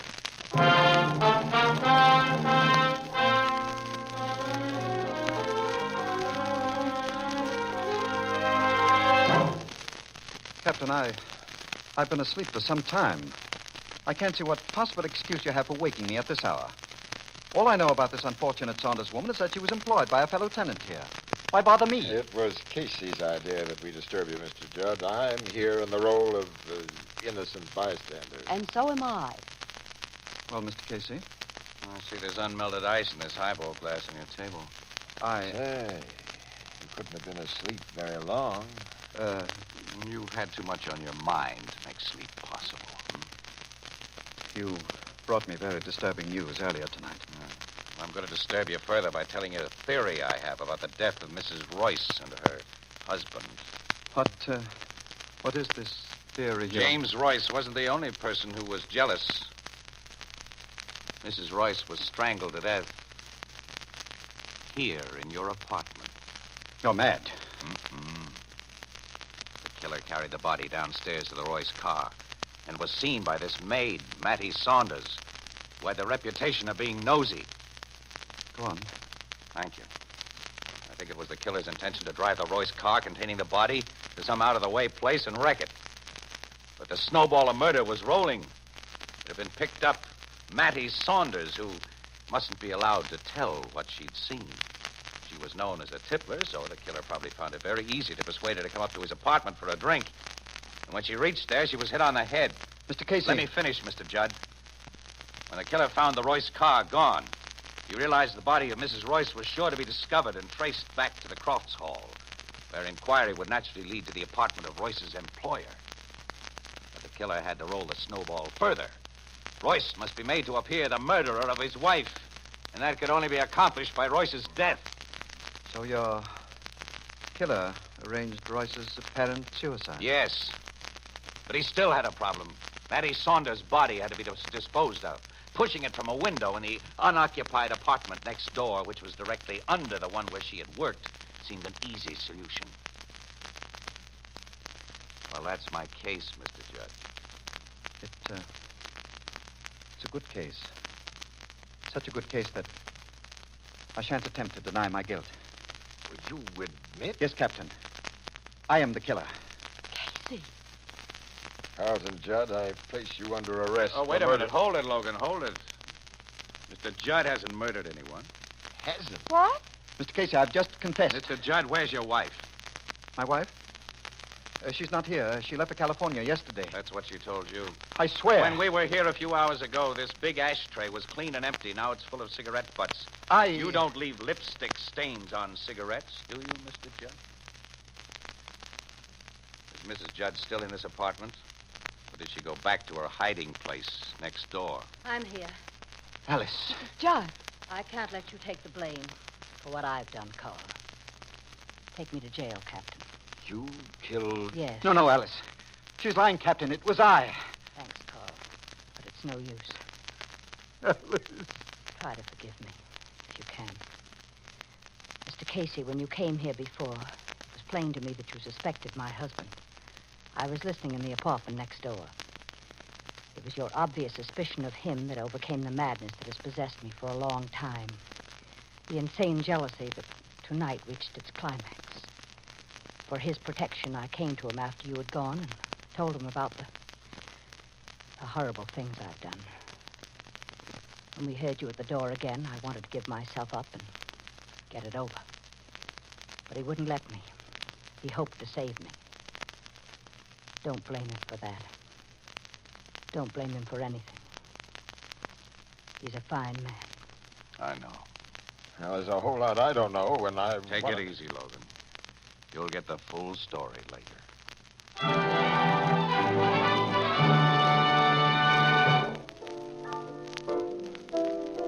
This Mrs. Judd gave her husband the idea she was going to California so she could spy on him, Casey, and maybe catch him pulling something? Yeah, Ethelbert. For a long time, she'd been jealous of her husband. And she'd convinced herself that he liked Mrs. Royce much too well. Well, Mrs. Judd hid herself in that empty apartment with her ear to the wall and her eye to the keyhole. And last night, after Royce got those contracts he was supposed to take to Mr. Judd, he had a violent headache. And he sent his wife with him to Judd's apartment instead. Mrs. Royce went there with him and let herself in with a key her husband had given her for just that purpose. And Mrs. Judd jumped to the worst possible conclusion, flew into an insane rage, and never gave Mrs. Royce the slightest opportunity to explain. She simply burst into the room and, well, choked her to death. You know what happened from then on. Yeah, the snowball rolled. What made you finally suspect Mrs. Judd instead of her husband, Casey? That lipstick she used in that suicide setup? No, that wasn't the main thing that made Mr. Judd a difficult suspect in Casey's theory. No, it wasn't, Annie. Oh, what was? You see, the Judd Manufacturing Company makes electrical equipment. After I really started to think, I couldn't see a guy who was familiar with electricity rigging a phony suicide setup with gas. Seems Judd would have known that a faulty doorbell or a switch could throw a spark that'd blast the house to pieces and wreck the whole setup that he'd taken so much pains to leave. I see. Miss Williams, this Casey's a clever guy. Yes, Ethelbert, I agree with you. Hmm. Come on, Annie. Say something nice for a change. You're quite a guy, Casey. Thanks, kid. What a guy you'd be if you only had Mr. Judd's lovely manners and charm. Ethelbert, I'm almost sorry I didn't frame that mug.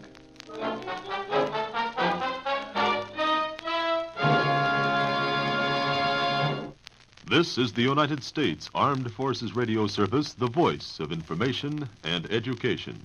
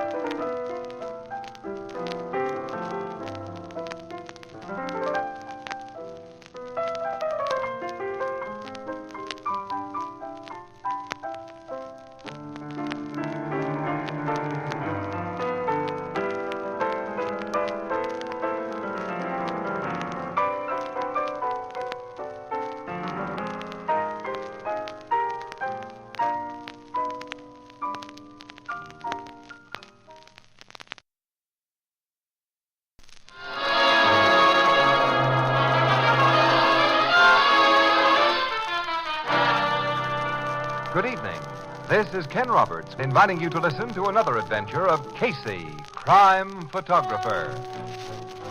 Ace cameraman who covers the crime news of a great city. Our adventure for tonight, The Coffin.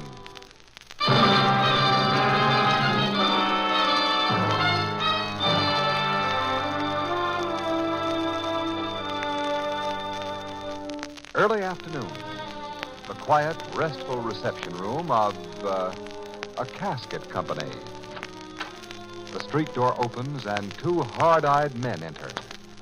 From a glass-enclosed inner office, another man emerges and... Good afternoon, gentlemen. Hi. You the boss here? I'm the sales manager. Cook is my name. Cook? That's a hot name for a coffin salesman, Andy. Ain't it, Foot? Yes, so I'm often told. We want to see some samples of your product. I want to buy a coffin. You are a mortician, of course? A what? He means undertaker, boss. No, Cookie. I'm no undertaker. Oh, well, I'm sorry, but we sell only to the trade. You mean a guy's got to be an undertaker in order to buy one of your plush line boxes? That's our rule. Rules are made to be busted, mister. I want a coffin. I got the dough to pay for it. So show me one of your fanciest models. I want the guy I'm buying it for to have the best. After he's dead. Yeah, when a guy kicks off, boss, you'll owe him the best. You said it, Foots. You want a casket for somebody who isn't yet dead? He isn't even sick yet. I don't understand. You don't have to. Just show us your boss. Yes, but... First, I'll give you the name and address of the guy you're to send it to. He's Nick Maddock. Yeah, Nick Maddock? And he lives in the Manor Hall Apartments. Nick Maddock is the notorious gang leader. Notorious? This judge believes what he reads in the newspapers, boss. Yeah, seems that way, Mike.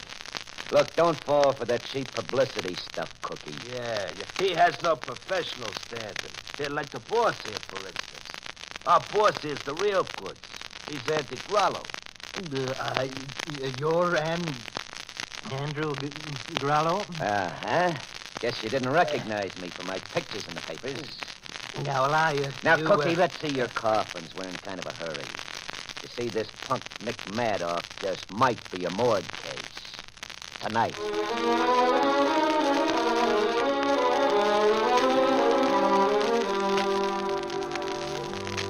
Now, Miss Williams, this coffin salesman Cook knew Andy Grallo's reputation, so he took little Andy in his hood back into the display room and let him pick out a silver-plated slumber box, which Andy paid for, cash on the line. And as soon as the mobsters were gone, Cook phoned the nearest precinct station and was sent here to headquarters, where I heard his story in person. And it's a front-page story, Captain Logan. Yeah, which this lug is probably given to all the papers in. I haven't given it to any paper, Casey, including yours. Including ours. What I've just told you to is off the record for the time being. Oh, Captain. Oh, now look here, Off pal, you the can't- record, I said. I'm not going to have any press break on this until I'm sure what it's all about. Well, it's easy enough to figure what it's all about. There's been a long-standing feud between Andy Grallo and Nick Maddock, and now it's come to a head, and Grallo's planning to remove Maddock. No, it isn't that easy to figure, Miss Williams. No, I'll say it isn't. Little Andy is one of the smartest crooks I know of. When he pulls such a grandstand play as the one at that coffin shop, he's planning anything but the obvious.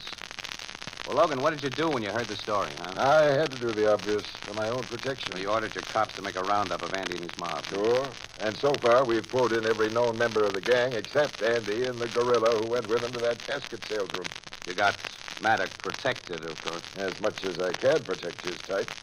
I got cops spotted around his apartment house. He won't let him inside the apartment itself. He knows about Andy Grallo ordering a coffin for him. Yeah, I told him myself. I had to, again, for my own protection. And did Nick Maddock do a burn-up? Which gave me another worry. He's undoubtedly sent guys out to gun for Andy, and if we don't find that little rat first... Yeah, a war is now definitely on between the Maddock gang and the Grallo gang. Which means you won't be able to keep this coffin story off the record very long, Captain Logan. I'm afraid you're right, Miss Williams. Not until shooting actually starts, I'm not going to further Andy Grallo's plans, whatever they are, by allowing publicity for a yard he must have wanted to hit the papers. I could only dope out the little rat's scheme. Is Nick Maddox staying inside his apartment? Yes, he's too yellow to want to leave it while Andy's still in the loose. He's safely locked in with half a dozen of his muscle men and that gal friend of his, Inez Talley. Well, she'll be his best protector. That Inez is really tough. But attractive, though, Annie. A pulchritudinous bundle of feminine charm. Well, if you ask me... excuse me. Homicide Bureau, Captain Logan speaking. Yes, Maddox. Maddox, Casey. No, we haven't found Grollo yet. No, we picked up everybody but him and Foots Larkin. That's right. Larkin was with him at that casket place. But don't worry, we'll get him soon. Yeah, I can tell you're not worried. Well, sit tight. Goodbye. Maddox worried, huh? Plenty. And he's glad to have us cops around him when his hide's in danger. He says if we... Come in. We've got Andy Grollo and the last of his guerrillas, Captain. You have? Yeah. They just walked into the front desk here, sir. Said they heard they were wanted. So they just walked in. Bring them here to me. Yes, sir. That's that, Logan. Well, your worries are over for a while. I'm not so sure of that. I don't like any part of this business. Well, at least Maddox won't become a morgue case tonight, as Grollo hinted to that coffin salesman. Grollo and his hoods are going to be guests here for some time. Inside, you fellas. Thank you, Sergeant. Good evening, Captain. Hello, Grollo. Well. Miss Williams, my old pal Casey. My buddy, You folks know Foots Larkin? He's a business associate of mine. Cut the comedy, Grollo. What was the big idea of that coffin gag you pulled this afternoon? What? You heard about that little joke of mine, Captain? It was a joke, huh? Well, what else could you think it was? I had no idea that news got around so fast. Did you, Foots? No, Andy. Gee, I hope our pal Nick Maddox ain't heard about it. The joke will be ruined if he Your act isn't funny, and I'm not laughing. Sergeant, we'll take these jokers into the boiler room where they can do their stuff under spotlights. Maybe we can improve their brand of humor. All right, come on. Now, look here, Captain. You Get can't... going. I'll see you later, Miss Williams. Casey? Yeah. Well, Annie, let's be on our way. Oh, we may as well go back to the office. We're calling on Nick Maddox. Maddox? Yep, right now. I have a hunch that little Andy's joke has been too well planned to miss. Well, what's the point of the joke? Come on. At Nick Maddox's apartment, we may find the points.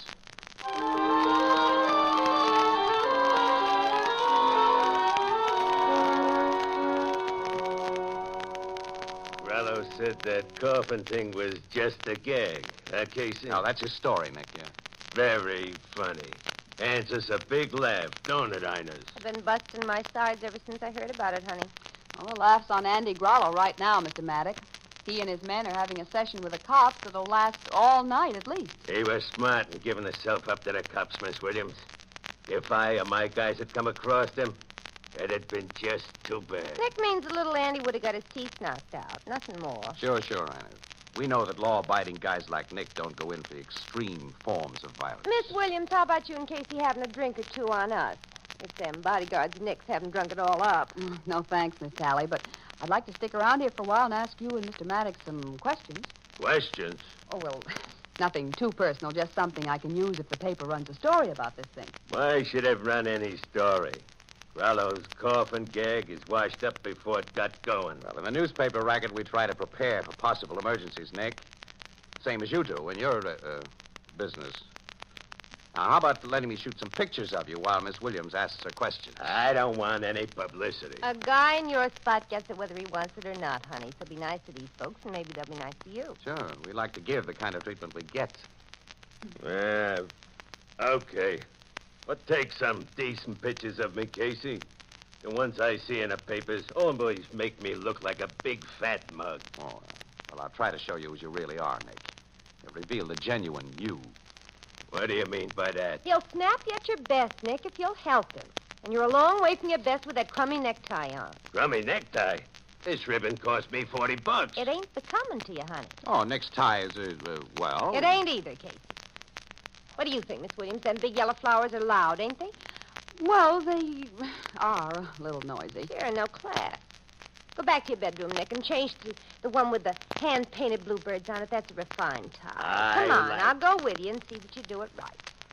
Okay. You and Casey come along, Miss Williams. You can ask some of them questions while Nick is changing. All right. This is all jerky. Putting on another tie. The one with the bluebirds, honey, and fix it in front of the mirror, not just by the sense of feel. I'm standing right here at the door to watch that you do it correct. Ah, you dames, give me a pay. Guys have got to be managed one way or another, Miss Williams. How right you are. Don't give this gal ideas, Inez. She'd have the same ideas if she'd been brought up the way I was. Where were you brought up, Miss Tally? That's one of the questions I wanted to ask you. From a dirty, lousy mill town. My old man was a mill worker, weaver. He was so poor us kids were put to work as soon as our fingers were big enough to pluck at a loom. You see, I'm not one of those gals who tries to kid the folks that I come from a fine old family. Hey, that shot! He's got Nick. He's fallen. He was shot from that window. Keep away from that window, Inez. Whoever shot Nick may drill you. Here. Inez! And then don't you go to that window, Casey. Let me go, No. Annie. I see the gunman, Casey. He's getting away over the roof. Get out of the way. Let me look. It's too late. Gone, but there's the rope ladder he used. I see that. What's happened here? Hey, the boss. Well, bodyguard you monks turned out to be. The guy that shot Nick is on the roof. Get up there, Ollie, and head him off. All right, come on, you guys. Let's go. Casey, is Nick dead? I'm afraid, Inez, that Nick is ready for little Andy's coffin.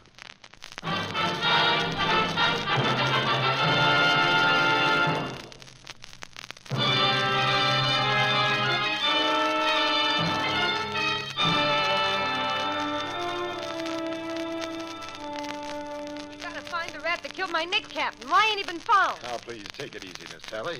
You know the roof of this apartment house connects to those of 3 other buildings at about the same level. The killer could have made his escape through any of those buildings. Find out where he went, so after him. I hate to ask the cops for anything, but I want the rat that shot my Nick. I want him to burn. My men are after him, and eventually they'll find him. If you'll calm down and help us. You say you saw the killer. What I saw can't be any help. It was only his feet and legs on that rope ladder up above me, and then he disappeared. Casey, you didn't see even the guy's feet and legs. No, Logan. He was completely out of sight by the time I had to look out that window. You gotta find him, Captain. You got Now, Miss Tally, suppose you go into another room and lie down. In your present frame of mind, you're only hindering my investigation. I guess you're right. Can I go to my own apartment? Your own apartment? It's 3 floors down. Nick didn't like to have me around this place all the time. Now, go ahead. Now, you go with her, Miss Williams. Okay, Captain. Come on, Inez. Sergeant. Yes, sir.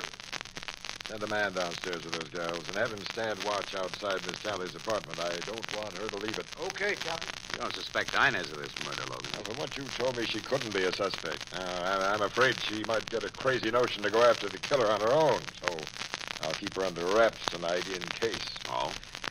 Casey, I want you to show me exactly where you, Inez, and Miss Williams stood when that shot was fired. Well, we were just outside this bedroom door, Logan. Ann was here.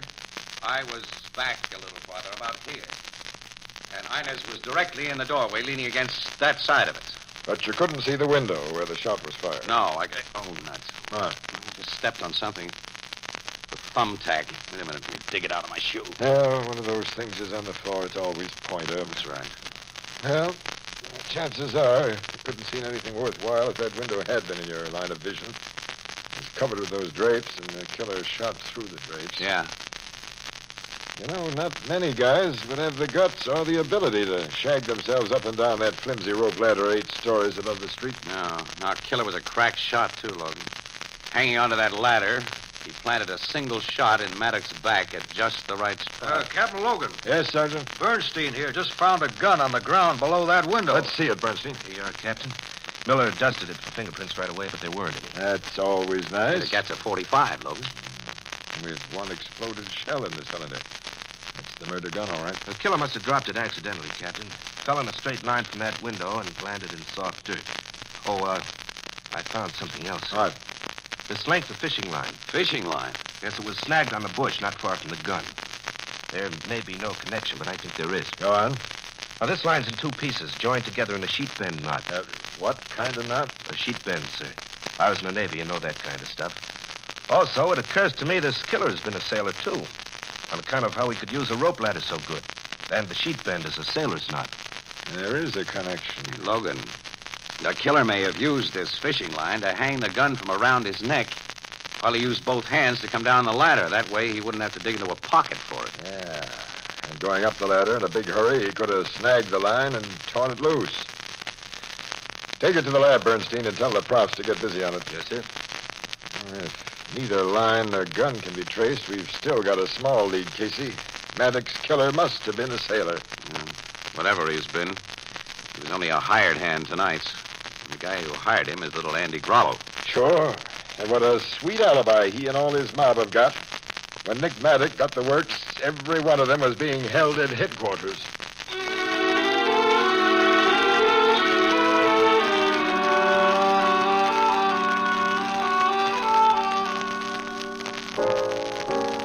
Captain Logan still ain't got nowheres on Nick Maddox's murder, huh, Casey? Nope, nowhere at all, Ethelbert. Gee, and it happened almost 2 weeks ago. I thought with all the swell clues the cops had, it'd be solved in a couple of days. What swell clues did the cops have? Well, to begin with, they knew Andy Grollo must have planned it and hired the actual killer. You've got to do more than know a thing when you charge a man with murder, Ethelbert. The law demands proof. That's why his attorneys were able to spring him out of jail only a few days after Maddox's funeral. How about that fish line, the gun, and the rope ladder? No, they haven't been traced to the person who used them. Maybe they never will be. And millions of men have been sailors.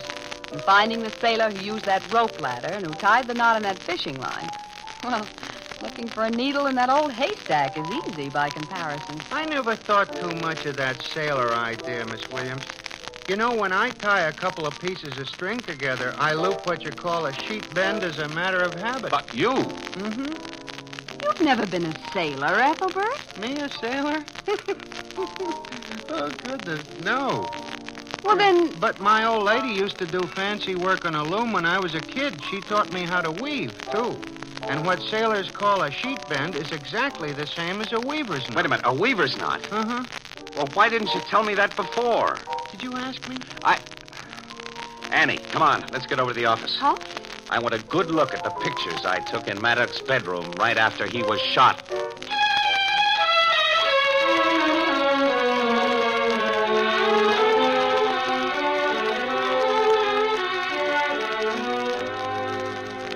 Annie, look here.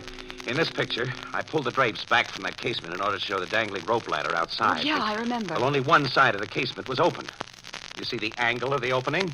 Angle? No. Now, look, a gun clamped to the open side of that window would point directly at anyone standing in front of the mirror, as Maddox stood when he was shot. Casey! And a strong cord could have been looped around the trigger, then passed around the butt of the gun, and then further passed along the wall of the room behind the bed, and fastened to a thumbtack in the wall near where Inez stood. Well, you think Inez? Inez was taught to tie a weaver's knot when she was a kid, don't forget. No. It became part of her job to tie them. It's the kind of a knot she instinctively uses. And if you remember, Annie, I stepped on a thumbtack just inside that doorway. But she couldn't have set off a gun trap while we stood within a few feet of her. Why not? All she had to do was pull on a fishing line that we didn't even know existed. And the purpose of the whole setup was that somebody should be with her to alibi her. Well, she did persuade Maddox to go into the bedroom and to fix his tie before that mirror. Yeah, and after the shooting, she made a beeline for that window. Before I got there, she had time to loosen the spring clamp and stuff it inside her dress. Well, naturally, the gun fell, carrying the fish line with it. And the line, only looped around the trigger, naturally, would fall free of it. Well, but Casey, that rope ladder... It was never used. It was hung from the roof simply as a red herring. Oh. You see, there had to be believable evidence that Maddox was shot from outside. Well, I don't believe that Inez Talley has the brains to have planned such a setup. Oh, you underestimate that, gal. But I think the plan was mostly Andy Grollo's. Grollo's? That coffin gag, Annie. It wasn't pure coincidence that he got himself and his entire mob a perfect alibi on the night Maddox was killed. Oh, no. We've never kidded ourselves about that. But instead of hiring a killer, as we thought, someone who wasn't a regular member of his gang, he had an inside track on Maddox's girlfriend. And she double-crossed Maddox because Grollo has more money, more brains, and better look. Or maybe simply because she didn't like Nick's taste in neckties. I don't know. Female motives are anybody's guess. Huh. Well, how are you going to prove your pretty theory? Annie, Inez may have something in her apartment that'll tie her up with Andy Grollo. And, of course, you prefer to search your apartment without police assistance. Well, remember, Annie, exclusives earn bonuses for poor newspaper stiffs like us, and Christmas isn't too far away. Mm-hmm. Well, I've been in Inez's apartment, and the locks on her door should be easy for an accomplished housebreaker like yourself. Shall we, Miss Williams? Tonight, Mr. Casey?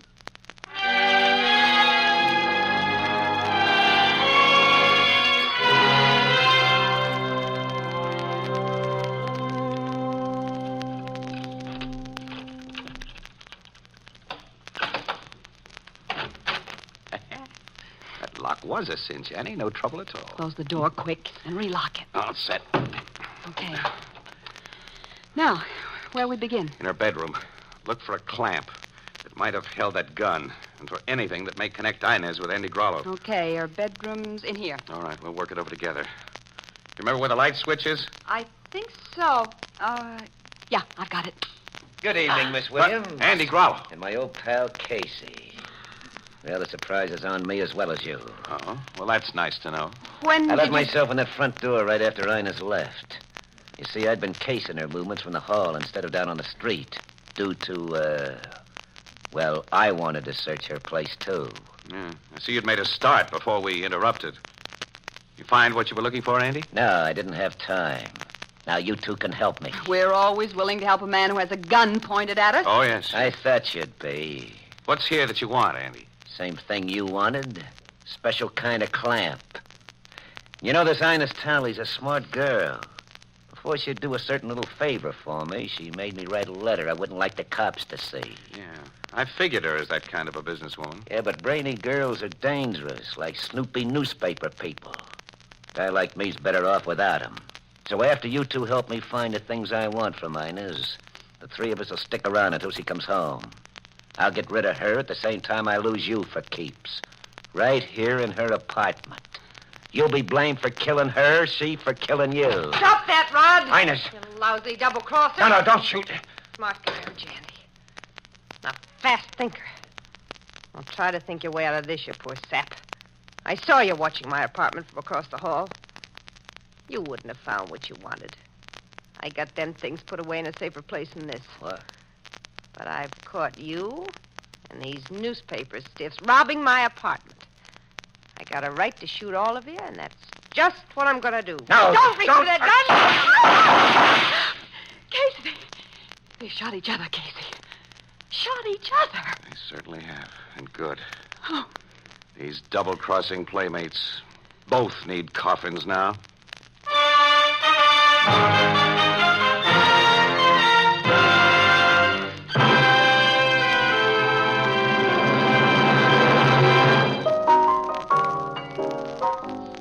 Say, Miss Williams, did the cops find what Andy Grollo was looking for in Inez's apartment? Mm-hmm. In a safety deposit vault, she had a letter he'd written that would have incriminated him plenty in the Maddock murder.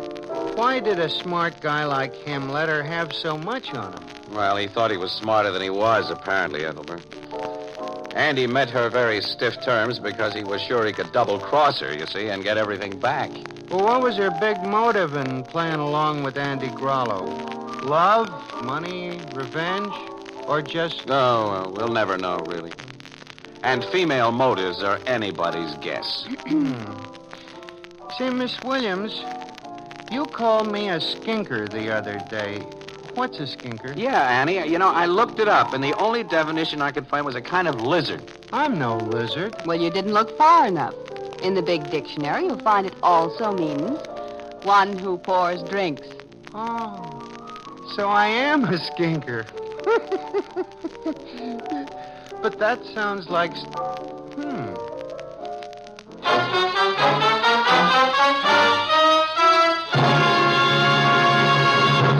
Tonight's adventure was written by Alonzo Dean Cole.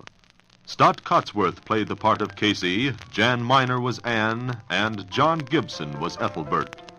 Next week, another adventure of Casey, crime photographer.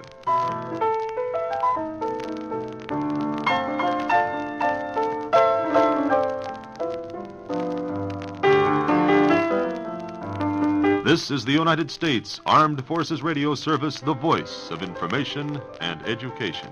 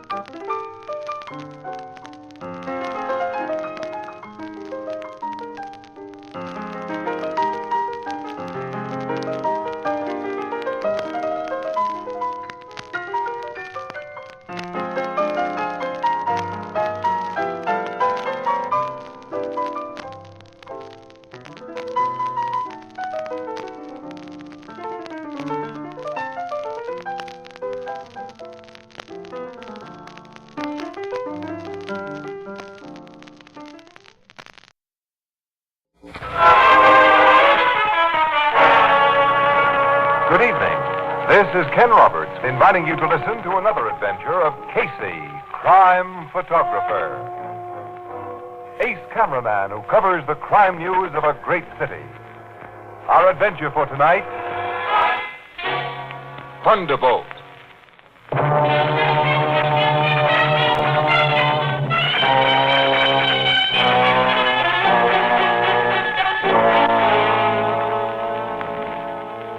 Night. A night of storm. A public garage in a neighborhood of deluxe apartment houses and stately city mansions.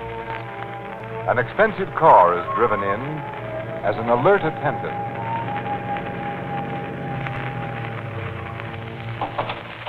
Good evening, Dr. Foley.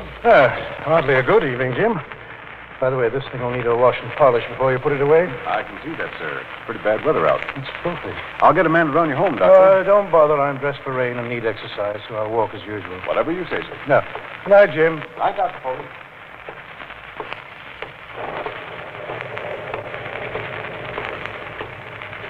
Pardon me, Huh? sir. Yes? May I trouble you for a match? Oh, certainly. Rotten weather, isn't it? Yes, pretty bad. Look, here's a book of matches. You can keep them. Sure you have others? Oh, yes. Good night. Excuse me, aren't you Dr. Foley? Yes. Oh, I've seen papers in the medical journals. Do you mind if I walk with you for a short distance? Well, if you wish. I shall consider it a privilege. Are you a physician yourself? No, it was once my ambition to become a great brain surgeon such as you are, but now I'm just a sort of jack of all trades, which means, of course, that I'm what the world calls a failure. Well, success and failure are matters of viewpoint. Oh, how true. A man can be as he thinks. He can rise above misfortune and live in Valhalla with the gods. The thunder. To me, that is Thor, the mighty, wielding his hammer, forging his thunderbolts to strike the mountain giants. Do I sound mad? Well, you sound interesting, Mr. Thorson is my name, Doctor. Thorson? Yes. Oh, one of the streetlights is out here. Makes things quite dark. Well, the storm probably knocked it out. Yes, a minor thunderbolt of the storm, the feeble precursor of a greater one, a deadly one. Deadly one?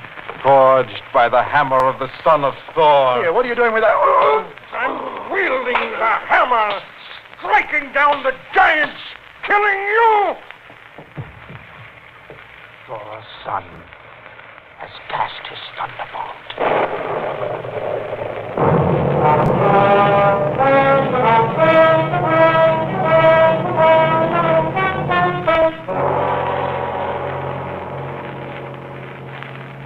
The murdered man is Dr. Bernard Foley, Captain Logan? Yeah, the big brain surgeon, Miss Williams. Casey, will this killing make headlines? I'll say. The kind of headlines that'll be followed by editorial blasts against us cops. So that means you haven't got any leads, pal. All we've been able to learn so far is that Dr. Foley left his car in the Ardmore garage, and at 11:15, a patrolman found his dead body sprawled across the sidewalk, as you see it now. The spot must have been pretty dark before you cops got here with your flood lamps. I see that street light's out. Yeah, the storm knocked it out, I guess. Was Dr. Foley robbed, Captain? No, we found a wallet full of dough in his hip pocket, Miss Williams. Robbery wasn't the motive for his murder. How was he killed, then? Well, the M.E. thinks the job was done with a small tack hammer. What? A small tack hammer? Yeah, the double-headed kind upholsterers use. Hey, well, Logan, that big playwright who was killed last week, Eli Whitlock. Yeah, his skull was crushed with a small hammer, and his body was found on a dark street near his home and on a night like this. I know. The similarity of the Whitlock murders naturally occurred to me. But Whitlock's killer was caught red-handed robbing the body, and he's now in jail. The guy you nabbed for that job admits he went through Whitlock's pockets, but he's consistently denied the killing, Logan. Well, I believed his story that he found Whitlock lying in that doorway and figured he was drunk. I haven't believed it, and I don't now.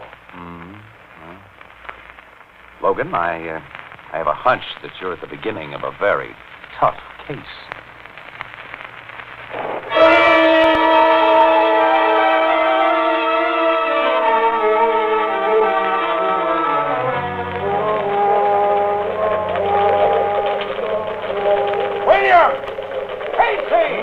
City Desk is calling us. Could I mistake our master's voice, Annie? Casey! Williams! We're on our way, Here we are, fella. Here Collins, take over the desk till I come back. Now, you two come with me into the private office. Okay. Hey, why into the private office first? You'll soon find out. Close that door so we can have some quiet. All right. Now, you two covered the Foley murder last night Yeah? and the Whitlock killing last week. You know we did. Casey, from the first, you believed the cops pulled in the wrong guy for Eli Whitlock's bump off. Yeah, and he was behind bars last night when Dr. Foley was killed. I so- think you had the right idea. Sit down. Now, I'm going to read you a special delivery letter that just came in. Listen to this. Dear sir, last week the much overrated playwright Eli Whitlock met death.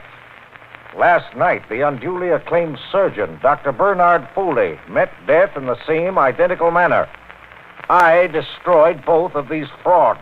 Go on, Bert. Go ahead. And my thunderbolt shall soon destroy others. Thunderbolt? Shut up and get all of this. All right. The writer goes on. I concern myself only with the giants. Giants? Yes. But I shall slay other giants. On the next night of storm, another alleged giant shall die. Another. This time, a colossus of commerce shall meet his doom. A dealer in money, a seller of false security. Try to prevent his death, you will be powerless. That's all. No signature, of course. Hey, let me see that copy. Here, Letter. hold it at the corner. All right. Hand printed in block letters. You think it's on the level, Casey? Your guess is as good as mine, kid. The writer's obviously a screwball. Well, if but- the letter isn't a gag, the screwball must believe he's Thor. Who? The ancient god of the Norsemen. Thor. The thunderbolt. Don't you know anything about the classics, Casey? Thor, strongest of gods, a magic hammer. I know. Have you gotten in touch with the cops about this letter, Bert? If they get in touch with this paper when they get something hot, they can read about it in our next edition. Yeah, they'd be plenty sore if you hold out and something happens. And the letter says another big man will die. Sure. A dealer in money, a seller of false security. What does that tell you? The best protection for whoever it means is to read a copy of this letter in tomorrow's Express. Yeah, that's true. And, of course, the threat may be strictly phony. And anyway, the threat's made for the next night at storm. Sure, and the weather report for tonight and tomorrow is clear and mild. Bert. What? Look out the window. Huh? Rain. I hope, Bert, that this letter is as phony as your weather forecast.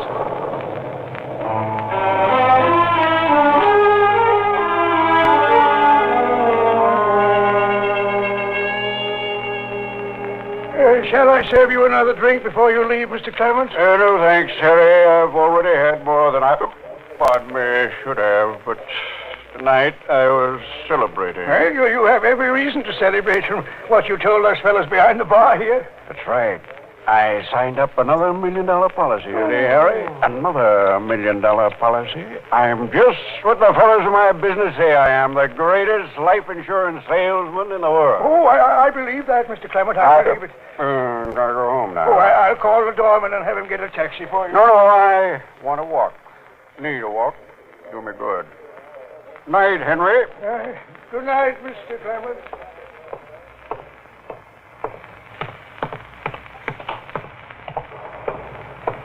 Leaving, Mr. Clement. Yes, George. Thanks for opening the door for me. Yeah, feels good. Rain feels good. Pardon me, sir. Huh? May I trouble you for a match? Match? Oh, sure. Thank you. Aren't you Mr. Alan Clammert? Well, how'd you know? You were pointed out to me at the Underwriters' Convention several months ago as the greatest life insurance salesman in the business. That's so. Do you mind if I walk along with you? Oh, come along. Glad to have your company, Mr. Thank you. And my name is Thorson.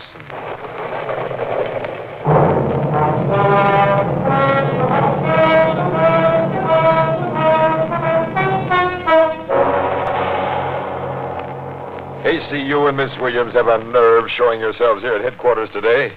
If you read the newspapers, you must know a guy named Clamart was hammered to death last night. Yeah, we've heard about it, Logan. And I've heard that you two knew about the letter threatening his life. Captain. You and your smart city editor wouldn't tell us cops about it. Oh, no, we had to see it in print. Too late. Now, listen, pal. Don't pal me. Get out of this office and don't listen. come... But... Now, what would you have done if you had seen that letter? Would it have told you that a life insurance salesman was the intended victim, and a particular life insurance salesman named Clamart? And wouldn't you have been inclined, as we were, to dismiss that entire fantastic letter as a gag? Now, be reasonable, Captain Logan. Oh, I suppose you're right. Well, now all of us know the letter wasn't just a gag. Yeah. Burke's turned the original letter over to you. Are there any fingerprints on it? Only yours and Mr. Burke's. Yeah, we expected that. Was the same weapon used this time? Tack hammer, the doc thinks. You know, Logan, there's a very obvious pattern of murder. In its method, sure. Rainy nights, deserted streets, victims who habitually walk to their homes. All this crazy hammer swinger had to do was bust a street light on their route and wait for him in the dark. Yeah, a street light was out last night. Yeah, we figured it was much more than a coincidence this time, so we investigated and found a BB shot inside the broken globe. Air gun, huh? Or a slingshot. This killer isn't so crazy. He plans well in advance. But he is crazy. He clearly establishes his insanity by the absence of normal motive for his murders. Envy, Logan. Envy? Mm-hmm. Pushed to abnormal lengths by failure. You mean because the killer's a failure, he wants to destroy men who are successful? Well, to me, that seems to be his mania. Yeah, you may be right in your theory, but it'd take my guys forever to check up on all the failures in town. Well, I'm not a cop. This Thunderbolt screwball is your headache, Logan. And you newspaper mugs will be handing me anything but aspirin. You make me out a dope because we pinched the wrong guy for the Whitlock job, and the public will never be told your city editor held out that letter on me. We cops didn't even have a chance. Don't start that again, now. Why Logan. shouldn't I? When I think of it, I start to boil and it... Come in. Hello, Captain. Glad to find you and Williams here, Casey. Well, if it isn't Mr. Burke, city editor of the... Burke, you're an unpopular guy around here, you know. Get out, boss, while the going's good. I don't want him to get out. I want your city editor to stay until I've told him exactly what I think of him. Wait, Captain! Hold everything. Come down here to make amends. With another Thunderbolt letter. Thunderbolt letter? Thunderbolt. Came special delivery like the first. Give it to me. Yeah? What's it say? Ryder brags about keeping his promise last night and promises another murder when it rains again. Another? This time he's more explicit about his next victim. I think he means to kill a press photographer. What? Yes, A press photographer? you, Casey. Burke, you're kidding. Read that letter and see for yourself. He isn't kidding, Miss Williams. Oh. Casey, this is just my headache. The second letter from that Thunderbolt nut says he's going to kill a press photographer, Miss Williams? It promises to kill Casey, Ethelbert. Huh? It doesn't promise anything of the kind. Only you, Logan, and Burke claim to see the inference in it. All right, well, let's try it out on Ethelbert. I want to see. Show him that photostatic copy of the letter, but don't you try to rib me now, pal. Here, Ethelbert, read this. Lincoln Photostat Company Incorporated. No, Ethelbert, down here. Oh. The next to fall by my thunderbolt shall be a very little giant. Little giant. Shut up, Casey. Let him read. He can't. He practices press photography, a minor art. A minor art, get that. He dabbles in a field other than his own, crime detection, in which they credit him with brilliance when the fool is merely lucky. Yeah, now that's something. The thunderbolt is forged and ready and will strike on the next night of storm. Now, I ask you, Ethelbert, as a pal, can you find anything in that bunch of dribble that could possibly apply to me? Casey, now I'm worried about you. What? The guy practically draws your picture and writes your name under it. He means you.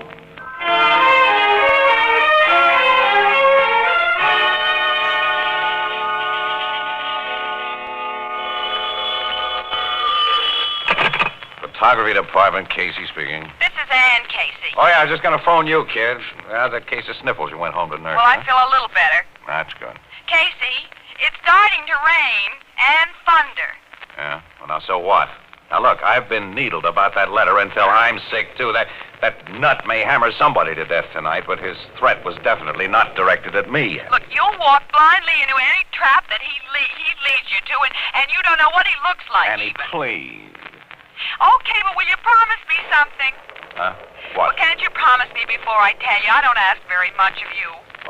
Well, all right, I promise. Look, drive directly to your apartment house when you finish working tonight, and leave your car parked in front of the door instead of going to the garage and walking the 2 blocks home. And then go upstairs and lock yourself in. listen, Ann. Now, you promised, Casey. Yeah, I've promised. I'll phone you at 11:50. Now, be sure you're there.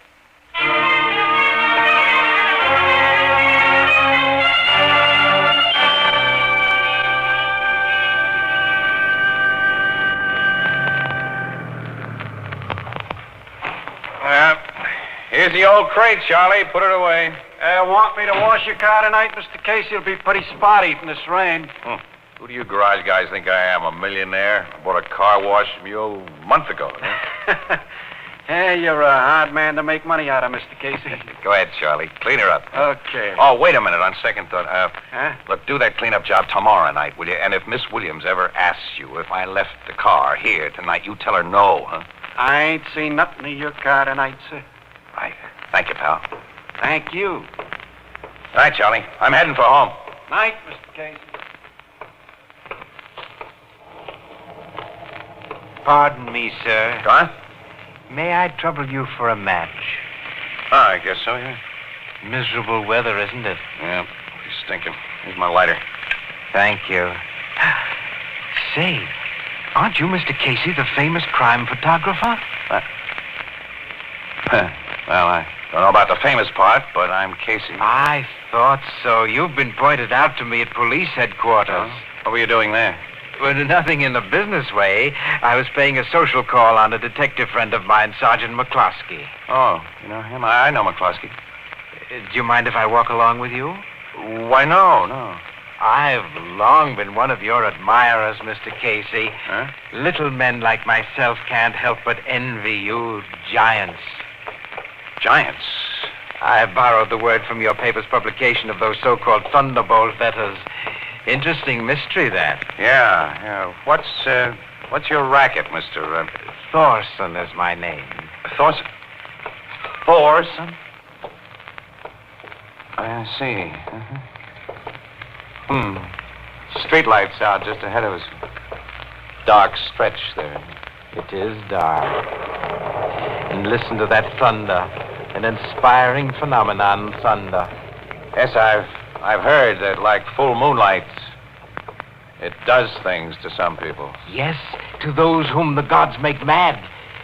To the wise people of ancient times, that which we call insanity was a God-given gift. Mr. Casey, it meant freedom. And so I've read. We're coming into that dark stretch, Mr. Thorson. Yes, we are.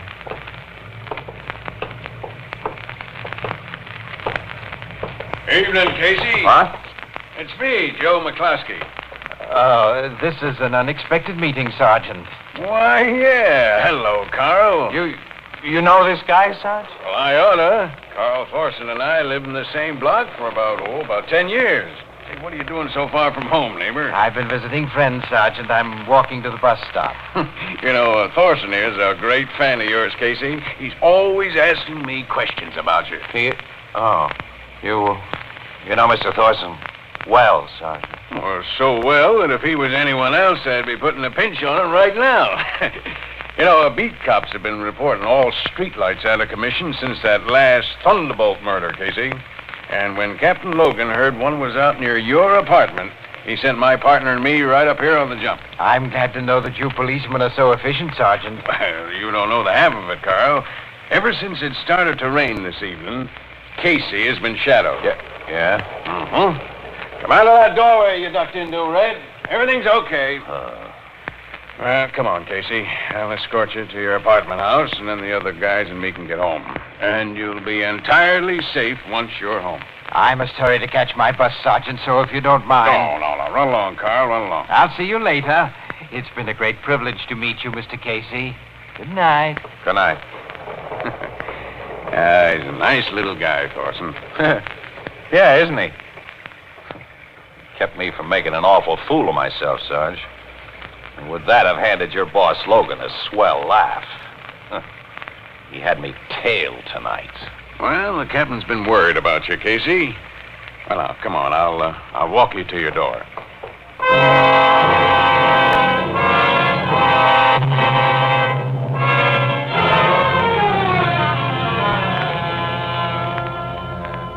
Knew that phone would be ringing. Till I unlock my door. Now, where's that light?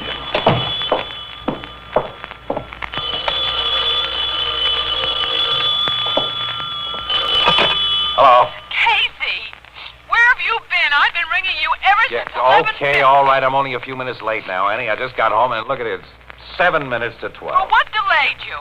Whole flock of cops that my pal Logan sent to nursemaid me. I suppose you put him up to it. No, he didn't give me the satisfaction of knowing he was having you guarded, but I'm glad to hear he did. You all right, Casey? Of course I'm all right. Now go on to bed. Get over your sniffles and let me get some sleep. Casey, I'll never worry about you again as long as I live. Good night. Hey, Annie. Hey. Worried. But he should have known that that letter couldn't have meant me. Very little giant. Now what? Hello? So you are safely home. You, Logan. McCluskey just radioed a report that all was well with you. I phoned to double-check. Okay, now you've double-checked, wise guy, and now you know that that screwball didn't have his hammer out for me. Goodbye. And that's to all of you. Not to me. But... Thorson. Nice of you to leave your door open. It made things so easy. I'll close it now. What are you... Be very still. As you see, now I'm armed with a revolver as well as my hammer. Yes, I see. Sergeant McCluskey and his fellow policemen made it impossible for me to stick to pattern, as he called it, but they went away. And I came back. Wasn't it fortunate that McCluskey is a neighbor of mine? He couldn't believe that the man he sees nearly every day is not the personage he thinks. Yeah, you certainly threw me off the track. That doesn't matter. I shall keep my promise. Your promise? That you shall die tonight.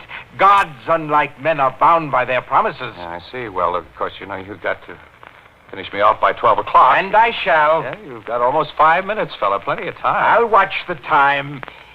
You're thinking, Mr. Casey, that when I approach you with my hammer, you'll seize it from me, and my gun also. But I shall throw the hammer as my father Thor throws it, with the speed of lightning and unerring aim. Yeah, but you didn't kill those other guys by throwing your hammer. You held it in your hand and you hit them many times. There was a reason for that. Yeah, but a guy can neither throw a hammer or fire a gun with any accuracy in the dark. You've smashed the lamp. Thorson, you've shot your last thunderbolt. Now we'll turn on another light.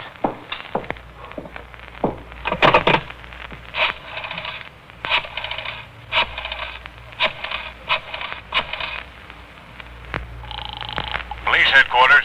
Give me homicide. Captain Logan. Just a minute. Homicide Bureau, Captain Logan. Captain Logan, this is Casey. Send some cops up to my apartment to collect the Thunderbolt killer. The Thunderbolt? Yeah, he's sleeping on my living room rug right now. He's even crazier than I figured he'd be, Logan. When he wrote that last letter, he was referring to me.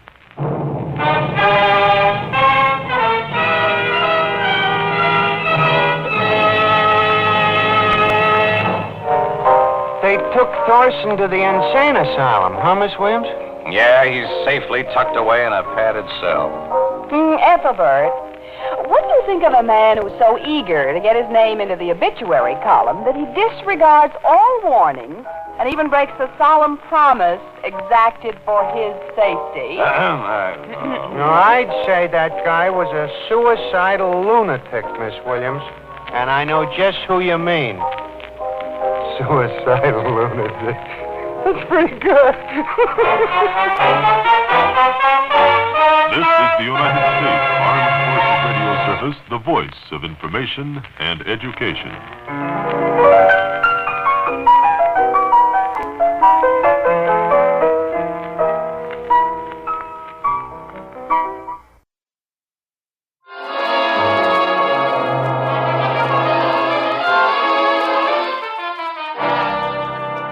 Good evening.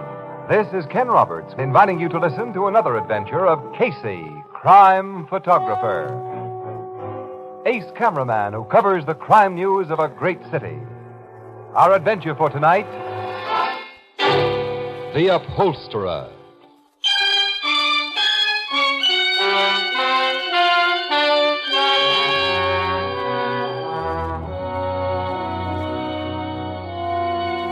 Night. A gloomy street of small, grimy-looking shops, all of which are now closed and dark. In front of one of them... Goldblatt! Goldblatt! This is Perucci. Is everything all right with you? Goldblatt! Hey, what are you doing, Perucci? Why are you trying to wake up old man Goldblatt? Is that your business? And what is a small boy like you, Joey, doing out so late? Late? It's only 10:30. Anyway, the old lady ain't home from work yet. Joey, maybe you should go find for me a policeman. You want a cop? I think so. What for? Because... policeman is coming. That's Carmody, the big flatfoot. Officer Carmody! Officer! Yeah? Come here. Come here quick, please. Something wrong, Perucci? I don't know. A couple of minutes ago, Officer Carmody, I hear what sounds like gunshots. Gunshots, huh? Gee. Where'd you hear them? I was just going to bed behind my shop next door. Suddenly, from other side of my wall, from Goldblatt's place, I hear boom, boom. Then I hear what sounds like something heavy falling to the floor. Door's locked tight. I call him. He don't answer. Hey, maybe the old guy shot himself, Carmody. Or maybe he's been murdered. Hey, kick the glass out of the door, Carmody. Pipe down, kid. Perucci, isn't there a window at the rear of Goldblatt's store in the room where he sleeps? See, but he's got iron bars on it, so nobody can get in. You'll have to kick the glass out, Carmody. I hate to disappoint your destruction-loving little soul, kid, but I'm not going to do any expensive glass smashing. Then how are you going to get in? Well, there's a transom above the door here, just big enough for a runt like you to climb through. Me? Goldblatt keeps that transom nailed shut. He told me. Now, we'll see. I'll boost you up, kid, and you try it. Okay. Give me the lift. Right. Here you go.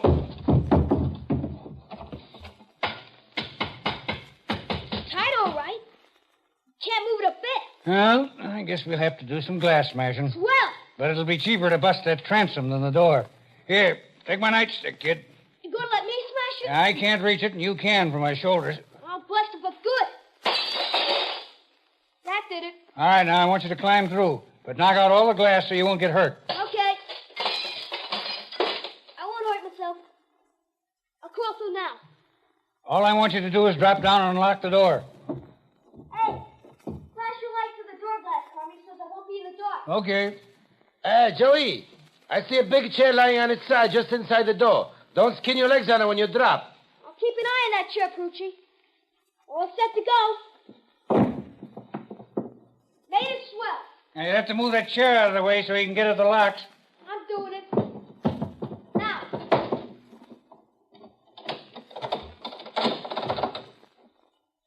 Turn the locks.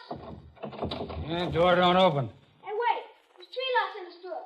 I only turned 2. Okay, now.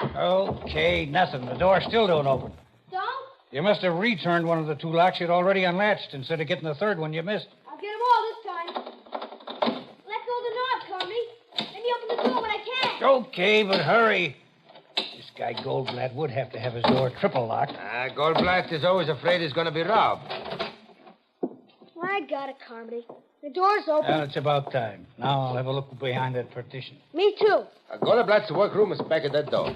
At least this partition door wasn't locked. Now, here's a light switch. Now we'll see. Well, I don't see anything look wrong. Neither do I, and I didn't expect to. You imagined those gunshots, Perucci. Hey, look here behind this busted sofa. What? Holy. It's a Goldblatt. Officer Carmody. Is he dead? Guy has 2 bullet holes through his chest. He's dead, all right. He's been murdered. Just like the guys in the movies. Ferrucci, close that front door. The killer's still in this shop. He's not leaving. Lock that door. See, I lock him. Maybe the killer shook to me. No, he won't. I'm keeping my eyes open, my gun ready. Not many places here to hide. Yeah? Nobody under this bed, Carmody. No, nobody in this closet either. Hey, you duck under that bed and stay there, punk, if there's any shooting. I ain't afraid. Do as I tell you. Nobody back of this pile of furniture. Nobody hiding anywhere. The killer ain't here. I lock at the front door again. Okay, Perucci. Well, let me have a look at this rear window. Yeah, closed and locked from inside, and there's heavy bars on it, just like you said. Nobody could get through by that door in the front. Well, there's no other way into this place or out of it. And since nobody but us are here now, it's plain that poor old Goldblatt committed suicide. There's no gap beside him, Carmody. Oh, a gun probably fell under the sofa, kid. Here, I'll push it out of the way. No gun there, Copper. I see no gun anyplace. Neither do I. Must be under the body. I'll lift it up a little. Still no gap. No gat. Like I said in the first place, his job is murder. Yes, but if the killer got out that front door and locked it behind him before we busted in here, how could he have wedged that big chair back of the door after he was outside? And nobody could get out of that locked window in the back. Hey, this is a mystery, ain't it? Yes, and too deep a one for me. Thank the Lord I'm just a plain uniform cop. I'm using this phone to call the station house. Let them turn the detectives loose on this one.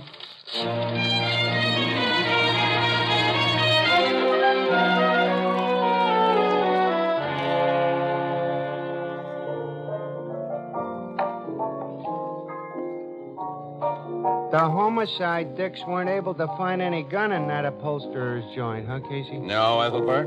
They practically tore the place apart looking for one. So. When the medical examiner got there, he said Goldblatt couldn't have committed suicide anyway. Well, if the guy was murdered, how did the killer get out of the place? Well, Captain Logan and his men are having a sweet time trying to figure that. Yeah, they're going nuts, too. Miss Williams and I just came from headquarters where we talked with Logan and also the kid and the shoemaker and the cop who found the body. They all tell a straight story? Well, it sounded straight to me, yeah. This has all the earmarks of a very baffling mystery. You and Miss Williams ain't been to the scene of the crime yet, huh? No, we weren't working when it was reported last night. But we're assigned to it now. Let's go to the Goldblatt shop and have a look-see, Casey. Okay, Annie. Yeah, Logan said he'd be down there about now. Maybe I can help the poor guy crack the case, huh? How you hate yourself. I? Why, Annie, how can anyone have anything but affection for a charming character like me?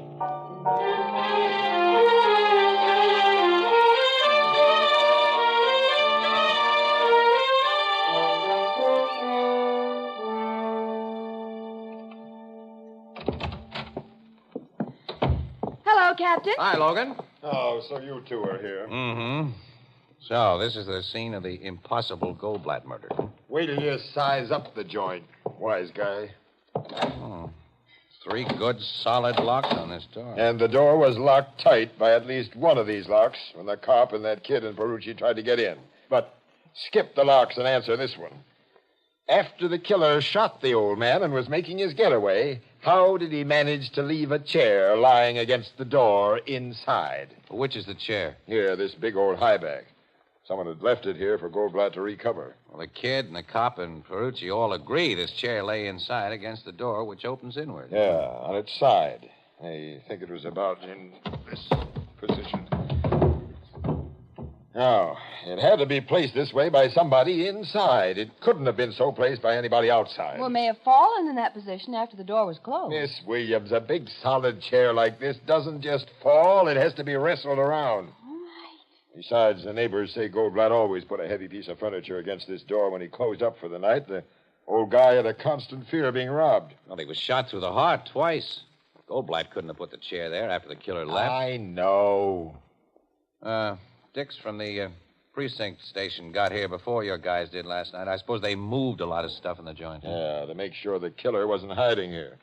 About the only thing they didn't shove around was this sewing machine because it was bolted to the floor. Let me see where they found the body, Lloyd. Come on.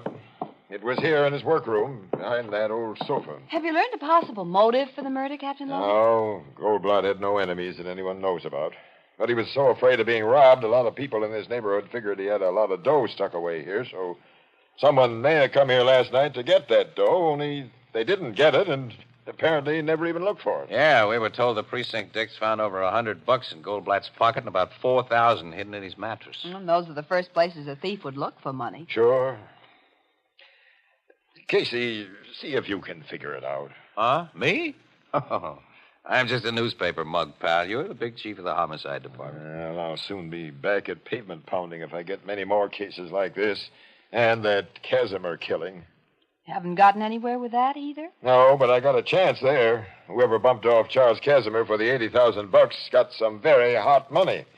That $80,000 was in $100 bills Casimir had just gotten to the bank, and the bank had made a list of the serial numbers, which we've circulated all over the country. Now, when the murderer starts to pass that dough... well, wait a minute, though. He'll lay low for quite a while before he does that. He's even smart. And he'll try to pass him eventually, and we'll get him. I wish I had a string like that on Goldblatt's killer. Say, Casey, you're a lucky guy, and sometimes you get hunches that don't turn out too badly. And now that you got the lowdown on this thing, you got any ideas? Well, now, what are you paying for ideas these days, pal? You going commercial on me? Well, why not? When you're in a tight spot like this, a little first-class assistant from a qualified expert should be worth, well, I'll tell you what. The next time a juicy murder is committed, you could let Ann and me in for an exclusive story and pictures. You know I never show that kind of favoritism. Oh, okay. Well, maybe the little idea I have isn't worth it anyway. You got an idea? No, just a small one. It's really not worthy of my genius. Well, nuts to you. Get out of here and let me think. Come on, Annie. See you later, pal. I'm afraid so. Hey, Logan, all the furniture in this workroom is stuff that Goldblatt had here for repairs. Naturally, repairing and upholstering furniture was the guy's business. Guess this is a chair he was getting ready to recover. What else? The old cover's been taken off. Taken off neatly, too. Lying here on the floor. Cut carefully around the seams. It wasn't hacked. So what? Now, this overstuffed chair next to it with a shabby old cover still on. Look at that. There's a couple of big cuts in the back. They're away from the seams. As though it had been slashed. It's interesting. I don't see why. Huh? Well, skip it then. Say, Casey... you still don't want to buy any ideas or hunches, pal. If you're serious, I never give reporters or photographers of one paper preference over those of another paper. Okay, tough guy. Well, I can't give a cop preference over my paper. So long, You pal. can go to... so long, Miss Williams. Well, I apologize for this mug, Captain Logan. Goodbye. Logan's sore at me again, Annie. You have no right to rib him when he's in a spot like this. And I know you haven't even the germ of an idea that might break this case. Annie, I not only have an idea now, but I've got a hunch. Casey. Wait a minute. Let me write down something quick before I forget it. There we are. Okay. Huh? Come on, now, let's get in the car. We're going places.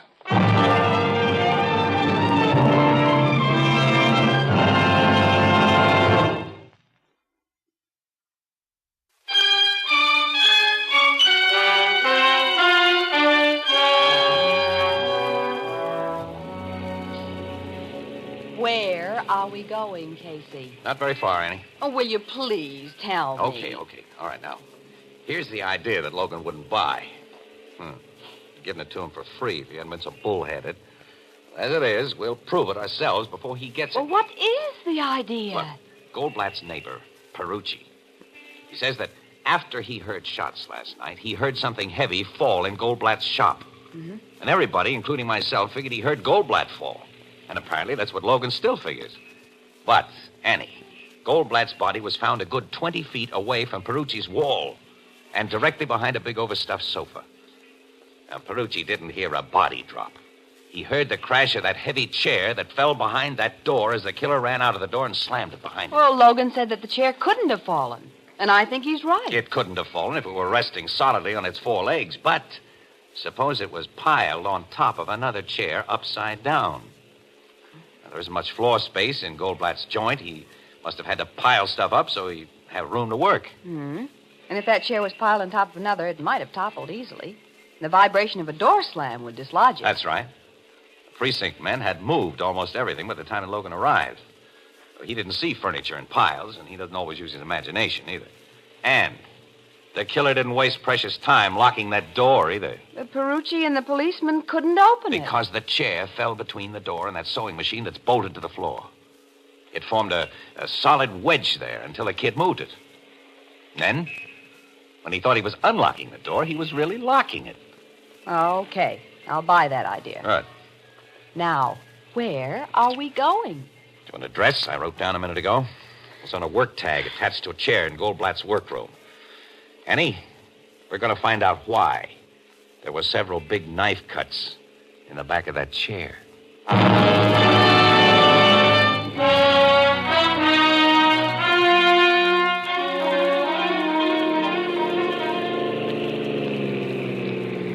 Yeah, there's the address, Annie. It's across the street there. Furnished room to let sign in the window. Yeah, rooming house. Mm-hmm. And it'll be the landlady who sent that chair to Goldblatt for recovery. Now, what's the full extent of your hunch about that chair, Casey? It tells me to get acquainted with the Mrs. Potter whose name was on it. And I hope that she'll give me some information. Now, look, Annie, you wait right here in the car. I will not. If there's information to get that may make news, I'm going to be where it's gotten. Annie, look, I'm not going to her as a newspaper guy. I'm going to let on I want to rent a room, see, and try to get her talking. Well, both of us can be renting a room. But together? I've heard such things have been done. We'll pose as husband and wife. Oh, well, that's something that hasn't been done yet. By us. Well, it's being done now. Huh? For very impersonal reasons. Come on. Oh, well, okay. Hope I can act like your husband. Oh, you'll never learn any younger. Maybe you'll never learn, period. What? Nothing. You must have some sort of a plan, so you do the talking and I'll just stand by. Yeah, that'll be best. Okay, here goes the doorbell. You'd better begin to look wifely, huh? Don't worry about me. Hey, someone's coming. Now, remember, let me do the talking. Yeah, okay. Good afternoon. How do you do? We're looking for a room and saw your sign. Oh, won't you and your husband come in? Thank you. I have a very nice double room on this floor that's just been vacated. Do you mind the lower floor? Not at all. Well, then come this way. Oh, what's your name? Mr. Casey. And Mrs. Casey. Oh, it's a pleasure to know you. I'm Mrs. Potter. Well, it's nice to know you, Mrs. Potter. Yeah. Well, now, let's see the room. It's one of my best. It was our back parlor when my husband was alive, but since I had to take in paying guests... Yes. Do you like it, Casey? You call your husband by his last name, Mrs. Casey? Why, It's a habit she got into before we were married. Yes. Oh, it's a little unusual. Yes. Well, I have a most unusual wife, Mrs. Potter. One thing, she lets me do all the talking while she just stands by. I can see she's just a shy little thing. Shy. Shut up. Suppose you try it. Well, this is a comfortable-looking armchair. New, Mrs. Potter, or is this reupholstered? Oh, reupholstered. And by that poor man who was murdered last night. What? Murdered? Oh, there's a big piece about it in the morning paper. A little old man named Goldblatt. Why, we heard about that, Annie. Yes, we did hear about it, darling. Huh? They say it's quite a mystery, but it's given me a personal worry. I let him take one of my chairs to his shop only yesterday morning. Yesterday morning? Yes. And now with policemen all over his place, heaven only knows when I'll be able to get it back and in what condition. Well, the cops take pretty good care of things like... I believe they do. I hope you made note of the condition the chair was in when Goldblatt took it to his shop yesterday morning. Well, I mean, were there any tears or cuts in it? Oh, no. It was just terribly shabby and needed new covering. But my. Sending that chair out taught me something I'd never suspected. Oh, what was that, Mrs. Potter? Well, it's been in the room of one of my oldest lodgers, a gentleman who lived upstairs in the second floor front, for over 5 years, and I've always considered him one of the mildest men alive. But he flew into the most awful temper when he came home from work last night and found out that I'd sent that chair to the upholsterer. Oh, he did? Oh, but you're not interested in such gossip, of course. But, Do you like this room? I usually get $20 a week for it, but, by the month, I might make it a little cheaper.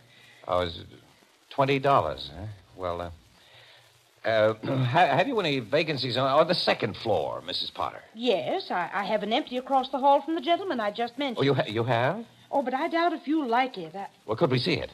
Of Of course. This way. It's a much smaller room than the one I just showed you. Oh, I won't mind that. Oh, but maybe Mrs. Casey will. Oh, no. I'm easy to please.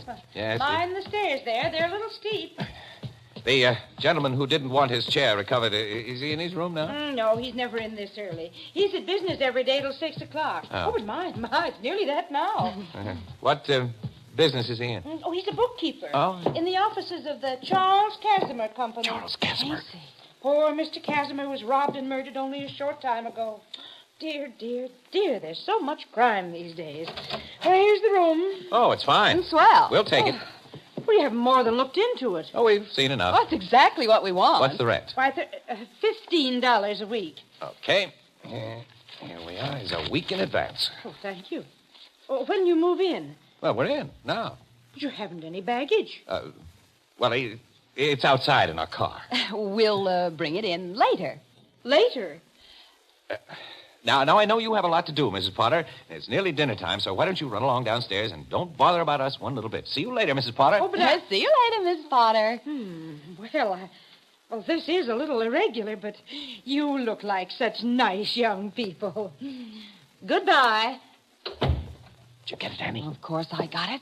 The man across the hall had something hidden in that chair, and when he learned it had been taken to an upholsterer who'd tear it apart. He went to Goldblatt's. He slashed the back of that chair, took out what he'd hidden in it, and killed Goldblatt so he couldn't tell what he'd seen. And Mrs. Potter said that the man worked in Charles Casimir's office. Maybe it was the stolen money that was hidden in that chair. Yeah. Come on. The coast is clear. Yeah. We haven't much time. It's 5:45. 15 minutes is plenty if we work fast. Yeah. Oh, his door is locked. Naturally. These bevel spring locks have never kept me out of a place I wanted to get into. Not when there's enough space between the door and the frame to put this little gadget I always carry. Yeah. Hey, that did it. Come on, quick, so I can close the door again. Now what do we do? Listen, Annie.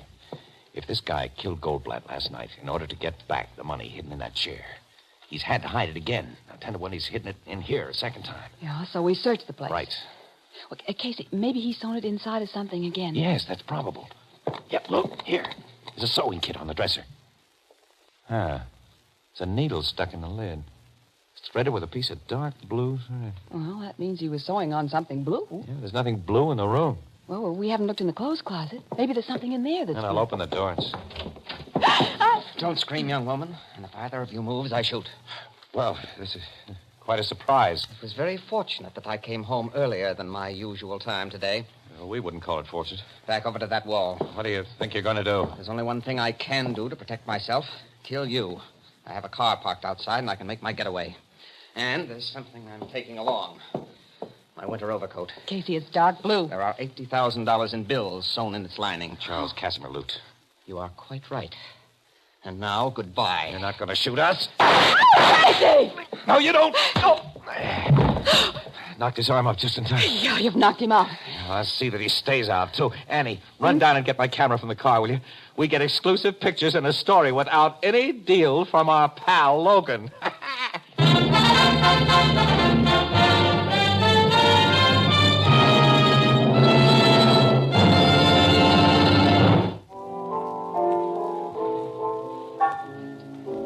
So this guy was the killer of Charles Casimir as well as the murderer of that poor little Goldblatt fella, huh, Casey? That's right, Ethelbert.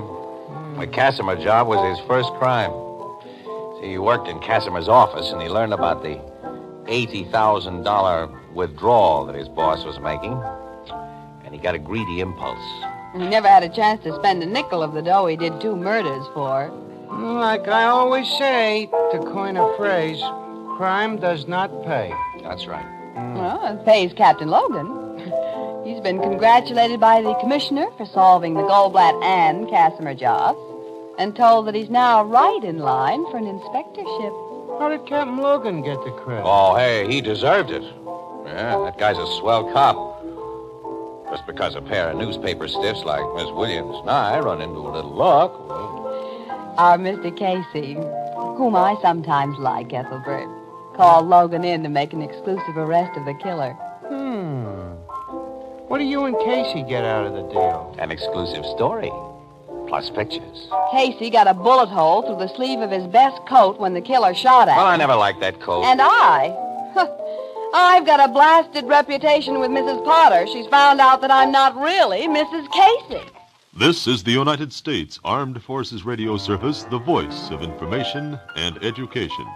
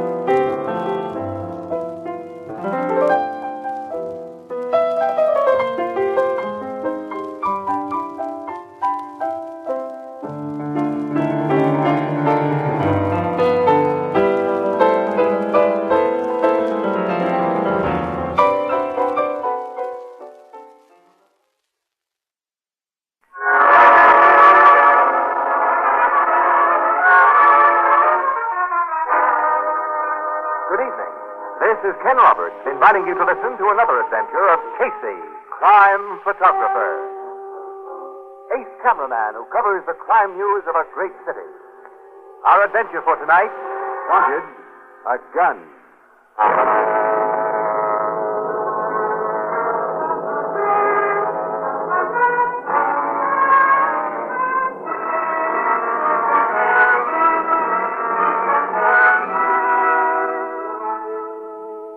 Early evening, a dingy little neighborhood pet shop.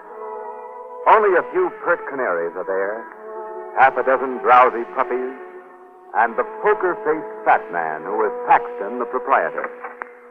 Then the street door opens and... Hello, Paxton. Evening, Mr. Mercer. You're, all alone, I see. Yeah? What's that young bull terrier of yours need tonight, huh? Well, I just dropped in to say hello. Ah, that's good of you. You look as though you had something on your mind, Mr. Mercer. Paxton, I want a gun. A gun? I've been told you can get me one. I sell pet supplies, not guns. Whoever told you... I got a phone call today from a man who said you knew the right people. He wouldn't give me his name, but he was obviously somebody who knows the spot I'm in. As you must know it, you hear all the neighborhood gossip. I know Jeff Robbins gets out of city jail tomorrow after serving 60 days for throwing a punch at his wife because of you. I had nothing to do with her. Robbins is just a jealous fool. But you figure Robbins will come out of jail pretty sore at both of you. He's threatened both of us, and I need a gun to protect myself. How about her? Well, she'll be with friends he doesn't know about, but I can't disappear like that. I've got to be at my job. Now, I don't want to go to the police for protection. I see. Will you get me a gun? Well, if I don't, you'll try to get it from somebody else. Yes. Well, Mr. Mercer, then I may as well get you a business. And I won't be too hard on your pocketbook. A good handgun, fully loaded, will cost you only $75. 75? Under-the-counter prices usually run from $200 up. Guess you don't know much about guns. No, I don't. I've got 75 on me. Give me the gun. Why, hey, I don't keep those things in stock. You get your rod tomorrow. That's Wednesday. You come to the back door of my shop for it at 6 tomorrow night. But Robbins will be released long before that. Well, he'll have a few things to do besides looking for you. He's half owner of the business, for one thing, and will want to know how his partner's been running it. Besides, you know, Mr. Mercer, 60 days in jail can take the fight out of a fella. All right. I'll be at your back door for that gun at 6 tomorrow night.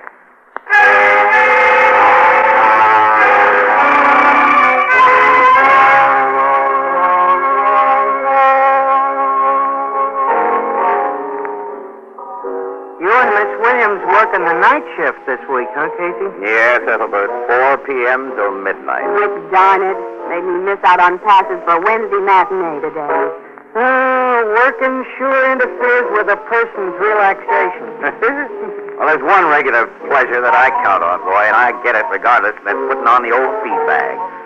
Annie, it's 6:30. It's dinner time. Come on, let's find ourselves a table. I'm all for that, Casey. I can recommend our pig's knuckles and sauerkraut today if you like it. We don't.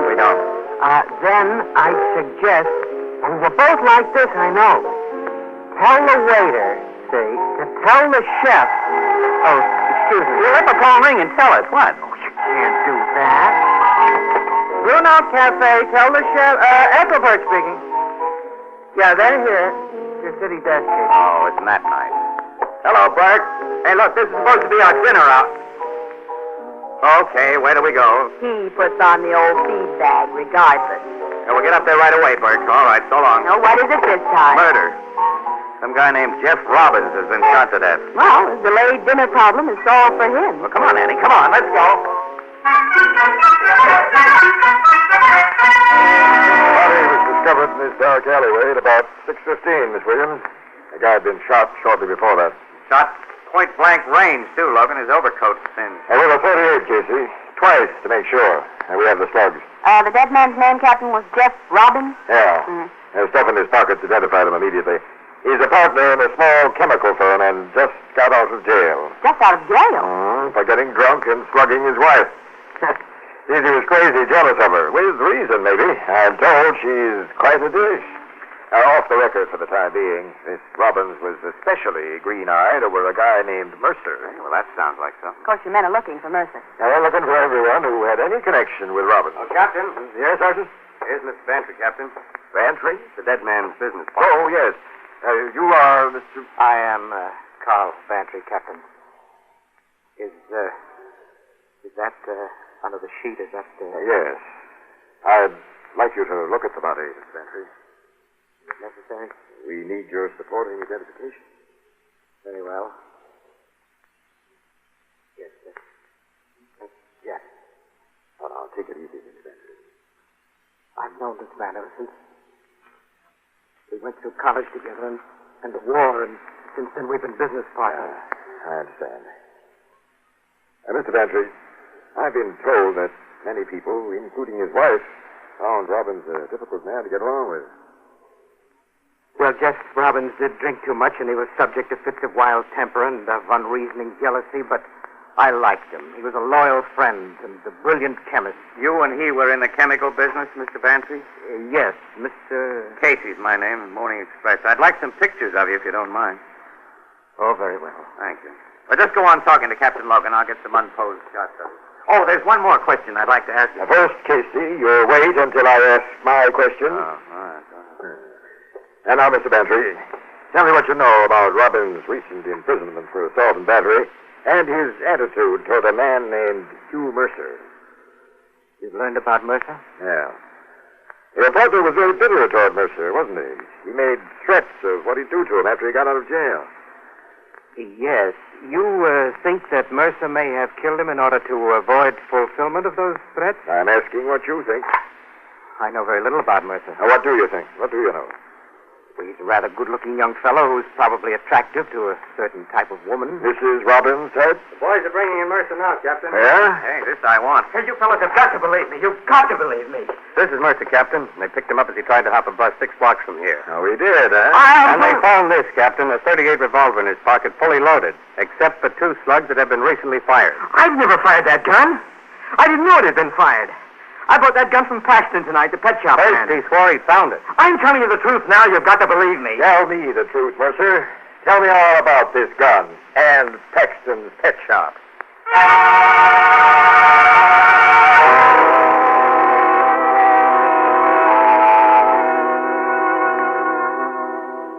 So you freely admit, Paxton, that Hugh Mercer came to your pet shop last night and... Yes, Captain. His statements about last night, as you've just read them to me, are substantially true.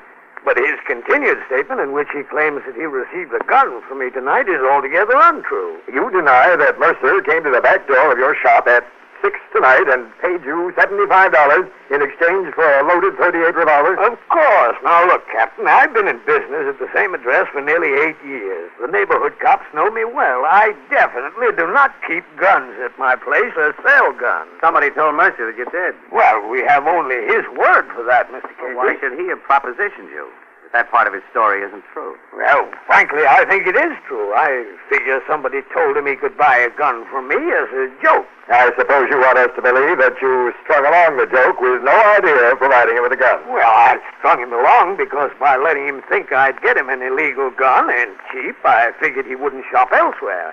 And then, if he'd come to my place tonight, I intended to talk him out of the gun idea. If that failed, well, I meant to notify the cops. Why didn't you notify the cops first? He'd have denied anything I said, and I prefer to keep out of other people's business. Because you delayed, Robbins was killed tonight by Mercer. You sure Mercer did the job? The murder bullets were fired from the gun that was found on him. Oh, I see. Paxton, you knew Robbins, didn't you? Well, he came into my place occasionally to buy bird seed for a pair of finches I sold his wife several years ago. You know Mrs. Robbins better. She's been in my shop more often. We understand she's a fine-looking gal. Understand? You haven't seen her yet? She was a little hard to locate, but she's being brought here to headquarters now. Oh, I see. Now, that'll be all for now, Paxton. Go home. Don't discuss our conversations with anyone. And be back here at headquarters at 10 tomorrow morning. Oh, I'll be here, Captain. Good night. Good night. Logan, you figure that guy's in the clear so clean you can just let him walk away? Anyone with his excess blubber won't walk too far, Casey. And he tells a straight, believable story. I mean, he was ready with a lot of good answers. Well, you don't think he's on the level, Casey? You know, this Mercer was a perfect sitting duck for a frame-up. He was scared of Robbins' threats, and a lot of people knew it. Paxton might have slipped him that gun, as Mercer claims, after it had been used to bump off Robbins. Well, that'd mean Paxton bumped off Robbins. Where's his motive? Well, don't forget, there's a good-looking dame in this picture, Logan. You mean Paxton might be gone and Mrs. Robbins so gone he'd knock off her husband and frame her boyfriend? Well, that sort of thing has happened. Oh, you'll never sell that overstuffed bird seller to me as a guy who'd kill for love. No, to me either. Well, I'm afraid I agree with you, as a matter of fact. Paxton might take a big chance for big dough, but not for a dame. Mercer did the killing, Casey. Yeah, I guess so. Come in. Mrs. Robbins is here, Captain. This I want to see. You found her at a party, Sergeant? Yes, sir. Just as I phoned you. She left the friends Mercer told us she was staying with early this afternoon and went to another place. Afraid her husband might find her. She was at this party when Robbins was killed, so she's in the clear. Yeah, I figured that since we got Mercer and his gun. Sergeant, do you consider her the heartbreaker we've heard described? Oh, yeah. And she uses beautiful perfume. Perfume? You'll notice it yourself, Captain. Bring her in. Yes, sir. Beautiful perfume. Some of these cops are yours, Logan. The captain's ready for you, Mrs. Robbins. Thank you. Captain?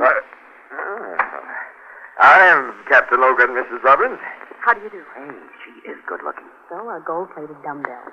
She doesn't make me think of those dumbbells. Please sit down, Mrs. Robbins. Well, thank you, Captain. So you'll find this chair the best, I think. Thank you, Mr. My name's Casey. No, just relax, Mrs. Robbins. We realize you've had some very shocking news. And I shan't add to your trouble. Just a few routine questions. And then you can go home. You're so kind. May I have a drink of water? No, I'll get it. I'll get it. No, I've got it. Casey! Well, Logan.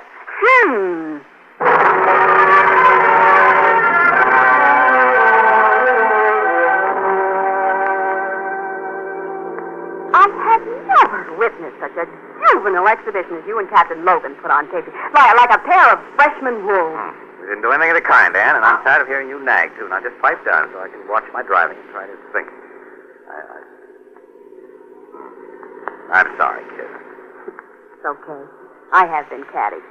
But would you mind giving me a good explanation of why you and Logan treated her so tenderly? She was scared. Logan and I tried to relax her, that's all. Well, even you must admit she loosened up and talked freely before we let her go. She didn't tell you anything about her husband's murder. I think she told us all she knew. I don't.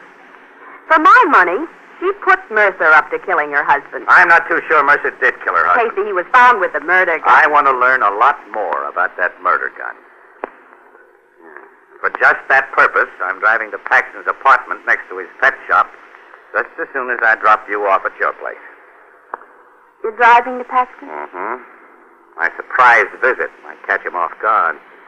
I'll go to Paxton's with you. What? And nag me all the way? Oh, no, you won't. Oh, I'll promise not to say another word about your treatment of Mrs. Robbins. I'll even agree that she's beautiful, brainy, and uses fine perfume. Yeah? I can't ask all that. Just keep an open mind, kid. About her, and Mercer, and Paxton.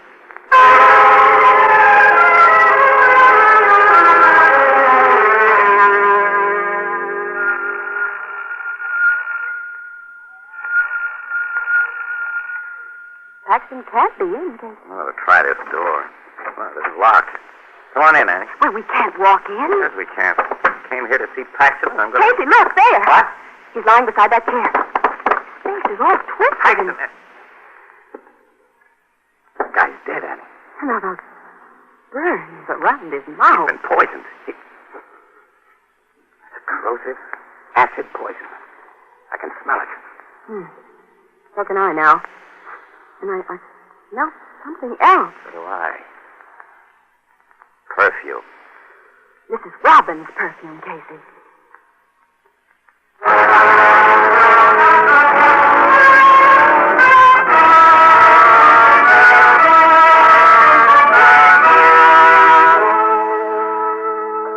Well, Casey, with the scent of a very distinctive perfume floating in the air of this room, am I still supposed to keep an open mind about the fascinating Mrs. Robbins? But why should she have killed Paxton? Well, like Mercer, Paxton was in love with that woman. And she used both him and Mercer to rid herself of a jealous, brutal husband.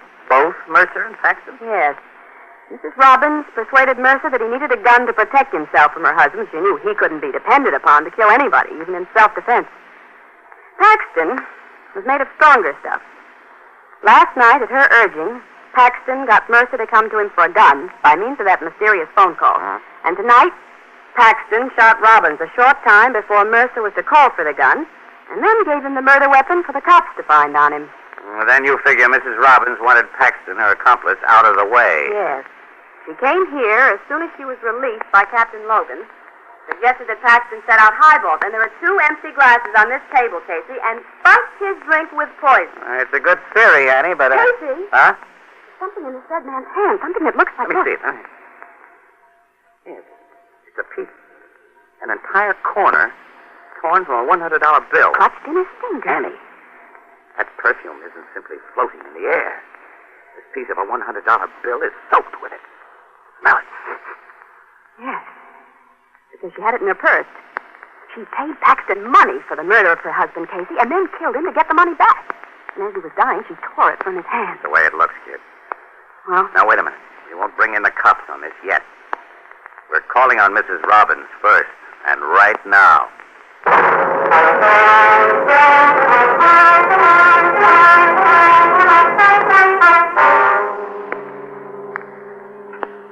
Mr. Casey, why have you and Miss Williams come here? Haven't disturbed your sleep, Mrs. Robbins. After what has happened today, will you please tell me...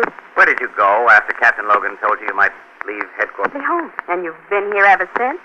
Yes. You didn't go to Paxton's pet shop. I know. Why should I? Well, the point is, did you? Certainly not. Paxton has been... Now, wait a minute. That handbag on your table you carried when we met at headquarters, I believe, isn't it?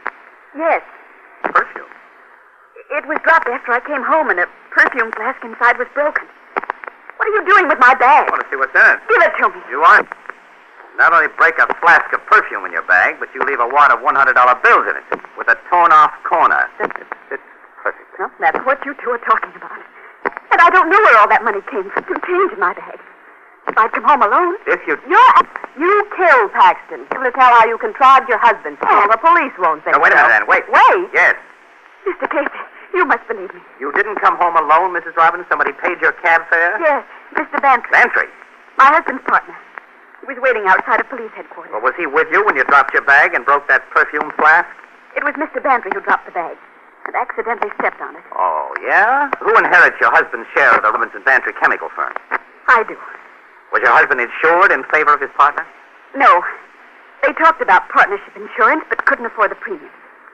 They planned to take it out after the formula was perfected and sold. The formula? It was something they've been very excited about. A secret chemical process that will improve the quality of cheap thin plastic. But Jeff said it would make us rich. Has Bantry discussed this formula with you? No.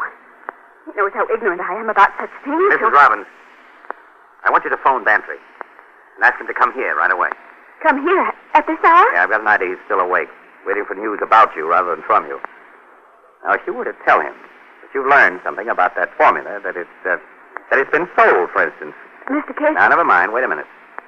I'll dope out a complete plan of action for you by the time he can get here. And then, I want you to offer him a drink.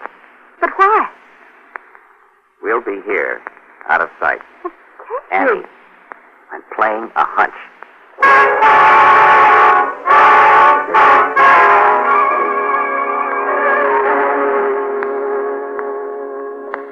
Come in, Mr. Bantry. Mr. Bantry? Why, Ella.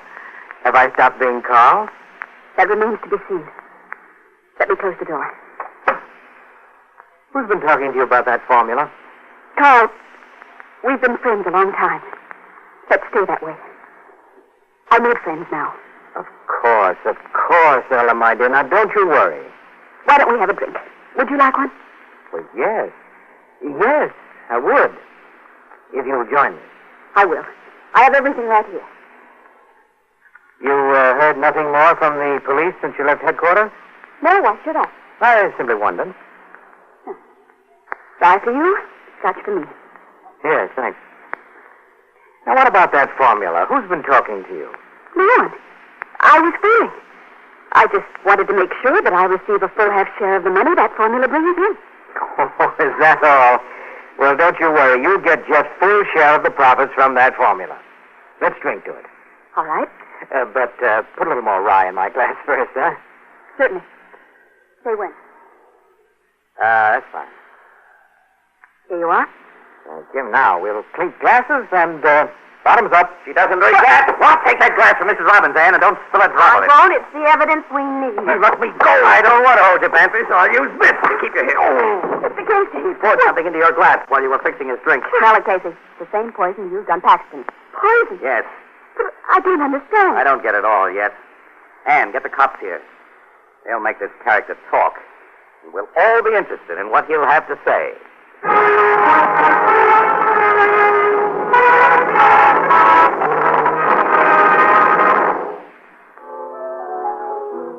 What did Bantry confess to the cops, Casey? Well, we have the full story now, and you can read it in the Morning Express, Ethelbert. I don't want to wait to read it.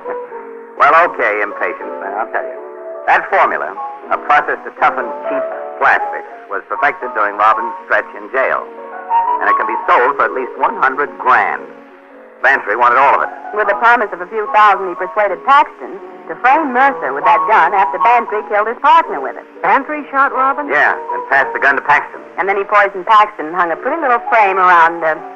And he would have gotten away with it if our Mr. Casey... Oh, well, it's nothing, Ann, at all. I just merely had an inspiration. If our Mr. Casey wasn't so pig-headed as to think a good-looking gal can do no wrong.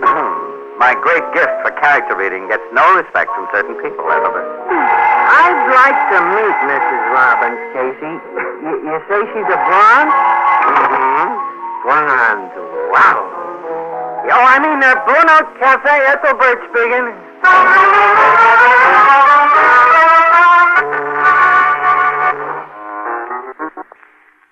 This is Ken Roberts inviting you to listen to another adventure of Casey, crime photographer.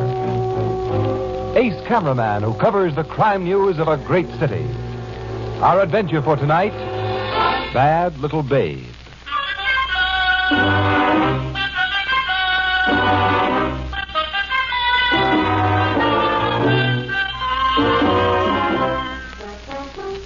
Night. In his rather untidy bachelor apartment, Casey slumps comfortably in an ancient, overstuffed chair, reading a popular mystery story. Oh, just when I'm about to find out who's done it. Hello. Mr. Casey? Yeah? What time do you go to work tonight? Well, 12 o'clock. I'm on the lobster shift this week. Who is it? Then in about half an hour from now, you'll start walking toward the garage where you keep your car. Yeah? Don't do it. Don't do? If you do, you'll be killed. Huh? Killed, I said. Men are watching your apartment house now, waiting for you to come out. Call the police and tell them to get those men. Wait a minute. Who are you? Never mind that. Phone the police and don't leave. Now, look here. I can't talk anymore. Goodbye. Oh, nuts. It's just a gag.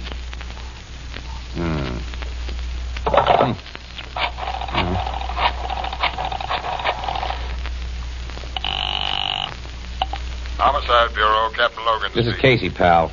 Oh? Say, look, I'm probably wasting your time, pal, but I just got a screwy phone call that might be on the level. Screwy phone call? Yeah, now, if this turns out to be somebody's idea of a practical joke, I know how you'll use the needle, Logan, but a gal just phoned me. I didn't recognize her voice, and she wouldn't give her name, but here's what she said.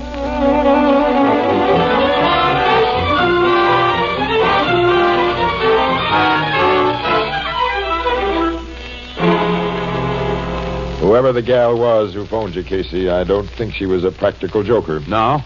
Now, before I sneaked up here to your apartment by the back way, Sergeant Brett and I spotted a car parked up your block with 2 guys in it who registered as Red Hots, all right. Why should they be laying for me? You're always sticking your neck out, aren't you? If you'd stick to press photography. Nuts, Logan. I'm no different from any other newspaper guy on a crime beat, and I haven't been sticking my neck out lately. That remains to be seen. And we'll see when we land those mugs with the goods. Well, how are you going to do that little thing? Now, by the time you leave this joint, the street will be completely covered by cops.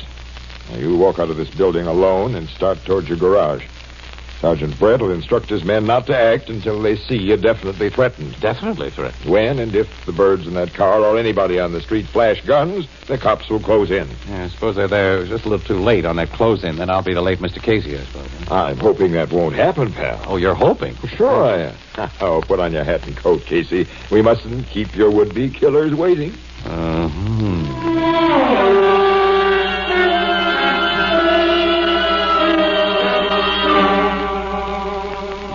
Suspicious cars way up the block there, Casey.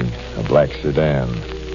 And the gunner will probably wait until you're nicely outlined under the next street light before... Yeah, I'm going to make a swell target there, Logan, you know. You'll be safer than in church. There are at least a dozen cops covering you. Well, I can't even see one cop. You don't think I told Brett to post him where they could be seen, do you? Yeah.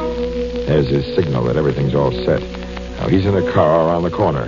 By the time you get under that street light, his driver will be passing that black sedan and ready for any funny business. Okay, I'll step out of this doorway now and get going. All right. Here I go. Don't worry, pal. Oh, I'm not worried. No, not at all. Ah, well, the whole thing's probably a gag. Some dame with a moron sense of humor. There'll be a nice big clay pigeon under that streetlight, though. Well, this is it, I guess. Well, nothing happens. I knew this was just a gag.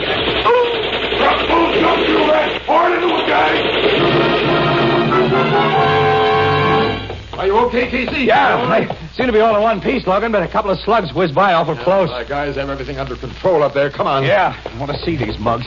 Sergeant, what did you do to him? Well, we couldn't take chances, Captain. Yeah. Both dead, huh? Well, you had no choice. Casey, take a look at these stiffs. Do you recognize them? No. Never saw either one of them before. That means they were hired to get you. But why? Come on down to headquarters, Casey, where we can look for the answer in comfort.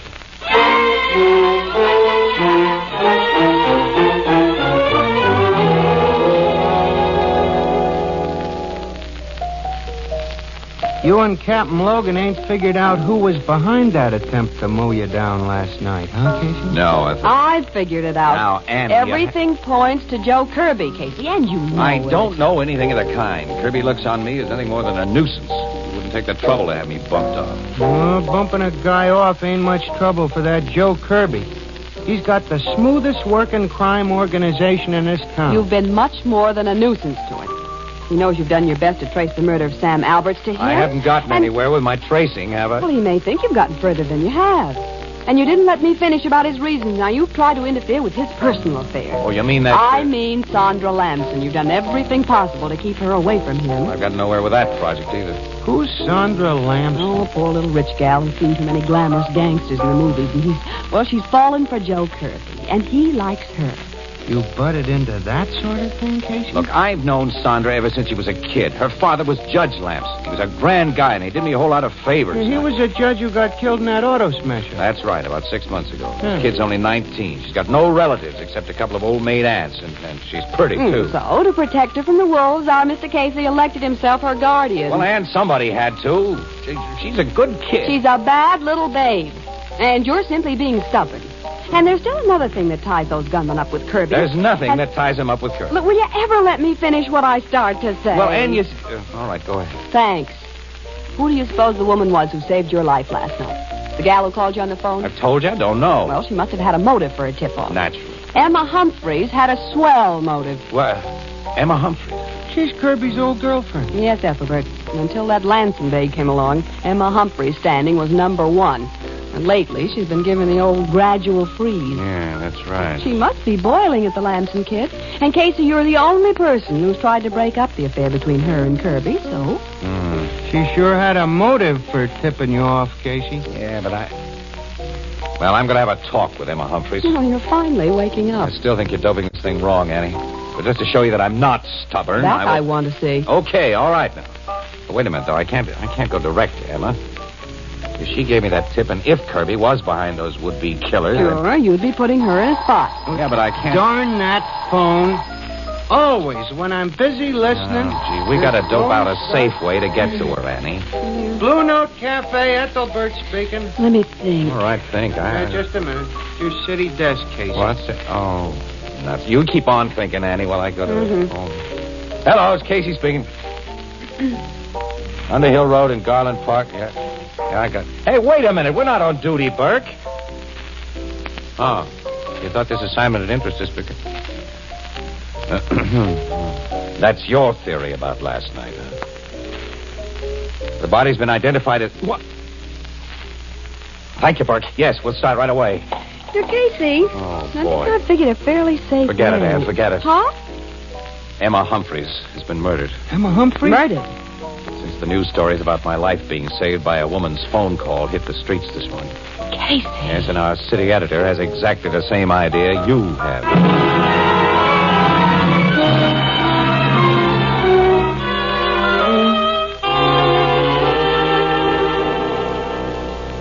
Emma Humphreys was taken for an old-fashioned ride, Miss Williams.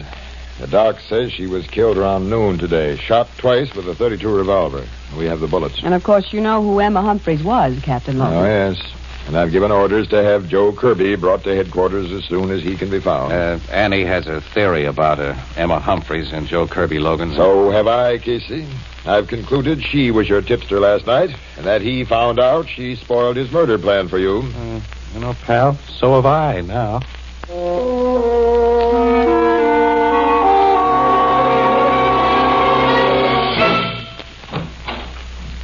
Kirby's here, Captain. Oh, bring him in, Sergeant. Casey, you keep your trap shut to this guy. I'm keeping my trap shut. You too, Miss Williams. We know. Good evening, Captain. Oh, Kirby. You've been told what's happened. To Miss Humphreys. Yes, the news came as a frightful shock. I can imagine. Yeah. Oh, Casey, Miss Williams, please forgive me for not noticing you before. My state of mind. Skip it, Kirby. If that's the way you want it. How can I help you, Captain? Emma Humphreys was killed around noon today. You have an alibi for that time, of course. Why should I? As it happens, I was having a conference with the president of the Warwick Square Bank between 11 o'clock and noon today. The Warwick Square Bank is way downtown. Emma Humphreys was bumped off way uptown. Yes. Where were you last night when we cops interrupted that shooting party prepared for Casey? Why, I was having supper with a lady in the Tiger Room of the Hotel Bombay. Dozens of people will remember I was there. Who was the lady with you? Miss Sandra Lamson. Nuts. This line of questioning is most ridiculous, Captain. Save that injured innocent stuff for the jury. Casey's been getting in your hair, and you wanted him out for keeps. You figured Emma Humphreys tipped him off to your plan, so you had her finished. Prove that. We'll prove a lot of things on you eventually. You know you're not as smart as you think you are, Kirby. You made some big blunders when Sam Alberts was murdered. Casey! What do you mean? I told you to keep your mouth shut. Okay, Logan. Now, that's all, Kirby. Get out. Very well, Captain. Casey, you've shown such an interest in Miss Sandra Lamson. I must give you some news about her. And me. Well? We're going to be married. What? Married? Yes, I thought you'd like to know. Oh, you dirty louse. Casey! Before I let you ruin the life of Judge Lamson's kid, let me go, Logan. Let me get out of this guy. Cut it out. Oh, all right. Get out now, Kirby. Fast. Goodbye. Captain, Miss Williams. Come on. That egg. Casey, you're going to lose control of your temper once too often around here. I'm sorry, Logan, but when he said... Stop fussing about what happens to Sandra Lamson. Well, you don't know her as I do, That's Ann. what you think. I can get a better line on one of my own sex in 5 minutes than you can get in a lifetime. I'm betting you're right, Miss Williams, but forget about the Lamson kid. Casey, I know you've been doing some private snooping into the Sam Alberts killing. Now, what did you mean by telling Kirby he'd made some big blunders? Oh, well, that was just a bluff, Logan. Well, anyhow, for the first time since I've known that fish-eyed crook, he looked a little scared. Yeah, he did, didn't he? Yeah. You made my bluff sound better by shutting me up. Now you'll think we really have some. Well, since we haven't, that gets us nowhere. No, it doesn't. Say, can I use your phone, Logan? I want to call Sandra Lamson. What for? Now, to see if she'll make a date with me. I want to see her alone. Maybe I can talk some sense into her.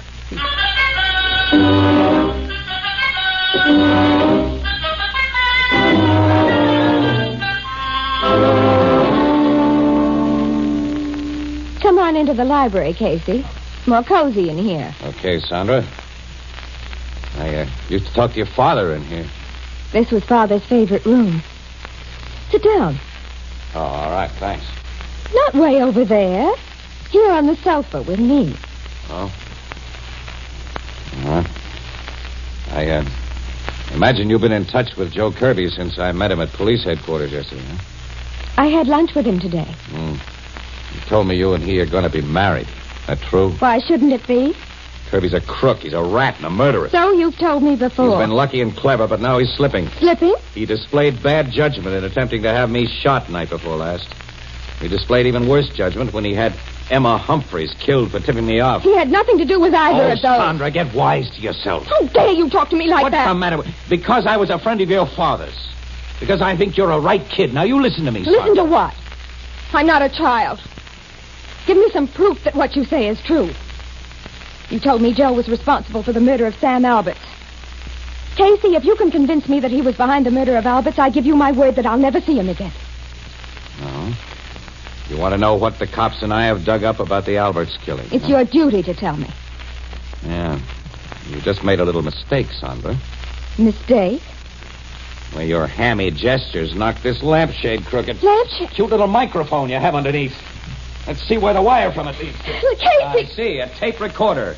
Hidden behind the sofa you insisted that I sit upon. Yes. You were to play nice and find out what had been discovered about the Alberts killing. Kirby had this recording outfit set up and showed you how to work it. Okay, Sandra. I'll leave the thing turned on and give your boyfriend an earful. Kirby, I don't care what happens to Sandra anymore. She's become the same sort of rat that you are. But get this, Kirby. Some way I'm going to pay you off big. You'll regret that, Casey. Goodbye, Sandra. You've been the biggest mistake I've made about this case. I'll try not to make any more.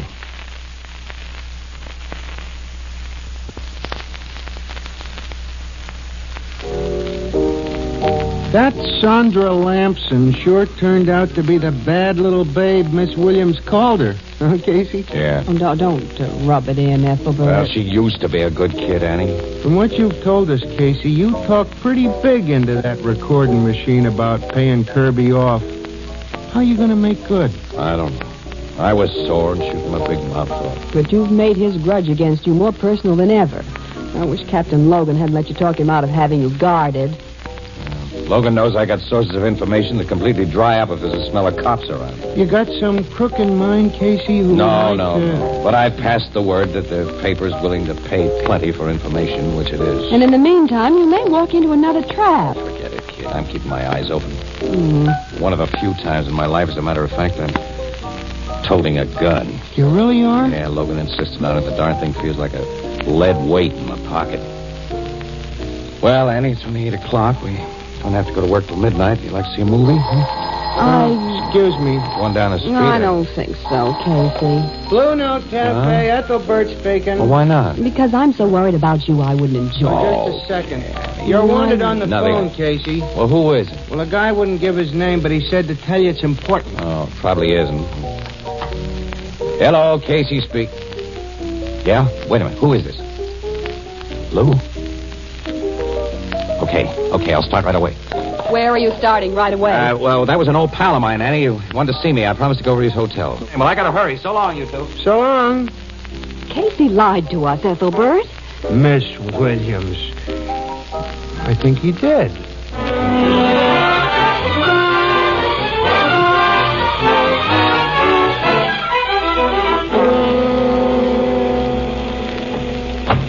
Okay, Lou, hop in the car. Get going quick, Casey. You didn't tell anybody I phoned you. Nope. I never sing on a tipster. I've got one that'll make your ears stand out to hear. Lou, you're one of Joe Kirby's mob. For all I know, you may be planning to pull me into a trap. Oh, I'd figure that way, too, if I was you. Well, here's my gun, Casey. Take it. That proves to you I'm leveling. Well, it helps. It just happens that I have a gat with me tonight, fella. It's pointed at your belly, under my overcoat. I'm going to continue to keep it handy. Word's going around that the rag you work for will pay high for information. That's correct. But I've never known you to sell information. I'm not selling it now. I'm giving it to you. I've never known you to give anything either. That's because up to now I've never had a good enough reason. Casey, I carried a torch for Emma Humphreys. What, you? Yeah. Oh, I never got anywhere with her. She was Kirby's gal, and Kirby was my boss. The guy can hope, can't he? I hoped that she'd give me a tumble after the boss began making a play for that Sandra Lamson babe and edging Emma out. I never thought the two of them would kill Emma. What? The two of them? Yeah. Kirby made the plan, and the babe did the shooting. Sandra Lamson? She hated Emma. She wanted her out of the way. When your paper told how you were saved by a woman's phone call that night, she offered to take Emma for our last ride. You're sure of that? I made it my business to be sure. But, look, now I bow out, Casey. You forget I ever talked to you. The payoff's got to be completely yours. Well, how can I prove anything? Well, the cops have the bullets that killed Emma, haven't they? Yes. You're going to find the gat those slugs were fired from. Yeah, where? In Sandra Lamson's bedroom in her home. She didn't throw that murder gun away. It's a gold-plated .32 that Kirby had specially made up for her. You'll find it wrapped in a silk nightgown in the second drawer of her bureau. How can you know that? I went to her house tonight looking for that gun. I knew this was the servants' night off and that she and Kirby were having dinner together downtown. Then they'll be at the theater for the next couple of hours. You'll have the joint all to yourself. There's a trellis you can climb to her bedroom window. You might have planted the murder gun in her room yourself, Lou. Oh, are you still trying to kid yourself? That skirt's on the level? No, I guess I can't. But I don't trust you, Nicholsworth. So you and I are going there together. Okay, if that's the way you want it. Yes. You'll be just a step ahead of me, Lou. With both your gun and my gun pointed at your back.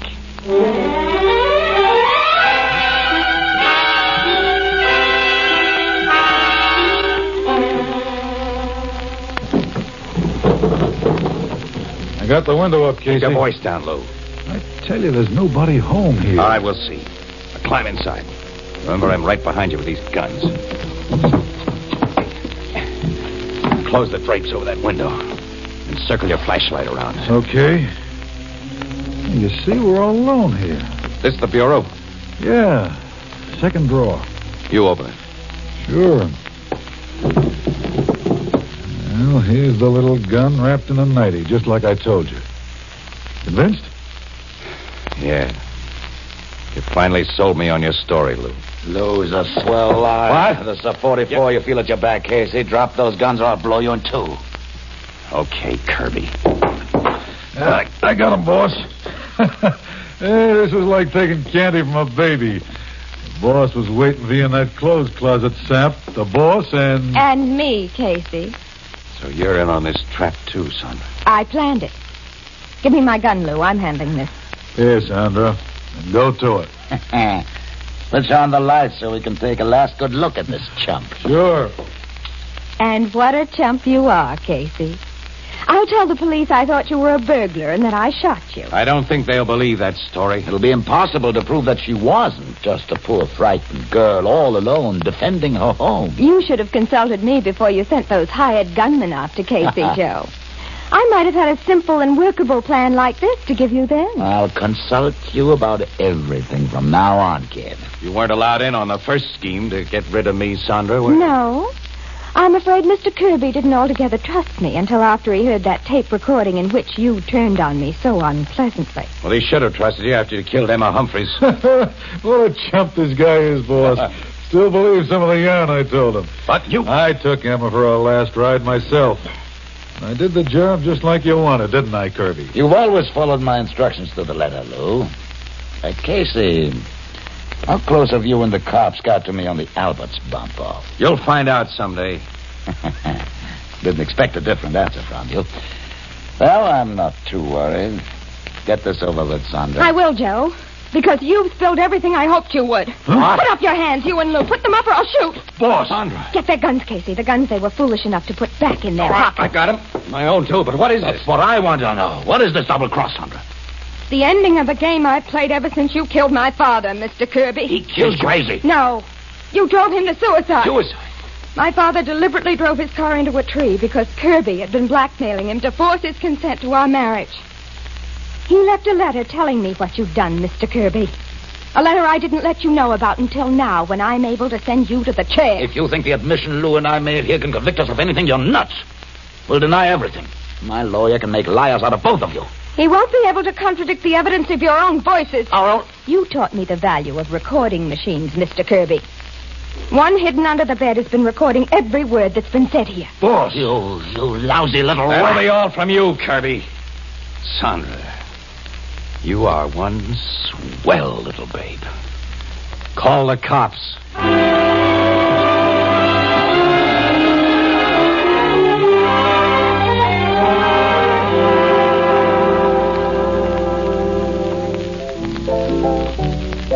It was really Sandra Lamson who phoned you the tip that gunmen were laying for you that night, huh, Casey? Yes, Ethelbert.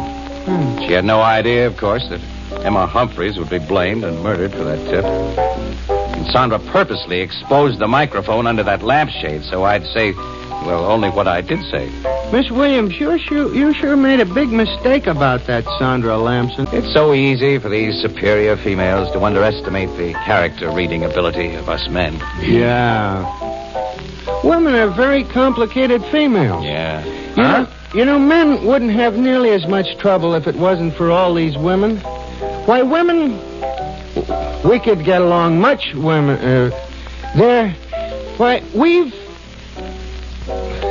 They're interesting, though, aren't they?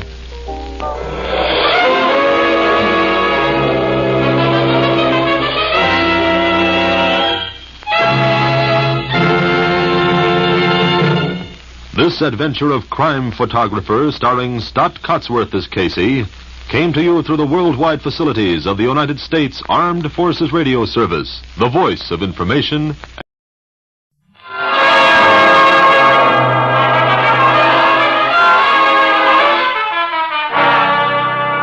Good evening. This is Ken Roberts inviting you to listen to another adventure of Casey, crime photographer. Ace cameraman who covers the crime news of a great city. Our adventure for tonight, The Fire.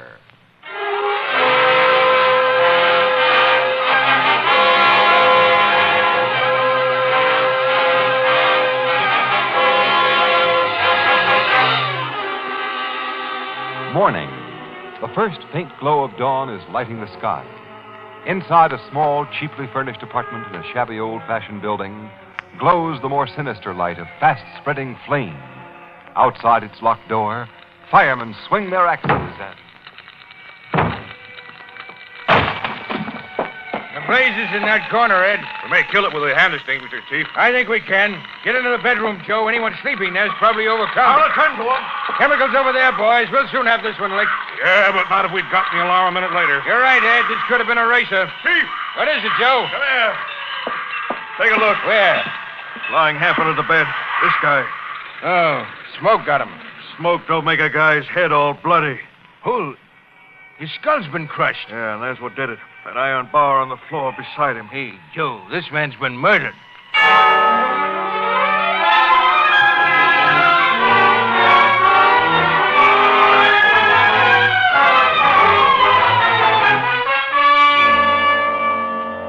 According to the medical examiner, Miss Williams, this guy was bumped off about 11 o'clock last night. Well, and he'd been dead all around 7 hours when the firemen found him, Captain Logan. Yeah, that's right.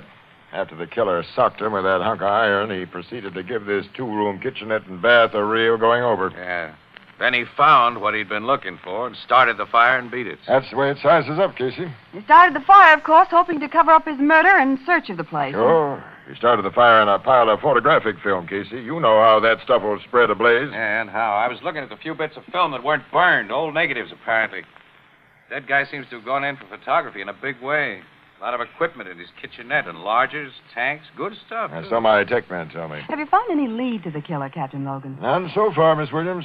What could the killer have been searching for? That's a payoff question. What have you found out about the dead guy, pal? Not much.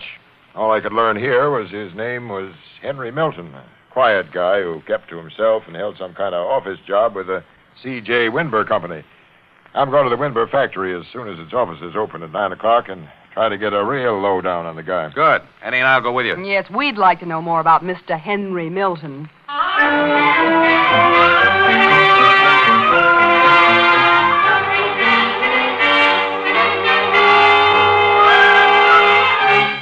I'm shocked, deeply shocked to hear about the tragic death of poor Hilton, Sergeant Rogan. Milton was the man's name, Mr. Winber, and mine's Logan, Captain Logan. Oh, yes, to be sure, Logan, yes. Good, faithful old Milton. I'd like you to tell me all you can about this man. Yes.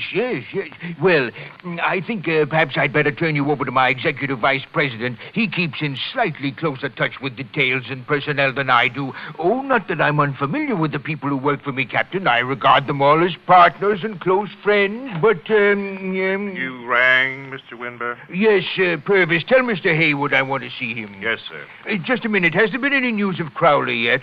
No, sir. Well, don't neglect to inform me at once if any message is received. You'll be told immediately, Mr. Winber. Yes, that's all. Get Haywood. Yes, sir. Now, Captain, as a policeman, you might give me a bit of advice. Yeah? You see, my cashier, a chap named Crowley, went away on a 2-week vacation 16 days ago. He was due back at his desk day before yesterday, but he hasn't appeared. And nobody in the plant here or at his home has received even so much as a postal card from him since he left. Now, do you think I have reason for concern? If he was my cashier, I'd feel concerned. Have you investigated the books? Not yet, but... You better have an audit done on those books right away. Your man is bonded, of course. Oh, yes, the firm will face no loss, but I pride myself on my judgment of character, and it will be a sad blow. Oh, you're here, Haywood. Yes, C.J.? This gentleman is Captain Logan of the police. Police? Yes, this is Mr. Haywood, my executive vice president, Captain. How do you do? Nice to know you, Captain. And that lady and gentleman over there, will you introduce them, Captain? Miss Williams, Mr. Hayward, and Mr. Casey. They're on the Morning Express. How do you do, Mr. Haywood? How are you? A pleasure. Policemen and newspaper people. This must mean that you've got bad news about Crowley, C.J. Unpleasant news. No, this gentleman and lady are here about a murder. Murder? A man employed in your offices was killed last night and his body discovered early this morning. A man named Milton. Not Henry Milton? That's the name. Yes, poor old Henry. He was in our sales department, Haywood.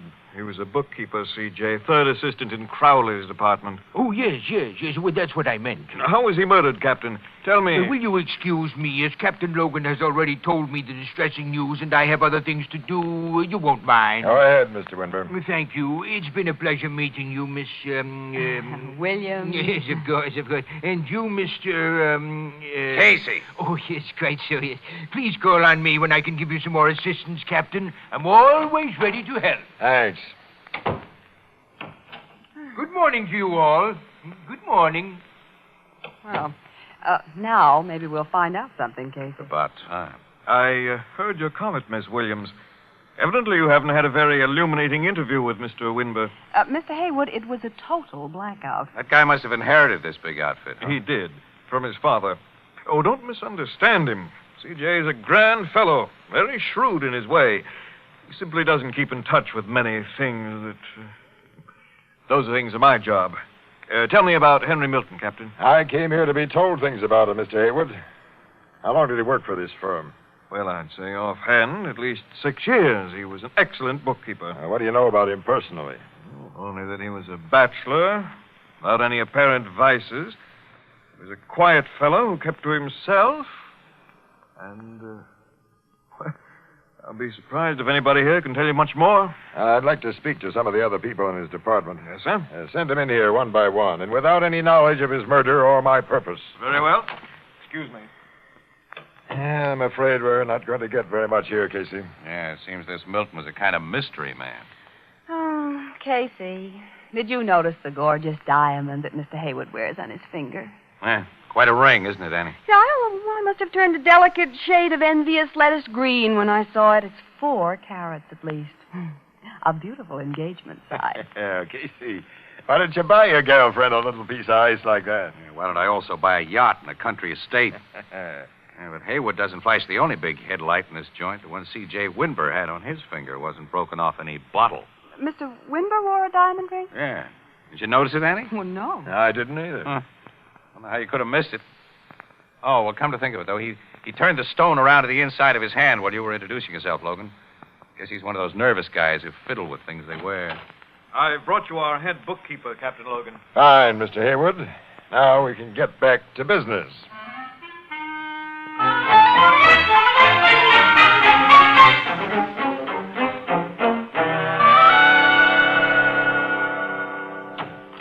Hop in the car, Annie. Mm-hmm, with pleasure.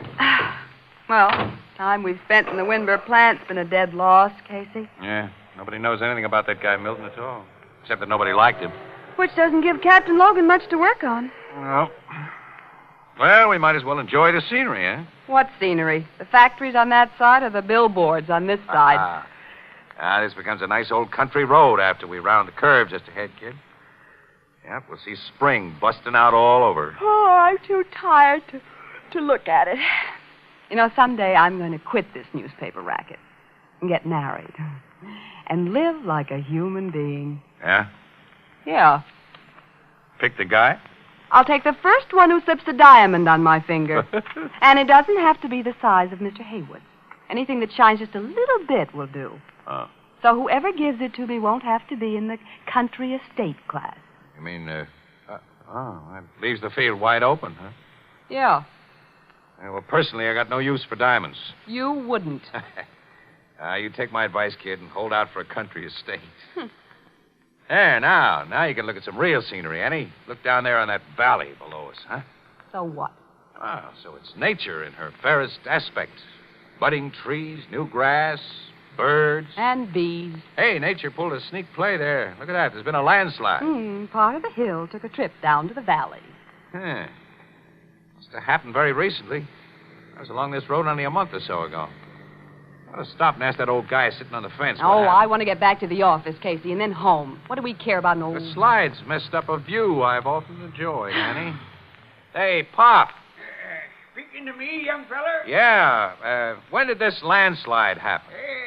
Just a little over 2 weeks ago.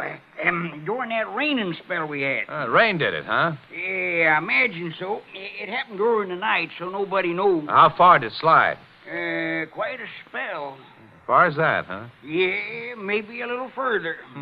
I figure rain loosened the ground under a big rock it was here. And when the rock started to roll, it carried part of the hill along. You mean the big white rock that looked like a warty cucumber? That's the one. Yeah, it's a wonder that old cucumber rock didn't do a Brody long time ago, Annie. It was only sort of balanced there. Oh, isn't that interesting? I've been telling folks for years it was going to fall someday and take half the hillside with it. I always said, let a strong man stick a 8-foot crowbar under that there rock in the right place, give a healthy heave, and over she'd go. No man ever tried it, but the rain proved my point. Sure did, Pop. Well, let's get along, Casey. Oh, okay, Annie. Well, thanks, Pop. So long. So long, young fella. Good luck to you and your missus. I'm not his missus. I'm not even a friend. Well, Annie. I hate men who have no use for diamonds.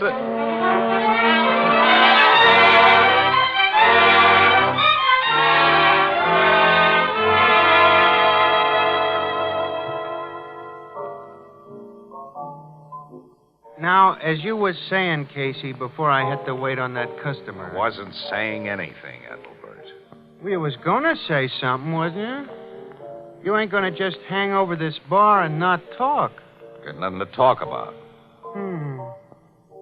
How about the Milton murder? Have the cops learned anything new since yesterday morning that... No. Where's Miss Williams? No. Well, the office, I guess. She, sore at you? Well, if you must know, yes. What was she sore about? I don't. Oh, women. Women. You never let a guy understand them, Ethelbert. You think they're kidding about something. Like something like diamond rings, for instance. And then you kid back. Find yourself in the soup. I don't pretend to know much about women, Casey, but if perchance it was diamond engagement rings you tried to kid about, I have learned that ain't a safe subject with the unfair sex. Us bachelors are natural prey for the female of the species, and all women are wolves. Is that so? Anne. Huh? Oh, Miss Williams, I didn't see you come in. Oh, that was evident. And how are you, Casey? Why, I haven't seen much of you since yesterday. Well, I've been around. Oh, have you? Guess I didn't notice. Anne, about yesterday. Oh, yeah, the Milton murder. I suppose you've talked to Captain Logan today. Is there anything new? No, look, kid, what I started to say is... I just got some news from the city desk. It has no real bearing on the Milton case, but... I don't care anything about the Milton case. I'm trying to tell you I'm sure you'd like to hear this. Well, I don't want That to... missing cashier at the Winber plant. They just found out that he embezzled at least $100,000 from the firm before he left. Well, so what... He did? Uh-huh. And C.J. Winber and his bonding company have just called the cops to start a search for him. Hey, the guy's got over 2 weeks' start. Now, what was the matter that you wanted to talk about? 2 crimes connected with a Winber outfit. I asked you Embezzlement and murder. Starting at the same point and becoming evident at almost the same time. Casey, you started. Anne, I got a hunch. Oh, no. Not one of those things. Yeah. Don't keep us in suspense, Look, Casey. we figured that Milton's killer found what he was after in that apartment. Well, maybe we figured wrong. Continue, Superman. Oh, come on. Cut the rough stuff, will you, Anne? Why, what do you mean? Tell me your idea, Casey. I'm interested. You okay, pal, I'll tell you. It looks to me now as though the killer started that fire because he'd searched all night without finding what he was after. He started the fire not to cover his traces, but to destroy the thing he couldn't find. Hey, you may be right. Yeah. Well, I'll try to prove I'm right now, tonight. So long, Ann. I'm going to Milton's burned out. Hey, wait a minute, Casey. Casey, wait for me.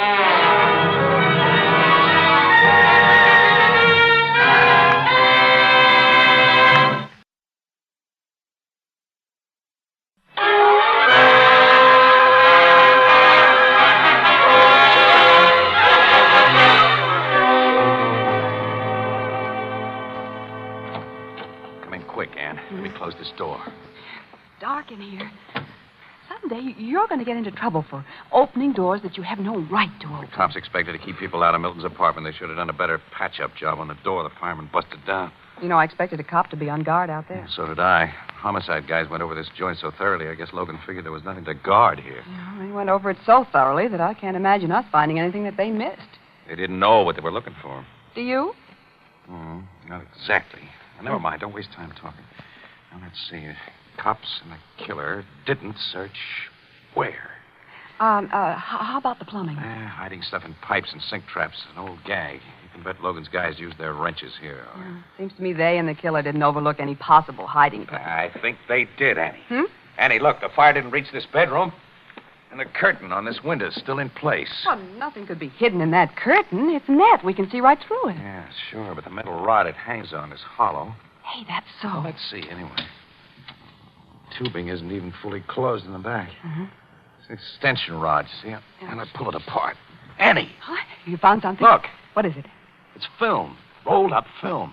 The roll's no bigger than a cigarette. Stuck in the end of the inside rod. Where do I unroll it? It's negatives. 35-millimeter negatives. 4, 5, 6 of them.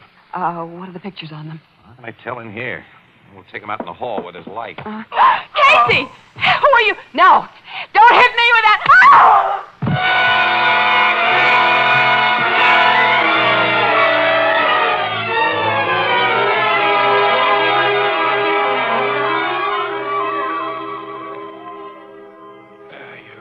You're all right, Annie? Are you really okay? Yeah, Casey. How about you? Yeah, I'm all right, I guess. Who's the man who hit us? The guy who killed Milton. He came back here to go on with his search. When he saw us find what he was after, he went into action. And good.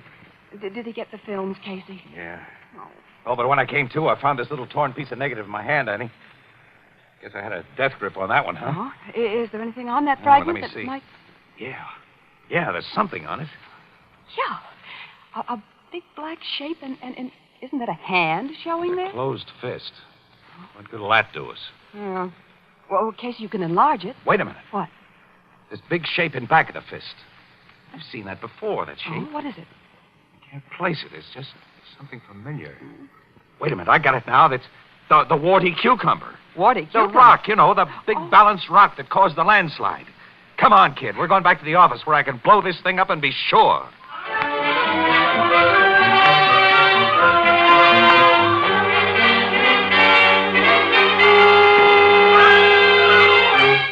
Look at this blow-up, Annie. It shows the big cucumber rock and plenty more. What more? The hand. It isn't simply a closed fist. It's wrapped around a crowbar. Crowbar?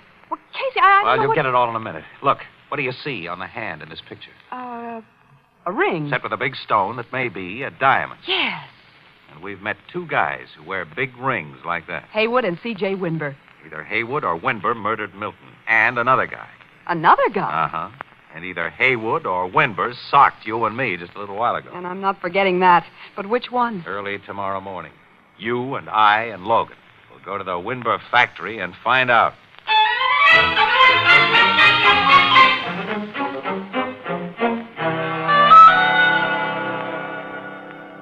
I suppose, Captain, that you've come to see us about the distressing disappearance of Mr. Crowley, my former cashier. I don't handle embezzlement cases, Mr. Winburn.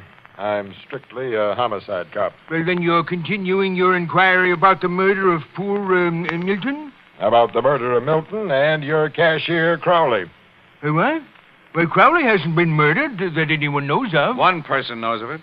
The guy who did the killing. I say, what? That's a nice diamond ring you wear, Mr. Winburn. Did I... Captain, how can you turn the subject to rings immediately after you mention murder? Murder to Logan, Mr. Winber, is simply a matter of business. Your ring interests him because he didn't notice it when we were here before. You had the diamond turned inwards. Yeah, for some reason you got it out of sight when I introduced myself as a cop. I'm afraid I don't understand. No, but for no reason, maybe, you haven't bothered to hide it today. Now, will you gentlemen please tell me what you're driving at? You sent for me, C.J.? Oh. Sit down, Mr. Haywood, and join our party. Thanks. I didn't expect to find you here, Captain. It's a pleasant surprise. Good morning, Miss Williams. Casey? Good morning. Have a good night's sleep, Haywood? Why, yes. Fine, thank you. I didn't. Neither did Miss Williams. We had headaches. I'm sorry. How did you sleep, Mr. Winber? I always sleep well. And now I'd like to know why you're... I'm going to tell you with Logan's permission. Shoot, pal. Well, some time ago, one of the big shots in this company started to steal money from it. And he covered his thefts by doctoring the books. That sort of thing was bound to be discovered, of course, eventually. And Mr. Big Shot planned to cover himself by shifting the blame to an honest cashier. Mr. Casey... Your cashier was going away on a vacation, Mr. Winber. And on the night before he was to leave, Mr. Big Executive, on some phony pretext, got him to the top of a hill not far from here and pushed him over the steep edge. You mean Crowley? Yes, Mr. Haywood. Then this Mr. Big Shot, who had a crowbar handy, pried several tons of balanced rock off its perch, causing a landslide that buried Crowley very, very deep. And how do you bring Milton into this, Mr. Casey? Milton was a bookkeeper, Mr. Winber. He gotten wise to both the embezzlement and the embezzler. And he decided to cash in on what he knew. He began trailing this executive and sneaking pictures of him, very incriminating pictures. One of them actually caught the guy tipping over the balanced rock. Finally, he showed prints of his pictures to Mr. Big Shot and told him to come across with heavy dough, or else... Milton tried to blackmail this Big Shot. Exactly, Mr. Haywood. The Big Shot then killed him, took the prints, and did his best to find the negatives that they'd been made from. But failing that, he tried to burn the negatives by setting fire to the place. But a fire company reached Milton's apartment before the blaze had done much damage. Well, I managed to find the negatives, and he got them away from me. But he left a little piece of one of the negatives in my hand. That's going to send him to the chair. And who is this man, Mr. Casey? The guy who wears a swell diamond ring, Mr. Winber. Good heavens, you don't think that I... No. You wore your ring today. But the guy who left that piece of negative in my hand last night knew that a ring might help to nail him. You're not wearing your diamond, Haywood. No. But I have a gun. Hayward, don't make a move, Captain. Or any of you. Hayward, you... I'm the man Casey's accusing, C.J. I don't know whether he can back up his accusation, but I'm taking no chances. I'm getting out of here, and no one's going to stop me. Is that so? Anne. Miss Williams. Well, he hit me on the head last night, didn't he? Yeah, but how? This guy's out cold, and all you hit him with is that little handbag. This little handbag has half a brick in it. Half a brick? I put it in there this morning just hoping I'd get a chance like this. You... Logan, the female of the species is more deadly than the male.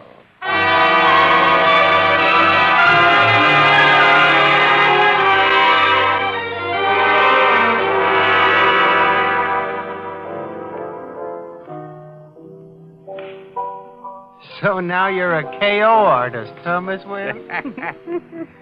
Haywood didn't come to till he reached the old jail. Well, I only gave him half of what's coming to him. Has he owned up that he killed that cashier and Milton? Mm-hmm. After a bulldozer went to work on that landslide this morning and uncovered the cashier's body.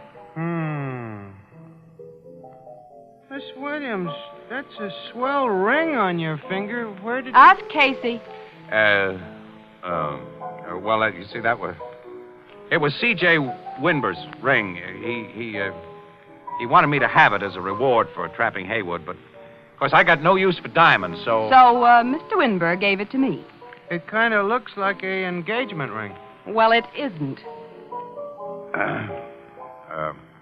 Annie, I priced a beautiful little house today, way out in the country. A house. Oh, way out in the country. Well? I couldn't afford it. I'm going home. Good night. Oh, whoa, wait a minute, Annie. Annie, wait for me. I don't blame her. Who'd want to live way out in the country?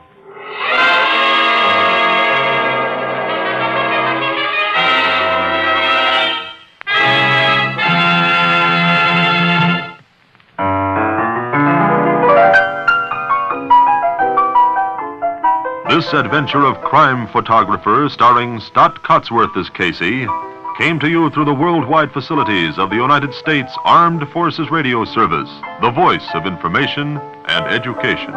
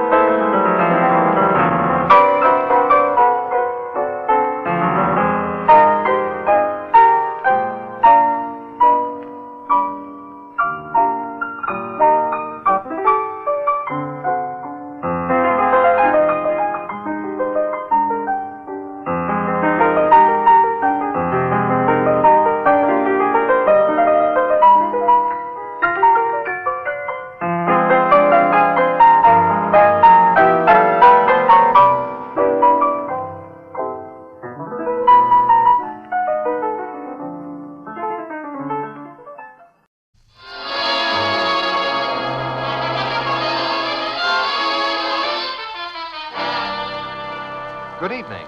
This is Ken Roberts inviting you to listen to another adventure of Casey, crime photographer. Ace cameraman who covers the crime news of a great city. Our adventure for tonight, the disappearance of Mr. Dizelle.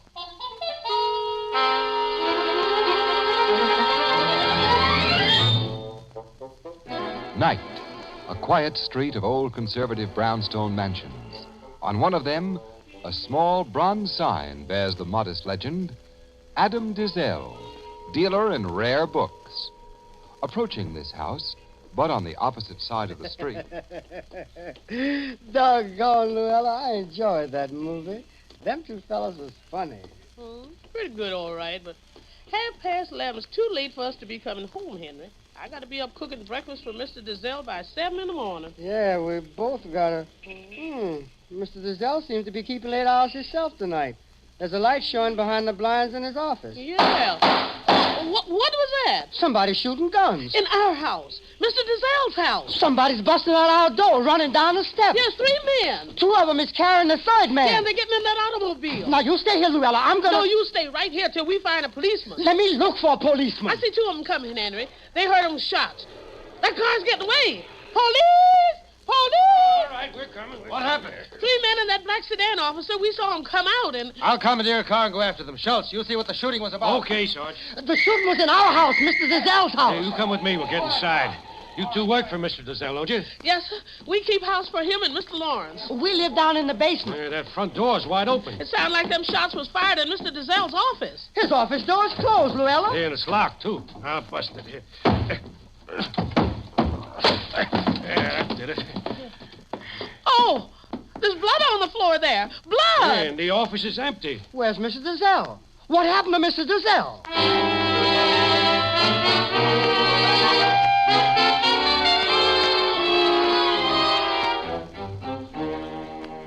All right, now, if you good people just let me get one more picture, I'll be all finished.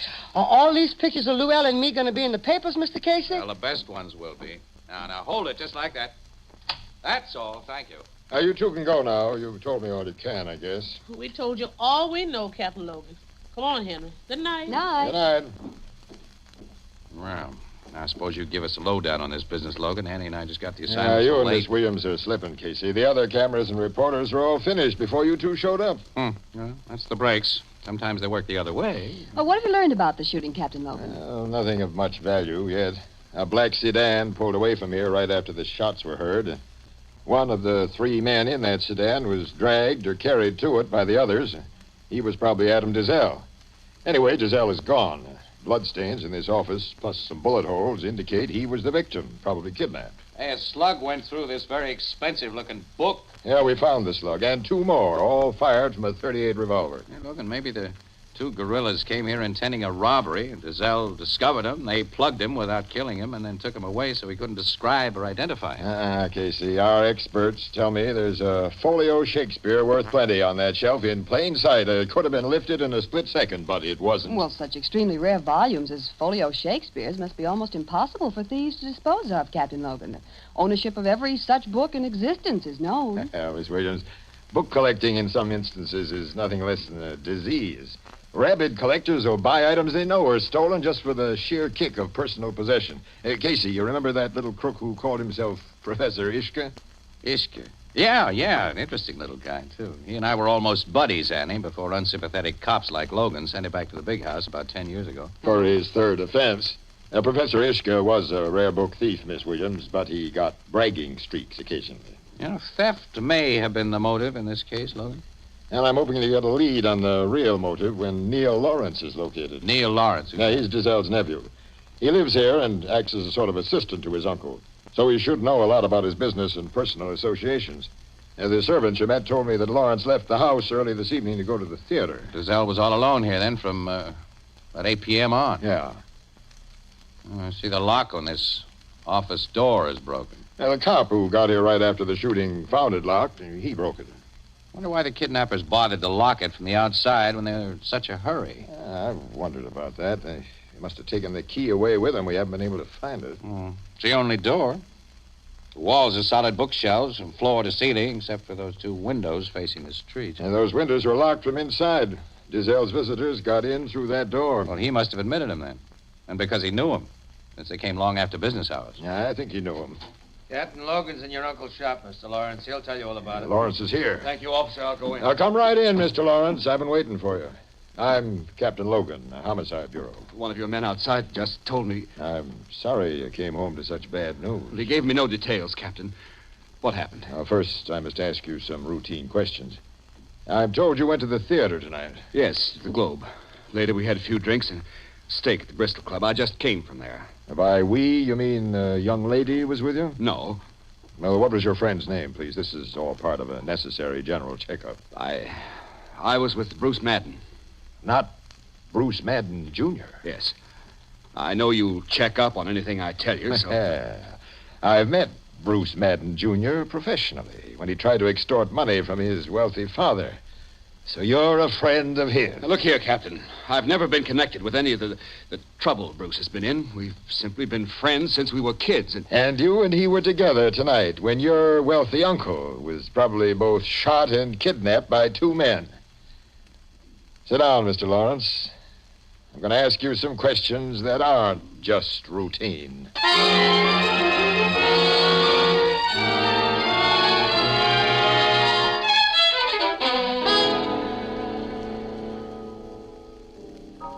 Captain Logan thinks Dizell's nephew, this Neil Lawrence, had something to do with his uncle's kidnapping, huh, Casey? He's about convinced that Lawrence and his pal Bruce Madden, Jr. had everything to do with it, Ethelbert. Police checkup shows that Lawrence and Madden left the Globe Theater about 11 o'clock, and they didn't show up at the Bristol Club until after 12:30. The shots inside Dizell's place were heard at 11:30.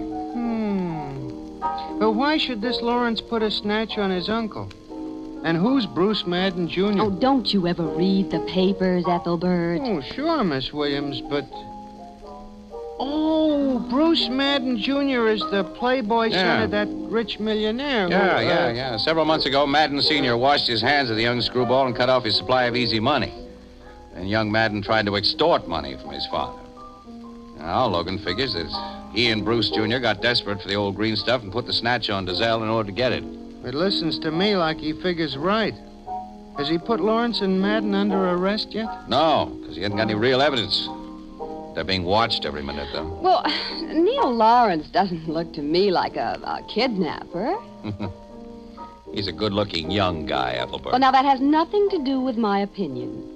We're not even sure there's been a kidnapping. No, not yet. Until there's some proof, such as a demand for ransom, I'm going to believe, well, that Neil Lawrence is simply a victim of circumstances.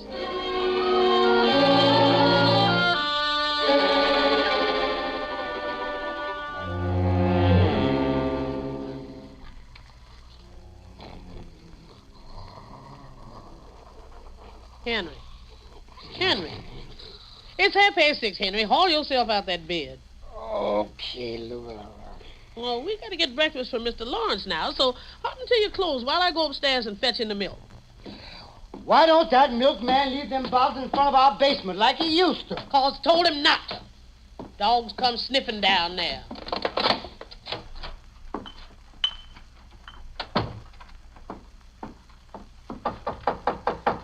Mr. Lawrence? Yes, Llewellyn? It's time to get up. I haven't been to bed. Oh, 'cause you're so worried about your uncle. Well, Mr. Lawrence, here's a letter addressed to you. A letter? Yes, it was lying half under the door when I took in the milk. It's got no postage stamps on it. Well, let's see it. Mr. Lawrence? Mr. Lawrence, you look funny. Is there something in that letter about your uncle? It's from my uncle. From Mr. Dizell? Yes, I must phone the police. Letter tells me he's being held by kidnappers and that I must raise $150,000 to ensure his safe return.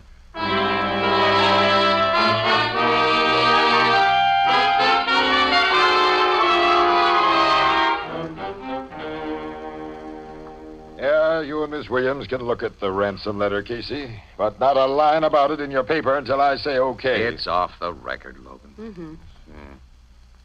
He even tells Lawrence how to raise the money. He's to pledge or sell securities and books and borrow whatever else is required. You sure this letter is in Dizell's handwriting? It's authentic. We've checked on that. And someone came here during the night and stuck it under the front door. Miss Williams, Lawrence stuck it under the door from inside. 4 of my best men were watching the outside of this house, and they say no one came near that door except the milkman. Well, maybe the milkman. We're investigating him, but Lawrence is our guy, plus young Madden. Now, last night they forced Dizell to write this letter. Then, sometime before morning, Lawrence slid it under the street door for Luella Clarence to find when she went for the milk. Annie, it looks like the good-looking Mr. Lawrence all the way. Well, you'll let Lawrence raise the ransom dough, then, according to the instructions of this letter, Logan. Yeah, he's out on that job now, trailed by my guys and 2 FBI agents. FBI? I notified the feds the moment this letter proved we had a kidnapping case. Yeah, they've been nice so far and haven't taken it completely out of my hands. Excuse me, gentlemen, and Miss Williams. Oh, what is it, Mrs. Clarence? Well, I got to think that maybe you all come up here without having much breakfast and would like some hot coffee. Coffee? Hey, I would. Oh, me too. Well, I got some percolating back in the dining room. Lead us to it. Come on. You know, the dining room is just behind this room. But you got to go out and around this hall to get to it. This shop here used to be the parlor before Mr. Dizelle had it built into a bookshop. Did you work here when it was just a residence, Llewellyn? No, Mr. Casey. Henry and me come here to work about 6 years ago, just a little before Mr. Lawrence did. And Mr. Dizelle, he had the place changed for his bookshop long before that. Well, sit down at that table and I'll serve you coffee and sandwiches. And sandwiches? Oh, they're just made out of odds and ends I had in the icebox. I was going to open up some canned ham and chicken to keep for emergencies, but I found that man who might have ate them up.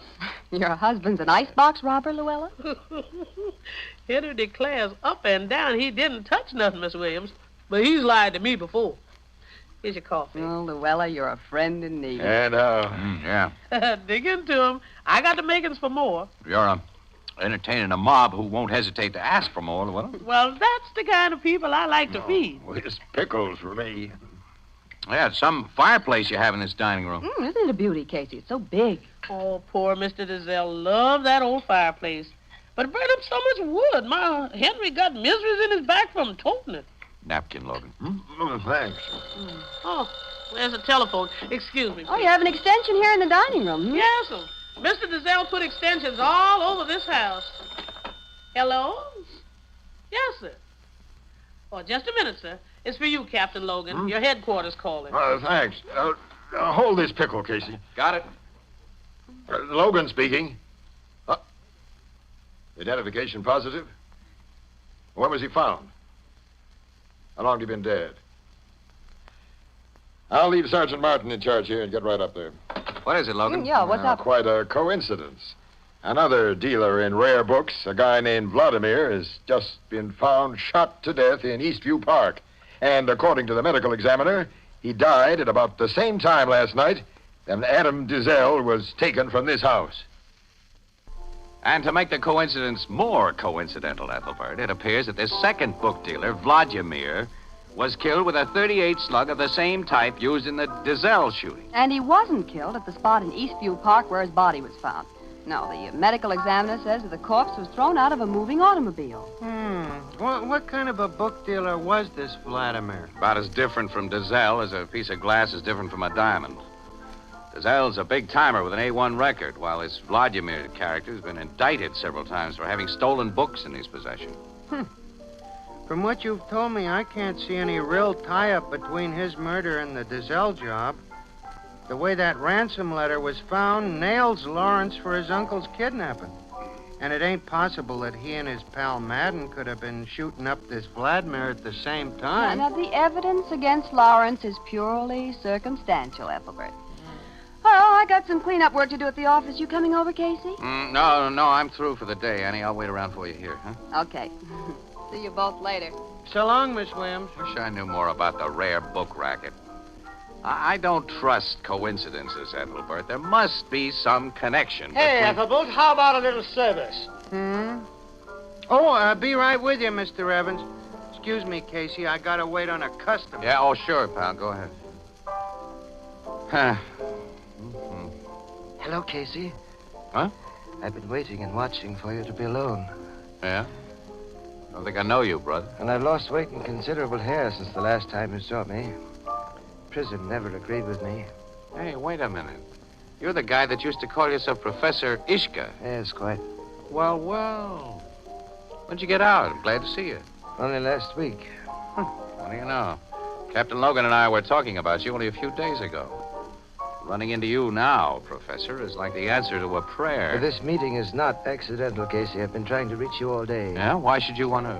I want to talk to you about Adam Dizelle and Paul Vladimir. Uh-huh. Well, coincidences do happen. What do you know about those two? I was in the racket. Yes, I remember. you may not recollect, a stolen autographed copy of the first and only edition of Mrs. Browning's Sonnets by E.B.B. was responsible for my most recent experience as a guest of the state. Yeah, it's because I recollected your specific talents. Wait, there's a vacant table in that corner.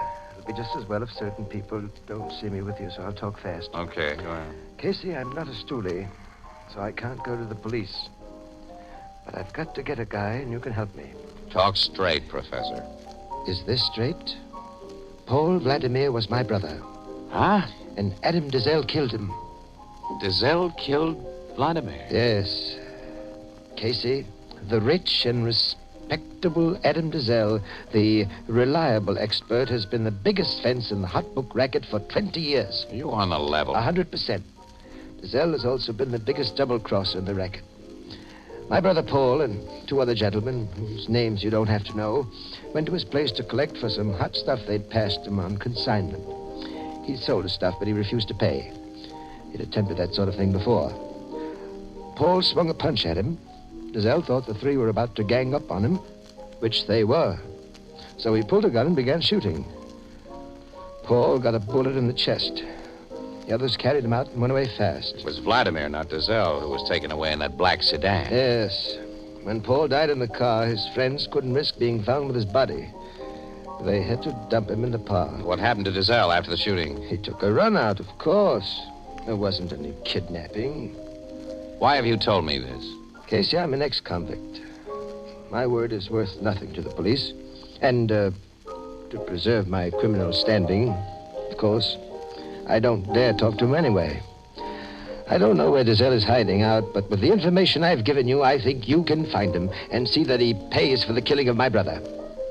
I'm going to be pretty sore if this turns out to be a bum steer, Professor. Casey, believe me, I'm leveling all the way.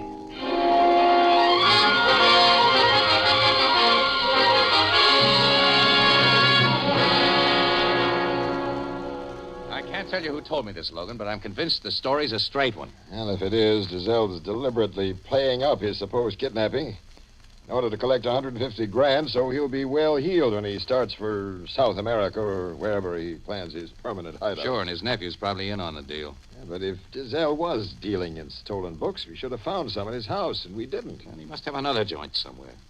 Maybe that's where he's keeping undercover right now. Yeah. Well, we'll just sit tight till he sends instructions as to how to pay over. Oh, nuts, that phone of mine never stops. Homicide Bureau, Captain Logan. Yes, Sergeant. Yeah? Where'd you find it? No, don't open it. I want to see it exactly as you found it. I'll be right up there. Come on, Casey. We're heading for Dizelle's house. What? One of my guys on duty there just found a sealed envelope addressed to Neil Lawrence lying on the sidewalk in front of Dizelle's place. This may be the instructions as to how to pay that ransom.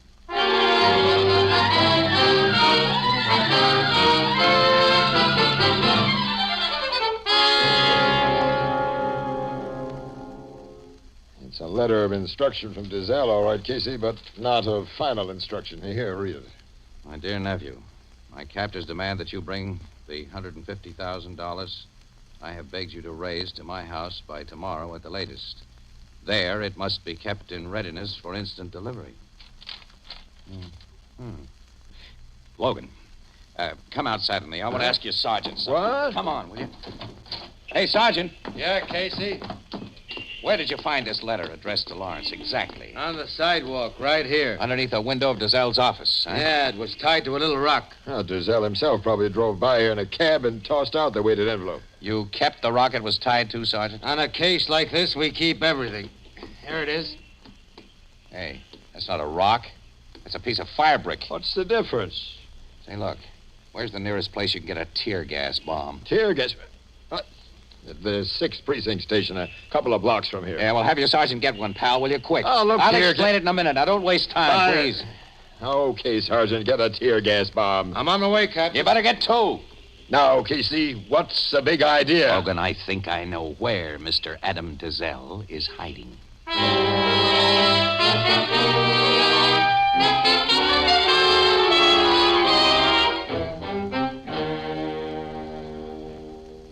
Casey, if you're right about this, And I'll give you my shield, and you can teach me how to operate a press camera.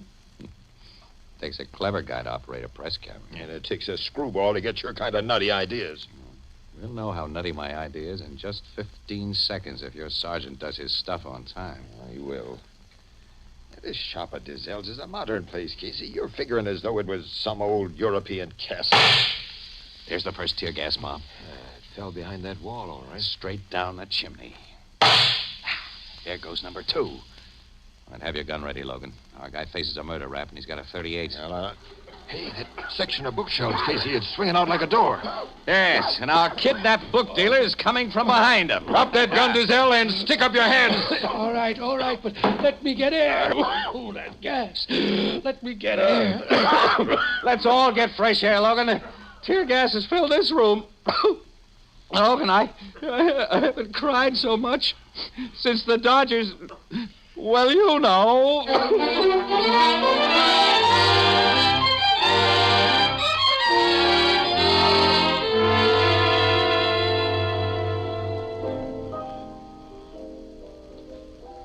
That fella Dizell was hiding in his own house, Casey, in a secret chamber? Secret chamber describes it too romantically, Ethelbert. When Dizell had the living room of that old mansion remodeled into an office and a bookshop, he had bookcases built across the opening of a very big fireplace that was there. And that section of bookcase was hinged like a door. And the fireplace behind it gave him a handy and altogether hidden little room in which to store stolen books. And when he suddenly needed a hiding place for himself, well, he had it. He got plenty of air through the chimney, and at night he sneaked into the kitchen and got supplies of food and water. And he planted the ransom note under the door himself. And his housekeeper told us that she thought her husband was robbing the icebox. When did you start to get wise to the setup, Casey? Not until long after I should have been. I'd noticed a big fireplace in the dining room and wondered why there wasn't one in the original parlor. And the door of the bookshop was found locked after the shooting, and I'd wondered why guys leaving in such a hurry had bothered to lock it. And Dizell had locked it, Ethelbert, to make sure no one could get in before he'd opened and closed his secret chamber. And he's confessed that his nephew had no part in the affair at all. Everything finally added up when Logan said that Lawrence had put the dough in Dizell's office safe. That was a logical place to put it, and it suddenly hit me that was what Dizell figured and wanted, so he could come out and get it. Then when I saw the piece of fire brick that had been tied to the second ransom letter, I knew my total was right. Yeah, but how did he figure he'd get away with that money when there was cops all around the place? Well, he meant to climb up the flue of the big chimney and make his getaway over the roofs of adjoining houses. Well, Annie, how about taking you home now? Well, not tonight, Casey. I have I have a date with Mr. Lawrence. Huh? I knew he couldn't be a kidnapper. Hey. Casey looks like he ain't so sure about that, Miss Williams. Not so sure.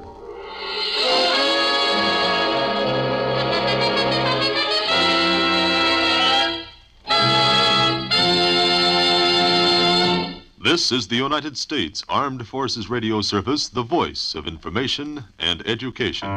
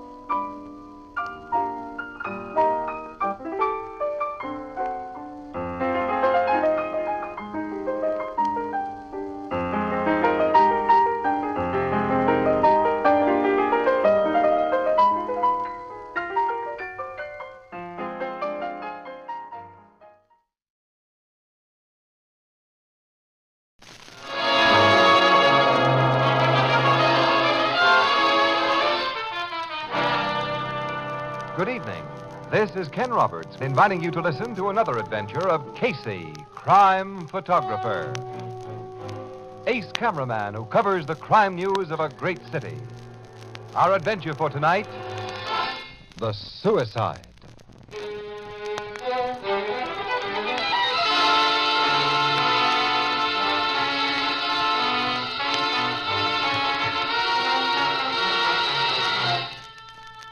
The auditorium of a Metropolitan Theater.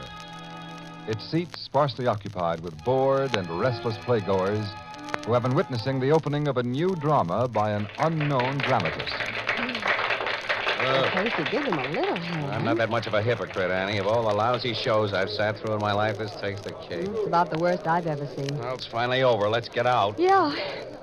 Well, at least we came in on passes. A lot of these poor people paid for their seats. Wish I had, then we could have walked out. As a guest of the producer, you were sunk. I don't care anything about the producer.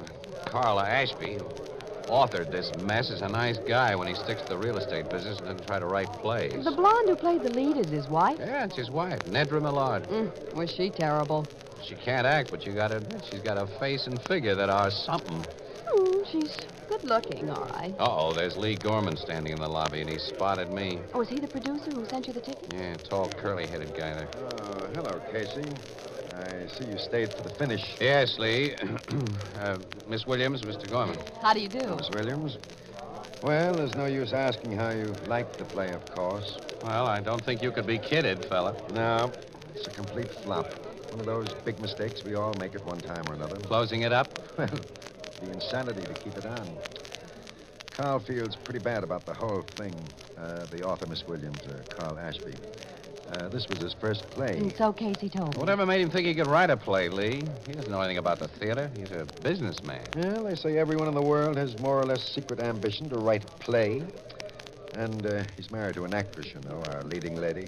Nedra needed a starring vehicle. Yeah, but how could she have been fooled? Well, how was I fooled? I've been in show business longer than Nedra has. Now, believe it or not, Casey, we thought the thing read well and it looked good in rehearsal.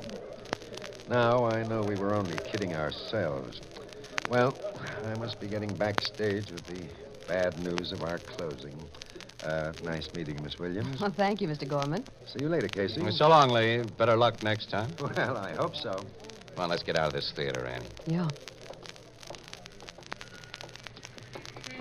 Boy, I can't figure it. What? This flopperoo. Lee Gorman's a smart showman. Oh, well, he's never had any big smash hits, you know, but he knows the theater. He must have known this play didn't have a chance. Well, as he said, everybody makes mistakes. It was too big a mistake for him to make. There's another funny thing, too. Lee Gorman's the kind of a guy some gals fall for pretty hard. I had a gorgeous surprise when I met him. He's a beautiful hunk of man. But what's funny? Before Nedra married Ashby, quite suddenly, about a year ago, the gossip was that she was crazy about Gorman. Yeah? Yeah. It's funny, he and Nedra and Ashby are together in this thing, isn't it? Yeah, it is. Well, you've made me curious. I made myself the same way. Huh. So Gorman to you is a beautiful hunk of man. Why, huh? Mr. Casey, can you be curious about my motivations, too?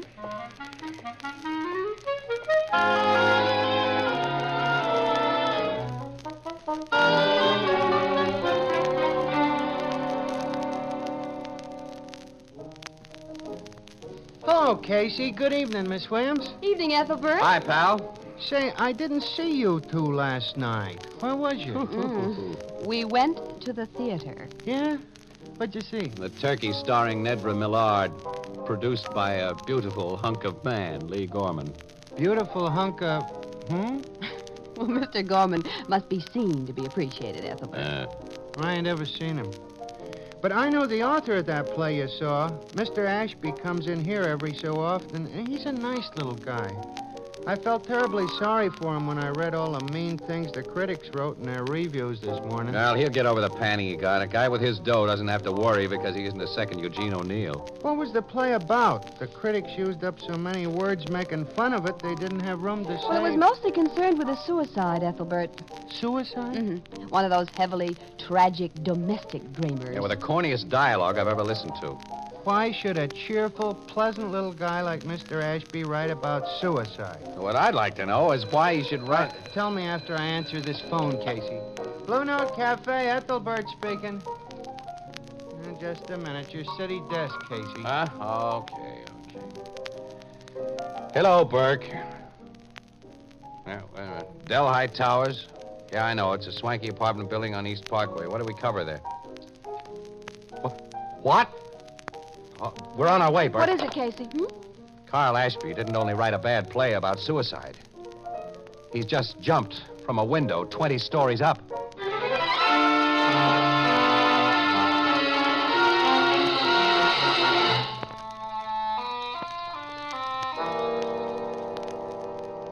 Yeah, it was a suicide, Casey. Open and shut. Ashby was alone here in his apartment. He wrote a note saying he was going to do a harakiri, and then he walked to that window and stepped out on the air. He wrote a suicide note, Logan? Addressed to his wife. What did it say, Captain Logan? I'll let you and Casey see it in a minute, Miss Williams. One of my tech men has it out in the kitchen right now. He has his micrographic camera set up there and is taking the usual fingerprints and vital evidence shots. Carl Ashby's one of the last guys in the world I'd figure as a suicide. He'd got everything to live for, lots of dough, this swell home, good-looking wife. He took an awful licking last night, Casey. That play he wrote. Yeah, that play. It was razzed by every paper in town this morning, yours included. He was a sensitive guy. It hurt. I can understand that. Yeah, so could I, Ann, if I didn't have a hunch about that play. A hunch? Yeah, its setup was all wrong. What do you mean? Where's Nedra Millard, Ashby's wife? In her bedroom, down that hall, crying her eyes out. Yeah, it is nice to watch a pretty woman cry, Casey. Thought you said Ashby was alone in this apartment when He was when he jumped. Mrs. Ashby was down in the lobby talking to the night porter when his body hit the sidewalk. Talking to the night porter? Yeah, about a job she wanted him to do. Look, the doorman was there also, and 2 elevator boys. If you think maybe she pushed her husband out that window, she has a perfect alibi. This is a big apartment. Don't the Ashbys keep servants? Yeah, maid, cook, and butler. They were all sent to the movies tonight because Ashby wanted to be alone. Well, Mrs. Ashby actually sent them out, I imagine. Naturally. The woman of the house usually attends to such matters. Oh, come on in, Sergeant Dressler. Here's that suicide note, Captain. We've given it the full treatment. We're finished with it now. Thanks, Sergeant. This is the note Ashby left, Casey. I want to see that, too. Yes, so do I. Here. There's a piece torn off the top. Well, Ashby must have torn it or used a sheet of paper already torn. The note's just as I found it, and I came into this room ahead of everyone else. Read it. My beloved wife, when life becomes a mockery, one can only long for the sweet repose of death. I am a failure. That poor guy means that play he wrote. I have failed not only myself, I have failed you, whom I love with all my heart. He figured he'd done Mrs. Ashby a dirty trick because as the play star, she came in for some of the panning he got. That's one way of translating the statement. He goes on. The shame, the bitter agony of shame I suffer. Oh, brother. It's a terribly corny letter, Casey. Yeah, terribly corny is right, Ann. You finished? Yeah, the note's unsigned. Well, I told you we verified Ashby's handwriting. Yeah, but he didn't sign it. There's no name at the bottom. It just ends. You said it was addressed to Mrs. Ashby, Logan. It starts off with my dear wife. Yeah, but not my dear Nedra. The top of the page is torn off. And what does that mean to you, wise guy? Nothing yet. But it's put a punch behind my hunch. I think it's a lead on how to add up. So you're going to do some arithmetic. Mm-hmm. Well, $5 says you'll get nothing out of it but mental exercise, which won't do you any harm. This case is open and shut. What? Captain. Mrs. Ashby. I have my nerves under control now. You were most considerate and kind in letting me go to my room. I had to be alone for a while. Now, if you want to question me some more... I'm sure you've already told me all you can, but sit down, Mrs. Ashby. Thank you. Hello, Mr. Casey. Hello, Nedra. You haven't met Miss Williams. Nedra Millard, Mrs. Carl Ashby. Miss Williams is a reporter on my paper. How do you do, Miss Williams? How do you do, Mrs. Ashby? We're sorry to be here under these conditions. You have our deepest sympathy. Thank you. You knew poor Carl rather well, Mr. Casey. Yes, and I liked him. Captain Logan tells us you were downstairs when he fell. Yes, in the lobby. We heard someone scream outside, then an awful, dull thud. Carl was lying on the sidewalk. Oh, Try not to think of it, Mrs. Ashby. You'd left Carl alone up here how long before it happened, Nedra? I don't know. 5 minutes, maybe 10. When you left him, you had no inkling Oh, that... of course not. I knew he was greatly depressed about the play, but I never dreamed. Take it easy, Mrs. Ashby. You thought Carl's play had a chance of success, Nedra? Oh, I wouldn't have encouraged him to write it. I wouldn't have acted in it if I hadn't. You only realized your mistake last night. Yes. All of us make mistakes, don't we? Big ones. Yeah. Big ones. Miss Williams and I have to get back to the paper with our stuff. So long, Nedra. Oh, and Logan, I'm taking your $5 bet.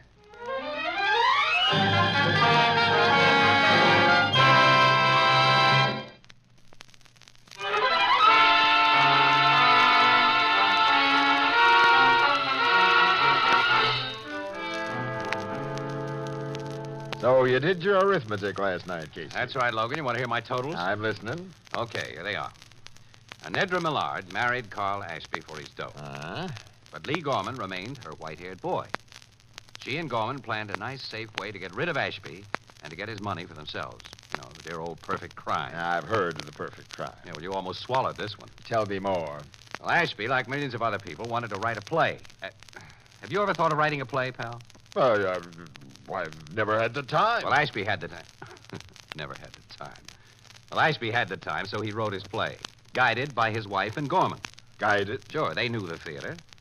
He'd naturally take their professional advice because he was an amateur. Now, this play dealt with a suicide.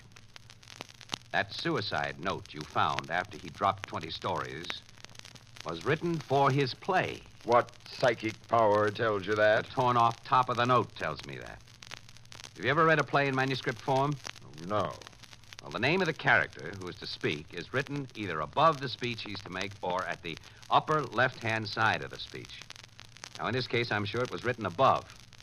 That's why the top of the page was torn off, to get rid of the play character's name. You think? Yes. Now, what's more, the whole text of that note was in keeping with a corny dialogue Ashby wrote for his play. It was stilted, unnatural, it wasn't real. You saw the play with the lines of that note in it? Of course not. Gorman and Nedra aren't dumb. Sometime before the play went into rehearsal, I think one of them got Ashby to write the page you found in his own handwriting as part of a suggested script change. Of course, naturally, the change was never made, but the page was carefully preserved. And whoever got the page from Ashby after he wrote what was wanted took care that only the writer's fingerprints appeared on it. Sure. And Gorman produced the play, knowing it would make a laughingstock of its author. The ridicule, certain to be heaped on poor Ashby, was to provide an apparent motive for his suicide. And how do you think was Ashby actually killed? Lee Gorman did the job. Gorman let himself into the apartment with a key given him by Nedra, pushed Ashby, who was a much smaller guy than himself, out the window, planted that suicide note for you to find, and took the freight elevator down the back while everyone was out front gawking at the body on the sidewalk. You have a very nice theory, Casey. Well, I'm sure it's more than a theory. It's a fact. How are you going to prove that? Well, listen, now, don't you cops want to do anything for the dough we taxpayers shell out to you? Go on, you get the proof, pal. Suppose I already have pretty good proof that your theory is all wet. Huh? $250,000 is a lot of money, isn't it? What are you getting at? I had a talk with Ashby's lawyer this morning while you were still wrestling with your arithmetic. He told me that Ashby took out a $250,000 life insurance policy in his wife's favor less than a year ago. Less than a year ago?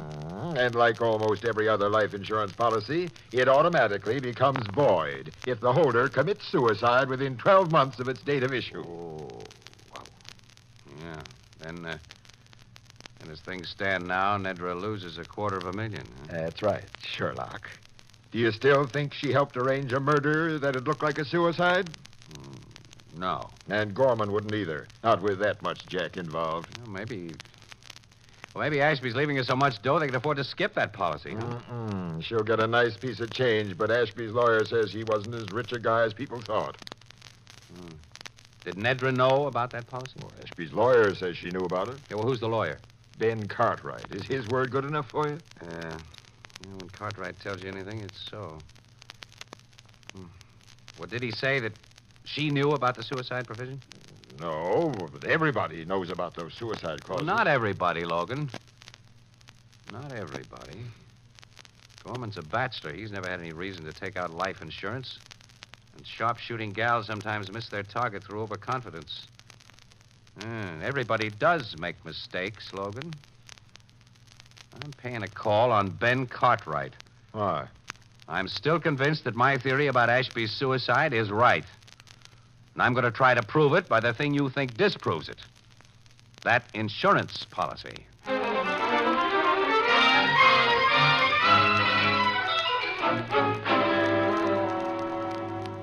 The theory you've just given me of the possible manner of my client's death is very disturbing, Mr. Casey. Mr. Cartwright, I'm laying all my cards on the table because I need your help. To your knowledge, did Mrs. Ashby know about the suicide clause in that $250,000 policy? To my knowledge, no. I never discussed it with her. Do you think her husband ever discussed it with her? I doubt it. When I took out life insurance, I didn't tell my wife. Healthy-minded men pay little attention to that suicide clause, and I always regarded Carl Ashby as a healthy-minded man. Well, so did I. And I didn't know him as well as you did. Carl Ashby was my friend as well as my client, Mr. Casey. How can I help you? You handled all of his affairs? Yes. Mrs. Ashby knows that, of course. She must know it. Well, Captain Logan quoted you as saying that Ashby wasn't as rich as people thought, but his widow stands to collect a nice piece of change. A very nice piece of change. It would be unethical of me to tell you the extent of his estate, but it's large. Now, Mr. Cartwright, I'm not a lawyer, so I don't know how your legal ethics will tie up with what I'm going to ask you to do. But where murder is concerned, I think everybody's ethics can be stretched a little. And Carl Ashby was your friend. Go on. Well, I'd like you to call on Mrs. Ashby today and talk to her about that insurance policy and form your own idea as to whether she knew about the suicide clause.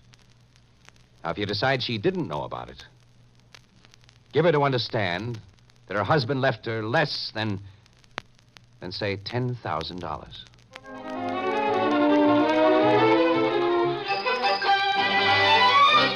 But this is ridiculous, Mr. Cartwright. Carl was worth over $500,000. He told me so. Financial reverses can be more easily concealed from a man's wife than from his attorney, Mrs. Ashby. Only $10,000. Of course, had he died by any other means than suicide, you'd receive an additional $250,000. Yes, $250,000. Well, I must be leaving now, Mrs. Ashby. Goodbye. Goodbye. What? Oh, yes. Goodbye, Mr. Cartwright.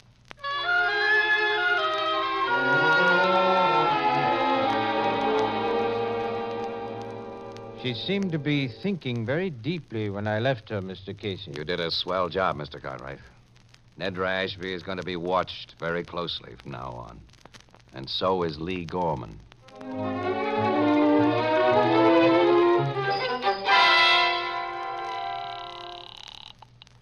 Hello? Lee, this is Nedra. Oh, how are you, darling? I've been trying to get you for the last hour. Well, I just came home. Lee, I've got to see you tonight. Oh, yes? What about? I can't tell you over the telephone. I'll come to your apartment. What time? 9 o'clock. Okay. And be alone.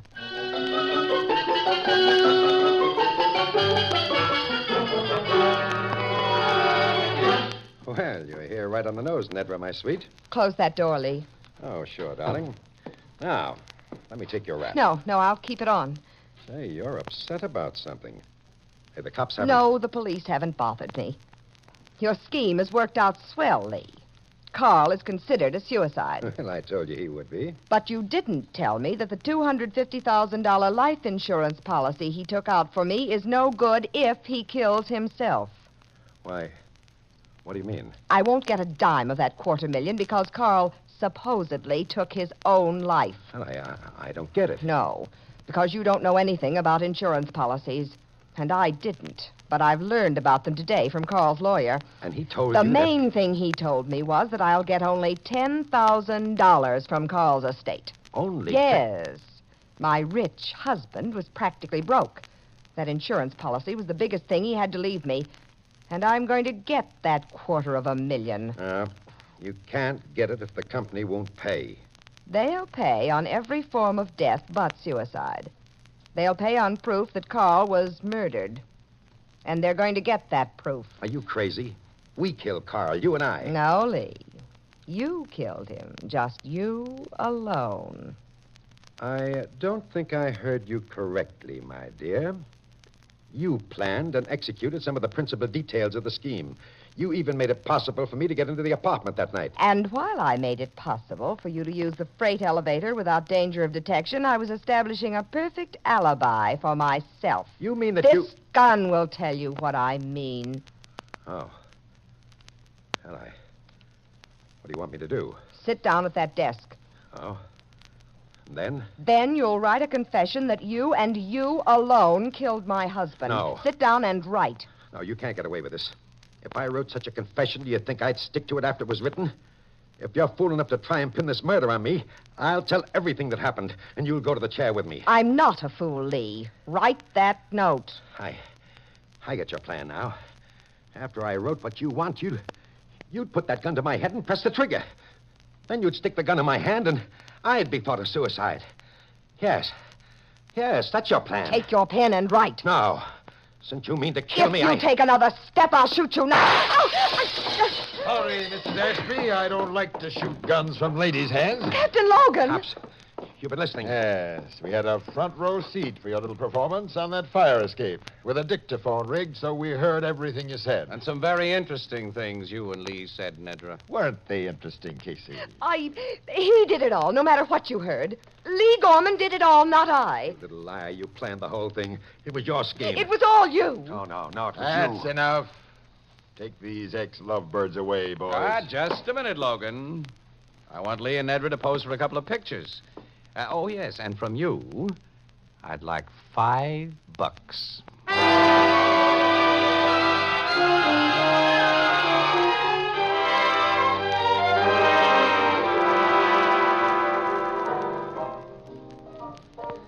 So them two sweetie pies turned against one another, huh, Casey? Well, you should have heard him after Logan got him to headquarters, Ethelbert. Each made a full confession of what the other had done.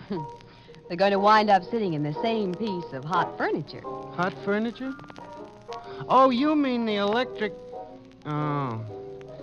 How'd you figure Mrs. Ashby would go to Gorman's apartment after that lawyer talked to her, Casey, and do what she did do? Well, there wasn't anything else she could do to salvage that $250,000 insurance. And Lee Gorman was right in his theory, Ethelbert. She meant to shoot him when she got his confession and make him appear as a suicide. You know, I'd say that Nedra Millard Ashby ain't a very nice lady. Check, pal. You say that again. But, a certain person I know thinks Lee Gorman a beautiful hunk of man. And tell Ethelbert what you did with the $5 bet that you won from Logan, Casey. What? Well, okay. I bet it back to him, plus 5 more, that the Red Sox would win today. And they lost. Well, everybody makes mistakes, don't they? Oh, that's what I've always said. Everybody makes mistakes. Yeah. Did you say the Red Sox lost today?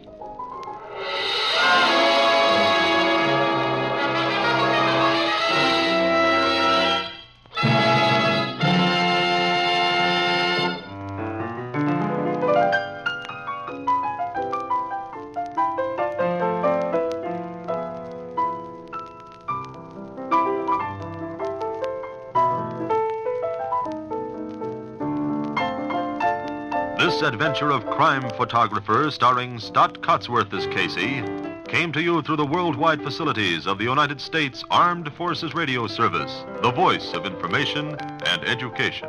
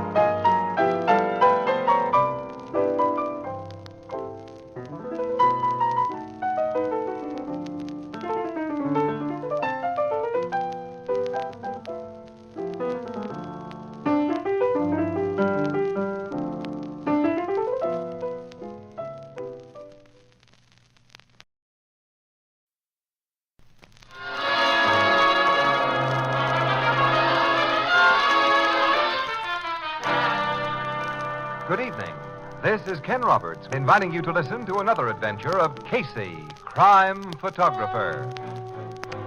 Ace cameraman who covers the crime news of a great city. Our adventure for tonight, Unlucky Numbers.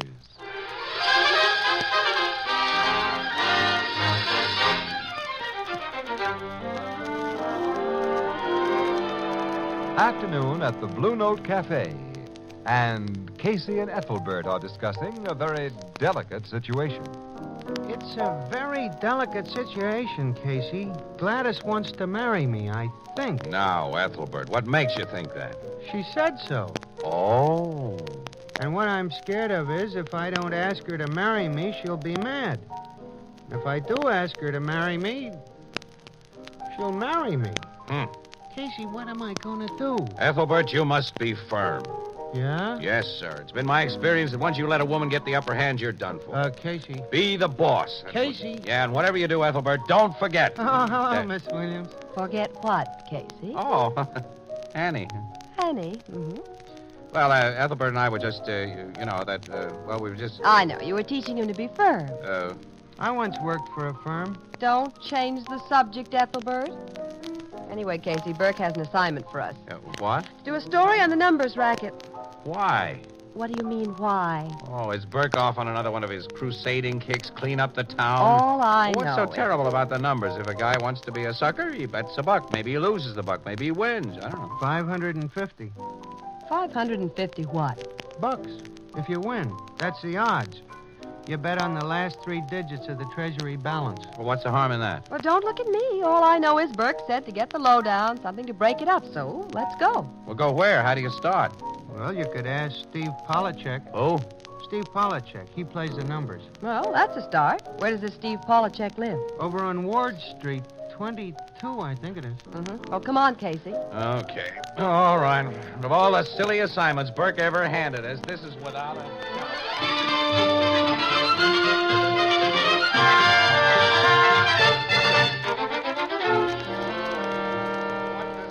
Fertile brain decide to get a story that'll break up the numbers racket. Of all the silly assignments to send us on, this is without a doubt. Well, this is where I came in. What?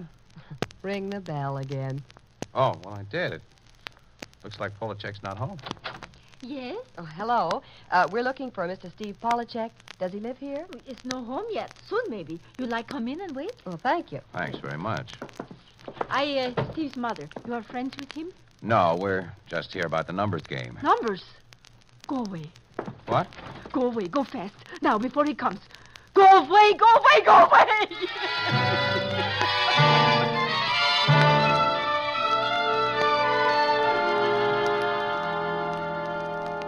She's all right now, Casey. Oh, I'm sorry we upset you, Mrs. Polachek. I forgot to say that we were from the Express, you know, the newspaper. Is this all right? Excuse, please, Mr. Casey, Miss Williams. I think when you say numbers, I think you come sell Steve numbers. Well, we haven't. But even if we had, Mrs. Polachek, why should you be so upset? Oh, it's bad. It's bad. But why? Well, it's like sick with my Steve. It's like sick. Sick? From betting? Mr. Casey, now you listen. You know a man that drink, maybe. No can stop. Well, sure, but... Well, numbers like that with my Steve. He no can stop. No can stop. You want story for newspaper? All right. I tell you story. Now, Steve and me, we want farm and country. Little farm. Chickens, maybe cow, you know. I know. So we save money. Steve is good boy, works on shop. Every week bring home money for save. $3, sometimes maybe $5. I put money in sugar bowl. It's good. I save. Go on, Mrs. Polachek. I save. I wait. There's no hurry. Good things you got to wait for. But Steve, all the time he hurry. No can wait. Young, you know, lots of time he has, but no can wait. Yeah, I see. Then, one time Steve no bring money for save. He spend $3 for bet, for numbers. He say if he win, he have money for payment on farm. So he bet. Well, did he win? No. He no win that week, so he bet money next week, and he no win, and next week, and next, and next, and next, and he no win, never. Oh, that's bad. Every week he spend money for bet, more and more. And then he take money from sugar bowl. Well, pretty soon sugar bowl is empty. Then he take money from me, more and more and more. Now I no can pay bills. Me, Clara Polachek, and no can pay bills. And he no can stop. Oh, in parlor, Steve. Well, what are you doing in there? I was... Oh. Steve, this Mr. Casey, Miss Williams, my friends. Yeah. Glad to meet you. Hello, Steve. Hello, Steve. Ma, can I, talk to you for a minute? Well, I'm here. Talk. Yeah, well, I mean in private. Well, we'll wait outside. No, stay, listen. What you want, Steve? But, Ma... Well, what you want, Steve? $2, Ma. Just $2. Sugar bowl is empty, Steve. From the housekeeping money, I mean. It's gone too, Steve. But I need the dough. What'll I do, Ma? Stop gambling. Ma, please don't pick on me. Mrs. Polachek, we'll leave you alone. No, stay, listen. Steve, I no pick on you. Yes, you do. Don't you see, Ma? I don't want to gamble. I gotta. I lost too much to quit now when my number's bound to come up. And when it does come up, Ma, we'll be rich. What for we want to be rich? It's enough to save, pay bills, put money in sugar bowl. Yeah, sure. Lousy nickels and dimes so we can buy a farm in 100 years. Oh, it's not true. There's lots of money in sugar bowl before... Before what? Well, go ahead and say it. Before I swipe the money to gamble. That's what you was going to say, huh? Stevie, please. Before I rob the sugar bowl, before I swipe the money. Stevie, I no blame you. You can't talk about nothing else but your lousy sugar bowl. Stevie. Lousy old sugar bowl with a lousy old crack in it. All empty. Look at it, all empty. And I don't care, you hear me, Ma? I don't care. I don't care about your lousy old sugar bowl. Oh, Ma, help me. Somebody help me. Steve. Oh, Ma, I can't stop. It's like being drunk or crazy. Every week I get my dough and I say, this time I'll bring it home to Ma, all of it. Then that guy comes along with his lousy numbers and I can't stop. Those numbers guys, Ma, I wish they was all dead. So do I, Steve. So do I.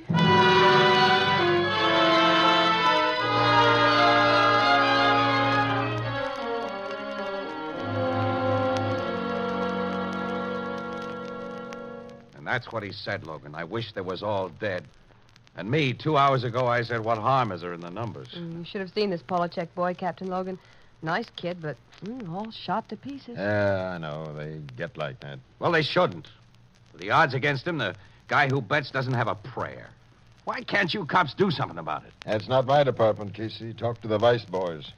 They pick up the guys who sell tickets, but two more always sprout from the same spot. Trouble is, nobody knows who operates this thing. Well, I'm going to find out. How? I don't know. Maybe I'll pretend to be one of the numbers boys myself. Casey, I got news for you. 2 years ago, a plainclothesman discovered their hangout was Al's pool hall over on 10th. That's all. He just discovered their hangout. The next day, we discovered him. Murdered. Oh, yeah? Yeah. It's still on the books. Unsolved. Maybe I ought to mosey over to Al's pool Now, hall. Casey, please. Now, even if you're a stinker, I like you better alive than dead. I'm glad to hear that, Annie. If anyone wants me, I'll be over at Al's pool hall.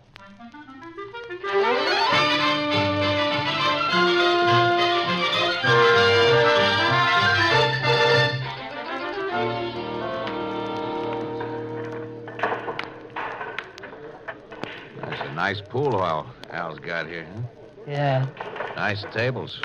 Yeah. You're new. I ain't seen you before. I'm new. None of the boys, they ain't seen you before. Well, I'm new. Numbers? Huh? Work for Andy? Uh-huh. South Side? That's right. Andy don't operate on the South Side. He does now. What do you mean? He started this morning. You mean he's taken over the Reed territory? Figure it out yourself. Well, that's good news. I'm glad to hear it. They call me Whitey. Like a game of pool? Sure. They call me Duke. Reason I cased you first off, we gotta be careful. Sure. Yeah, I'll break. One ball in the side pocket. Sure.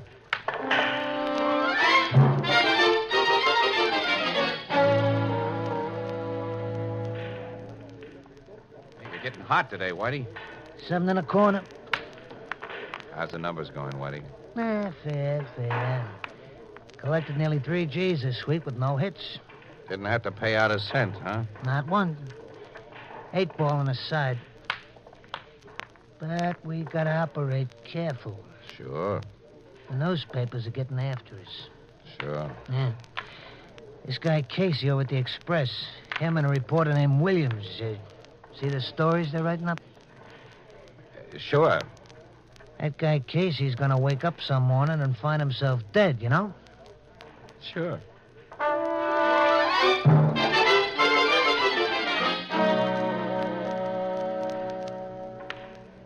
Glad you dropped in today, pal.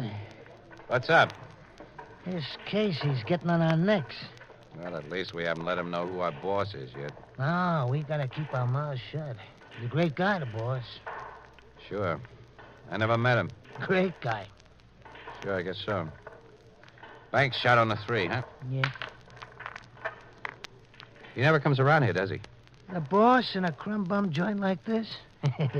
Don't be funny. Arthur Matheson is a gentleman.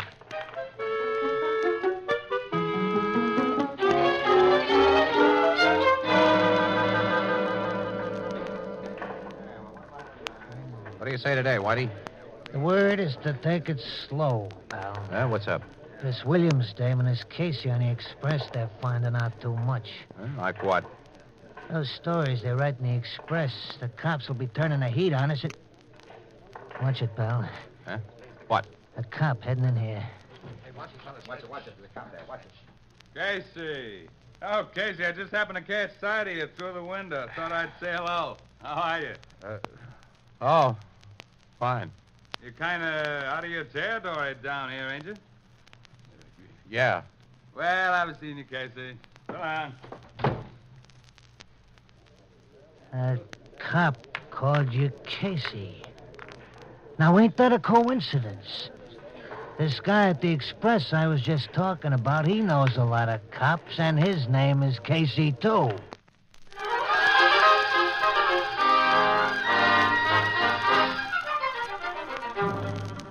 Casey, huh? Could it be you're the same Casey as that louse on the Express? What do you think, Whitey? I think you are. What do you think I got in this pocket? A handkerchief? Why, you... This is that newspaper photographer Casey, boys. Don't move, Whitey. Don't move, anybody. I'm getting out of here. You, get away from that door. You, too. It's better. So long, boys. See you later.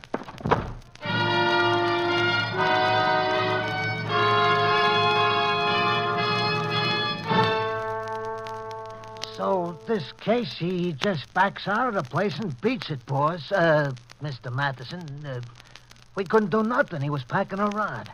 He was packing a handkerchief, Whitey. Huh? Yeah, the whole story is right here in the Express, see? They call it a clever ruse. Well, what do you know? My name is in that story, Whitey. Yeah, I see. And I'm displeased, Whitey. Very displeased. I don't blame you, Mr. Matheson. How did this Casey person learn about me? Well, he's been hanging around Al's pool hall for a long time, and you know how it is, boss. Some of the boys ain't careful, like me. Some of the boys get a little liquored up, and they talk too much. Yeah. Whitey, remember what happened to that cop that nosed around Al's pool hall 2 years ago? Oh, yeah. Now, if we could lure Casey over to the house with the silver door... Yeah, the silver door. I could call him up with a phony newspaper story. No, better have Gloria do it. Yeah, that's better, Gloria. Have her give him some human interest story about something about, let's see, a kitten that joined a litter of puppies. Yeah, that's good. And Whitey...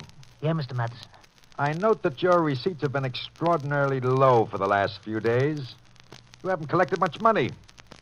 Aren't you working, Whitey? Oh, yes, Mr. Matheson. I'm working hard. Well, I'd suggest you work harder, Whitey, much harder. Now get going.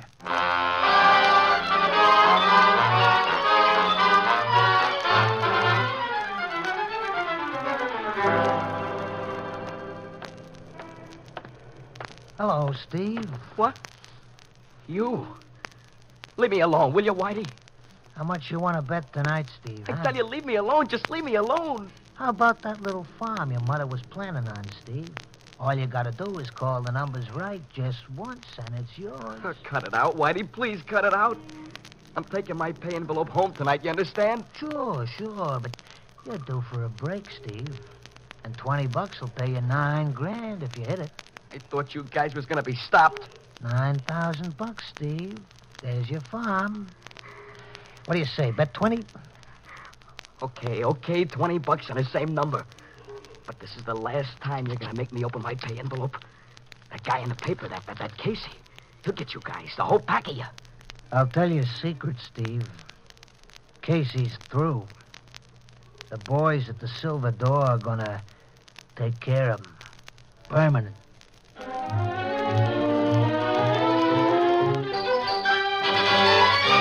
Casey, I tell you, it's dangerous. Those boys are out to get you. They're bound to be now. Oh, sure, Ann, Well, but give this whole business up, will you?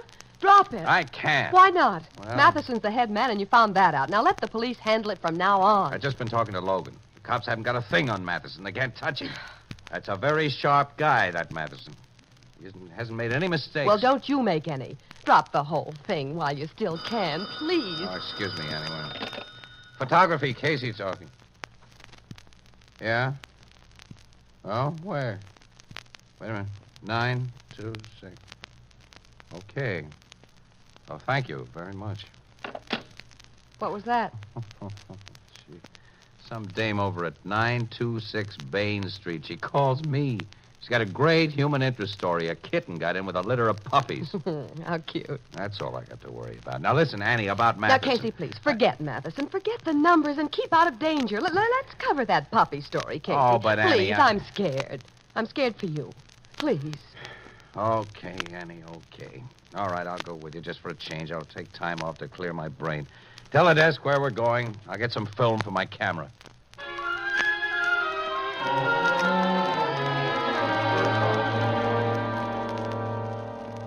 Quite sure everything is taken care of, Whitey? Don't worry, boss. Casey'll be here. Gloria phoned him with that puppy story like you suggested. Mr. Matheson. What? That's him. That's Casey getting out of that car just across the street. Oh.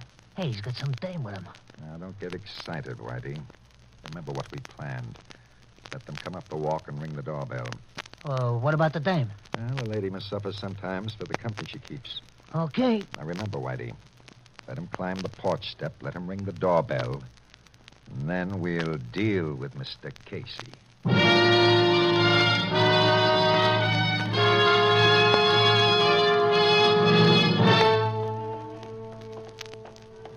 This is it, Casey. 926 Bain Street. Yeah. Mm-hmm. Watch it, Annie. These Yeah. porch steps are rickety, I guess. What? Williams, wait. Oh,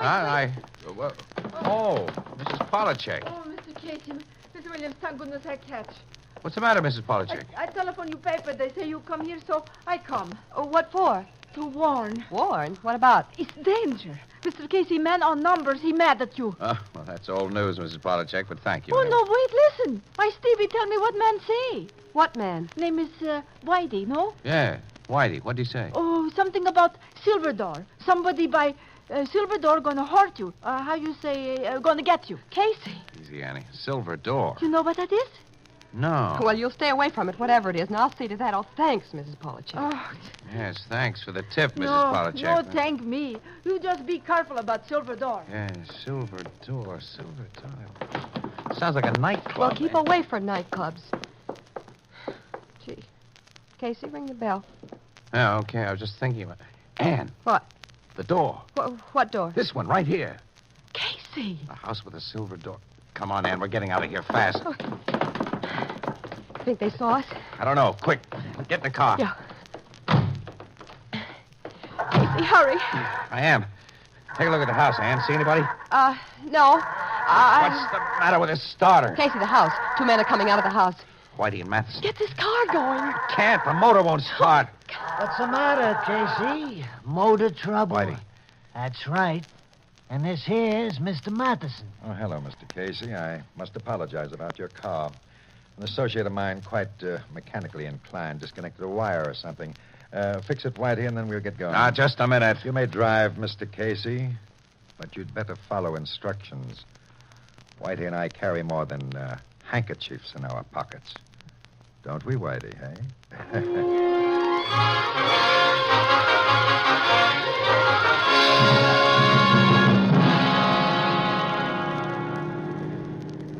Take Take your next left, Mr. Casey, please. You're not going to get away with this, Madison. Why not? Because the cops know I tied you up to the numbers racket. Go on. Well, if anything happens to Casey or me, the police will know you're responsible. Not if anything happens, Miss Williams. What do you mean? The police might very well suspect me in a crude case of murder, say, shooting or knifing. But if Mr. Casey happened to drive this car off a cliff... I'm not likely to drive it off a cliff. Oh, yes, you are, Mr. Casey. Very likely. In fact, you're going to. No one will ever prove you were knocked out ahead of time, and there will be a smell of liquor about you and Miss Williams. Just an unfortunate case of drunken driving. Accidental death. Gee, boss, you think of everything. Well, I try to, Whitey, I try. Keep straight ahead, please, Mr. Casey. Never make a mistake, do you, Mattis? That's what they say. But you just made one now. No, you just did. I said keep straight ahead. Decided not to. Hey, boss, he's going to kind of fast. I'm going to go a good deal faster. Casey, look out. There's a red light. There was a red light. Casey, you seem to forget I have a gun and I'll use it if I have to. I'm driving, Matheson. We're doing 70 right now. Shoot me and we'll all wind up dead. Hey, boss, it's the cops. What do we do? Casey, look out! Boss, I'll grab the wheel. You keep him covered. Get away, you fool. Give me that wheel. Whitey, cut it. Casey!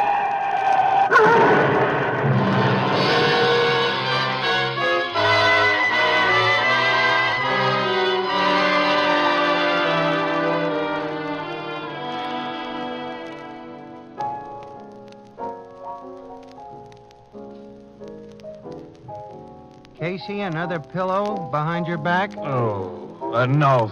Thanks, Bert. Miss Williams, another pillow under your... No thanks, Ethelbert. Gee, you two look terrible. Got to see the other guys. Whitey and Matheson? Yeah. That wise cookie Matheson finally made a mistake. You mean going driving with you? I mean, the police finally got a nice long list against him, from violation of the Sullivan Act to attempted murder, plus a confession that he was running the numbers racket. Oh, speaking of violations, how many red lights did you go through, Casey? Only about 8. Oh, which reminds me, Annie, do you think Logan can fix a ticket for reckless driving? I hope not. That'll teach you to slam me into lampposts at 40 miles an hour, I feel like. Well, look who just came in. Hello, Mrs. Polachek.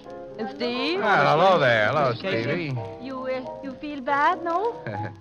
We feel bad, yes. Oh. Oh, not really, though. Just a few bruises. Good. I come with Steve to thank. Yeah, that's right. You don't have to thank us. Oh, yes, there's much to thank. Now, no more numbers. Steve gamble no more. We put money away for farm. And, Steve. Yeah, Ma? Money, I forget. Give me $3 now for save. So Miss Williams, Mr. Casey can see. Oh, okay, Ma. Settle for $1.50, Ma? Steve, you No, say... take it easy, Ma. Take it easy. But, Steve, what'd you do with other $1.50? Well, look, I broke your sugar bowl, remember? And, well, you always like blue, don't you? So I bought a blue sugar bowl to start fresh, Ma. Oh, here. You are good boy, Stevie, good boy. Blue sugar bowl no cost $1.50. Yeah, I know, Ma. So? Well, I had to buy some flowers for Miss Williams, didn't I? And a tie for Mr. Casey, didn't I? Just to say thanks, didn't I?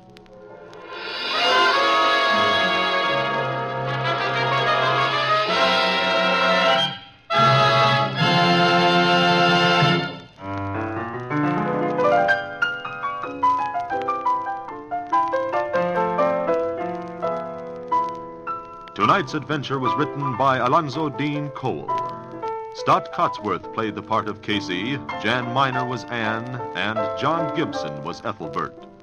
Next week, another adventure of Casey, crime photographer. This is the United States Armed Forces Radio Service, the voice of information and education.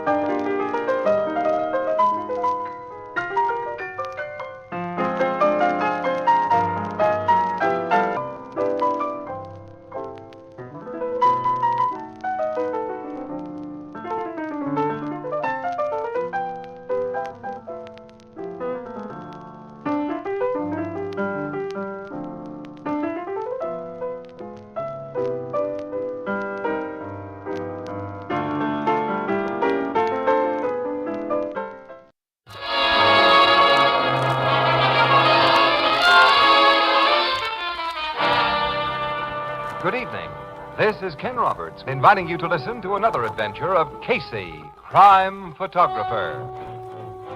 Ace cameraman who covers the crime news of a great city. Our adventure for tonight...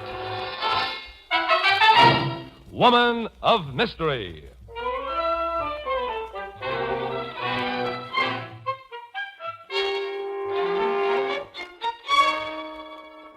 Morning, about 10 o'clock. In a private office at police headquarters, a telephone rings and... Homicide Bureau, Captain Logan speaking. Is this the place to report a murder? Yes? I think I've got one for you. Who's this speaking? I'm Lizzie Banks. To be really proper, I'm Mrs. Charles Peter Banks. Only my husband's dead, and I'm a widow. What's your address? 1221 Steger Street. 1221 Steger. That's right. It's the lady who rooms with me that's been killed, I think. What makes you think? Well, you get out here and peek through the keyhole of a door, like I just did, and you'll see. She's lying in a pool of blood, and there's a knife handle sticking out of her bag. We'll be there right away, Mrs. Banks. I'll be waiting for you. Goodbye. Sergeant Martin. Yeah, Captain? Tell the tech squad and the doc to follow us to 1221 Steger Street. You go there with me. Yes, sir. What's happened at 1221 Steger Street, huh? Oh, good morning, Captain Logan. Now, what are you two doing here? Don't we usually drop in sometime during the day to inquire what's happening in the murder department? And it seems we picked just the right time today. Okay, Miss Williams, you and that lug with the camera follow my car.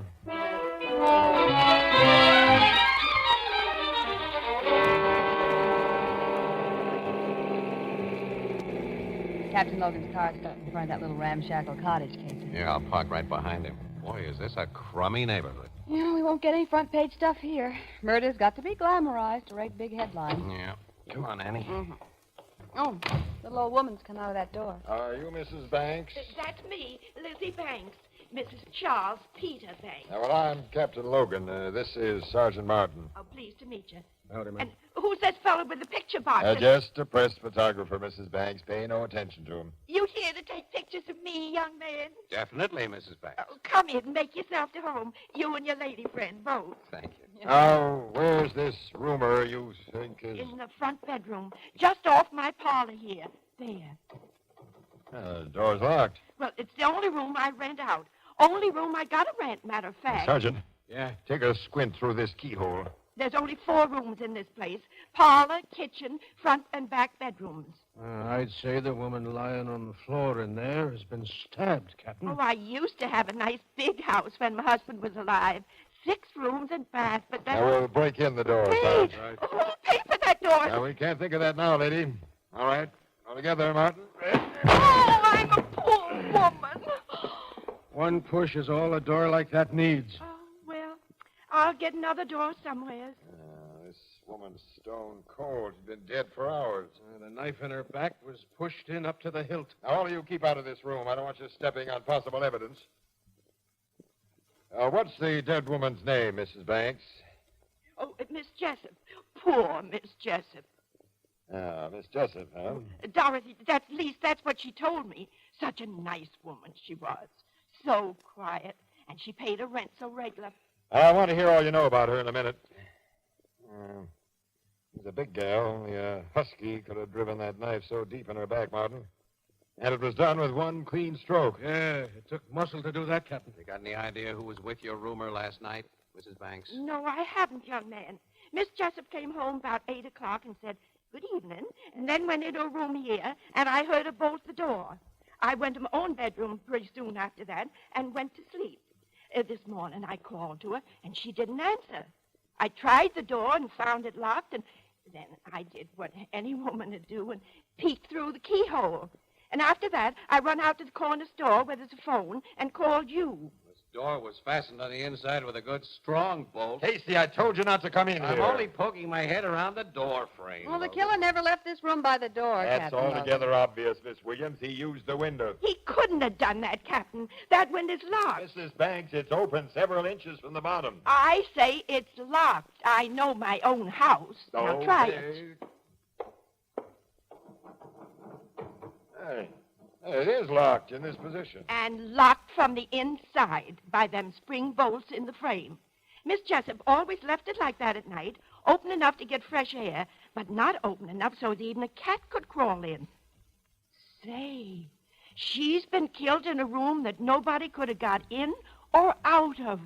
Casey. Yeah, let me take another look at that knife. The woman couldn't have stabbed herself in the back like that, sir.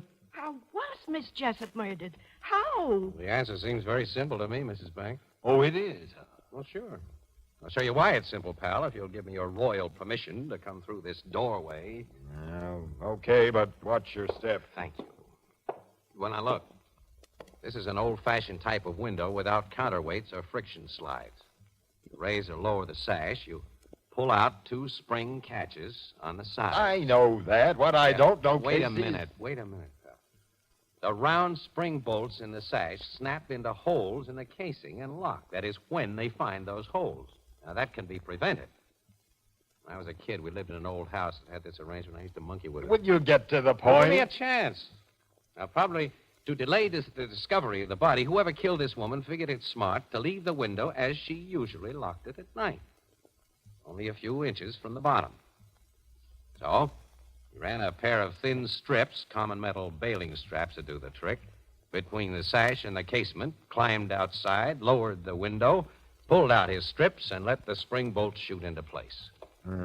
It could have been done that way easy, Captain. Yeah. Oh, Casey, now you've ruined a nice mystery. I've always wanted to run into a real case of murder where the killer has vanished from an escape-proof room. You and I should live so long, Annie. But who could have been the big, strong person who drubbed that dagger into Miss Jessup's back? Mrs. Banks, step back into your parlor, will you? I want you to tell me all you know about Miss Jessup. Yes. Yeah, that sounds like the tech squad, Sergeant. Let him in and have him give that room the works. Yes, sir. Now, Mrs. Banks, how long have you known Miss Jessup? Only 2 months, Captain, since she rented my room. I don't really know anything about her at all, except she was a woman of mystery. A woman of what? Mystery, Captain. A woman of mystery.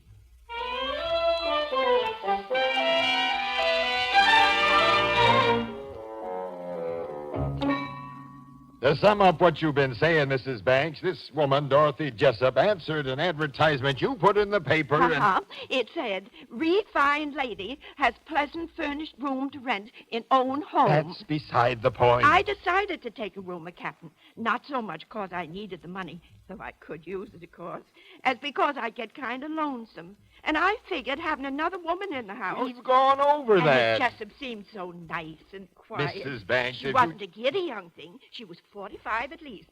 So I The thought... point, Mrs. Banks, is that she never told you anything about And herself. that's why I say she was mysterious, Captain.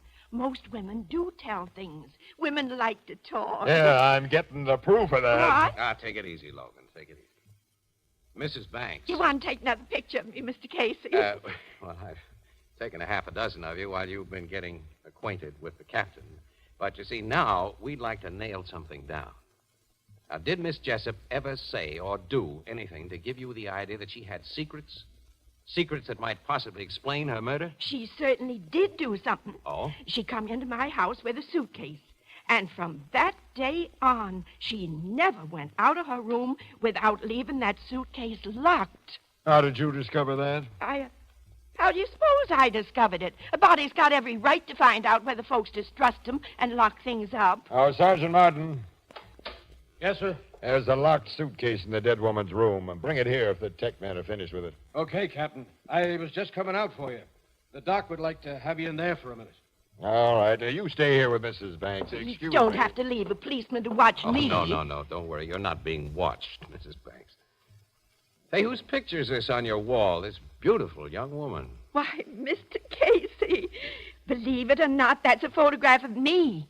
Took 50 years ago. You know, I figured it was you. You could tell. Sure. Seeing me all wrinkled now and shrunk up. Well, your face still has the fine lines of the girls in this picture. Oh, that's nice of you to say. My husband used to make pretty speeches like that to me. Charlie's been gone now for 14 years.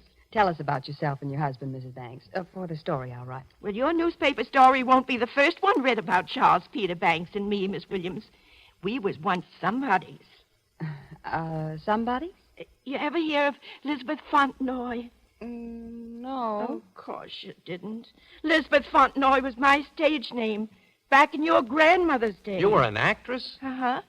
What was called a soubrette. What do you know? Oh, I wasn't a very good one. I guess I was just young and pretty and looked good in tights. And my husband was a real somebody, though.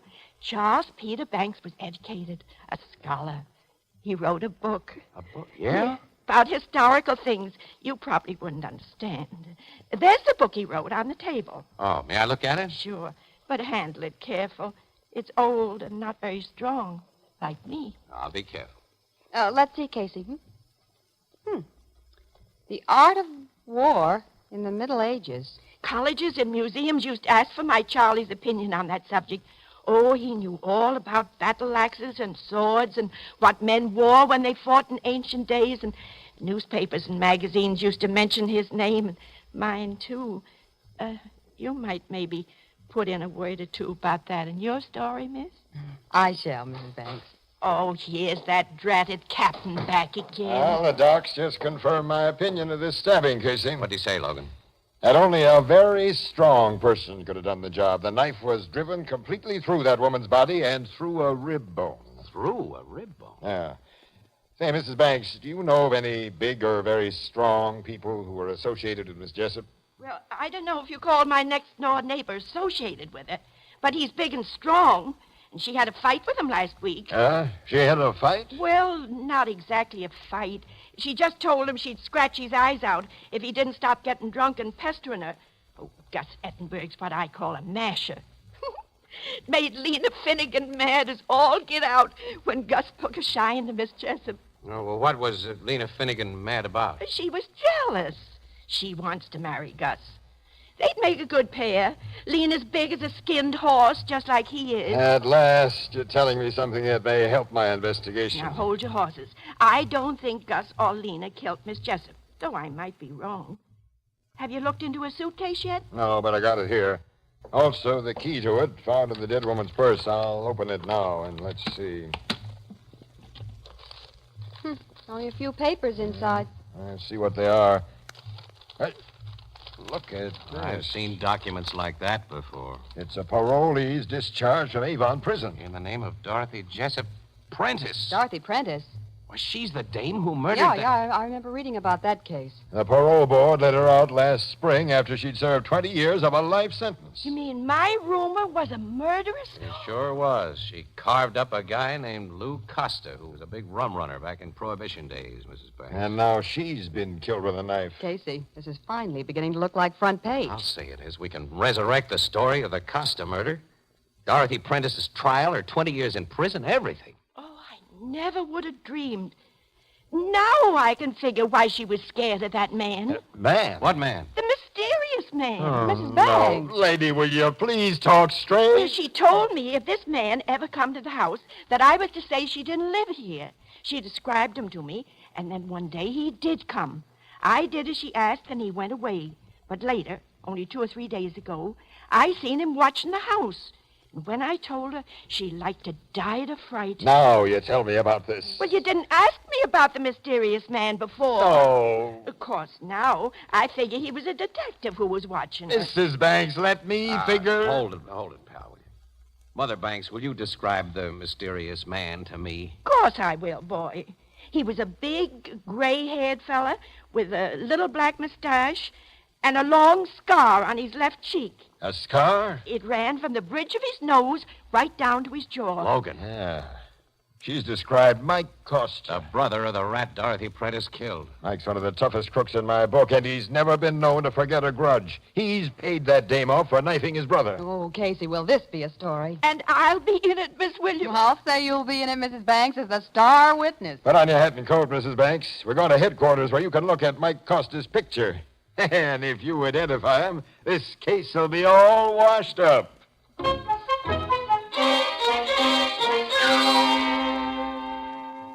That's a picture of the man I know, Captain. That mysterious man Miss Jessup was afeard of. Sergeant, get out a pickup order on Scarface Mike Costa. Have him brought in here and quick.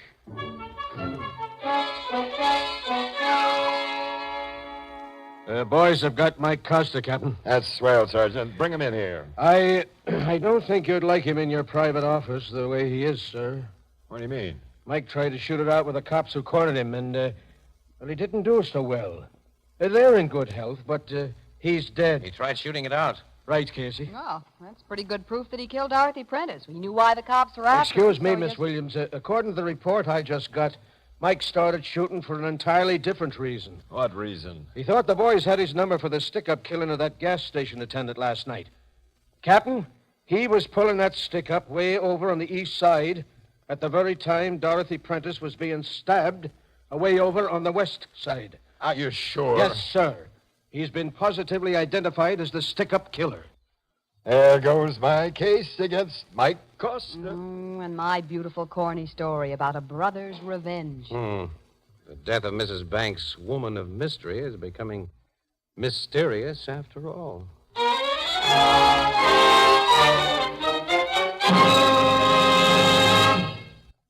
Come in, Mr. Casey. I'm delighted to see you. Thank you, Mrs. Banks.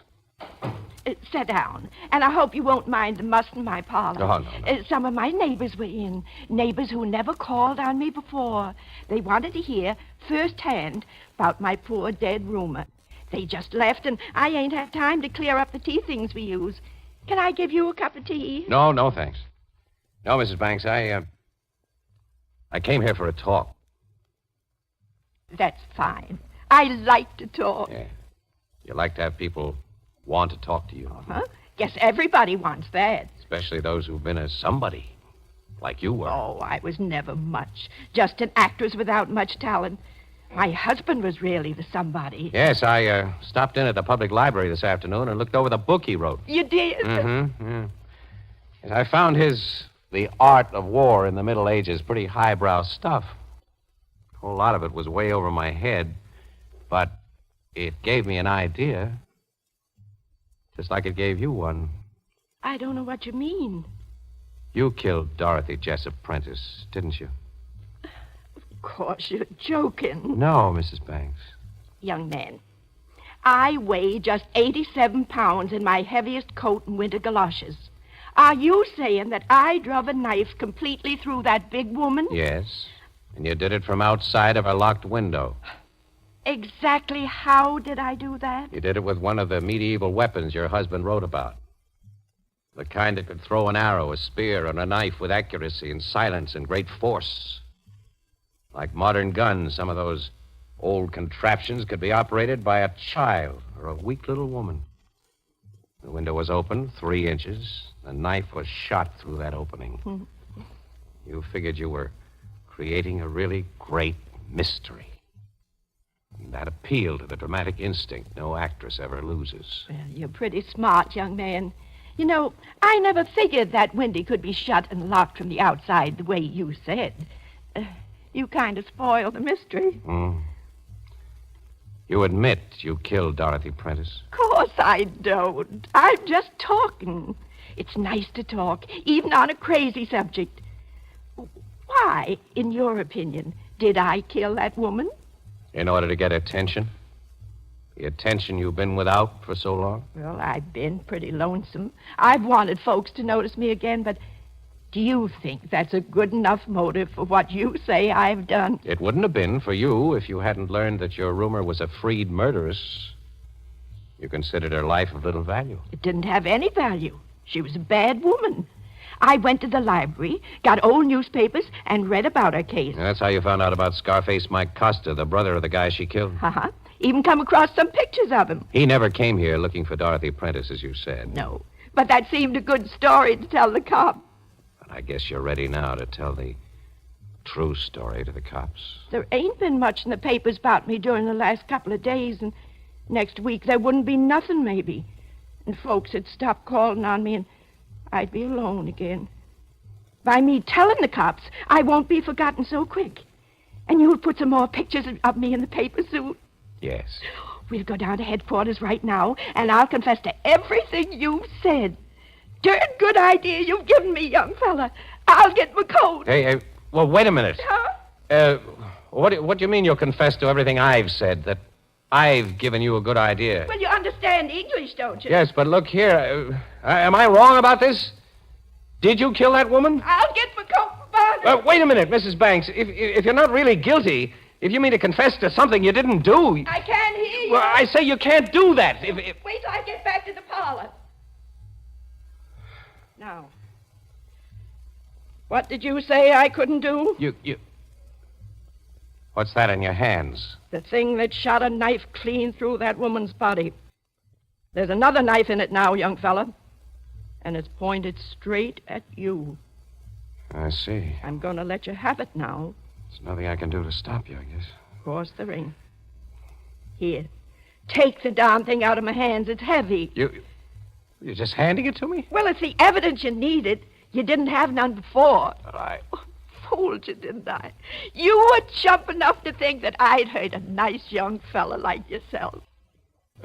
Yes. I can fool folks right along. I'm the real woman of mystery, Mr. Casey. But I get you guessing again before we're through. Oh, let's be getting down to headquarters. I want to confess and have some fun with them police.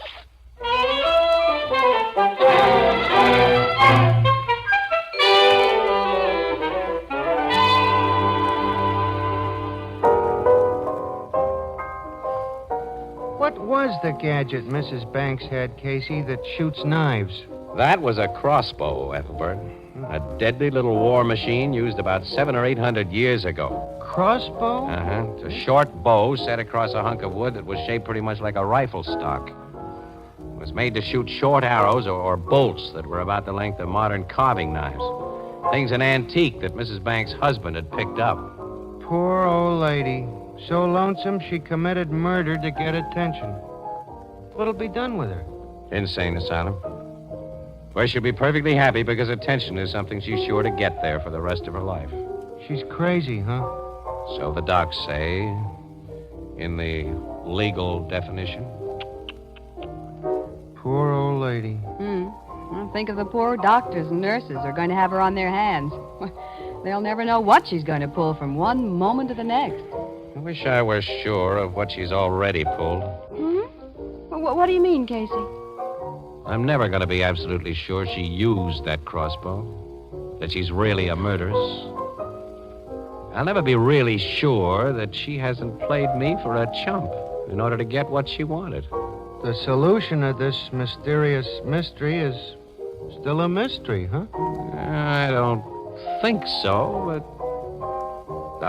nuts. Look, if you two won't kibitz too much, maybe I can really dope out that third race.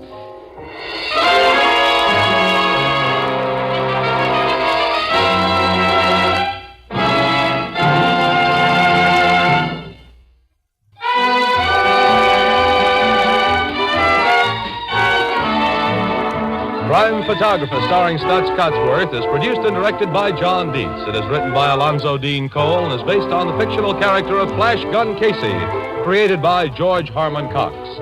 Original music by John Gart, and the program features Jan Miner as Anne and John Gibson as Ethelbert, and Eva Condon as Mrs. Banks. Herman Chittison is the Blue Note pianist.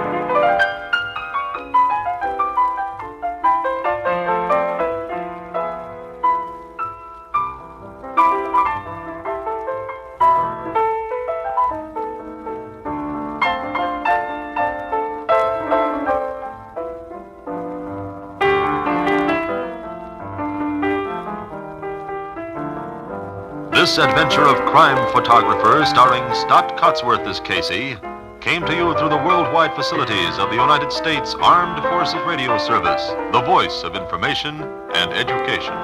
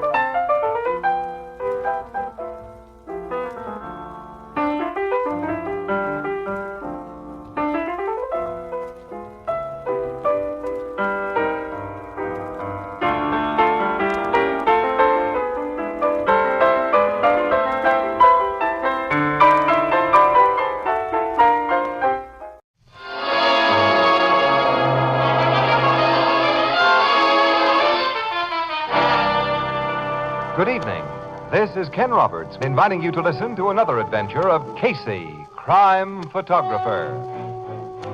Ace cameraman who covers the crime news of a great city.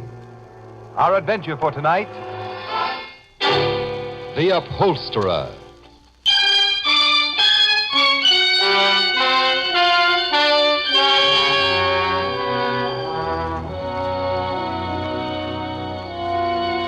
Night. A gloomy street of small, grimy-looking shops, all of which are now closed and dark. In front of one of them... Goldblatt! Goldblatt! This is Perucci. Is everything all right with you? Goldblatt! Hey, what are you doing, Perucci? Why are you trying to wake up old man Goldblatt? Is that to you business? And what is a small boy like you, Joey, doing out so late? Late? It's only 10:30. Anyway, the old lady ain't home from work yet. Joey, maybe you should go find for me a policeman. You want a cop? I think so. What for? Because... policeman is coming. That's Carmody, the big flatfoot. Officer Carmody! Officer! Yeah? Come here. Come here quick, please. Something wrong, Perucci? I don't know. A couple of minutes ago, Officer Carmody, I hear what sounds like gunshots. Gunshots, huh? Gee. Where'd you hear them? I was just going to bed behind my shop next door. Suddenly, from other side of my wall, from Goldblatt's place, I hear boom, boom. Then I hear what sounds like something heavy falling to the floor. Door's locked tight. I call him. He don't answer. Hey, maybe the old guy shot himself, Carmody. Or maybe he's been murdered. Hey, kick the glass out of the door, Carmody. Pipe down, kid. Perucci, isn't there a window at the rear of Goldblatt's store in the room where he sleeps? See, but he's got iron bars on it, so nobody can get in. You'll have to kick the glass out, Carmody. I hate to disappoint your destruction-loving little soul, kid, but I'm not going to do any expensive glass smashing. Then how are you going to get in? Well, there's a transom above the door here, just big enough for a runt like you to climb through. Me? Goldblatt keeps that transom nailed shut. He told me. We'll see. I'll boost you up, kid, and you try it. Okay. Give me the lift. Right. Here you go. It's tight, all right. Can't move it a bit. Well, I guess we'll have to do some glass smashing. Swell. But it'll be cheaper to bust that transom than the door. Here, take my nightstick, kid. You gonna let me smash it? I can't reach it, and you can from my shoulders. I'll bust it, but good. That did it. All right, now I want you to climb through, but knock out all the glass so you won't get hurt. Okay. I won't hurt myself. I'll crawl through now. All I want you to do is drop down and unlock the door. Hey, flash your light to the door glass, Carmy, so I won't be in the dark. Okay. Joey, I see a big chair lying on its side just inside the door. Don't skin your legs on it when you drop. I'll keep an eye on that chair, Perucci. All set to go. Made it swell. Now, you have to move that chair out of the way so you can get at the locks. I'm doing it. Now.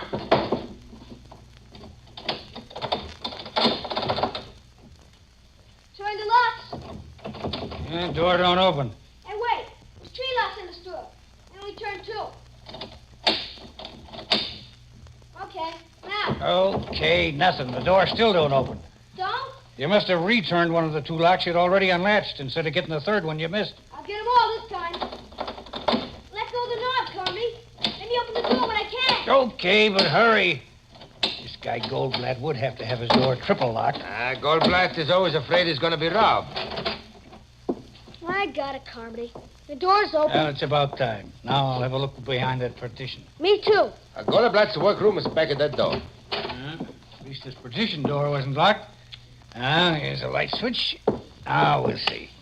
Well, I don't see anything look wrong. Neither do I, and I didn't expect to. You imagined those gunshots, Perucci. Hey, look here behind this busted sofa. What? Holy. It's a Goldblatt. Officer Carmody. Is he dead? Guy has 2 bullet holes through his chest. He's dead, all right. He's been murdered. Just like the guys in the movies. Perucci, close that front door. The killer's still in this shop. He's not leaving. Lock that door. See, I lock him. Maybe the killer shoot to me. No, he won't. I'm keeping my eyes open, my gun ready. Not many places here to hide. Yeah? Nobody under this bed, Carmody. No, nobody in this closet either. Hey, you duck under that bed and stay there, punk, if there's any shooting. I ain't afraid. Do as I tell you. Nobody back of this pile of furniture? Nobody hiding anywhere. The killer ain't here. I locked at the front door again. Okay, Perucci. Well, let me have a look at this rear window. Yeah, closed and locked from inside, and there's heavy bars on it, just like you said. Nobody could get through by that door in the front. Well, there's no other way into this place or out of it. And since nobody but us are here now, it's plain that poor old Goldblatt committed suicide. There's no gap beside him, Carmody. Oh, a gun probably fell into the sofa, kid. Here, I'll push it out of the way. No gun there, Copper. I see no gun anyplace. Neither do I. Must be under the body. I'll lift it up a little. Still no gap. No gap. Like I said in the first place, his job is murder. Yes, but if the killer got out that front door and locked it behind him before we busted in here, how could he have wedged that big chair back of the door after he was outside? And nobody could get out of that locked window in the back. Hey, this is a mystery, ain't it? Yes, and too deep a one for me. Thank the Lord, I'm just a plain uniform cop. I'm using this phone to call the station house. Let them turn the detectives loose on this one.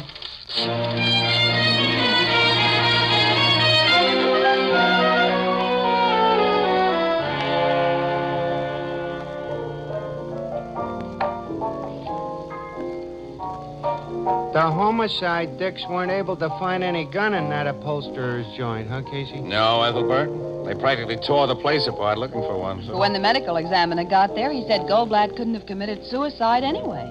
Well, if the guy was murdered, how did the killer get out of the place? Well, Captain Logan and his men are having a sweet time trying to figure that. Yeah, they're going nuts, too. Miss Williams and I just came from headquarters where we talked with Logan and also the kid and the shoemaker and the cop who found the body. They all tell a straight story? Well, it sounded straight to me, yeah. This has all the earmarks of a very baffling mystery. You and Miss Williams ain't been to the scene of the crime yet, huh? No, we weren't working when it was reported last night. But we're assigned to it now. Let's go to the Goldblatt shop and have a look-see, Casey. Okay, Annie. Yeah, Logan said he'd be down there about now. Maybe I can help the poor guy crack the case, huh? How you hate yourself. I? Why, Annie, how can anyone have anything but affection for a charming character like me?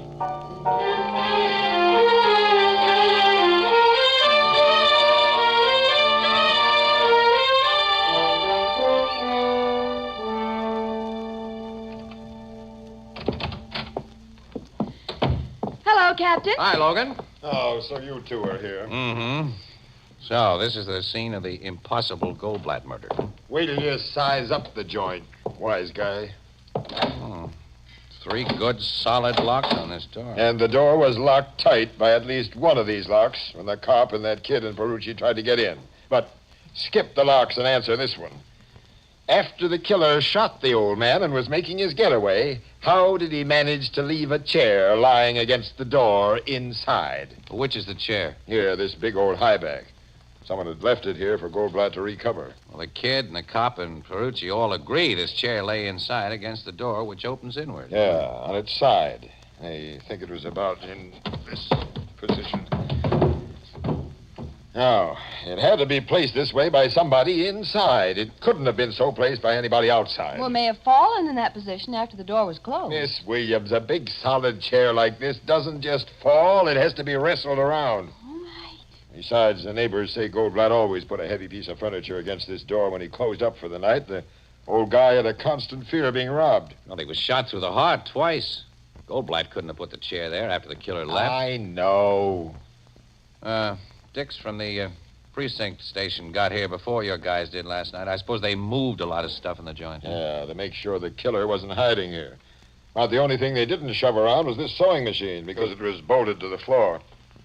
Let me see where they found the body, Lloyd. Come on. It was here in his workroom, behind that old sofa. Have you learned a possible motive for the murder, Captain Logan? No, Goldblatt had no enemies that anyone knows about. But he was so afraid of being robbed, a lot of people in this neighborhood figured he had a lot of dough stuck away here, so someone may have come here last night to get that dough, only they didn't get it, and apparently never even looked for it. Yeah, we were told the precinct Dix found over $100 in Goldblatt's pocket and about $4,000 hidden in his mattress. Those are the first places a thief would look for money. Sure. Casey, see if you can figure it out. Huh? Me? Oh, I'm just a newspaper mug, pal. You're the big chief of the homicide department. Well, I'll soon be back at pavement pounding if I get many more cases like this. And that Casimir killing. Haven't gotten anywhere with that either? No, but I got a chance there. Whoever bumped off Charles Casimir for the $80,000 got some very hot money. That 80 grand was in $100 bills Casimir had just gotten from the bank, and the bank had made a list of the serial numbers, which we've circulated all over the country. Now, when the murderer starts to pass that dough... well, wait a minute, though. He'll lay low for quite a while before he does that. He's even smart. And he'll try to pass him eventually, and we'll get him. I wish I had a string like that on Goldblatt's killer. Say, Casey, you're a lucky guy, and sometimes you get hunches that don't turn out too badly. And now that you got the lowdown on this thing, you got any ideas? Well, now, what are you paying for ideas these days, pal? You going commercial on me? Well, why not? When you're in a tight spot like this, a little first-class assistant from a qualified expert should be worth, well, I'll tell you what. The next time a juicy murder is committed, you could let Ann and me in for an exclusive story and pictures. You know I never show that kind of favoritism. Oh, okay. Well, maybe the little idea I have isn't worth it anyway. You got an idea? No, it's just a small one. It's really not worthy of my genius. Well, nuts to you. Get out of here and let me think. Come on, Annie. See you later, pal. I'm afraid so. Hey, Logan, all the furniture in this workroom is stuff that Goldblatt had here for repairs. Naturally, repairing and upholstering furniture was the guy's business. Guess this is a chair he was getting ready to recover. What else? The old cover's been taken off. Taken off neatly, too. Lying here on the floor. Cut carefully around the seams. It wasn't hacked. So what? Now, this overstuffed chair next to it with a shabby old cover still on. Look at that. There's a couple of big cuts in the back. They're away from the seams. As though it had been slashed. It's interesting. I don't see why. Huh? Well, skip it then. Say, Casey... you still don't want to buy any ideas or hunches, pal. If you're serious, I never give reporters or photographers of one paper preference over those of another paper. Okay, tough guy. Well, I can't give a cop preference over my paper. So long, You pal. can go to... so long, Miss Williams. Well, I apologize for this mug, Captain Logan. Goodbye. Logan's sore at me again, Annie. You have no right to rib him when he's in a spot like this. And I know you haven't even the germ of an idea that might break this case. Annie, I not only have an idea now, but I've got a hunch. Casey. Wait a minute. Let me write down something quick before I forget it. There we are. Okay. Huh? Come on, now, let's get in the car. We're going places.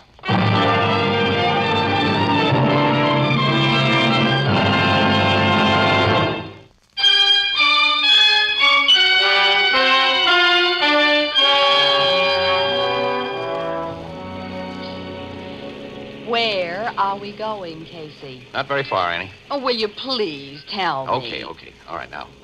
Here's the idea that Logan wouldn't buy. Giving it to him for free if he hadn't been so bullheaded. As it is, we'll prove it ourselves before he gets it. Well, what is the idea? Look, Goldblatt's neighbor, Perucci. He says that after he heard shots last night, he heard something heavy fall in Goldblatt's shop. Mm-hmm. And everybody, including myself, figured he heard Goldblatt fall. And apparently that's what Logan still figures. But, Annie, Goldblatt's body was found a good 20 feet away from Perucci's wall and directly behind a big overstuffed sofa. Now, Perucci didn't hear a body drop. He heard the crash of that heavy chair that fell behind that door as the killer ran out of the door and slammed it behind him. Well, Logan said that the chair couldn't have fallen. And I think he's right. It couldn't have fallen if it were resting solidly on its four legs, but suppose it was piled on top of another chair upside down. Now, there isn't much floor space in Goldblatt's joint. He must have had to pile stuff up so he'd have room to work. Mm-hmm. And if that chair was piled on top of another, it might have toppled easily. The vibration of a door slam would dislodge it. That's right. The precinct men had moved almost everything by the time that Logan arrived. He didn't see furniture in piles, and he doesn't always use his imagination either. And the killer didn't waste precious time locking that door either. The Perucci and the policeman couldn't open it. Because the chair fell between the door and that sewing machine that's bolted to the floor. It formed a solid wedge there until the kid moved it. Then, when he thought he was unlocking the door, he was really locking it. Okay. I'll buy that idea. Right. Now, where are we going? To an address I wrote down a minute ago. It's on a work tag attached to a chair in Goldblatt's workroom. Annie, we're going to find out why there were several big knife cuts in the back of that chair.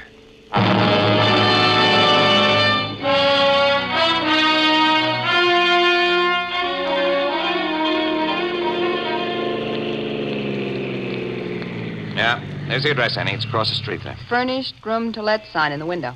Yeah, rooming house. Mm-hmm.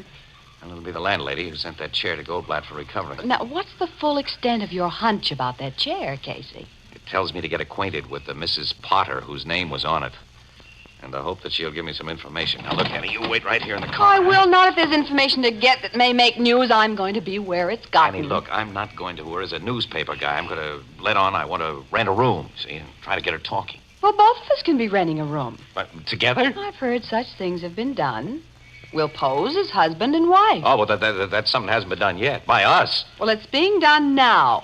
Huh? For very impersonal reasons. Come on. Oh, well, okay. Hope I can act like your husband. Well, you'll never learn any younger. Maybe you'll never learn, period. What? Nothing. You must have some sort of a plan, so you do the talking and I'll just stand by. Yeah, that'll be best. Okay, here goes the doorbell. You'd better begin to look wifely, huh? Don't worry about me. Hey, someone's coming. Now, remember, let me do the talking. Yeah, okay. Good afternoon. How do you do? We're looking for a room and saw your sign. Oh, won't you and your husband come in? Thank you. I have a very nice double room on this floor that's just been vacated. Do you mind the lower floor? Not at all. Well, then come this way. Oh, what's your name? Mr. Casey. And Mrs. Casey. Oh, it's a pleasure to know you. I'm Mrs. Potter. Well, it's nice to know you, Mrs. Potter. Yeah. Well, now, let's see the room. One of my best. Was our back parlor when my husband was alive, but since I had to take in paying guests... Yes. Do you like it, Casey? You call your husband by his last name, Mrs. Casey? Why, It's a habit she got into before we were married. Yes. Oh, it's a little unusual. Yes. Well, I have a most unusual wife, Mrs. Potter. One thing, she lets me do all the talking while she just stands by. I can see she's just a shy little thing. Shy. Shut up. Suppose you try it. Well, this is a comfortable-looking armchair. New, Mrs. Potter, or is this reupholstered? Oh, reupholstered. And by that poor man who was murdered last night. What? Murdered? Oh, there's a big piece about it in the morning paper. A little old man named Goldblatt. Why, we heard about that, Annie. Yes, we did hear about it, Casey, darling. Huh? Oh, they say it's quite a mystery, but it's given me a personal worry. I let him take one of my chairs to his shop only yesterday morning. Yesterday morning? Yes, and now with policemen all over his place, heaven only knows when I'll be able to get it back, and in what condition. Well, the cops take pretty good care of things like... I believe they do. I hope you made note of the condition the chair was in when Goldblatt took it to his shop yesterday morning. Well, I mean, were there any tears or cuts in it? Oh, no. It was just terribly shabby and needed new covering. But my. Sending that chair out taught me something I'd never suspected. Oh, what was that, Mrs. Potter? Well, it's been in the room of one of my oldest lodgers, a gentleman who lived upstairs in the second floor front, for over 5 years, and I've always considered him one of the mildest men alive. But he flew into the most awful temper when he came home from work last night and found out that I'd sent that chair to the upholsterer. Oh, he did? Oh, but you're not interested in such gossip, of course. But, Do you like this room? I usually get $20 a week for it, but, by the month, I might make it a little cheaper.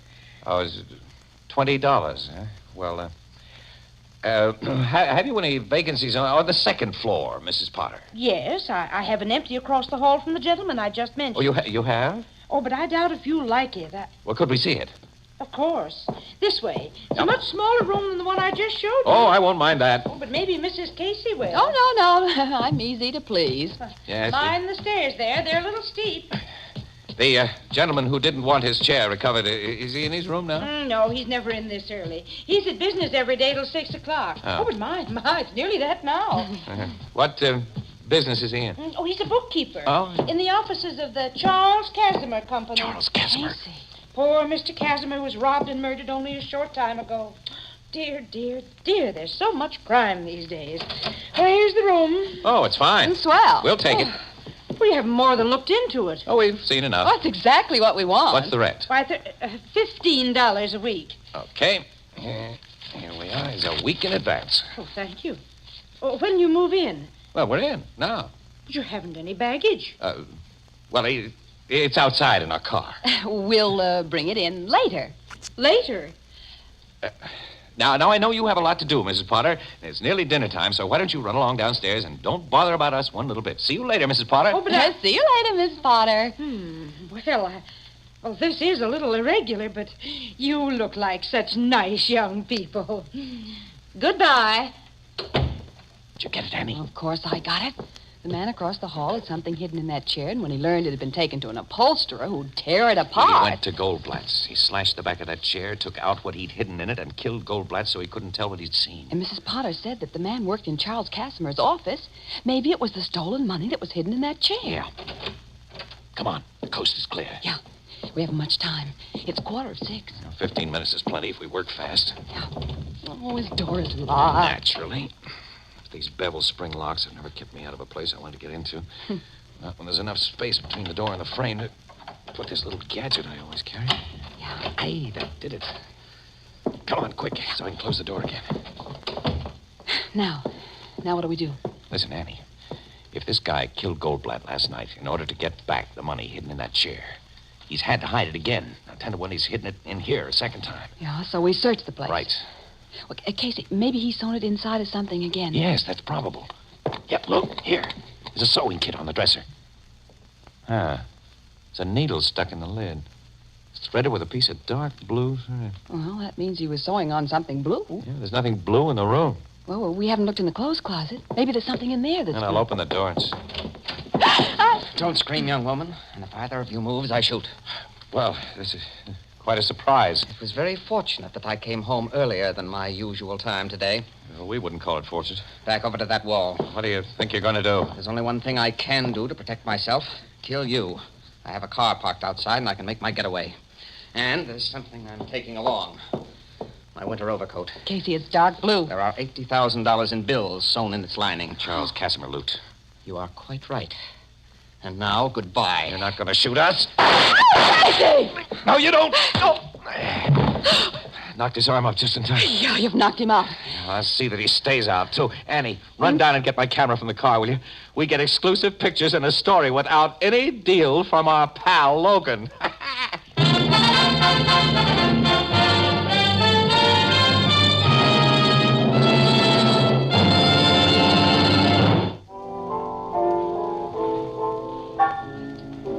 So this guy was the killer of Charles Casimer as well as the murderer of that poor little Goldblatt fella, huh, Casey? That's right, Ethelbert. The Casimer job was his first crime. See, he worked in Casimer's office, and he learned about the $80,000 withdrawal that his boss was making. And he got a greedy impulse. He never had a chance to spend a nickel of the dough he did 2 murders for. Like I always say, to coin a phrase, crime does not pay. That's right. Well, it pays Captain Logan. He's been congratulated by the commissioner for solving the Goldblatt and Casimer jobs, and told that he's now right in line for an inspectorship. How did Captain Logan get the credit? Oh, hey, he deserved it. Yeah, that guy's a swell cop. Just because a pair of newspaper stiffs like Miss Williams and I run into a little luck. Our Mr. Casey, whom I sometimes like, Ethelbert, called Logan in to make an exclusive arrest of the killer. What do you and Casey get out of the deal? An exclusive story, plus pictures. Casey got a bullet hole through the sleeve of his best coat when the killer shot at him. Well, I never liked that coat. And I've got a blasted reputation with Mrs. Potter. She's found out that I'm not really Mrs. Casey. This is the United States Armed Forces Radio Service, the voice of information and education.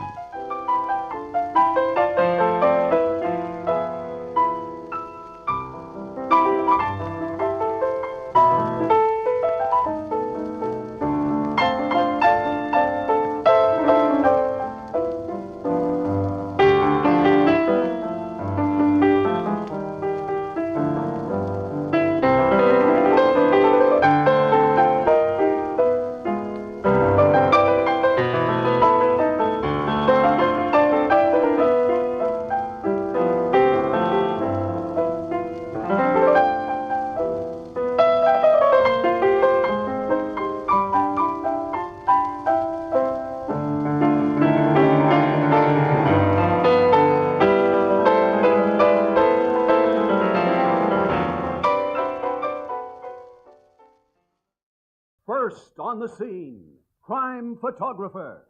Got it. Look for it in the Morning Express.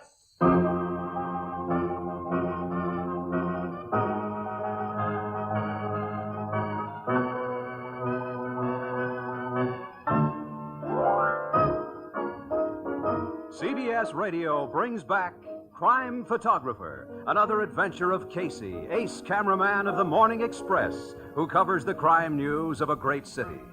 With the original cast, author, and director, Crime Photographer, played by Stotts Cotsworth and written by Alonzo Dean Cole, tonight presents Road Angel.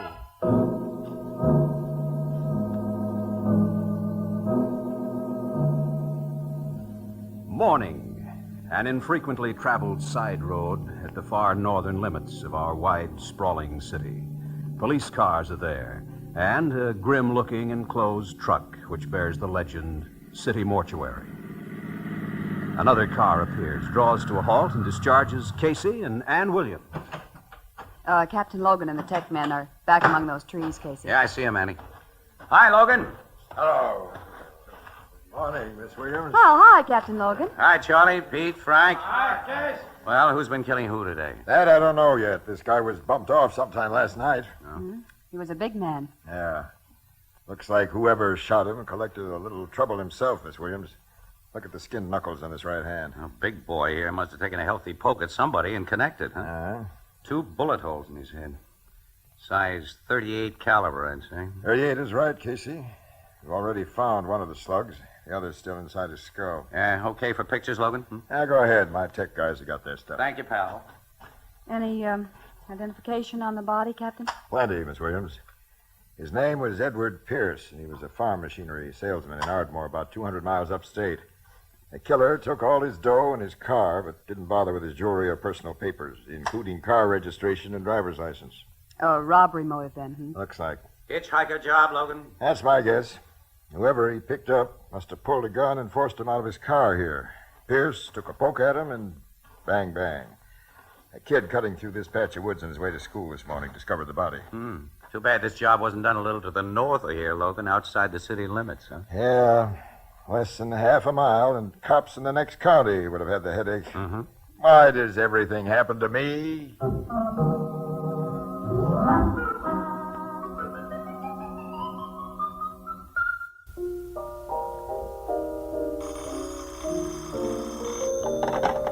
Blue Note Cafe, Ethelbert the bartender speaking. You want Doyle and Kirschbaum's dry goods store?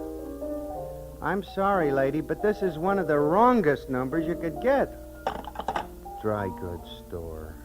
Hi, Ethelbert. Hello. Oh, hello, Casey. Hi, Ethelbert. You got any coffee in the kitchen, huh? Sure, Casey. Walter, bring out a cup of coffee and bring out some more olives. You just coming to work, Casey? No, I've been out on assignment already this morning, and way out, too. Anything interesting? Hitchhiker robbery and murder, apparently. Gee, where's Miss Williams? She's across the street in the city room banging out her story. Here you are, Casey. Thanks, Walter. Tell me about this hitchhiker murder. Was it very gory? No, pal. Just run-of-the-mill. As it stands now, it'll rate no more than a few sticks on page 4 and maybe one of the pictures I shot in 2 columns square. Oh, that's too bad. Good morning, Ethelbert. Here's Miss Williams. Hello, Annie. Didn't take you long to finish your job. Well, you know how little it was to write. But now we got to do some follow-up stuff. Burke wants us to stick around homicide and get any inside dope that comes in. Okay, Burke's the editor, so Burke's the boss. But he ought to know by this time that any on-the-record inside dope we get from Logan is also what every other paper gets. Well, Burke says to feed the captain truth serum.